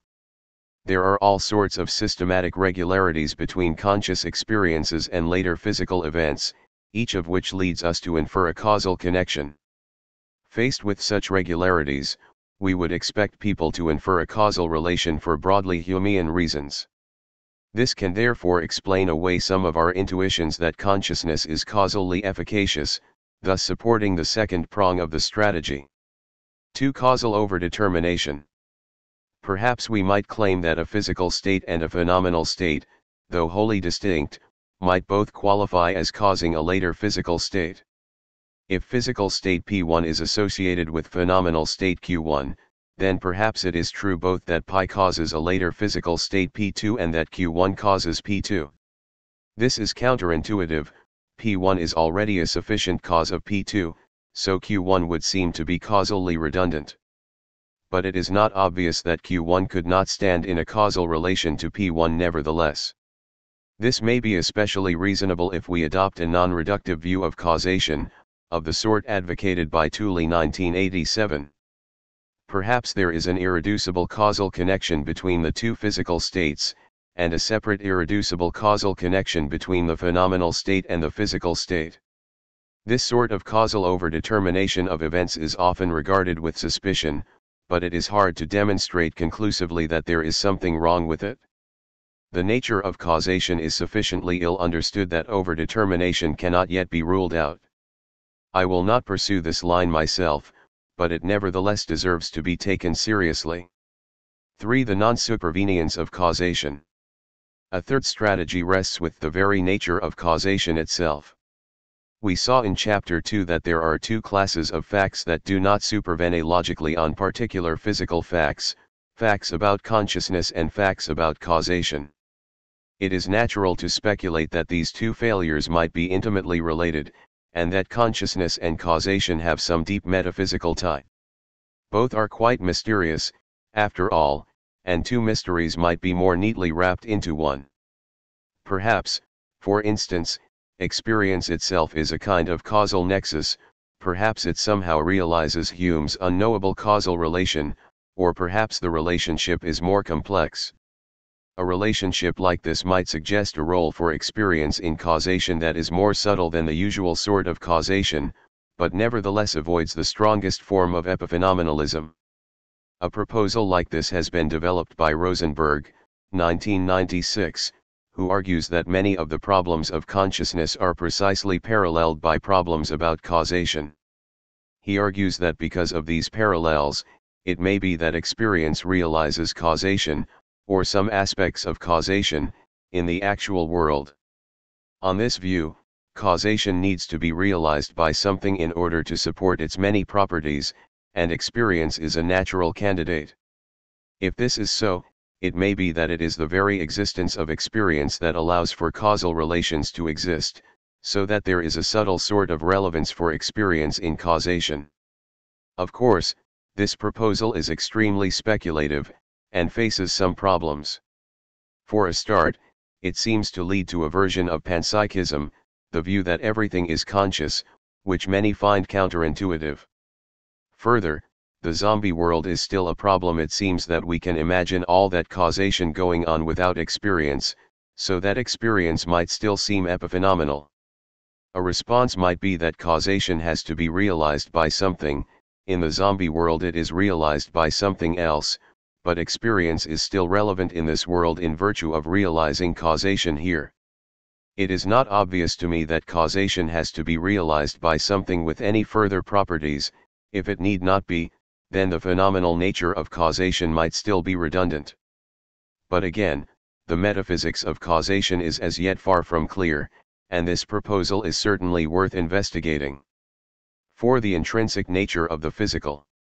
The strategy to which I am most drawn stems from the observation that physical theory only characterizes its basic entities relationally, in terms of their causal and other relations to other entities. Basic particles, for instance, are largely characterized in terms of their propensity to interact with other particles. Their mass and charge is specified, to be sure, but all that a specification of mass ultimately comes to is a propensity to be accelerated in certain ways by forces, and so on. Each entity is characterized by its relation to other entities, and these entities are characterized by their relations to other entities, and so on forever, except, perhaps, for some entities that are characterized by their relation to an observer. The picture of the physical world that this yields is that of a giant causal flux, but the picture tells us nothing about what all this causation relates. Reference to the proton is fixed as the thing that causes interactions of a certain kind, that combines in certain ways with other entities, and so on, but what is the thing that is doing the causing and combining? As Russell, 1927, notes, this is a matter about which physical theory is silent. 28. One might be attracted to the view of the world as pure causal flux, with no further properties for the causation to relate, but this would lead to a strangely insubstantial view of the physical world. 29. It would contain only causal and gnomic relations between empty placeholders with no properties of their own. Intuitively, it is more reasonable to suppose that the basic entities that all this causation relates have some internal nature of their own, some intrinsic properties, so that the world has some substance to it. But physics can at best fix reference to those properties by virtue of their extrinsic relations. It tells us nothing directly about what those properties might be. We have some vague intuitions about these properties based on our experience of their macroscopic analogues, intuitions about the very massiveness of mass, for example, but it is hard to flesh these intuitions out, and it is not clear on reflection that there is anything to them. There is only one class of intrinsic, non-relational property with which we have any direct familiarity, and that is the class of phenomenal properties. It is natural to speculate that there may be some relation or even overlap between the uncharacterized intrinsic properties of physical entities, and the familiar intrinsic properties of experience. Perhaps, as Russell suggested, at least some of the intrinsic properties of the physical are themselves a variety of phenomenal property. 30. The idea sounds wild at first, but on reflection it becomes less so. After all, we really have no idea about the intrinsic properties of the physical. Their nature is up for grabs, and phenomenal properties seem as likely a candidate as any other. There is of course the threat of panpsychism. I am not sure that this is such a bad prospect. If phenomenal properties are fundamental, it is natural to suppose that they might be widespread, but it is not a necessary consequence. An alternative is that the relevant properties are proto-phenomenal properties. In this case, the mere instantiation of such a property does not entail experience, but instantiation of numerous such properties could do so jointly. It is hard to imagine how this would work.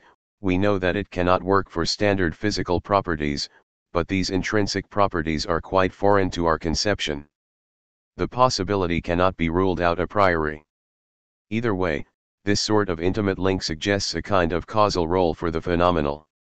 If there are intrinsic properties of the physical, it is instantiations of these properties that physical causation ultimately relates. If these are phenomenal properties, then there is phenomenal causation, and if these are proto-phenomenal properties, then phenomenal properties inherit causal relevance by their supervenient status, just as billiard balls inherit causal relevance from molecules.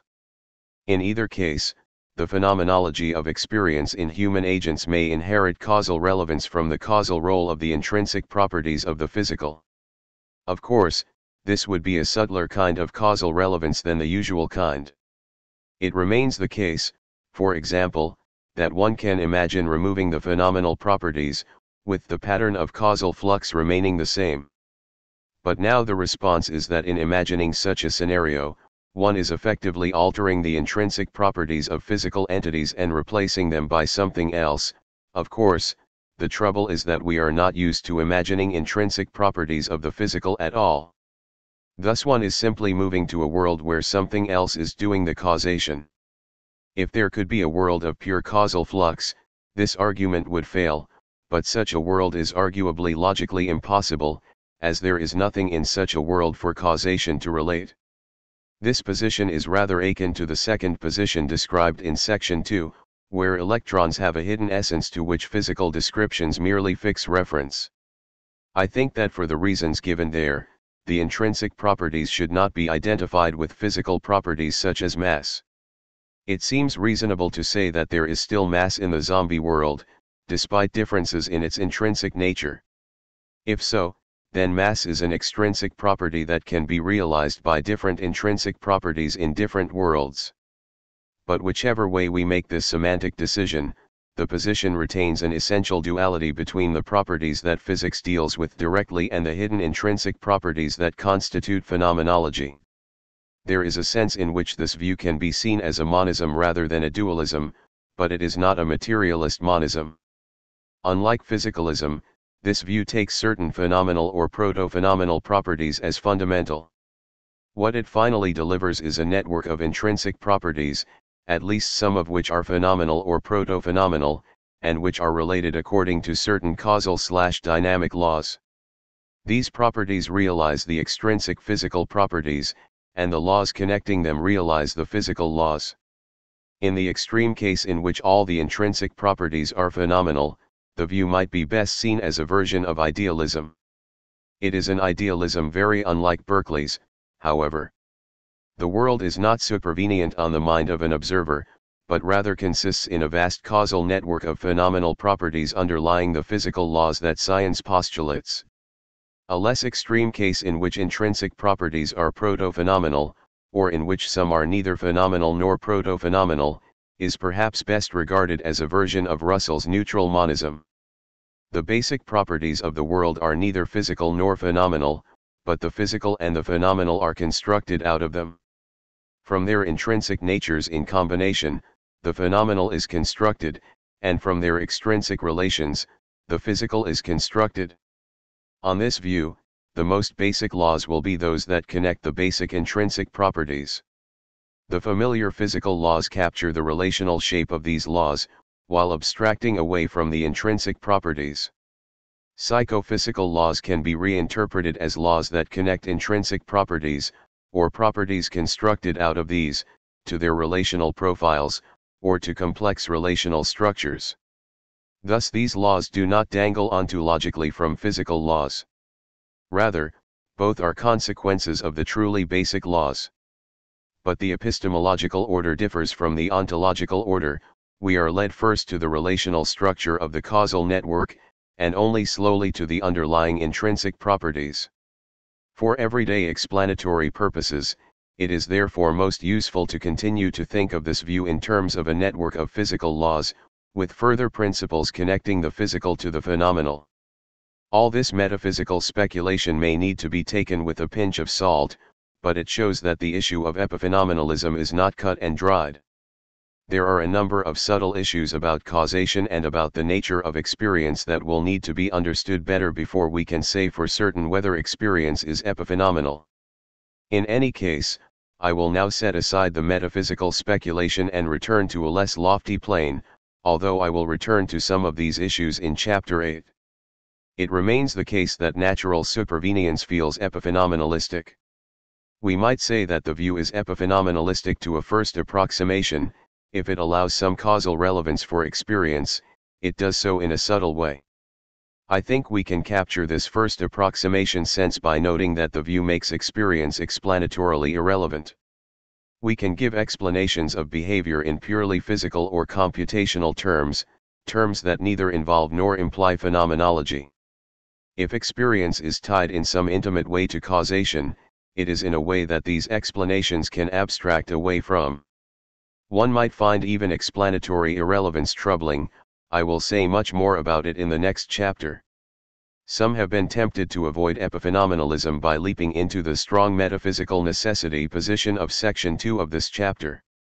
If experience does not supervene logically on the physical, it has seemed to some that the only way to preserve its causal role is to declare it brutally identical to or metaphysically supervenient on some physical property or properties. Apart from the problems that I have already mentioned, however, the view still has serious problems with explanatory irrelevance. The very conceivability of a zombie shows that on this view, behavior can be explained in terms that neither involve nor imply the existence of experience. Explanatory relations are conceptual relations, so that strong metaphysical necessity is irrelevant here. The view still leaves behavior independent of experience in a strong sense and has to face up to most of the same difficulties as a property dualism. There is therefore not much to be gained by taking such a position. Interactionist dualism. Some people, persuaded by the arguments for dualism but convinced that phenomenal consciousness must play a significant causal role, may be tempted by an interactionist variety of dualism, in which experience fills causal gaps in physical processes. Giving in to this temptation raises more problems than it solves, however. For a start, it requires a hefty bet on the future of physics, one that does not currently seem at all promising. Physical events seem inexorably to be explained in terms of other physical events. It also requires a large wager on the future of cognitive science, as it suggests that the usual kinds of physical/functional models will be insufficient to explain behavior. But the deepest problem is that this view may be no better at getting around the problems with epiphenomenalism than the view with causal closure, for reasons I will discuss shortly. The only form of interactionist dualism that has seemed even remotely tenable in the contemporary picture is one that exploits certain properties of quantum mechanics. There are two ways this might go. First, some have appealed to the existence of quantum indeterminacy, and have suggested that a non-physical consciousness might be responsible for filling the resultant causal gaps, determining which values some physical magnitudes might take within an apparently probabilistic distribution, example Ecclesiastes 19:86. Although these decisions would have only a tiny proximate effect, perhaps nonlinear dynamics could amplify these tiny fluctuations into significant macroscopic effects on behavior. This is an audacious and interesting suggestion, but it has a number of problems. First, the theory contradicts the quantum mechanical postulate that these microscopic decisions are entirely random, and in principle it implies that there should be some detectable pattern to them, a testable hypothesis. Second, in order that this theory allows that consciousness does any interesting causal work, it needs to be the case that the behavior produced by these microscopic decisions is somehow different in kind than that produced by most other sets of decisions that might have been made by a purely random process. Presumably the behavior is more rational than it would have been otherwise, and it leads to remarks such as "I am seeing red now" that the random processes would not have produced. This again is testable in principle, by running a simulation of a brain with real random processes determining those decisions. Of course we do not know for certain which way this test would come out, but to hold that the random version would lead to unusually degraded behavior would be to make a bet at long odds. A second way in which quantum mechanics bears on the issue of causal closure lies with the fact that in some interpretations of the quantum formalism, consciousness itself plays a vital causal role, being required to bring about the so-called collapse of the wave function.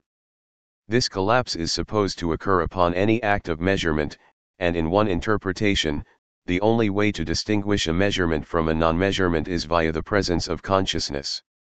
This theory is certainly not universally accepted. For a start, it presupposes that consciousness is not itself physical, surely contrary to the views of most physicists, and I do not accept it myself, but in any case it seems that the kind of causal work consciousness performs here is quite different from the kind required for consciousness to play a role in directing behavior. 31 It is unclear how a collapse in external perceived objects allows consciousness to affect physical processing. Within the brain, such theories are usually silent on what happens to the brain during collapse. And even if consciousness somehow manages to collapse the brain state, then all the above remarks about apparently random processes and their connection with behavior still apply. In any case, all versions of interactionist dualism have a conceptual problem that suggests that they are less successful in avoiding epiphenomenalism than they might seem, or at least that they are no better off than the view I have advocated. Even on these views, there is a sense in which the phenomenal is irrelevant. We can always subtract the phenomenal component from any explanatory account, yielding a purely causal component. Imagine, with Ecclesiastes, that psychons in the non-physical mind push around physical processes in the brain, and that psychons are the seat of experience.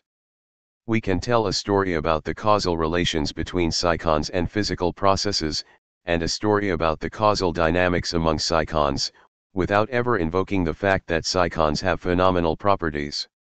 Just as with physical processes, we can imagine subtracting the phenomenal properties of psychons, yielding a situation in which the causal dynamics are isomorphic. It follows that the fact that psychons are the seat of experience plays no essential role in a causal explanation, and that even in this picture experience is explanatorily irrelevant. Some might object that psychons, or ectoplasm, or whatever, are entirely constituted by their phenomenal properties. Even so, there is a sense in which their phenomenal properties are irrelevant to the explanation of behavior.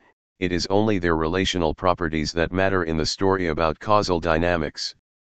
If one objects that still, they have further intrinsic properties that are causally relevant, we have a situation like the one that arose above with phenomenal properties intrinsic to physical entities. Either way, we have a sort of causal relevance but explanatory irrelevance. Indeed, nothing especially is gained by moving away from the causal closure of the physical. We still have a broader causal network that is closed, and it remains the case that the phenomenal nature of entities in the network is explanatorily superfluous. We can even imagine that if interactionism is true, then for reasons quite independent of conscious experience we would be led eventually to postulate psychons in order to explain behavior, to fill the observed causal gaps and account for the data. If so, psychons would have the status of a kind of theoretical entity like the theoretical entities of physics. Nothing in this story would involve or imply experience, which would be as explanatorily superfluous as in the usual case. We could still tell a zombie story involving psychons, and so on. The additional observation that these psychons might have phenomenal properties works no better or worse as a response to epiphenomenalism than the analogous observation that physical entities, perhaps basic entities, perhaps quite complex ones, might have phenomenal properties over and above their extrinsic features.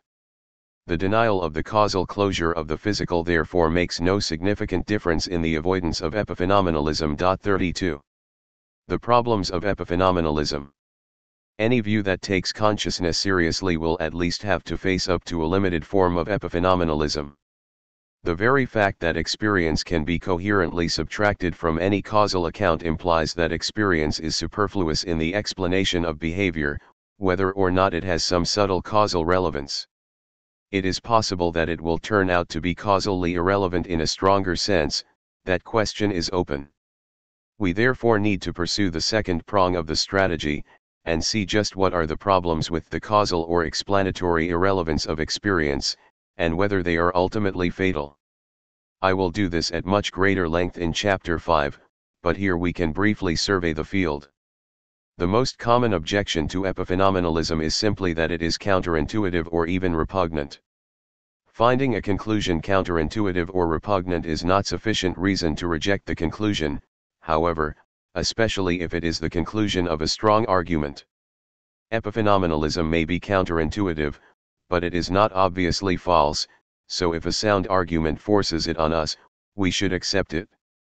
Of course, a counterintuitive conclusion may give us reason to go back and re-examine the argument, but we still need to find something wrong with the argument on independent grounds.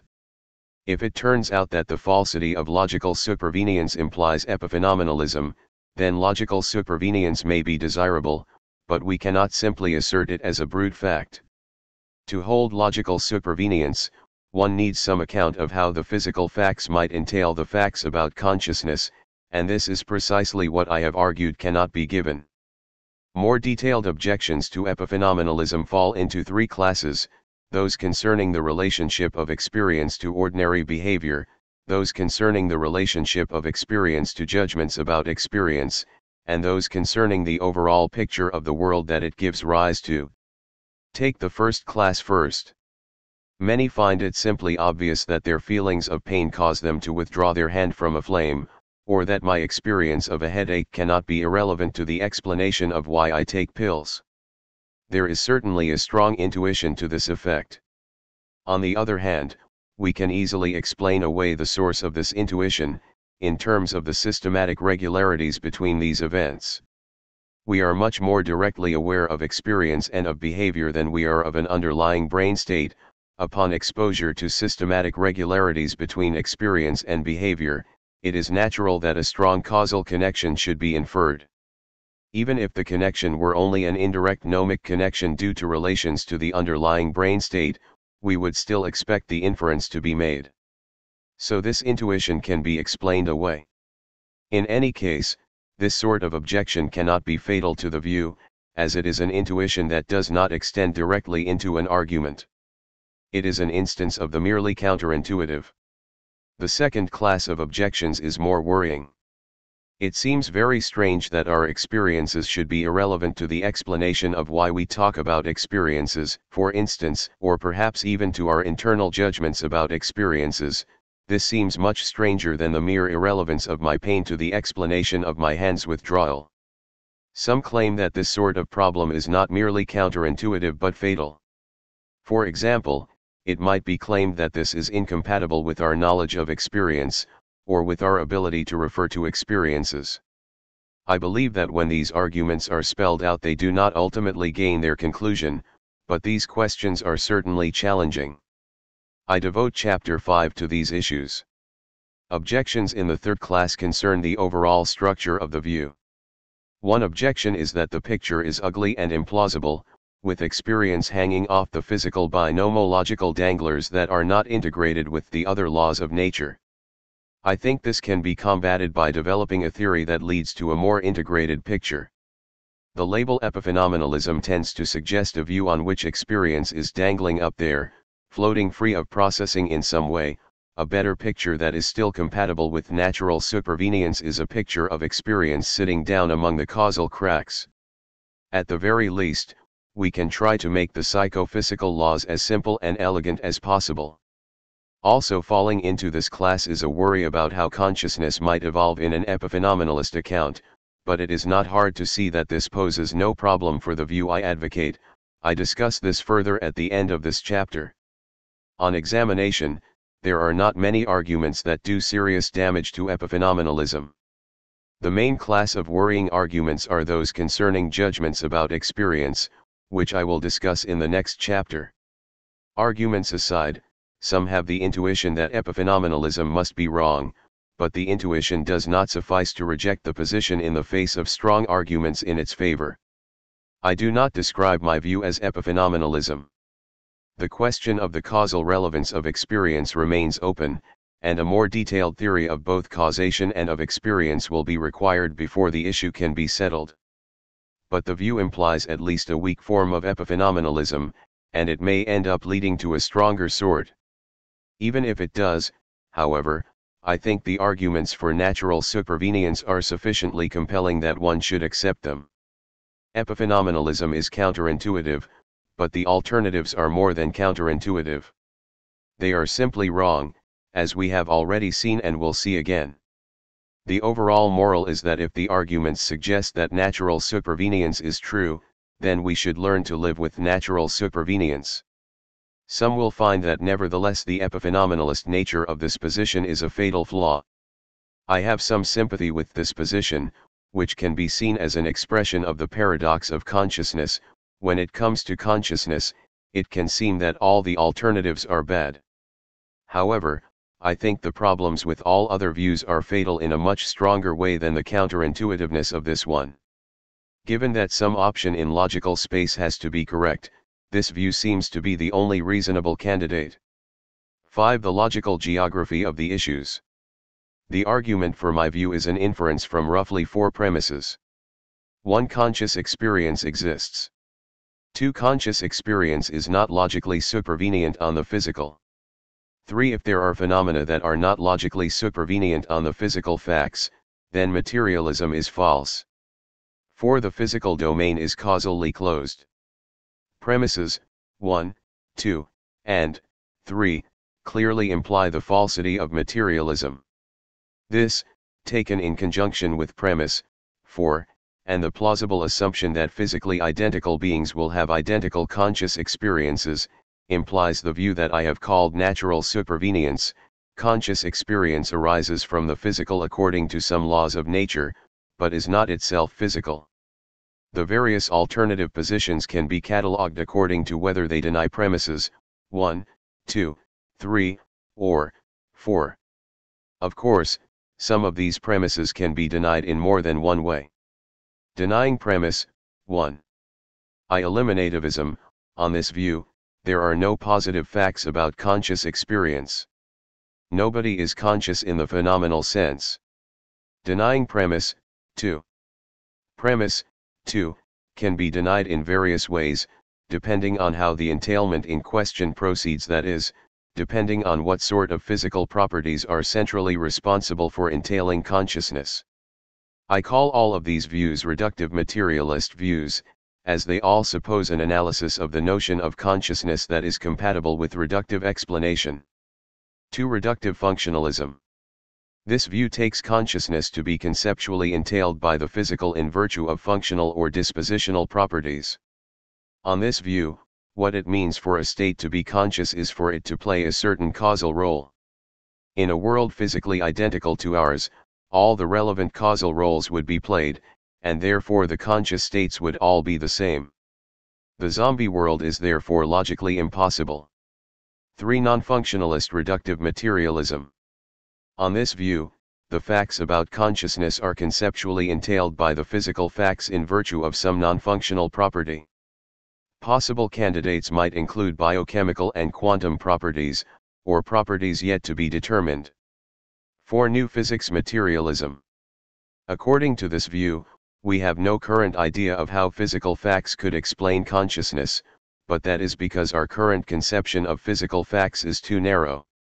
When one argues that a zombie world is logically possible, one is really arguing that all the fields and particles interacting in the space-time manifold, postulated by current physics, could exist in the absence of consciousness. But with a new physics, things might be different. The entities in a radically different theoretical framework might be sufficient to entail and explain consciousness. Denying premise. 3. V. Non-reductive materialism. This is the view that although there may be no logical entailment from the physical facts to the facts about consciousness, and therefore no reductive explanation of consciousness, consciousness just is physical. The physical facts metaphysically necessitate the facts about consciousness. Even though the idea of a zombie world is quite coherent, such a world is metaphysically impossible. Denying premise. 4. 6. Interactionist dualism. This view accepts that consciousness is non-physical, but denies that the physical world is causally closed, so that consciousness can play an autonomous causal role. Then there is my view, which accepts premises 1, 2, 3, and 4. 7. Naturalistic dualism. Consciousness supervenes naturally on the physical, without supervening logically or metaphysically. There is also an 8th common view, which is generally underspecified. 8. Don't have a clue materialism. I don't have a clue about consciousness. It seems utterly mysterious to me. But it must be physical, as materialism must be true. Such a view is held widely, but rarely in print, although see Fodor 1992. To quickly summarize the situation as I see it, option I seems to be manifestly false. 2 and 3 rely on false analyses of the notion of consciousness and therefore change the subject. 4 and 6 place large and implausible bets on the way that physics will turn out, and also have fatal conceptual problems, and v. either makes an invalid appeal to Kripken a posteriori necessity or relies on a bizarre metaphysics. I have a certain amount of sympathy with 8, but it presumably must eventually reduce to some more specific view, and none of these seem to work. This leaves 7 as the only tenable option. More slowly, starting with options 4 and 6. Option 6, interactionist dualism, requires that physics will turn out to have gaps that can be filled by the action of a non-physical mind. Current evidence suggests that this is unlikely. Option 4 requires that the shape of physics will be transformed so radically that it could entail facts about conscious experience, but nobody has an idea of how any physics could do this. Indeed, given that physics ultimately deals in structural and dynamical properties, it seems that all physics will ever entail is more structure and dynamics, which, unless one of the other reductive options is embraced, will never entail the existence of experience. The deepest reason to reject options 4 and 6 is that they ultimately suffer from the same problem as a more standard physics. The phenomenal component can be coherently subtracted from the causal component. On the interactionist view, we have seen that even if the non-physical entities have a phenomenal aspect, we can coherently imagine subtracting the phenomenal component, leaving a purely causal/dynamic story characterizing the interaction and behavior of the relevant entities. On the new physics view, even if it explicitly incorporates phenomenal properties, the fact that these properties are phenomenal can play no essential role in the causal/dynamic story. We would be left with a coherent physics even if that aspect were subtracted. Either way, the dynamics is all we need to explain causal interactions, and no set of facts about dynamics adds up to a fact about phenomenology. A zombie story can therefore still be told. Various moves can be made in reply, but each of these moves can also be made on the standard physical story. For example, perhaps the abstract dynamics misses the fact that the non-physical stuff in the interactionist story is intrinsically phenomenal, so that phenomenal properties are deeply involved in the causal network.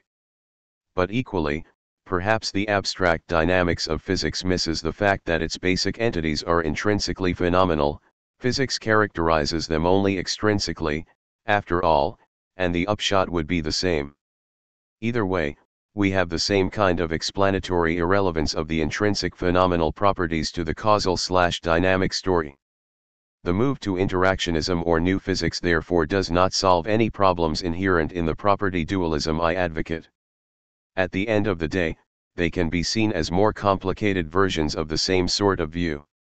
As for option 3, the most tempting version is the one that gestures toward unknown properties that we have so far overlooked as the key to the entailment. But ultimately the problem is the same. Physics only gives us structure and dynamics, and structure and dynamics does not add up to phenomenology. The only available properties would seem to be those characterizing physical structure or function, or properties constructed out of the two. But structural properties are obviously inappropriate analyses of the concept of experience, and functional properties are not much better, although I consider them below. Any view of this sort will ultimately change the subject. This leaves options I, 2, V, and 7, which correspond to the options taken most seriously in the contemporary literature: eliminativism, reductive functionalism, non-reductive materialism, and property dualism.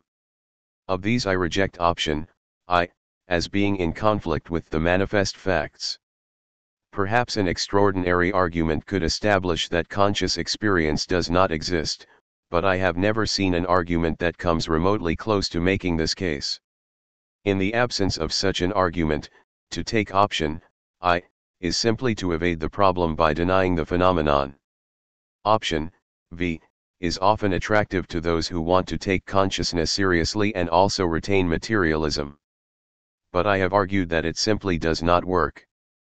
The non-reductive materialism advocated by Searle turns out to have internal problems and collapses into one of the other views, most likely property dualism. Other proponents of this view rely on an appeal to Kripke's a posteriori necessity, but the sort of a posteriori necessity demonstrated by Kripke cannot save materialism. The only consistent way to take option V is to appeal to a strong a posteriori necessity that goes well beyond Kripke's, and to invoke brute constraints on the space of metaphysically possible worlds. We have seen that there is no reason to believe in such constraints, or to believe in such a third, intermediate grade of the possibility of worlds. This metaphysics gains no support from any other phenomena, and it is hard to see how it could be supported. Even if this metaphysics of necessity is accepted, for most explanatory purposes the view ends up looking like the view I advocate. It implies that consciousness cannot be reductively explained. It implies that conscious experience is explanatorily irrelevant to the physical domain. And it implies that a theory of consciousness must invoke bridging principles to connect the physical and phenomenal domains, principles that are not themselves entailed by physical laws.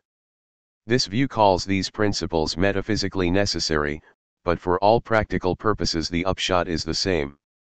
This sort of theory will have the same shape as the dualist theories I advocate, and almost everything I say in developing a non-reductive theory in the next few chapters will apply equally here. Option 2, reductive functionalism, is the most serious materialist option. Leaving aside various wild options, if materialism is true, then consciousness is logically supervenient, and the only remotely reasonable way for it to be logically supervenient is via a functional analysis. On this view, then, all it means for something to be a conscious experience is for it to play a certain causal role in a system. Phenomenal properties are treated exactly the same way as psychological properties, such as learning or categorization. The problem with this view, of course, is that it misrepresents what it means to be a conscious experience, or to be conscious. When I wonder whether other beings are conscious, I am not wondering about their abilities or their internal mechanisms, which I may know all about already.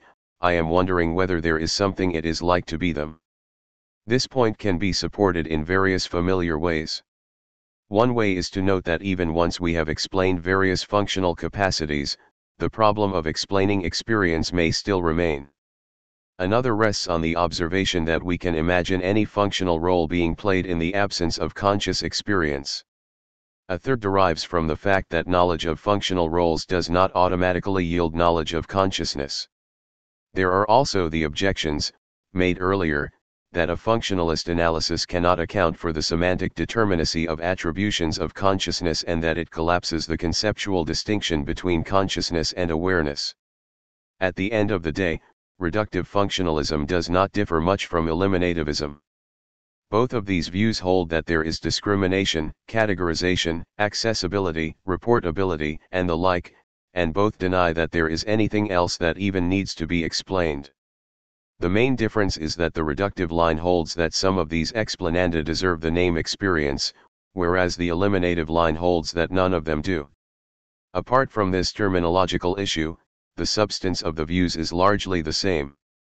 It is often noted that the line between reductionism and eliminativism is blurry, with reduction gradually sliding into elimination the more we are forced to modify the relevant concepts in order to perform a reduction.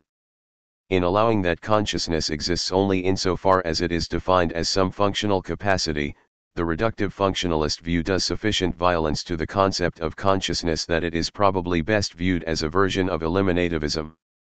Neither is a view that takes consciousness seriously. This leaves view 7, the property dualism that I have advocated, as the only tenable option. Certainly it seems to be a consequence of well-justified premises. In some ways it is counterintuitive, but it is the only view without a fatal flaw. Some will find its dualistic nature unpalatable, but I will argue shortly that dualism of this variety is not as unreasonable as many have thought, and that it is open to few serious objections. The biggest worry about this view is that it implies a certain irrelevance of phenomenal properties in the explanation of behavior, and may lead to epiphenomenalism, although this is not automatic. I will argue in the next chapter, however, that this explanatory irrelevance has no fatal consequences. Ultimately, this view gives us a coherent, naturalistic, unmysterious view of consciousness and its place in the natural order. Type A, Type B, and Type C. Taking a broader view of the logical geography, we can say that there are three main classes of views about conscious experience. Type A views hold that consciousness, insofar as it exists, supervenes logically on the physical, for broadly functionalist or eliminativist reasons. Type B views accept that consciousness is not logically supervenient, holding that there is no a priori implication from the physical to the phenomenal, but maintain materialism all the same. Type C views deny both logical supervenience and materialism. Type A views come in numerous varieties: eliminativism, behaviorism, various versions of reductive functionalism, but they have certain things in common. A Type A theorist will hold that, 1. Physical and functional duplicates that lack the sort of experience that we have are inconceivable, 2. Mary learns nothing about the world when she first sees red, at best she gains an ability, and 3. Everything there is to be explained about consciousness can be explained by explaining the performance of various functions. Archetypal Type A theorists include Armstrong, 1968, Dennett, 1991, Lewis, 1966, and Ryle, 1949. Others may include Dritsk, 1995, Ray, 1982, Rosenthal, 1996, Smart, 1959, White, 1986, and Wilkes, 1984. Type B views, or non-reductive versions of materialism, usually fall prey to internal difficulties. The only Type B view that seems to be even internally coherent is the view that invokes strong metaphysical necessity in a crucial role. Taking this view, a Type B theorist must hold that, 1. Zombies and inverted spectra are conceivable but metaphysically impossible, 2. Mary learns something when she sees red, but that this learning can be explained away with a lore-style analysis, and 3.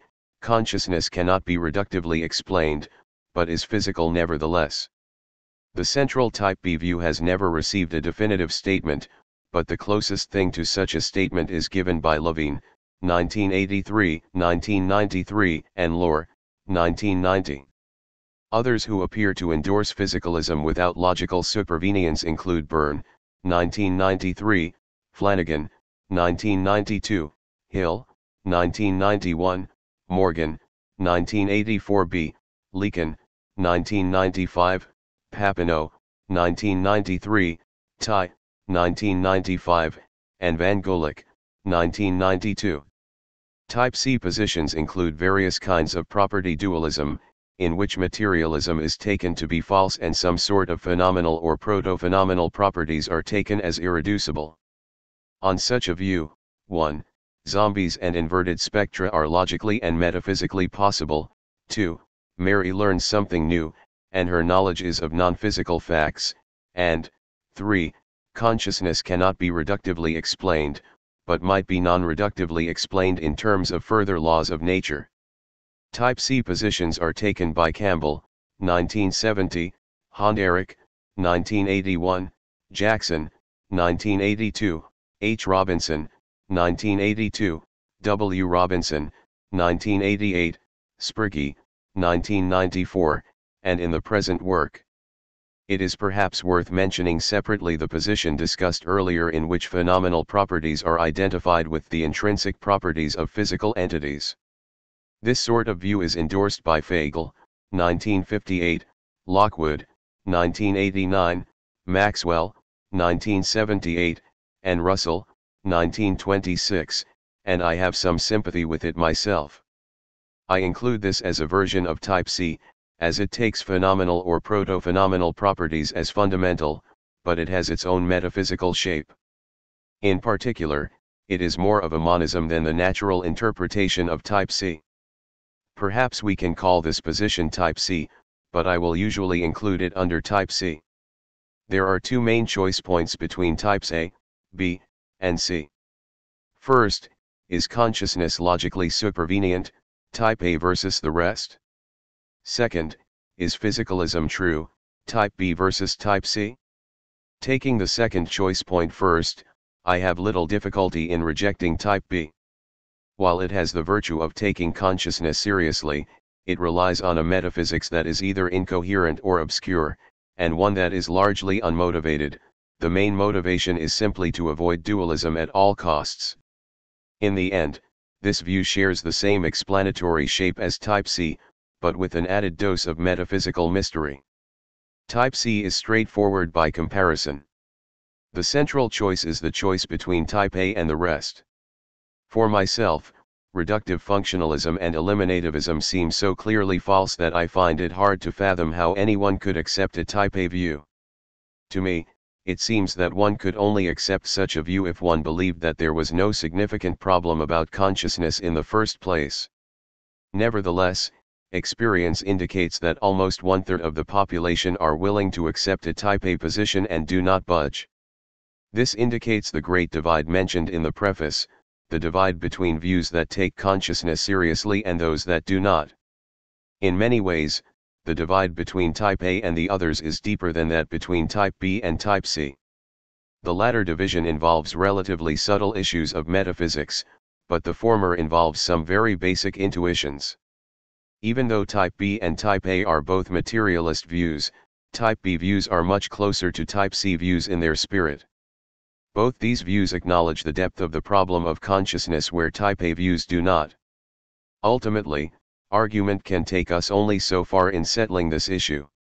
If someone insists that explaining access and reportability explains everything, that Mary discovers nothing about the world when she first has a red experience, and that a functional isomorph differing in conscious experience is inconceivable, then I can only conclude that when it comes to experience we are on different planes.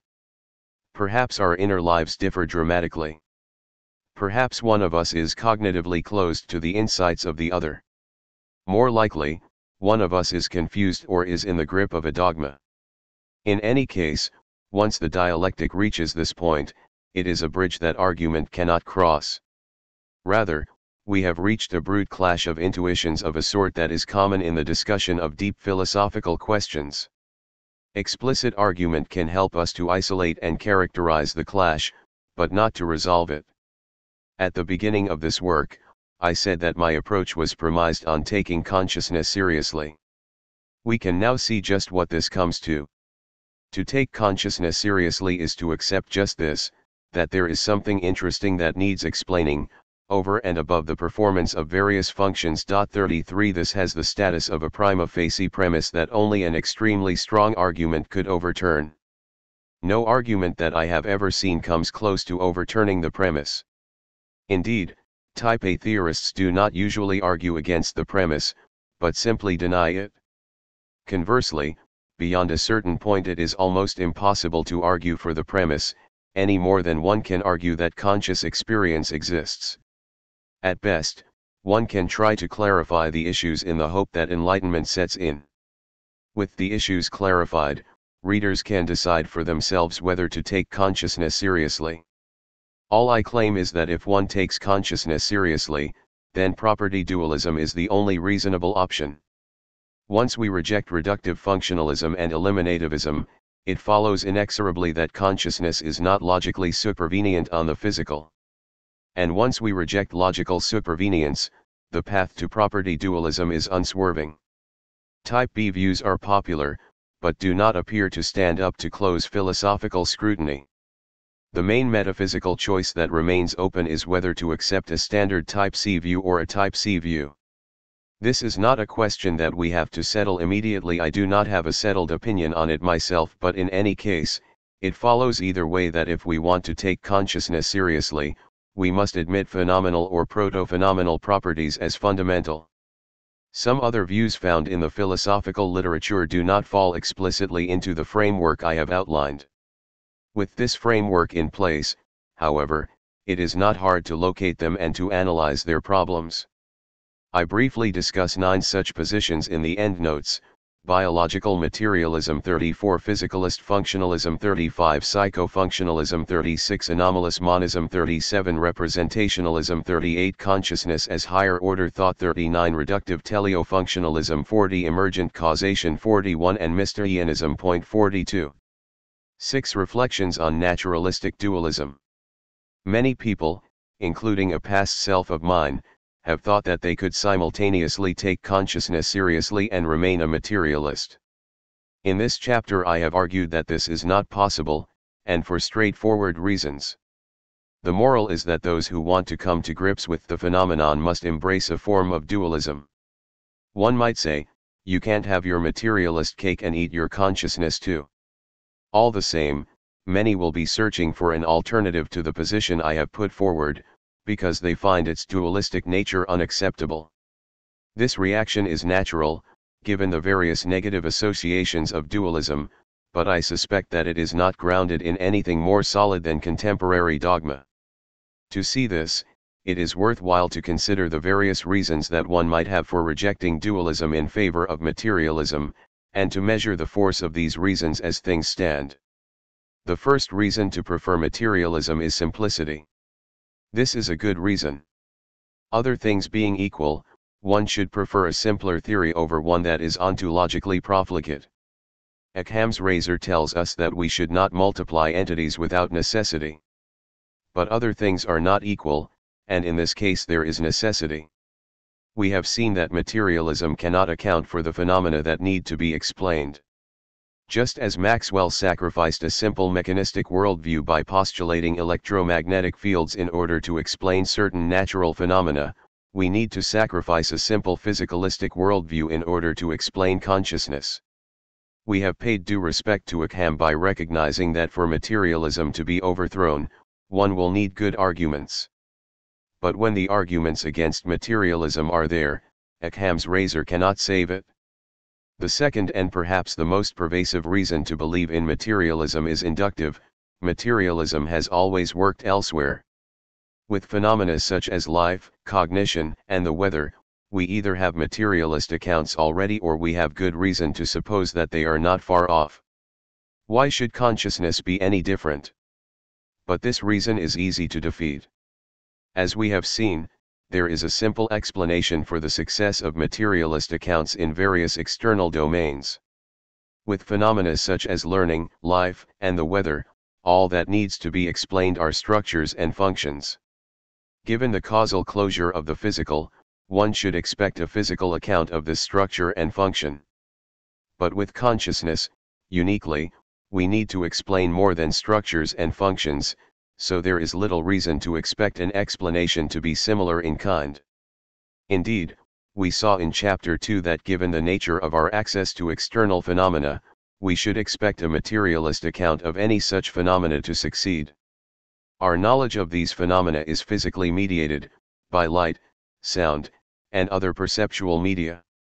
Given the causal closure of the physical, we should expect phenomena that we observe by these means to be logically supervenient on the physical, otherwise we would never know about them. But our epistemic access to conscious experience is of an entirely different kind. Consciousness is at the very center of our epistemic universe, and our access to it is not perceptually mediated. The reasons for expecting a materialist account of external phenomena therefore break down in the case of consciousness, and any induction from those phenomena will be shaky at best. Third, many have preferred materialism in order to take science seriously. It has been thought that a dualist view would challenge science on its own grounds. According to Chitchland, 1988, dualism is inconsistent with evolutionary biology and modern physics and chemistry. But this is quite false. Nothing about the dualist view I advocate requires us to take the physical sciences at anything other than their word. The causal closure of the physical is preserved. Physics, chemistry, neuroscience, and cognitive science can proceed as usual in their own domains. The physical sciences are entirely successful. They explain physical phenomena admirably, they simply fail to explain conscious experience. Chitchland suggests a number of other reasons to reject dualism. 1. The systematic dependence of mental phenomena on neurobiological phenomena. 2. Modern computational results that suggest that complex results can be achieved without a non-physical homunculus. And 3. A lack of evidence, explanation, or methodology for dualism. The first two reasons offer no evidence against my view. As for the third, arguments for dualism have already been presented, while dualist explanation and methodology will be illustrated in the remainder of this work. A fourth motivation to avoid dualism, for many, has arisen from various spiritualistic, religious, supernatural, and other anti-scientific overtones of the view. But those are quite inessential. On the view I advocate, consciousness is governed by natural law, and there may eventually be a reasonable scientific theory of it. There is no a priori principle that says that all natural laws will be physical laws. To deny materialism is not to deny naturalism. A naturalistic dualism expands our view of the world, but it does not invoke the forces of darkness. In a related concern, many have thought that to accept dualism would be to give up on explanation. In the words of Dennett, 1991, even the way that dualism wallows in mystery, accepting dualism is giving up, p. 37. Perhaps some dualist views have this feature, but it is far from an automatic corollary, as I hope the remainder of this work will make clear. One occasionally hears a fifth objection to dualism, which is that it cannot explain how the physical and the non-physical interact. But the answer to this is simple. On the natural supervenience framework, they interact by virtue of psychophysical laws. There is a system of laws that ensures that a given physical configuration will be accompanied by a given experience, just as there are laws that dictate that a given physical object will gravitationally affect others in a certain way. It might be objected that this does not tell us what the connection is, or how a physical configuration gives rise to experience. But the search for such a connection is misguided. Even with fundamental physical laws, we cannot find a connection that does the work. Things simply happen in accordance with the law. Beyond a certain point, there is no asking how. As Hume showed, the quest for such ultimate connections is fruitless.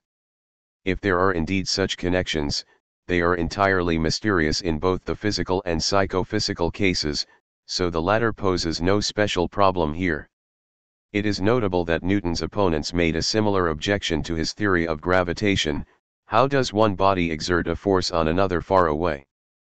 But the force of the question dissolved over time. We have learned to live with taking certain things as fundamental.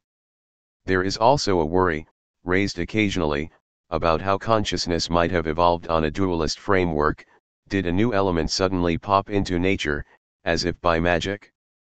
But this is not a problem.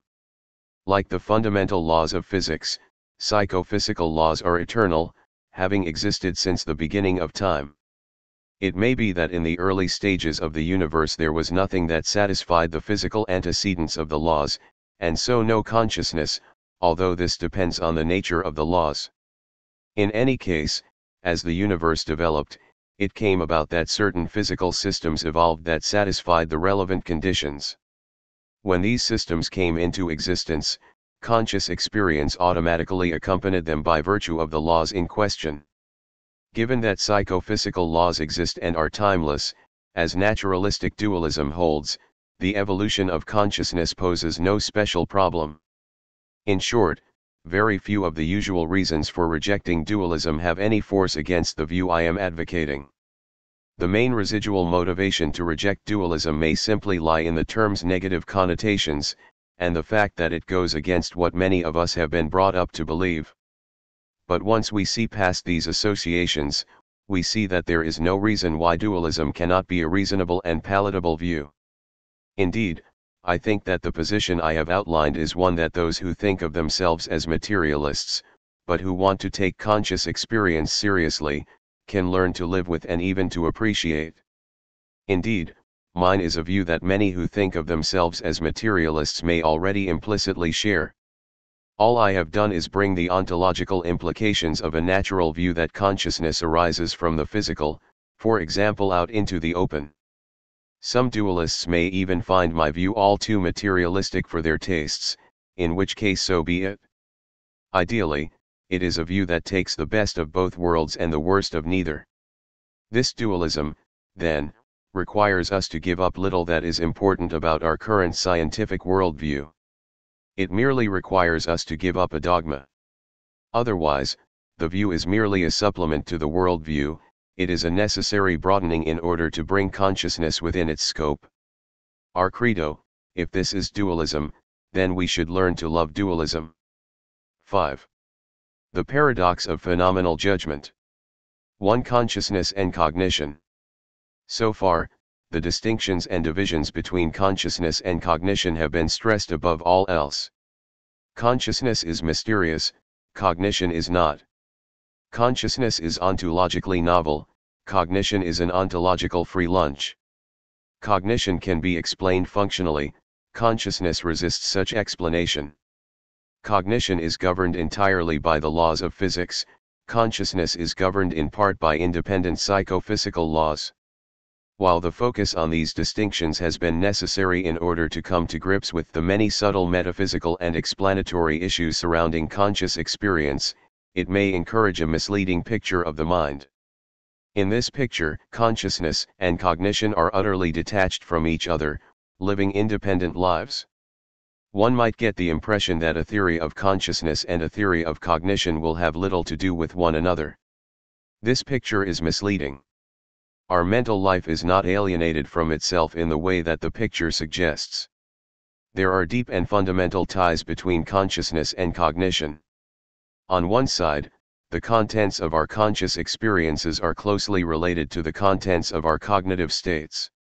Whenever one has a green sensation, individuated phenomenally, one has a corresponding green perception, individuated psychologically. On the other side, much cognitive activity can be centered on conscious experience. We know about our experiences, and make judgments about them. As I write this, a great deal of my thought is being devoted to consciousness. These relations between consciousness and cognition are not arbitrary and capricious, but systematic. An analysis of this systematic relationship may provide much of the basic material for a theory of consciousness. In this way, we can see that the nature of cognition is not irrelevant to consciousness, but central to its explanation. Of course, a theory of cognition cannot do all the explanatory work on its own, but it can nevertheless play a major role. After all, it is through cognition that we get a handle on consciousness in the first place. A thorough investigation of the links between consciousness and cognition can provide the purchase we need to constrain a theory of consciousness in a significant way, perhaps ultimately leading to an account of consciousness that neither mystifies nor trivializes the phenomenon. In this chapter, I lay the groundwork for a study of the relationship between consciousness and cognition. The next section introduces some notions that are at the center of this relationship. The remainder of the chapter is largely defensive, addressing various problems that the relationship between consciousness and cognition might seem to pose for a non-reductive view. In the next chapter, I begin the task of building a positive theory that systematizes the relationship between consciousness and cognition, with the goal of drawing them together into a unified picture of the mind. Phenomenal judgments. The primary nexus of the relationship between consciousness and cognition lies in phenomenal judgments. Our conscious experience does not reside in an isolated phenomenal void. We are aware of our experience and its contents, we form judgments about it, and we are led to make claims about it. When I have a red sensation, I sometimes form a belief that I am having a red sensation, which can issue in a verbal report. At a more abstract level, when one stops to reflect on the mysteries that consciousness poses, as I have been doing throughout this book, one is making judgments about consciousness. At a more concrete level, we frequently form judgments about the objects of our conscious experience, in the environment, for example, as when we think, there is something red. The various judgments in the vicinity of consciousness I call phenomenal judgments, not because they are phenomenal states themselves, but because they are concerned with phenomenology or with its objects. Phenomenal judgments are often reflected in claims about consciousness, verbal expressions of those judgments. At various times, people make claims about consciousness ranging from "I have a throbbing pain now" through "LSD gives me bizarre color sensations" to "the problem of consciousness is utterly baffling." These claims and judgments are intimately related to our phenomenology, but they are ultimately part of our psychology.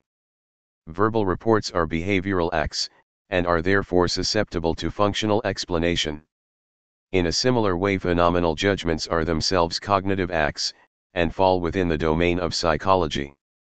It is often taken that beliefs should be understood as functional states, characterized by their causal ties to behavior, the environment, and other beliefs, but this view is not universally accepted.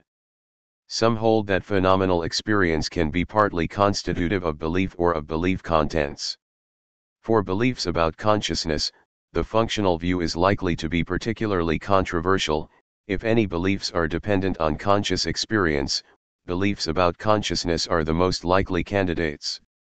I will therefore adopt the less loaded label judgment for the functional states in question, and will leave open the question of whether a judgment about consciousness is all there is to a belief about consciousness. We can think of a judgment as what is left of a belief after any associated phenomenal quality is subtracted. That there are purely psychological states that qualify as these judgments should not be a controversial matter. For a start, the disposition to make verbal reports of a certain form is a psychological state. At the very least, we can use the label judgment for this disposition. Moreover, whenever I form a belief about my conscious experience, there are all sorts of accompanying functional processes, just as there are with any belief. These processes underlie the disposition to make verbal reports, and all sorts of other dispositions. If one believes that LSD produces bizarre color sensations, the accompanying processes may underlie a tendency to indulge in or to avoid LSD in future, and so on. We can use the term judgment as a coverall for the states or processes that play the causal role in question. At a first approximation, a system judges that a proposition is true if it tends to respond affirmatively when queried about the proposition, to behave in an appropriate manner given its other beliefs and desires, and so on. Judgments can perhaps be understood as what I and my zombie twin have in common. My zombie twin does not have any conscious experience, but he claims that he does. At least, his detailed verbal reports sound the same as my own. As I am using the term, I think it is natural to say that my zombie twin judges that he has conscious experience, and that his judgments in this vicinity correspond one-to-one with mine.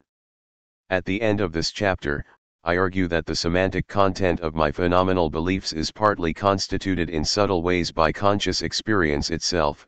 For example, red sensations may play a role in constituting the content of certain beliefs about red sensations.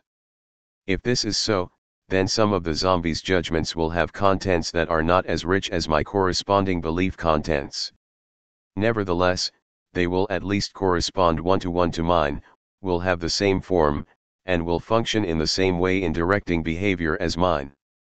So when I talk of a zombie's judgment that he is having a red sensation, I am talking about something interesting in his psychology.